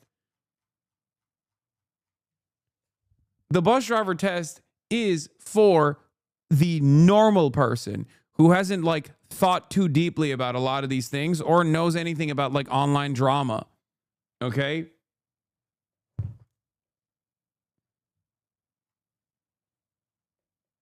Steve Tott is also a demon. Please, this is serious. Brother, what do you mean? Is Texas? Is the Texas GOP primary? Of course it's a fucking demon.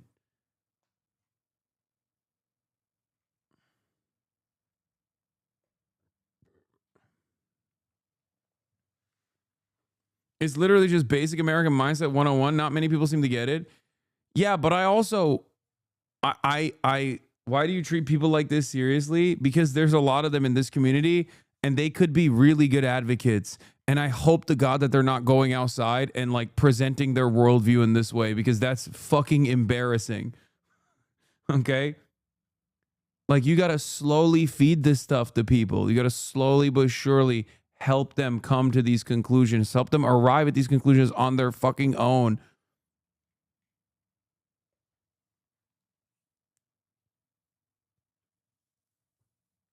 That's it. But I hope that they just don't really go outside, because I feel like these takes are, it's immoral to be born in America. It's true. I mean, low key. Low key, you're not wrong.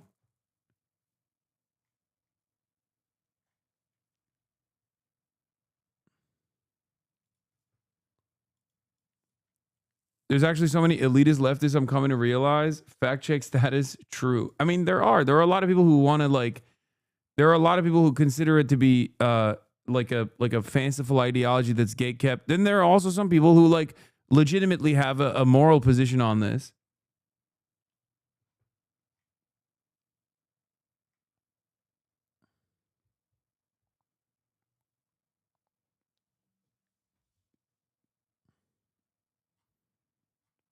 NIDA is climbing. Okay, let me guess. She picked up 1 point. Calm down. I hope I'm wrong. Yeah, she picked up half a point, and Valerie lost literally 1 point.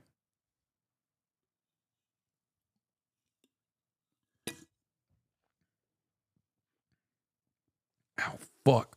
I just pulled my mustache.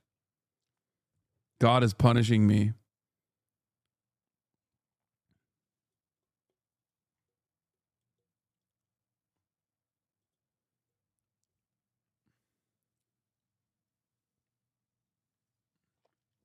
Every single person in this chat is a leftist because of norming conversations that we had 10 years ago. DSA's biggest growth days were AOC winning and Zoran winning. Let's be real here. People want to see electoral wins. Look at the UK Greens. They are now twice the size of DSA in a country with 20% of the population of the US. Yes. The most successful way to build a fucking movement in this country is by participating in an organization that spends a good deal of time doing political education. DSA happens to be that organization in this country. DSA runs candidates. When DSA runs candidates, more people self-identify as democratic socialists. And then, through that ideological journey, they develop their fucking worldview. Maybe some of them become even more radical. Many of you who are chirping at me right now didn't know what the fuck socialism was 10 years ago when you first encountered my commentary. And now you're over here outflanking me as the king of the woke, okay? And it's fantastic. It's great. I dream of a future where I am put to death by those to my left as a reactionary. That means I will have succeeded, okay? But for the time being, shut your bitch ass up, okay? You're being fucking annoying. And being annoying, unfortunately, is not something that we have the luxury to do, okay? We don't have the time. We don't have the opportunity. We don't have the numbers. So if you're being off-putting when you're doing your advocacy, you might as well lie to people and tell them you're an anarchist, okay? Tell them you're a fucking RevCom or something. Actually, no. Most Americans don't understand any of those distinctions. Tell them you're a liberal. Tell them you're a Republican.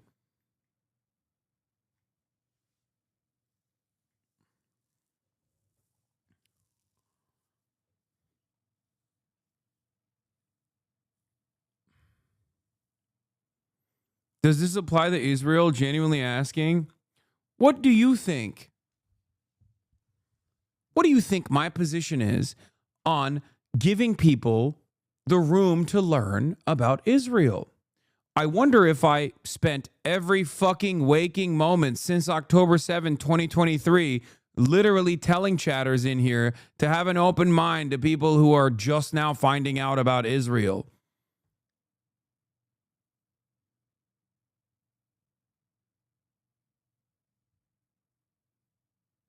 No, I mean, people in Israel, yes, great. Anyone and everyone. What the fuck? What are you talking about? Yes, there are people from Israel that are in my chat.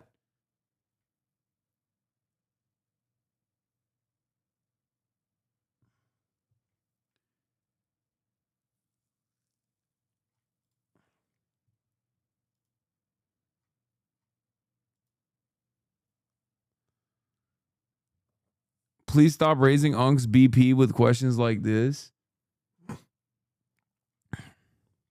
79% of votes with 47% to 50.7%. I don't know if is there.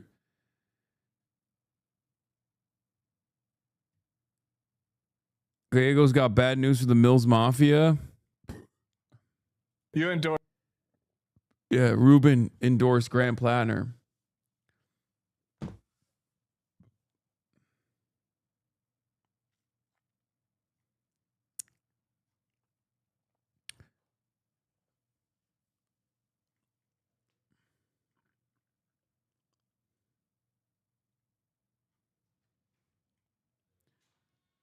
Texas Senate Republican primaries being greatly disrupted by a third place candidate. Dan Crenshaw says, I lost. Okay.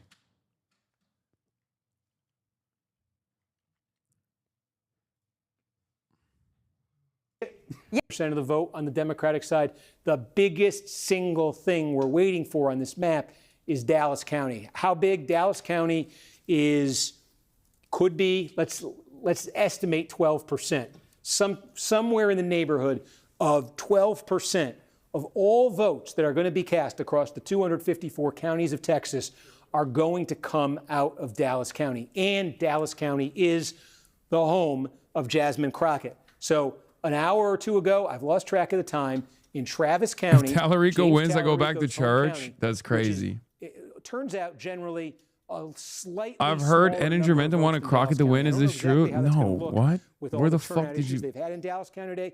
But typically, these are almost comparable in size in terms of votes in a Democratic primary. Dallas County is bigger than Travis County. Travis County, though, Bro, you got to massively tweet out your Democratic, OG band to massive Dan turnout. Crenshaw And now you that he see what lost. that I did don't for fucking Talarico. care. He was able He's to so get 3/4 irrelevant. of the vote, and he was able to net 71,000 votes. Nita will not lose. Fushi Instagram comments make it so obvious. Everybody hates her. Advantage over What are you Crockett is talking about, basically dude? Travis County. It's Travis County. There's in one change. comment That's the lead that on her Talarico has Instagram over post. Crockett She has statewide. 189 And Crockett has likes. the ability Also, here out of Instagram Dallas likes County is not an potentially indication of candidate to deliver. performance I at said all. this, Talarico delivered What a the punch for fuck are you Travis. She can saying? punch right back with Dallas County. That's the opportunity she has. Less than 10 minutes now when the polls do close in Dallas County. It's her home. She's expected to do well. She's expected to do very well there, and it's a massive source of votes. Harris County. Bernie's reaction to finding out about Plattner's tattoos, how most people act to Plattner now. Probably about 12% of the vote. I've been talking about the benchmarks that I've got for these Democratic candidates in different counties, and I can tell you that the benchmark that I have for Crockett out of Dallas County is 70%. So, you know, that's Talarico in his home got 76, netted 71,000, and there, lo and behold, that's his lead. That's just about all of his lead right now. You could trace back to Travis County. Crockett, Dallas County, a little bit bigger than Travis. Benchmark, 70%. I don't know. They've not always lined up with what's happened, but that's the kind of number that Crockett's looking for when Dallas County releases. And it'll be, remember, it'll be the early vote. It'll be the lion's share of the vote out of Dallas County, but there will still be same-day vote to come. And that is the piece of it that we're trying to figure out. We're starting to see a little bit of on the Republican side in that Senate race. How different does the same-day vote look than the election day vote? I voted for Talarico in Dallas County. I'm God's strongest soldier. You did it for Jesus. There's a little bit developing right now out of Dallas. So the Texas Supreme Court temporarily blocked the earlier ruling. He has to defend the tattoo in the general, and I was dumb and no one recognizes it. It's not very convincing. He has to beat Cons and use a better story. What are you talking about?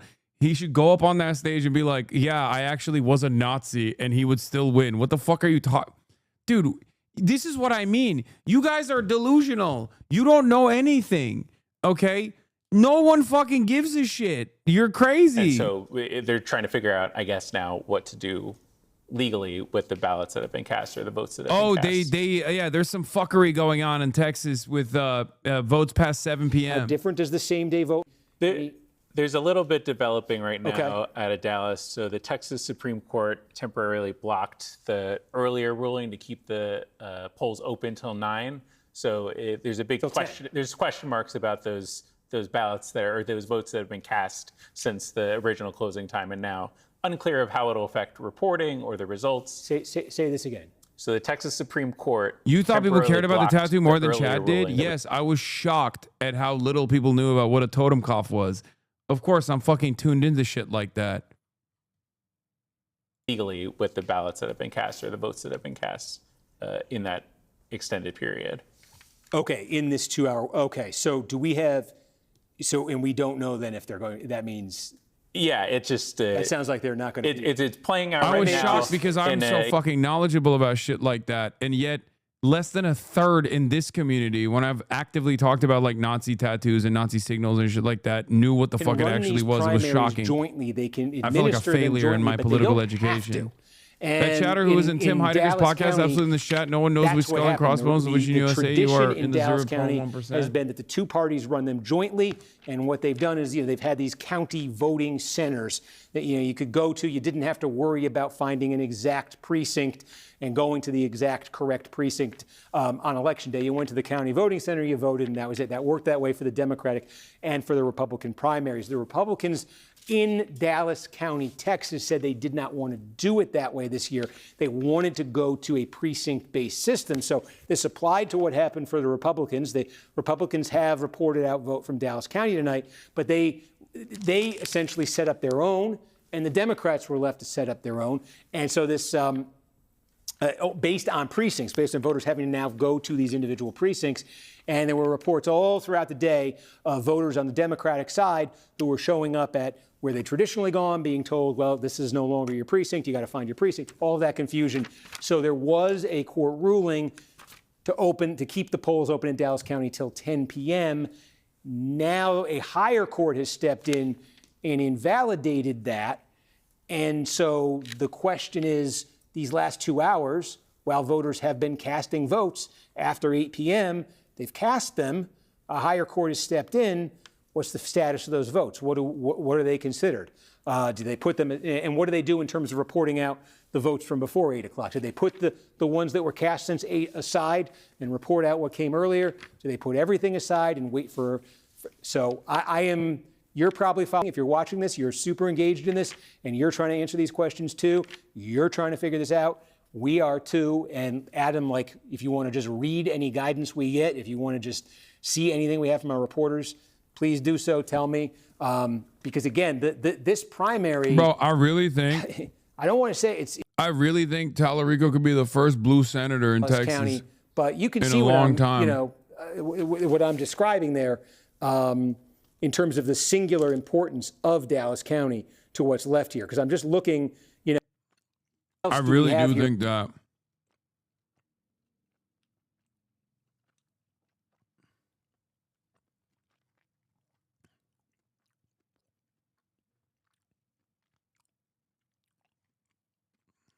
Dallas here, the precinct shit was so fucking annoying. It took long because the workers were having to direct everyone to the proper precincts.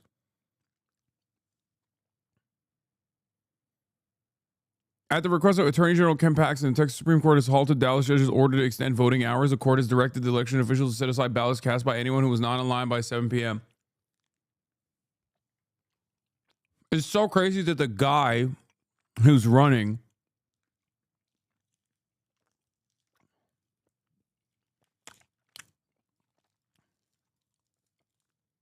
his voters are crying about anti-white racism. Who? I think that'll win Republican support. Who? Talarico's voters? You mean Ken Paxton's?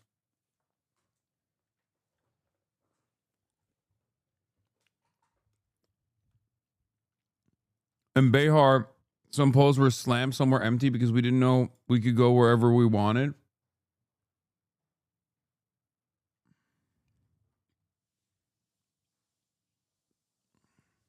Out of El Paso County. There are some other areas as we fill in the rest of South Texas here. Don't forget, this is where McAllen is, Hidalgo County. This is another big one. You could certainly be a shock right now. Bear, not Behar. Sorry. There are several areas here where Talarico, I think, is pretty clearly going to pad that margin, and that margin has inched up a bit here since the last time we checked in. It was sitting there. Stand by for News Now. Yeah. Okay, we're going to do a News Now hit. Yep. Okay, folks, they're resetting on News Now, and they're going to come over here in a second. I push hard for Beto in Texas. Okay. I think people hate. I think Talarico might be better than Beto, but has the same Beto vibes. But also it's different time. About the guidance we just got to my producer. Different time, different energy. Do you drink coffee this hour? No. It's 7 p.m. I'm 8 hours in. Apparently, we're bombing cartels in Ecuador. We're waiting here to go on News Now. Nice. Probably in about 90 seconds. So I'll complete the thought. Here you go. And we don't have anything from Toledo, Texas, too. The only thing we got recently, we got a little more election day out of Fort Bend County, which affects the Green Menifee race, but we small amount of ballots there. How did the election day? How was that breaking? So 300 new votes in Fort Bend, 218 for Green, 87 for Menifee. Okay. That was the county. Okay, 78% of votes in, 47% to 50%. He's going to have to I was just telling you about the Al Green race in Houston 18. We have about a minute. I just wanted to complete the thought here. It is when looking at a hate post about you right now, an Elden Ring meme. Even sad. Some clear opportunities here for Talarico. Let me guess. Electric dog. Pad this margin, and did I get it? Again, it's just ticked up a little bit. A lot of it is from small, counties just kind of filling in, but it's ticked up since we really started talking about Dallas County a few minutes ago. It was in the 70s. Don't cry, chatter. To 82,000. So, again, huge question mark around Dallas County. All the reasons we were just saying. I think this really, when you look at the rest of this map, when we do get numbers out of Dallas County, I had set a benchmark of 70. For Crockett, that might need to be revised up for her. I think she may need something bigger than that to offset what you're seeing. I would never vote some of these for other places. Emma says I would never vote for Valerie Foushee after what her dad, Dr. Foushee, did with the pandemic.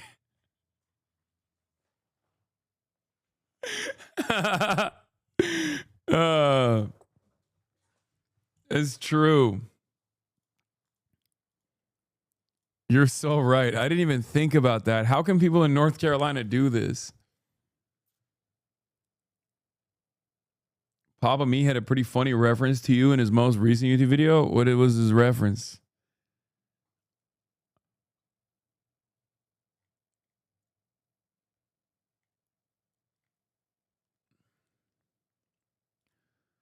For someone unaware, other than Crockett being uninspiring, what did Talarico campaign on to make him a better candidate? Communist takeover. What did Talarico run on that made him a better candidate? I mean, he was both inspiring and also communicated better on these issues. He was talking about false prophets.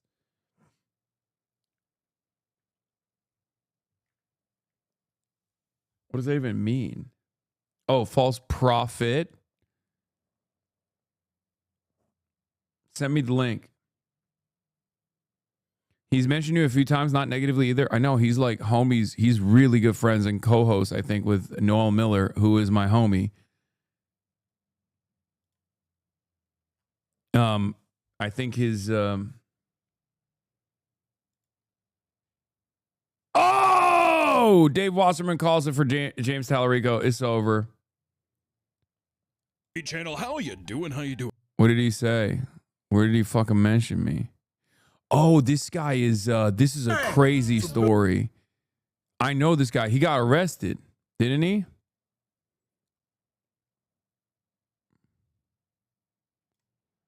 What did the man Billy did after watching the statue cry? How'd she get the Drew? Where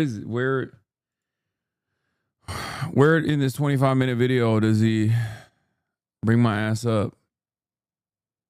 He's out on bail now. That means Talarico can still come on? Yes. He sure can, and we'll make it happen.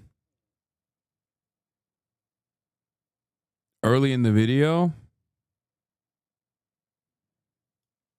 Why don't you guys fucking link it to me? Or tell me the time code. 1240?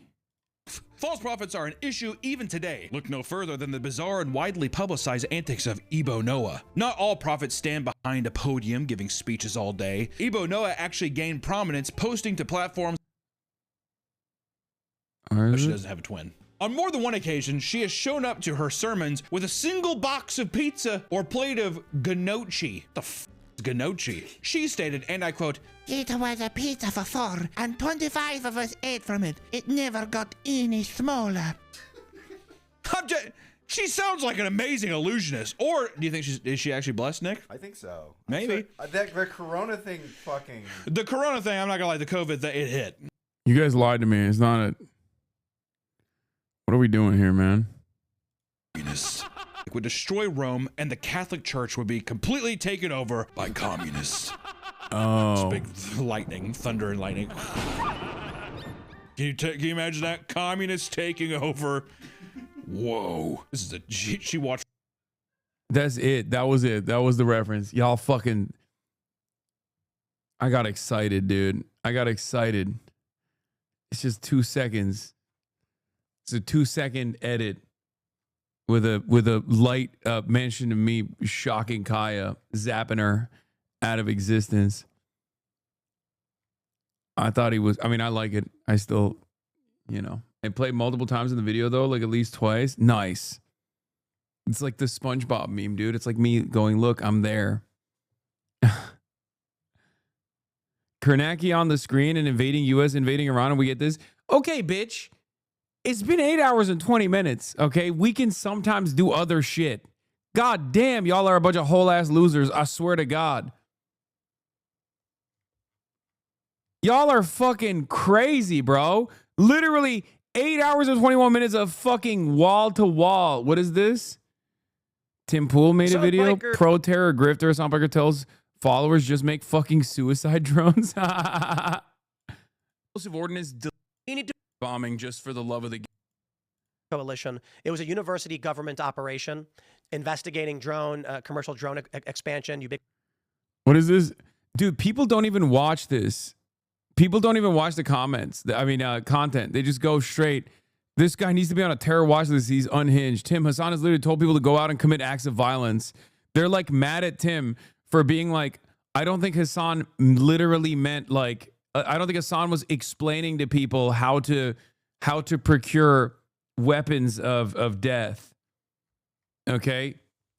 It's so funny. And no one wants to play this game anymore. You know what I mean? No one cares. Everyone's like, no, I want to fucking yell at him. Tim, why are you telling me that another opportunity has presented itself for me to yell at Hasan insincerely and misunderstand the point that he's making? This is fucking bullshit. Yeah, look, it didn't even do numbers. It got 3,000 likes. Disagree. There's a difference between do this and you can do this. Hasan Pikers just make fucking drones. The directive followed by declarative or instructions on how to do it. The difference between Hasan is radical viewers and he supports terrorists. His favorite flag is Hezbollah. He's just a lame Christian. Calm down. Talarico seems all right. You got a better candidate in Texas? You got a better candidate in Texas? I didn't know you were running in the state of Texas for the Senate. I didn't know you were getting people to come out and vote for you. My mistake, chatter. My mistake. Again, Electoralist Hasan is different, okay? You need to remember, you got to work with what you got, okay?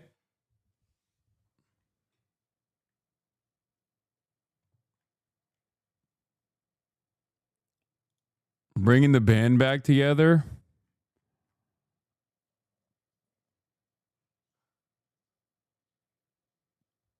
Wait, who the fuck is this guy?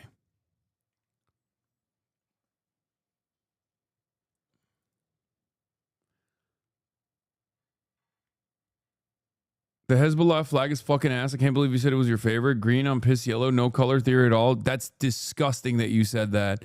The Hezbollah flag is actually goated. Are you kidding me? The IRGC flag's pretty good too, but like the Hezbollah flag is actually cool as hell. Followed closely by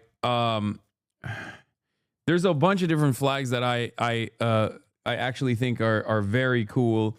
Vexillology nerds are fucking unbearable, okay?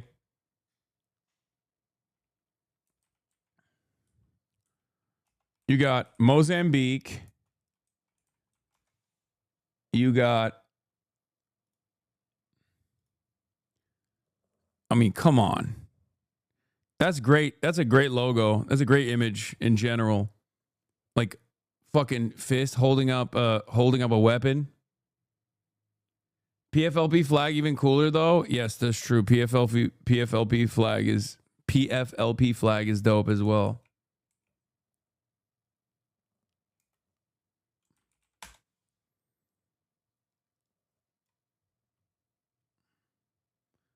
Tom Onlydic and Soldier Sanson.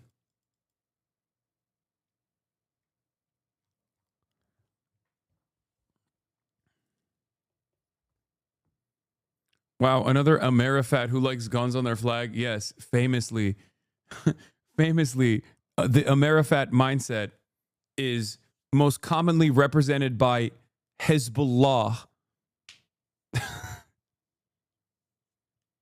These are literally third worldist, anti-colonialist flags that I'm referencing, anti-imperialist flags that I'm referencing, and you're like, wow, you know what this reminds me of? My fat American neighbors who also love shooting guns.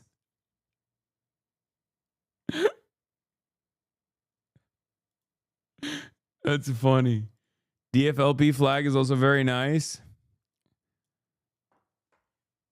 It's cool. It's all right. PFLP is iconic.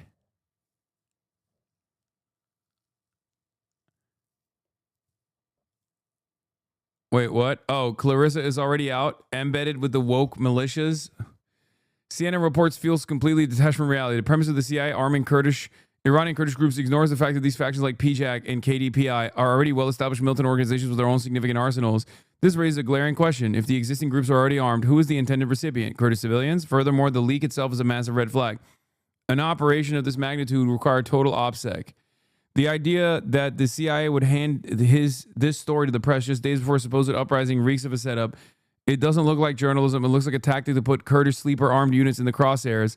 By broadcasting these claims, they trigger immediate heavy-handed repressive measures from the regime.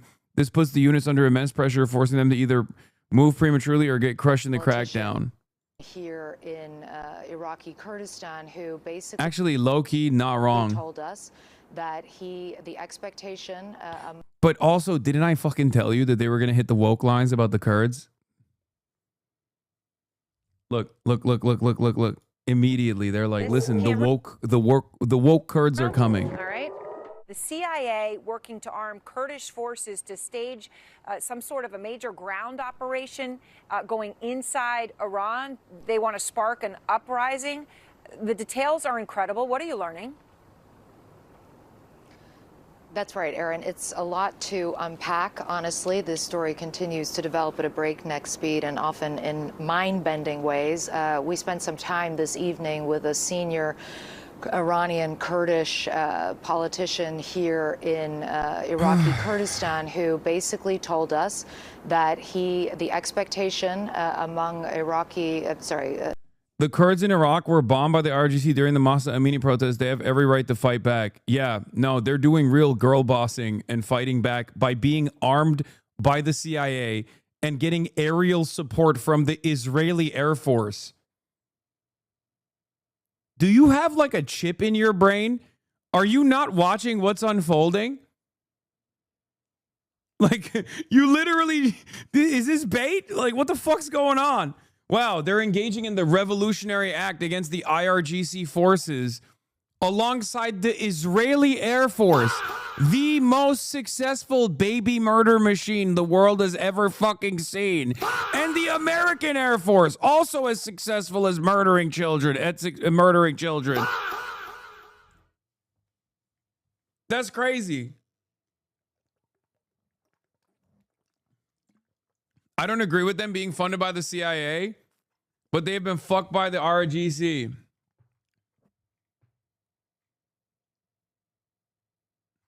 It's so funny that this chatter, a 30-month subscriber, is literally to the right of Clarissa Ward, who isn't even like, who's doing a half-hearted response here about what is very clearly unfolding. They are trying to utilize the Kurds as a mass mobilization initiative to destabilize the fucking country. And you're over here being like, yeah, but hold on, let's hear out the CIA-backed Kurdish militias that are going to get aerial support from the Israeli Air Force. The Kurdish Iranian opposition forces is that they will be going into Western Iran as part of some kind of a ground operation over the course or at some point during the next few days, that they will have support from the U.S. and from Israel, though he would not be drawn as to what exactly that support will look like. He also told us that President Trump himself had called the leader of the KDPI, which is one of these Iranian Kurdish opposition parties, today. Kornaki's crunching the NIDA numbers right now. In district-wide, and then Wake County Iran winning the same-day vote that we've seen. But she's not winning it by a massive margin. So the most outstanding vote in this district is in Wake County. See, we got Dallas County in Texas. We got Dallas. Oh, geez. Oh, come on, Steve.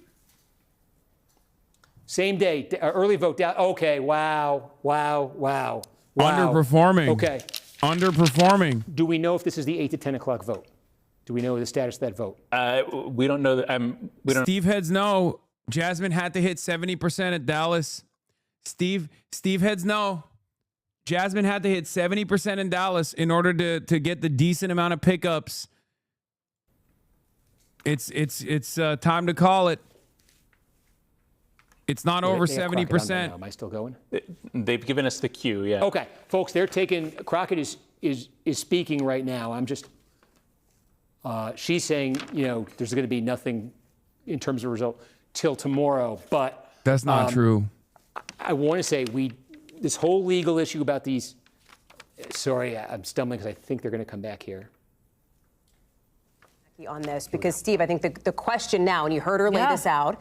She says, if we don't have the results in Dallas, where she's expected to do fairly well, a stronghold for her, we don't have the votes for tonight. Yo! So let me ask you, I don't know if you know, won! will I didn't the even know vote he in was Dallas running. make That's enough so of a difference sick. at this point in the race?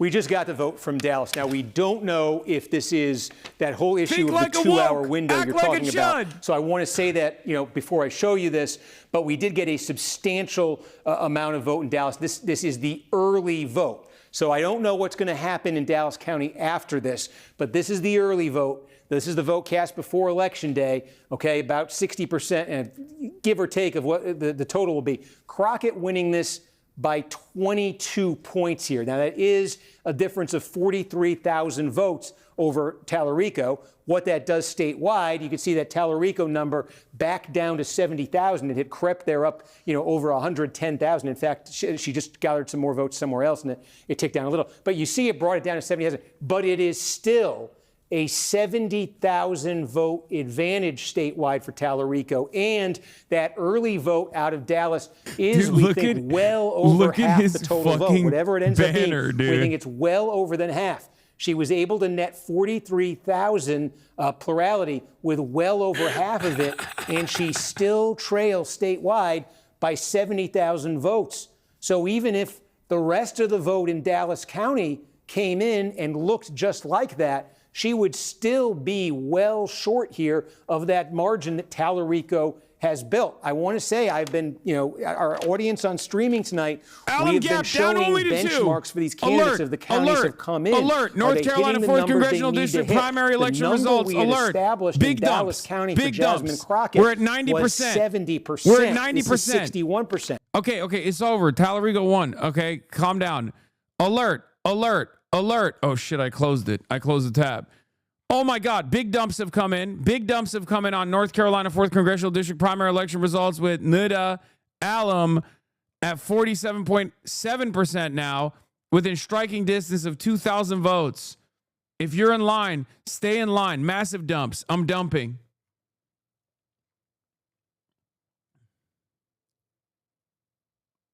All of Durham is already in. I mean, it's all mostly in. It's 90%. Does this mean runoff? No, I don't think so. What is... I don't know how the runoff works in North Carolina. Under 50 means runoff?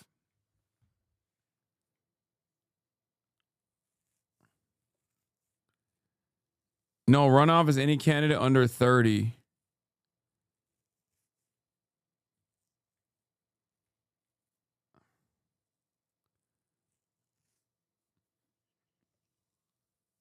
It's close, but probably not close enough. If she loses by like 100 votes, I'm gonna lose my fucking mind.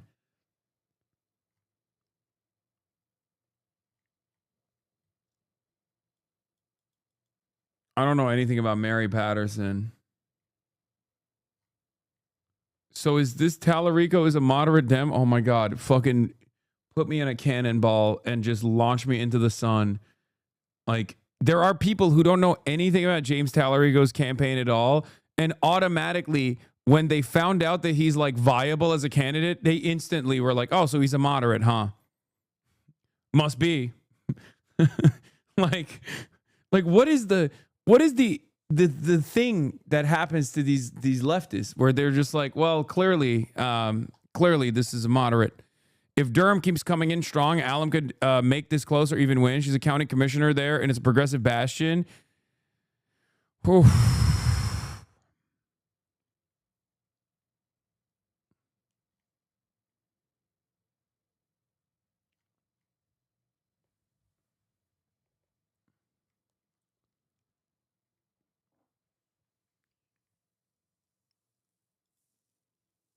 She has a shot. How the fuck did the early vote go so hard to Fushi?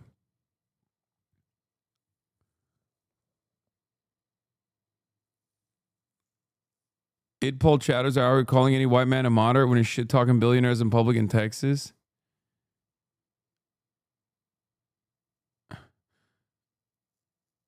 To be fair, I watched PBS and they tried to frame Talarico as a centrist Dem. I wonder why they're doing that. Maybe that helped him. Fly over there and vote 2,000 times.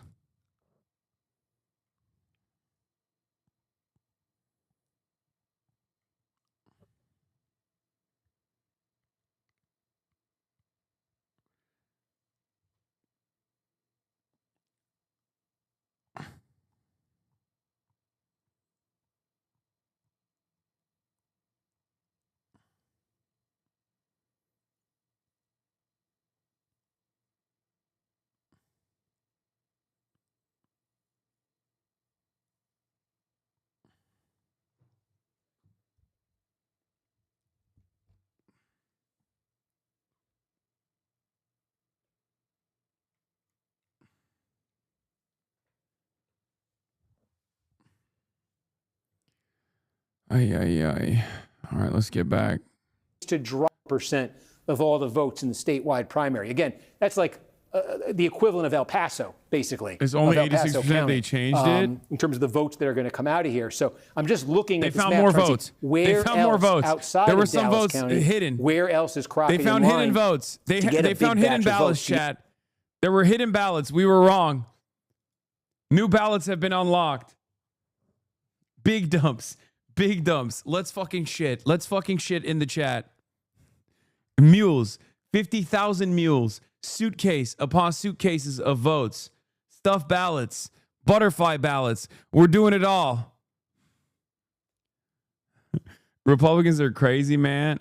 What is this? Incumbent railroad commissioner in a runoff with Beau French, the guy who keeps going viral on here. French talked about using his position to stop the Islamic invasion and endorse. Yeah, dude, it's so funny that like on the liberal side or on the left side, the arguments are like, are you pro AI? Are you anti AI?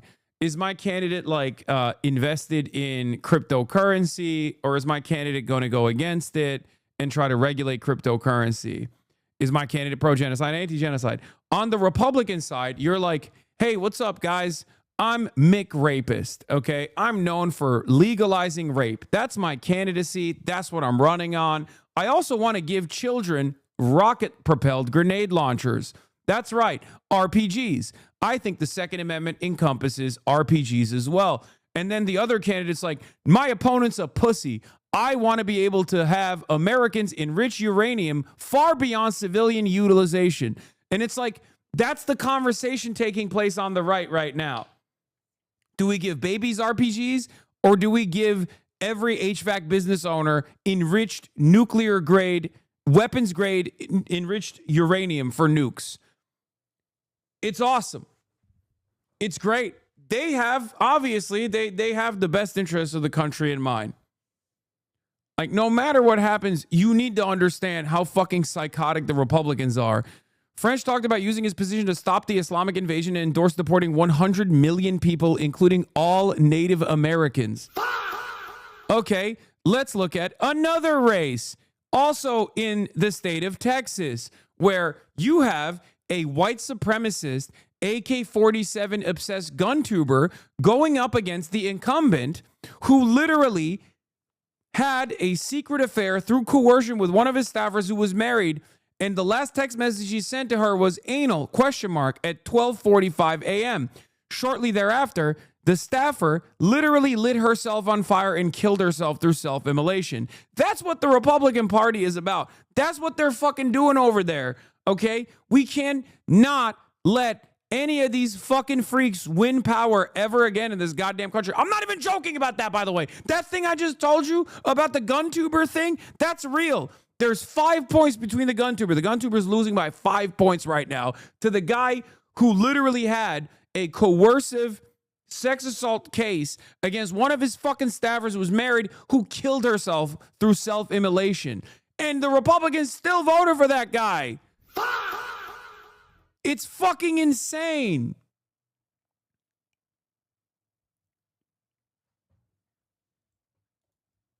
Tony Gonzalez.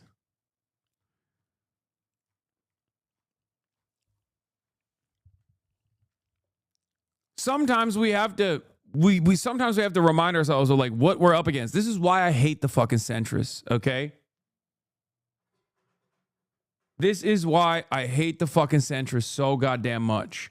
I hate them so goddamn much because they lose to fascist freaks. They lose to fascist freaks because they cannot let go of the corporate money tap. Okay? They can't let go of their corporate benefactors, so they just keep conceding on like right-wing issues to the most monstrous, bloodthirsty psychopaths of all time, and then they just keep losing fucking elections, and the Republicans get worse and worse. Anyway, people ever try to garner the black vote by doing anything other than just being black by heavily associated with being a prominent black person? Like, do they ever recommend policy that aligns, or do they just try to play us like we're dumb by offering no change to our material conditions? There are people who do that. I mean, look, that's, you know, there are definitely people who do that to some success. What is this? We've launched Operation Epic Fury, Iran.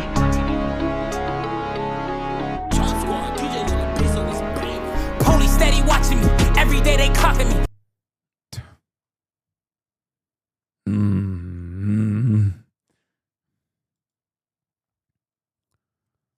This is going to be so close. Yeah.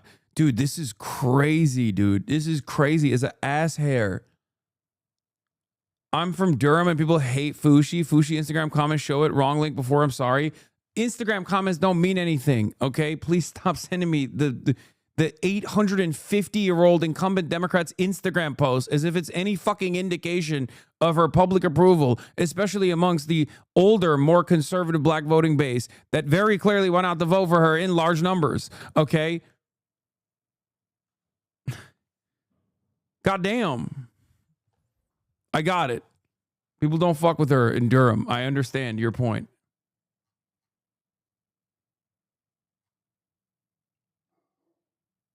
Genuinely, why isn't this also just the same lesser evil voting you condemn? Wait, what? With what? What are you talking about? Yes, I'm a lesser evil voter. Yes, I love harm reduction. Shut the fuck up, please. Oh my God. Oh my God. Yes, anyone short of the reanimated corpse of Vladimir Ilyich Lenin is technically a lesser evil vote that you're going to cast a ballot for. Okay, if you don't want to do it, you don't have to. Luckily, your opinion is utterly irrelevant in the grand scheme of things, especially in the United States of America. Okay, please stop. Jesus Christ, dude. Why is my preferred candidate running in like North Carolina 4 or running for Texas Senate on the Democratic ticket not Joseph Stalin? I don't know, man. Maybe because we live in 2026 in the most devastating, the most reactionary, imperialist nation that has never existed in the history of time. There has never been another country like the United States of America. You understand that? 800 fucking military bases, constant surveillance all the goddamn time, can be anywhere around the planet and dominate them. We literally just bombed Ecuador for no fucking reason today while we're amidst a long-standing campaign against Iran as we're blowing up the entire Middle Eastern region. And you're out here thinking, oh, I don't understand why we can't have a fucking anti-imperialist, socialist, DPRK adjacent candidate in the United States of America for the fucking Texas Senate race. Shut the fuck up.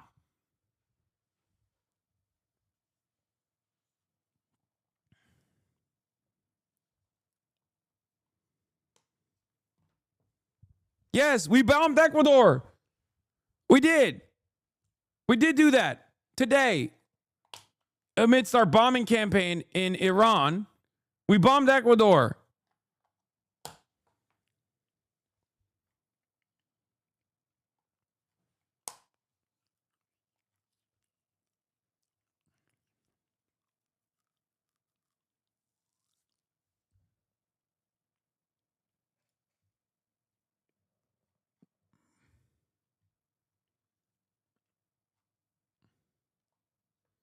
Pacing around my room, tears in my eyes, quietly whispering for Grant Plattner, it's harm reduction. He's not woke, Hasan, for the next 72 hours. People are so insane in this community. And it's so funny because, like, it's so irrelevant in the grand scheme of things. It's so funny that, like, I cannot stress how fucking marginal your worldview is, unfortunately, okay? I mean, your worldview would probably still be marginal even in a completely fucking woke society because you would have gone even further to the left somehow. But like a lot of you, I think, are like 3 memes away from upholding Gonzaloist thought. You know what I mean? Like you are going to be Shining Path supporters. You just haven't encountered it, luckily, because you spent too much time in the Discord server and not enough people in the Discord server know about Shining Path. Okay?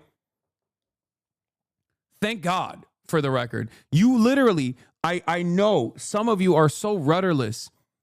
Some of you are so rudderless. I'm shocked that you haven't been caught in the crosshairs of a Bob Avakian cultist in one of the fucking demonstrations you attended where some of the crustiest dudes you've ever fucking seen in your damn life came up to you with a pamphlet and were like, here you go, comrade, join the Revolutionary Communist Party. And you literally read that pamphlet and it one-shotted you and now you're a part of a fucking cult. Okay, it's crazy. Every couple of months, there's another fucking cultish, completely ridiculous left movement that comes in here and sweeps away some of the fucking cranks. Okay, I remember back in the day, it was Black Hammer. There were hella people who were like, Hasan, what? You're not about this lifestyle. They're doing reparations. Like, that was a cult. Thank God I have a fucking good nose for this kind of thing because I can see it from a fucking mile away.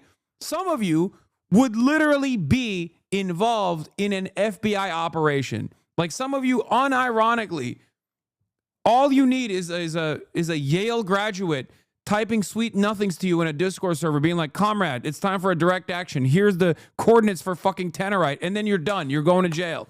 Okay? You have no understanding of the world. You have no fucking concept of how to like organize. You have no interest in doing anything. Of course, you'll never get caught doing anything like that because that means going outside, obviously. You just want the Yale graduate FBI guy to whisper sweet nothings into your ear because that's your Discord kitten. But once the Discord kitten actually wants you to mobilize and engage in direct action, you're not going to do that. But like, some of you are unfortunately very fucking predisposed to this kind of shit. All you need is a Blackwater agent posting on Reddit. Yes, dude, it's a psyop. Graham Plattner is unironically a fucking CIA operation. The CIA planted him 25 years ago. Okay? 25 fucking years ago, the CIA created this incredible backstory. Like, think for a second. Think. They created Graham Plattner in a laboratory. Okay? Thank God you're woke enough that you figured it out. Because they created him in a laboratory where he was like a dumb jarhead Marine guy who was like, oh, I don't know. I fucking started eating psychedelic mushrooms and listening to Michael Brooks, and it literally one-shotted me. It changed my worldview in a crazy manner. Okay? And all of that is actually a backstory. The CIA was tapped in. Okay? Michael Jamal Brooks was the CIA's favorite YouTube policy guy, foreign policy guy. They were like, how do we create this incredible backstory? What's more likely, you think? What's more likely? You think he actually ate a bunch of psychedelic mushrooms and got one-shotted by Michael Brooks and became like a Majority Report supporter and shit like that, and is just like, you know, not the most brilliant guy, but it actually is a fantastic communicator overall? Or do you think it was a fucking Blackwater mercenary, which clearly, by the way, you've never met anyone in private security ever before. I met plenty of those guys that do security for me, not Blackwater, but plenty of those guys that do security for me. Some of them are actually, you know, fairly decent dudes, and most of them are not the most intelligent guys, okay? Not the most well-read guys in general.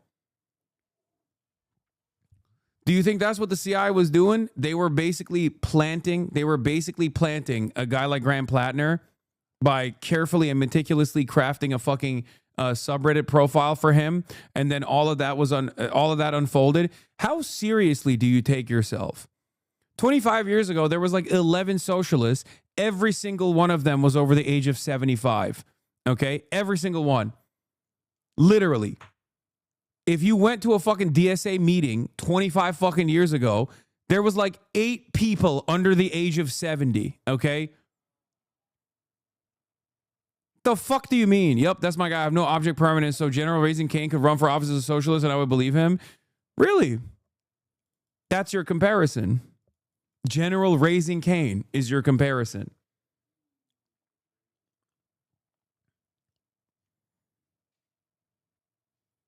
The CIA invented Plattner in a lab to make sure we get all Medicare for all. This is the CIA way. No, the idea that like the CIA would be on the ball like 25 fucking years ago, carefully and meticulously crafting this guy in a fucking laboratory so that he would annoy the fuck out of all of the anti-imperialist left, all 12 of them who are like rabid in their anti-imperialism, like the most moral of the forces in American imperialism. Like, you're insane. Like, think clearly about this for a second. I mean, yeah, even 10 years ago, it was all fucking 75-year-olds. Like, literally, pre-Bernie Sanders, the DSA was mostly just old people, okay? CIA knew 25 years in advance that there was going to be a socialist wave in the country eventually, but hopefully they would be able to get away with that by making sure that all the socialists were still social fascists. Because what they're truly afraid of is the 15 people in your Discord server that are actual Stalinists, like true Stalinists. Okay? Fuck Khrushchev. We don't do any revisionism around these parts, okay?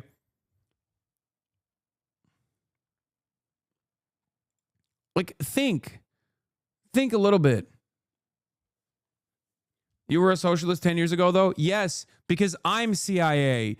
I am the actual CIA agent. What do you not understand? I'm the CIA agent. I'm sheepdogging all of the revolutionary potential of the masses into a neat little confine. How do you not understand? That's what it is. I'm the one that the CIA literally designed.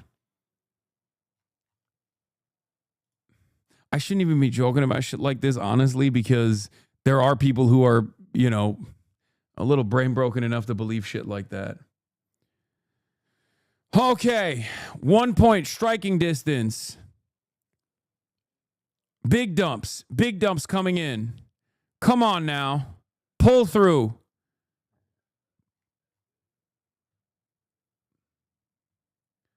I've been investigating this for years, and he comes out and says it. We get it. Move on, bro, please. No. Lamau, I did see someone yelling about you being a Fed who worked for Homeland Security this week. A person who works for Homeland Security was yelling about me being a Fed.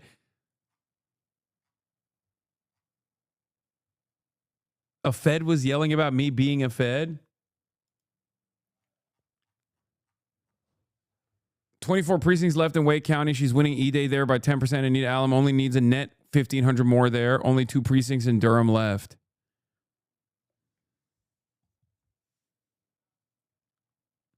To be honest, that wrecker-ass fake socialist YouTube channel should pay you for that clip.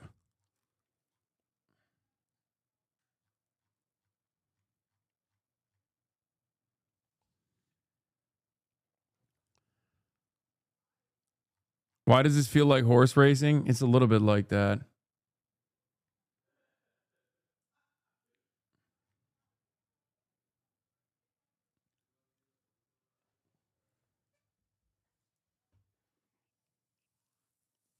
Can you shake me? Got it. There you go. Whoa, dude. No OPSEC from that DHS guy. We need to talk to him. I know. We gotta tell that DHS guy to quiet down. He's gonna leak the game. This is the guy who's gonna replace Crockett in the House. He called Israel an apartheid state on October 8th, 2023. Reverend Frederick D. Haynes is a pastor who's running to replace Representative Jasmine Crockett in her Dallas area House seat. Delivered an anti-Israel polemic on the pulpit on October 8th. Oh. Oh, beautiful. Beautiful. Tears in my eyes. He is her pastor. Yo, she was not listening. She was not listening at all to my man. He said, the Palestinians who don't have the weaponry of Israel, the Palestinians don't have the financial backing from the United States and Israel has. And so they throw their rocks and shoot their arrows, and Israel is able to bomb them and kill them. Oh my God. Oh my God, Jasmine Crockett, I love you. You're a beautiful soul. Thank you, Jasmine Crockett. Oh my God. Oh my God.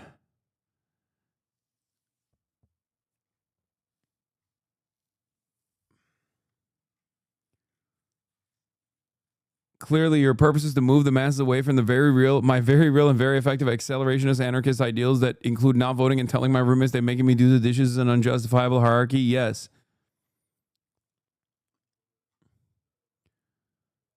They just upped the expected number of voters again. Hossie, big news, Hossie. We just endorsed Rev Haynes and sent him 2,500 just yesterday.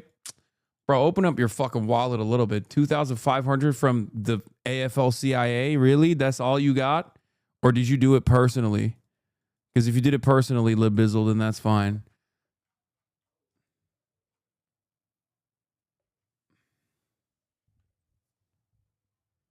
$2,500 gifted subs.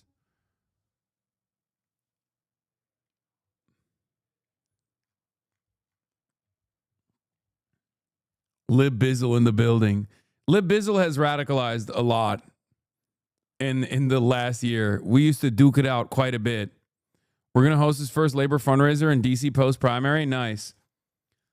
Lib Bizzle was my number one chatter that I yelled at all the time, who actually did get DNC pay stubs before all of this chorus shit, before all of these like centrist Democrats that would come in here and yell at me.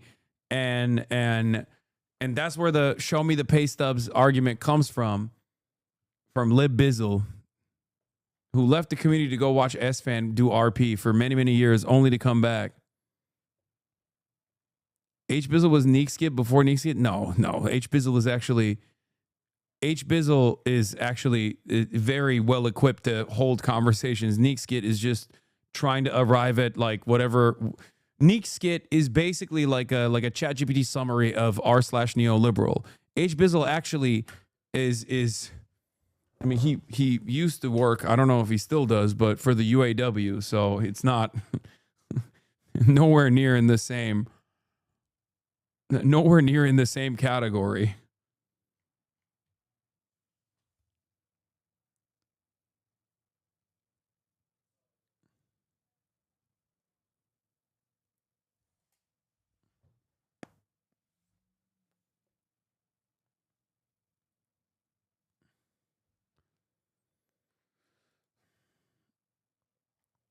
No tweets from him in over an hour. Please check on your paid Democratic Party influencer bootlickers. Yeah, what's up? What's up, Jose? No way, Jose. He's too busy crying in a corner about the future of the Democratic Party. He needs to become more centrist now.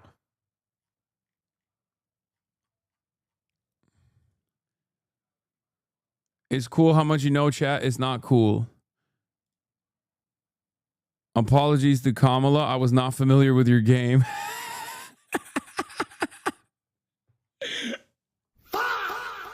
Oh, Hillary. Oh, Hillary, save me. K-Hive on Suicide Watch. Don't worry. They're going to be extra annoying tomorrow, okay? I got to talk to you about the DSA candidate who's primary, Jared Moskowitz. If H. Bizzle wants to help someone, that would be sweet. His name is Oliver Larkin. Yeah, I have him. I have Oliver Larkin coming here.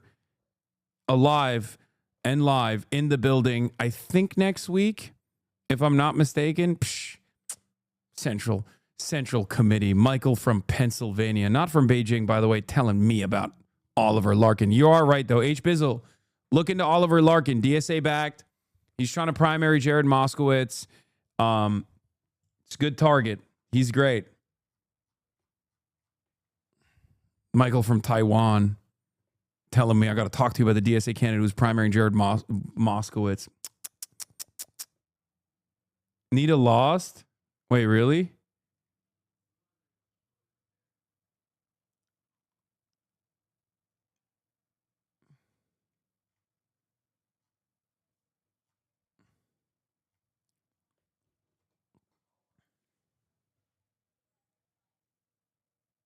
He's Cat's number one op from Taiwan.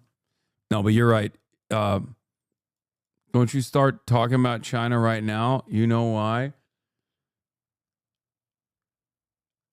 Does this mean anything that there are more people voting for Democrats in general than the Republicans? Oh, you mean because of Cat? Kernacki says Gonzalez is hanging on.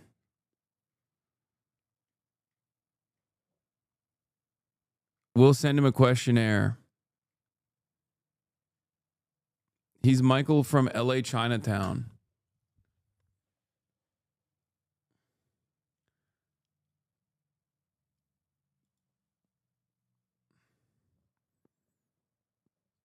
If Fushi wins, this is why I expect the Chatham to be way closer, or ALLAM to maybe even win it.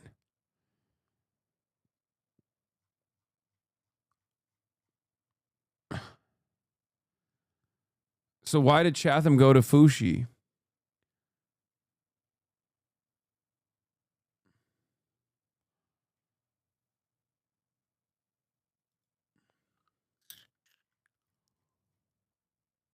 A lot of what passed for electability framing is what a certain subset of white college voters expressing their own preferences but not wanting to be direct about even having those preferences.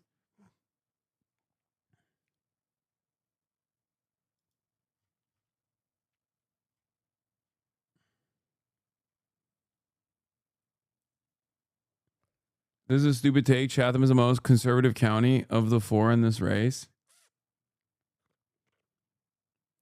Yes, Hartselle in Missouri as well. I know. I'm working on that too. Don't worry. Man, chatters. I'm aware of all the races, okay? Well, not all of them, but look, we have a limited time window here. We have a limited opportunity here to strike while the iron is hot.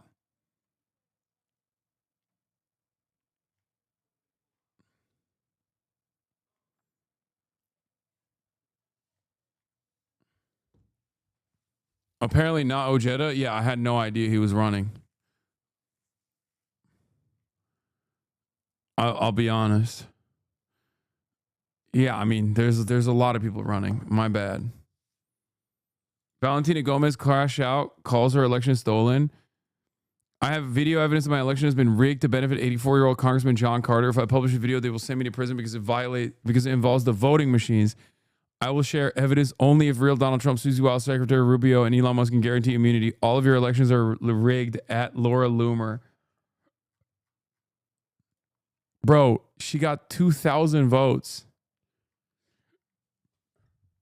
I swear to God, they just send this lady everywhere. Stop ignoring Texas is getting wild. Wait, what? Why? Yes, I know. Wisconsin Governor Francesca Hong, right? I know.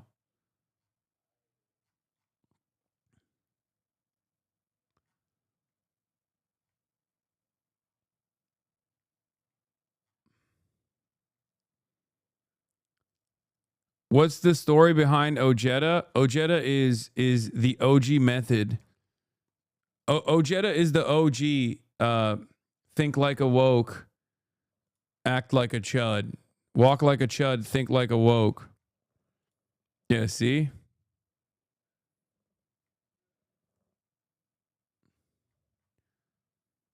I've also literally I've interviewed him, I'm pretty sure.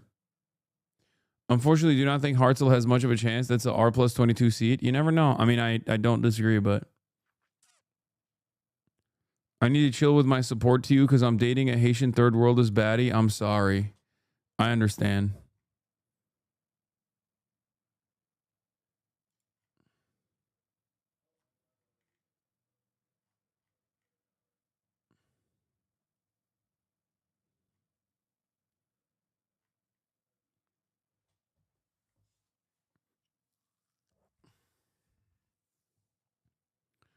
Nine hours in, you a G. I called Mark Rutte Ibn al-Shurmuta today here in Brussels. Am I a part of the resistance now, Hasan? Yes.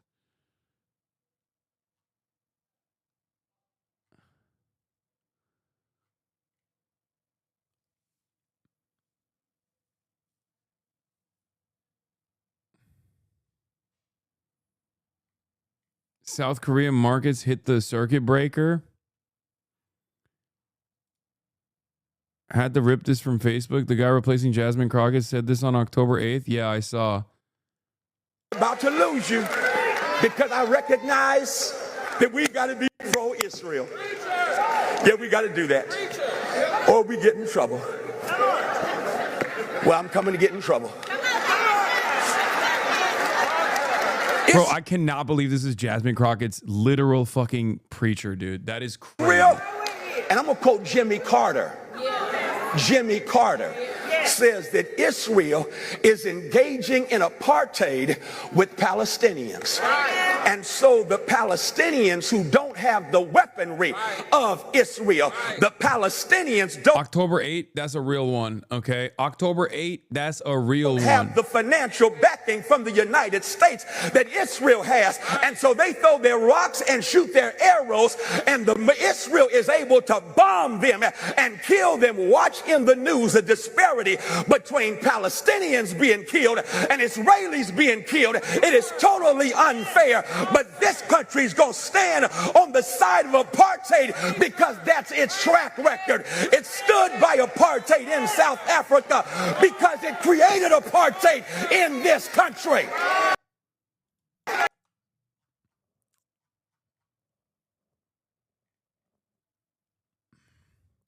Jasmine Talarico has won the Texas Senate Democratic primary, defeating Representative Jasmine Crockett. Jasmine Crockett will be replaced in her district by Frederick Haynes, a pastor who called Israel an apartheid state. I got to find this guy, and I got to talk to this guy. This guy is a fucking G. Oh, my Lord. Frederick Haynes? Dr. Frederick D. Haynes.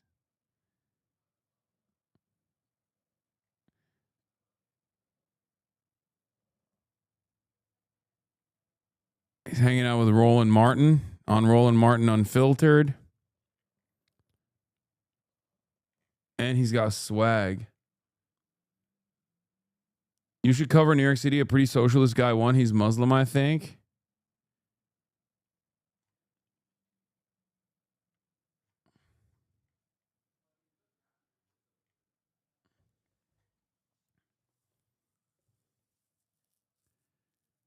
One thing to consider for North Carolina is the Republican legislature voted in the 2024 lame duck to appointment power board of elections from the governor, a Dem, and reassign it to the auditor, a Republican. The new board then moved to early voting sites from college campuses. Durham had 2, Duke and Durham Technical Community College. D4 also covers UNC Chapel Hill.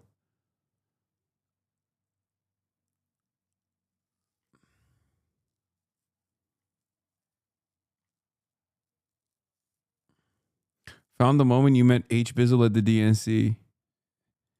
There it is. Oh my God, Chad, look who it is. It's fucking H. Bizzle, dude.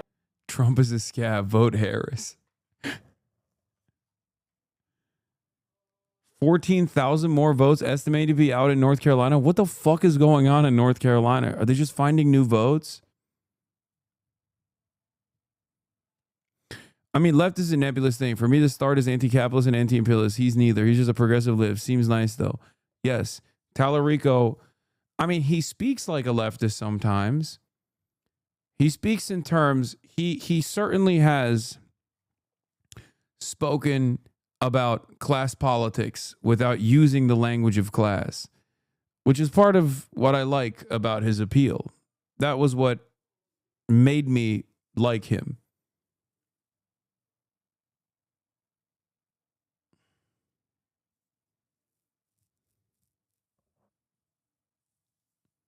Greg Kazar just called him the future of the Democratic Party. James Talarico is the future of the Democratic Party. He unites working people of all kinds to take on billionaires who are making life unaffordable. He's going to show Texas Republicans how powerful working people are when we stand together.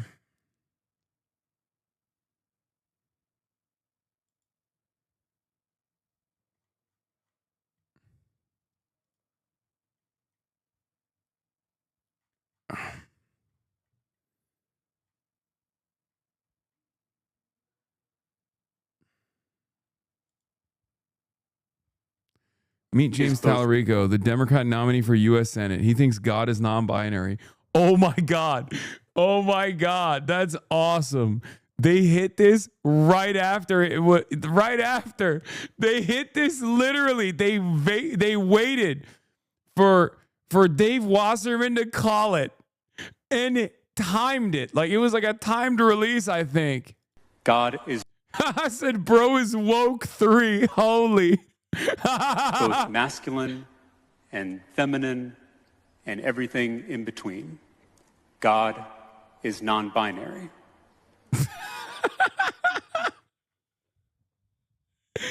Bro, he's a pastor. He can say it. What do you know better than the fucking pastor? Suck my dick.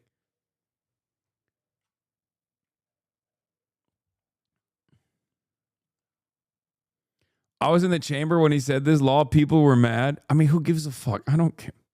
It's God, bro. It's God. Don't even get me started on this. I mean, it's whatever you think it is. You know what I mean? Who cares?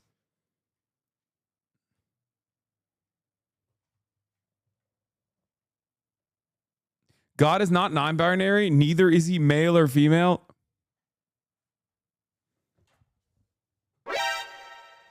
You just... Bro said, I agree with him, but I fucking hate the way he's saying it. What the fuck? And then Boots Brewer says, can we stop funding the Taliban? Remove Thune. You will be primaried.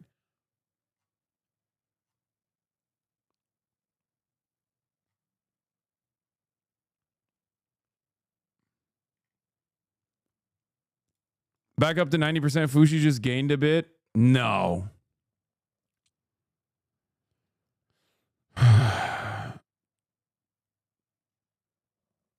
Wait, no, this is close, man. It's 46 to 49.6. I mean, it's just literally 2K. Like, it's under 2K.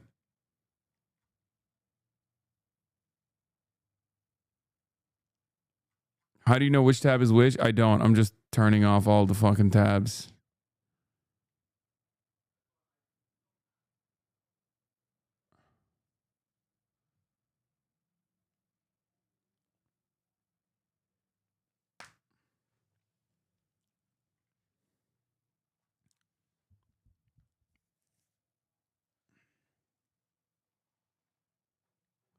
$11,000 votes left in a favored county.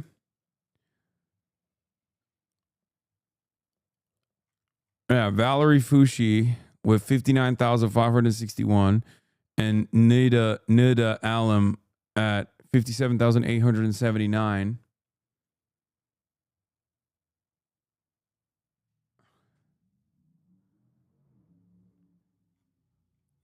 Why don't you have the Holy Toledo Kornacki cam on?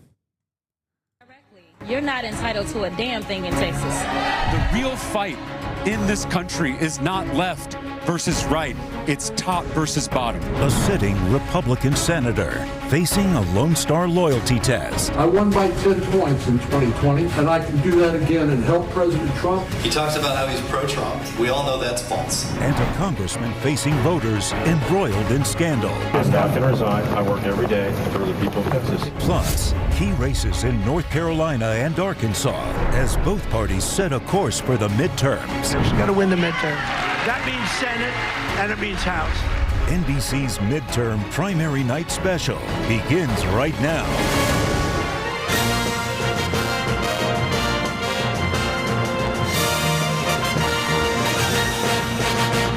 Good evening. This is our special coverage of the official kickoff of the midterm election primaries, only right here on NBC News Now. It has been a night of a lot of drama at the polls across a number of key races as we are setting the stage for the midterms and the fight for control of Congress this November. I'm Hallie Jackson. And I am Kristen Welker. That's right, Hallie. And the big story of the night so far is the drama unfolding in the marquee Democratic Senate primary in Texas, where confusion over where voters could cast their ballots in Dallas County in the wake of the state's redistricting has sparked a legal battle over a batch of votes that could decide the contest. This Hallie. is what's so super interesting here. Dallas County, right? Stronghold for Jasmine Crockett, who's up against, of course, James Talarico here. But you can see our call right now, our projection. It is too early to call, with a lot of question marks around timeline of when this vote might come in, what happens to these provisional ballots. We just heard Crockett address her supporters. She told them that because of this, she does not think there's going to be any result tonight. That's right. We, in my opinion, will not know the election results overall tonight. What's we left need in to wake? see the That Dallas last County update from votes. Wake, maybe the best single news that the Fushi campaign has gotten all night. Her lead 1,682. Are we going on? Yeah, and you'll start they want to reset, so we'll go through all the races. Great. Okay. This is the. Oh, God damn it. Every time. Oh, this is like the top of the hour? Okay. Going to News Now, folks. Please subscribe. It's top of the hour. We're going to have election results tonight. And looking at the map, the big question is whether those votes in, out of Dallas County can close the gap for Crockett. We will have to wait and see. So that's the Democratic side, Chris, and let's talk about the Republican side here, and that's Senate primary, a different kind of drama. And it definitely ain't over yet. That's because this one is advancing to a runoff. Incumbent Senator John Cornyn, Texas Attorney General Ken Paxton, end of May. And we've heard from Senator Cornyn, that's the runoff, right? That's May 26th. We've heard from Senator Cornyn already, setting the stakes for the next 12 weeks. Listen to this. We now head into a 12-week primary runoff. Elections are about choices, and the choice in the Republican race for the U.S. Senate is crystal clear. I've worked for decades to build the Republican Party, both here in Texas and nationally. I refuse to allow a flawed, self-centered, and shameless candidate like Ken Paxton risk everything we've worked so hard to build over these many years. We do have more certainty in North Carolina, where the general election matchup is set for November, with Michael Whatley projected to win the Republican nomination. And also, as expected, based on that early look, Roy Cooper taking that one, the projected winner in the Democratic side. That's right. The other big story of the night, incumbents fighting for their political lives. In Texas's 23rd district, embattled Republican Congressman Tony Gonzalez embroiled in scandal tied to sexually explicit text messages to a staffer who tragically died by suicide. Narrow lead there, with about 58.4% of the vote in so far. Last runoff between those two was just separated by a few hundred votes. Also in Texas, we're looking at this one. This is one that is definitely making some waves here. Steve Toth over Dan Crenshaw with 57% of the vote in a race that Toth has worked to define. Crenshaw is not simply MAGA enough for where the Republican Party is. Yeah, and then on the Democratic on Dan side, Crenshaw. we've got that member-on-member primary in Texas is 18th due to redistricting, where you have Christian Menifee with 48% of the vote, 69% of the vote is Someone said, why is Ken Paxton still in the fucking party? It's scandal after scandal. Brother, the more you sexually harass, the more you do corruption, the better your chances are in the state of Texas on the Republican Party side, okay? I don't think you understand. Ken Paxton is there because of his corruptions. Bro, his own party turned on him at some point, okay? He was so corrupt. The Texas Republicans were like, we can't have this guy. More Hispanic to more black voters. You can see where this stands with Sylvia Garcia, 56%, Jarvis Johnson, 38%. And in North Carolina, it's another round of progressives versus the establishment, with incumbent Democratic Representative Valerie Foushee being challenged from the left by NIDA, ALLAM. And in Texas, we got to take you back there. We talked about Senator Cornyn speaking. Ken Paxton's turn now. Let's see what he has to say about this runoff that the two are charging into in that state. Let's listen in. Together with your support, we just sent a message loud and clear to Washington. We are not going to go quietly, and we are not going to let you buy the seat. No way. I want to tell you, the last time I felt this kind of energy in one room, I was actually at Mar-a-Lago when President Trump announced he was running again in 2024. God, they're so... I don't know if you remember, but it was right after the midterms, and everyone was turning on the president. The establishment, the media, and most Republican elected officials in America were lining up against him, not me. I was proud to fly to Mar-a-Lago and be one of the only elected officials in America, along with my good friend Congressman Troy Nehls, who stood with the president the night he announced his campaign. Troy and I, along with everyone else there, knew something special was happening that night. And we were right. Right now, I feel that same momentum. The same sense that history is turning. Now let's talk about what happened, what just happened. John Cornyn spent around $100 million trying to buy this seat. Yeah, baby. We've spent around $5 million. It was confirmed today that he received the most ad support for an incumbent in a single primary in U.S. history. Wow. But we proved something they'll never understand in Washington. Texas is not for sale.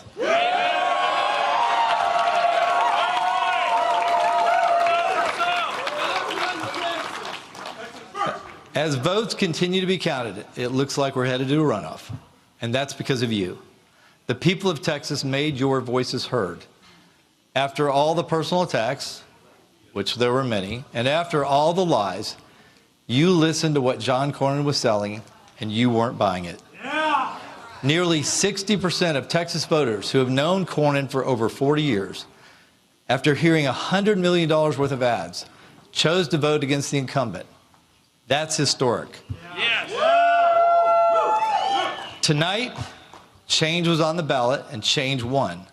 Texans want new leadership. They want someone with a proven record of fighting and winning for them. And that's exactly what I'm going to deliver. Because for too long, John Cornyn has turned his back on us. For too long, he attacked the border wall by calling it naive and pushed amnesty while our country was being invaded. For too long, he stabbed our president in the back by trying to derail his presidential campaigns and supporting the Democrats' lawfare against the president. And for too long, he sold us. Oh, God, I can't fucking stand these people. But yeah, if he wins, Talarico's going to cook this guy's asshole. I mean, I think he has a really good shot against both him and Cornyn. Cornyn's really old. But Ken Paxton has so many weaknesses. If you're a highly talented viral sensation who can expertly feel the pulse of the liberal base and act on it at every critical juncture, you too can beat whatever this is by like 6 or 7 points. Baby AI Jasmine Crockett gives lesson on oppression. I think look, we shouldn't do this. You're going to really piss off the conservative base within the party. I think people shouldn't get nasty with the Jasmine Crockett contingency of the party. Because, like, one, you need those voters. That's like literally a part of the, I don't give a shit. I'm not going to lie, bro. Like, I don't think a lot of people who I respect and care about the opinion of also saw something in Jasmine Crockett, and I think part of that, like, there's definitely a statement to be made about the way that some whiter voters and election understanders approach candidates, even though maybe sometimes those same candidates will engage in racial animosity unnecessarily as well. But we just have to be a little bit more thoughtful, you know?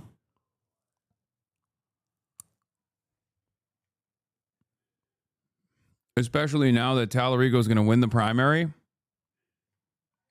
It's time for, people to fucking vote blue no matter who. You know what I'm saying? Like, that's what it's time. It's time. Oh, I looked at my watch. It says vote blue no matter who o'clock. You know what I mean? So,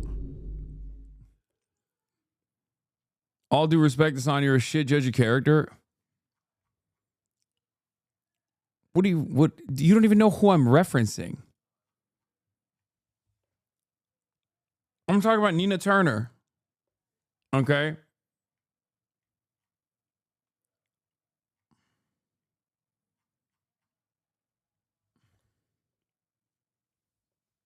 Calm down. Motherfuckers in Texas are already saying they won't vote for Talarico. I fucking hate centrist Dems. Yes, they will. Yes, they will. That's crazy. All I'm going to say is there are going to be a lot of upset voters that will be looking to feed into how this is a racial defeat. And you can't do that. As a black voter, Jasmine is not that special. It's just the rest of the government is so old she stands out. No, 100%.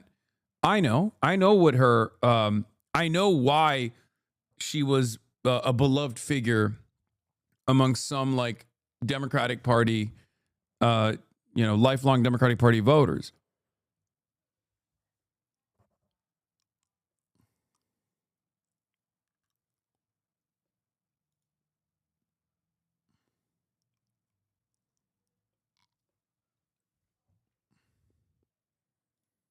Whatever you think of Crockett, she did get screwed perception-wise by the voting problems in her stronghold.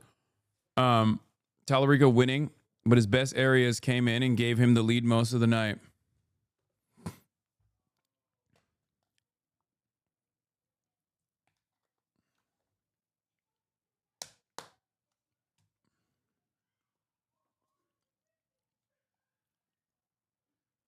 Kornacki's covering that North Carolina again. Oh, It's about 5,000. Let me guess. Right as he starts, he's going to go back to the main ALLAM, show. her opponent, is going to have to win massive numbers in the remaining vote here in Wake County. This is basically it here. If she's going to, I know it's very narrow, but to reverse that with the small amount of votes that's left, that's what ALLAM's going to have to do. This has been very, very close, but Fushi has been resilient through the night. She's delivered numbers when she's needed them, and she does have that small, but it is significant lead at this point. Are we thinking we'll get that vote tonight? It's been coming in. Yes, it has been coming in painfully slowly, but it has ultimately been coming in these places. So we keep looking at it to see if we get it. Isn't it all painfully slow for you? I mean, let's be real. Chatter kind of cooking though. Collab with Race Realist Mike Israel. Who? There's that window between 8:01 and 8:03 when 20 of them come in and it's too much. Otherwise, yes. Talarico did? Awesome. I'm glad he did. If that's what you're saying. Appreciate that. Yeah, we appreciate it. And we're going to go now to Okay. I need some water. We did the Montgomery County update in Texas 2 populated. So this is election day vote. Oh, they're saying me. I did. Yeah, it's because I'm racist. This could be the moment here. And race real is myself. But only for Swagapinos. Listen. It's time to come clean. I'm a Swagapino supremacist. Okay? It's true. Swagapinos above all else.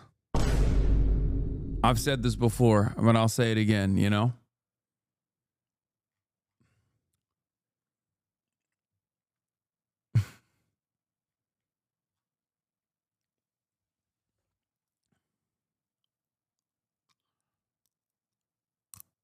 Hated Jasmine for one flight. People were nasty to Jasmine and we noticed it. Hated Jasmine for one flight, but accepted platinum with BlackRock and tattoos. It's not BlackRock, DC Masterson. It's black water. Okay? That's number one. And number two, yes, I don't give a fuck what tattoos Jasmine Crockett would have had. If she was saying the same shit Plattner was saying, you think I wouldn't be riding for her? Again, a lot of you are so fucking caught up on the aesthetics. Like, this is what matters, okay? What you believe in is what matters. Like, if Jasmine Crockett wasn't like omega centrist in all of her fucking policy positions, I said this in the beginning. Jasmine Crockett's style is great. She's young. She's a firebrand. She, says fuck Donald Trump, all this stuff. She gets the TikTok clips, but it's all form over function. If Jasmine Crockett was anti-crypto, anti-Zionist, and spoke in terms of class warfare in the same way that Talarico does, I would be riding for her. I would say she is a significantly better candidate than Talarico at that point.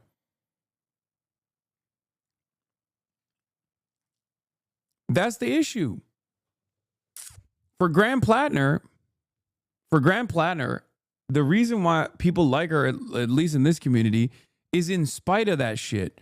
But the only reason why they can overlook that background is because of what he says. How did Dan Crenshaw get so blown out? Shitty rhino. He was like big.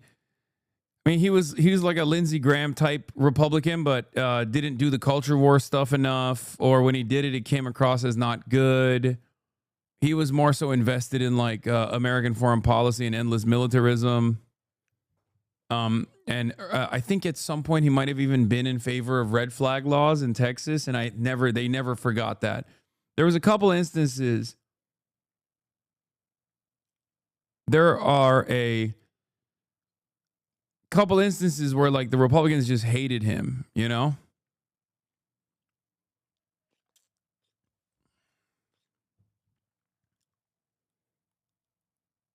Could Texas turn blue? Very difficult, but I think Talarico can pull through. He's got a lot of white boy motion. And I think if there's a place where a guy that is like, oh, I'm enough with like party affiliations and shit, could potentially win, it's Texas. Now, one thing I will also say is there was a clip. This is when I knew that Talarico probably had a better shot, especially in Texas, especially in the general. James Talarico did a Jubilee 20v1. Okay? We didn't watch it on the stream because I don't really watch the Jubilee 20v1s that much. But one of the clips from that was circulating in the Crockett circles. And the clip that was circulating was James Talarico straight up saying Biden was an incompetent president. Biden was a bad president. Okay? He fell short of what was necessary at the time. And that's when I knew this motherfucker has a shot, because every one of the most annoying centrist influencers was posting that clip to be like, see, this guy's not a real Democrat. And I was thinking to myself, bitch, he's running in Texas. Fuck you mean he's not a real Democrat? Good. Please keep showing this to every person you know.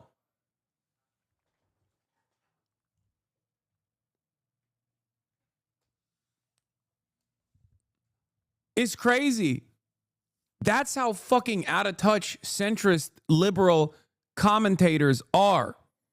They're so goddamn out of touch. I will say what I think not enough Democrats have been willing to say. Joe Biden failed us on our southern border. I remember talking to my colleagues in the Texas legislature who represent border communities. They told me about the utter chaos on the border. And that failure by Joe Biden paved the way for Donald Trump to come in with masked men in unmarked vehicles, secret police, tearing parents. Yo, where's Jose? Hey, where the fuck is Jose, bro? Where the fuck is Jose? Jose! Talk to him, Jose. No way, Jose. Where you at? Has he been tweeting? Has this bitch been tweeting? 43 minutes ago. Congrats to James Talarico. Oh, dude. Oh, this moment reminds me of what the scripture tells us is iron sharpens iron, so one person sharpens another. James Talarico was sharpened by going up against Jasmine Crockett, and now he's ready to take on whichever degenerate Republicans put up. Where's too raw, too real? Oh, no. Jose. Well, I'm glad he's kissing the ring. Bend that fucking knee. Bend that knee. He typed that while crying? No, man. He's an operative. He doesn't give a shit. He doesn't care. He'll fucking ride James Talarico into the sunlight, okay? He will literally, or to the sunset. He will be James Talarico's biggest advocate going forward. He's just a mercenary. He's just a mercenary for the DNC, okay? He is a straight up fucking grifter. It's fine. You need people like that. These people are the ones who become you just said we shouldn't dunk on Crockett, Heslam out. No, I'm talking about like old black voters who are upset and think that like James Talarico won because he's racist. Okay? Jose is not one of these motherfuckers. He's literally a party op. I will always make fun of him. And I know it doesn't matter because, like I said, he's a fucking mercenary. And he will sit down and be the number one advocate for whatever Democrat is running. It's that simple. Okay?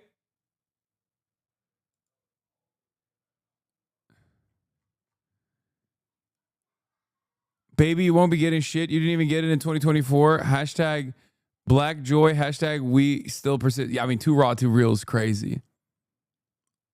Why do you think Crockett isn't doing well tonight? You literally look like you just got finished crying. He's not crying either. He's just crazy. Is this the same Jose YouTuber guy with the Blue Jay pic? No, dude. What? No, that guy's awesome. This guy is crazy. Jose is insincere, establishment ghoul chat. He never gave a fuck about Crockett. He only wanted to stop the left acquisition of power. Exactly.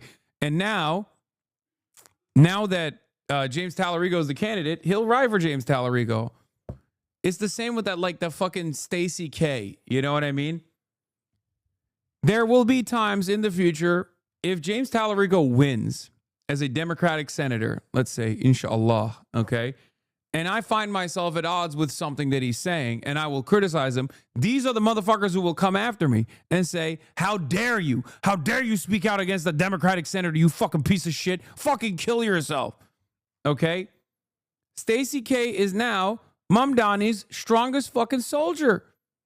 These are the people who oppose the left flank candidates until they become Democrats. They are regime loyalists, okay? They're regime guys. They are the strongest fedayeen for the regime.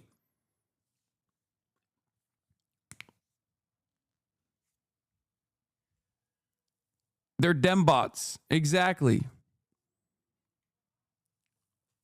So every now and then I get annoyed at them and I yell at them, especially if we're at odds because there's like a real primary challenger that I think is a really solid candidate, you know, with a vision, who's progressive, who's a left flank candidate, who's a socialist or whatever, and these guys are like standing in opposition to that. At that point, I'll fucking shit on them, right?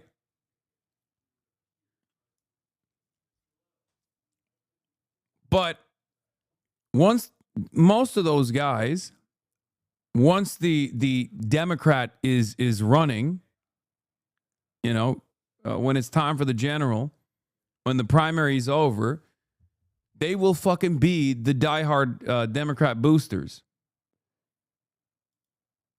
I just saw this. Miyavlamak. Ya bir dakika bir şey söyleyeceğim. Zaten Türksün. Neden umursuyorsun ki Amerikan eleksiyonlarını? Siktir et yani. Ekmek olmuş 500 lira. Hala burada bıdır bıdır konuşuyorsun amına koyayım. Git Türkiye'ye bak Allah aşkına yani. 9 saat 40 dakikadır burada konuşuyorum amına koyayım. Hala başımı bıdır bıdır konuşuyorsun yani. İlla aman Zohran İsrail'in Zohran Siyonist mi aslında? İşte yok ne bileyim Graham Plattner'a niye oy veriyorsun? Geleceğim. Ah bok gelirsin. Ah gelirsin. Ananı siktim. Ah gelirsin. Ah gelirsin Türkiye'den. Ah. Amına kodum.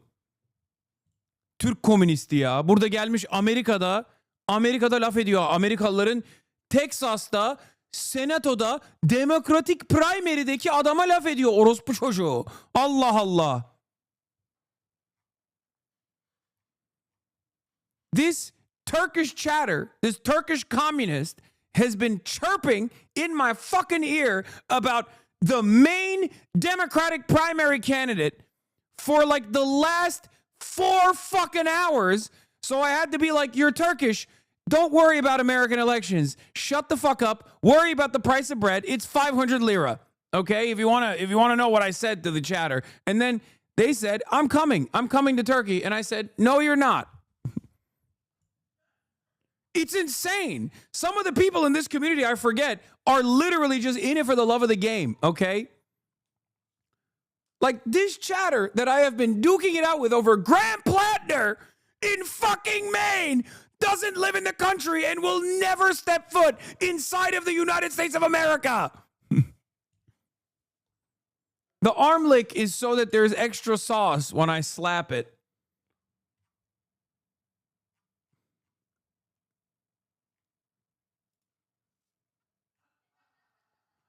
It's not even a motherfucker chirping from Ohio. It's not even an Ohio Maoist, okay?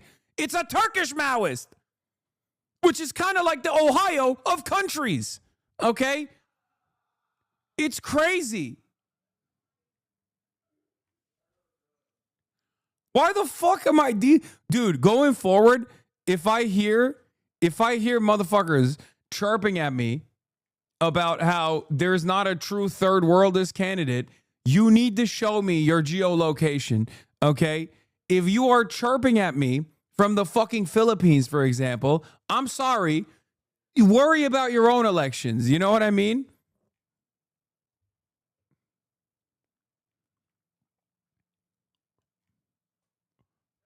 It's like election Twitter. Motherfuckers like with globe emojis in their bios from like Slovenia talking shit about how the Democrats need to elect centrists. I'm like, what are you talking about? Worry about your own shit, okay? No, stop paying attention to American politics right now, okay? I don't come into your backyard and go, oh, we need a more fucking revolutionary candidate in your elections. Why are you yelling at me?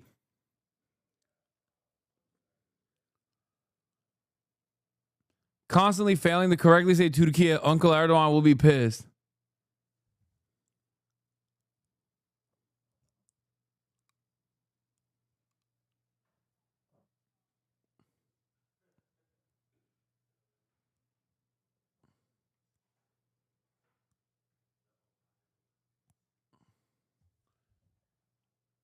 Does Chatter not recall how much this Cook pro-Israel candidates? Say his full name. Thinking about the I believe Israel has a right to exist as a state with equal rights like America. Zoran debate answer. Yeah, that was so goated. It was so fucking goated because it directly drives home the contradiction at the heart of the issue. Israel will never be a state that gives equal rights in the way that it currently exists. It will never be a state that gives equal rights to the Palestinians. That's it. Say his name one time. Say his full name. Let me hear you say it. Ezekiel Elliott. Oh, Ezekiel Elliott. Oh, man, when I think about that name, how sweet it is to be Ezekiel Elliott. Say his name one time.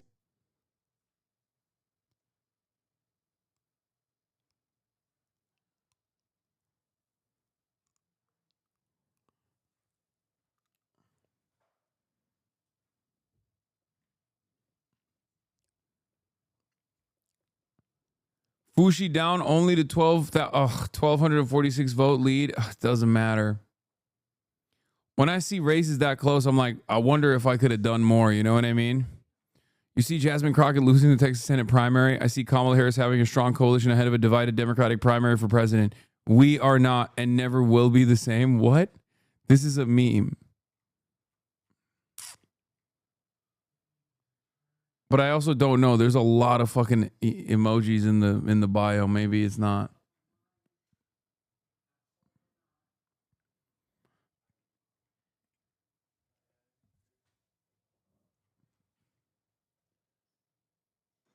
Anyway, all right. I'm done. I'm too tired. We're almost 10 hours in again. I did it. I done did it again. Another fucking 10-hour stream. Jesus Christ. Half day Hasi. Back in action. You already know what's up. Oh.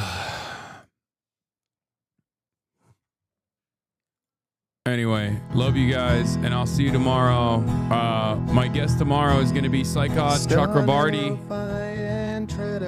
and also who's running for Nancy Pelosi's seat, the communist Nancy Pelosi seat. My other guest is going to be Cam Caskey, talking about his experiences in the West Bank. California, says Hasan. I love you all, and hopefully there'll be some better news tomorrow. Peace. 'Cause there is again, Hasan is streaming. Hasan is streaming. There is again, Hasan is streaming. Hasan is streaming. Reviewing a Chinese train, telling Kaya place. Sun and Asmin chatter loves, giving Greening's grace. Zoran winning NYC, woke two back with the force. The Rogan of the left, to me a dumb himbo still on course. The Charlie Kirk assassination, the Fear and Online show. 8 full fucking years of this, and plenty more to go. Doing fun stuff tomorrow, throw PBS up on the screen. A man-made horror reaction brought to you by this live stream. 'Cause there he is again, Hasan is streaming. Hasan is streaming. There he is again, Hasan is streaming. Hasan is streaming. Kicked out of the DNC, IRANxAMERISRAEL March the GOAT.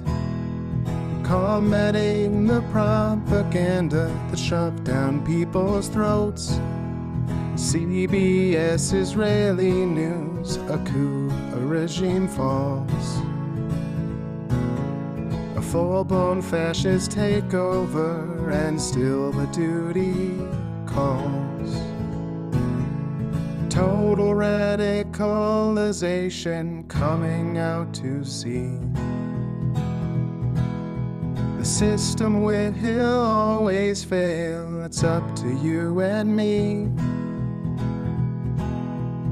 On these daily streets, whether short or whether long, have helped millions of people keep it moving right along.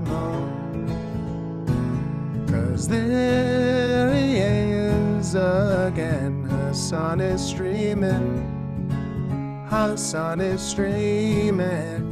There he is again, Hasan is streaming. Hasan is streaming. But hey, what can you say? That's PBS for you. But he'll play games real soon. Just you wait. Say, hey, what can you say? That's PBS for you. But he'll move on real soon.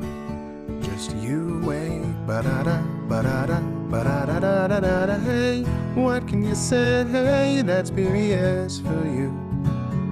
But he'll pull your lungs real soon.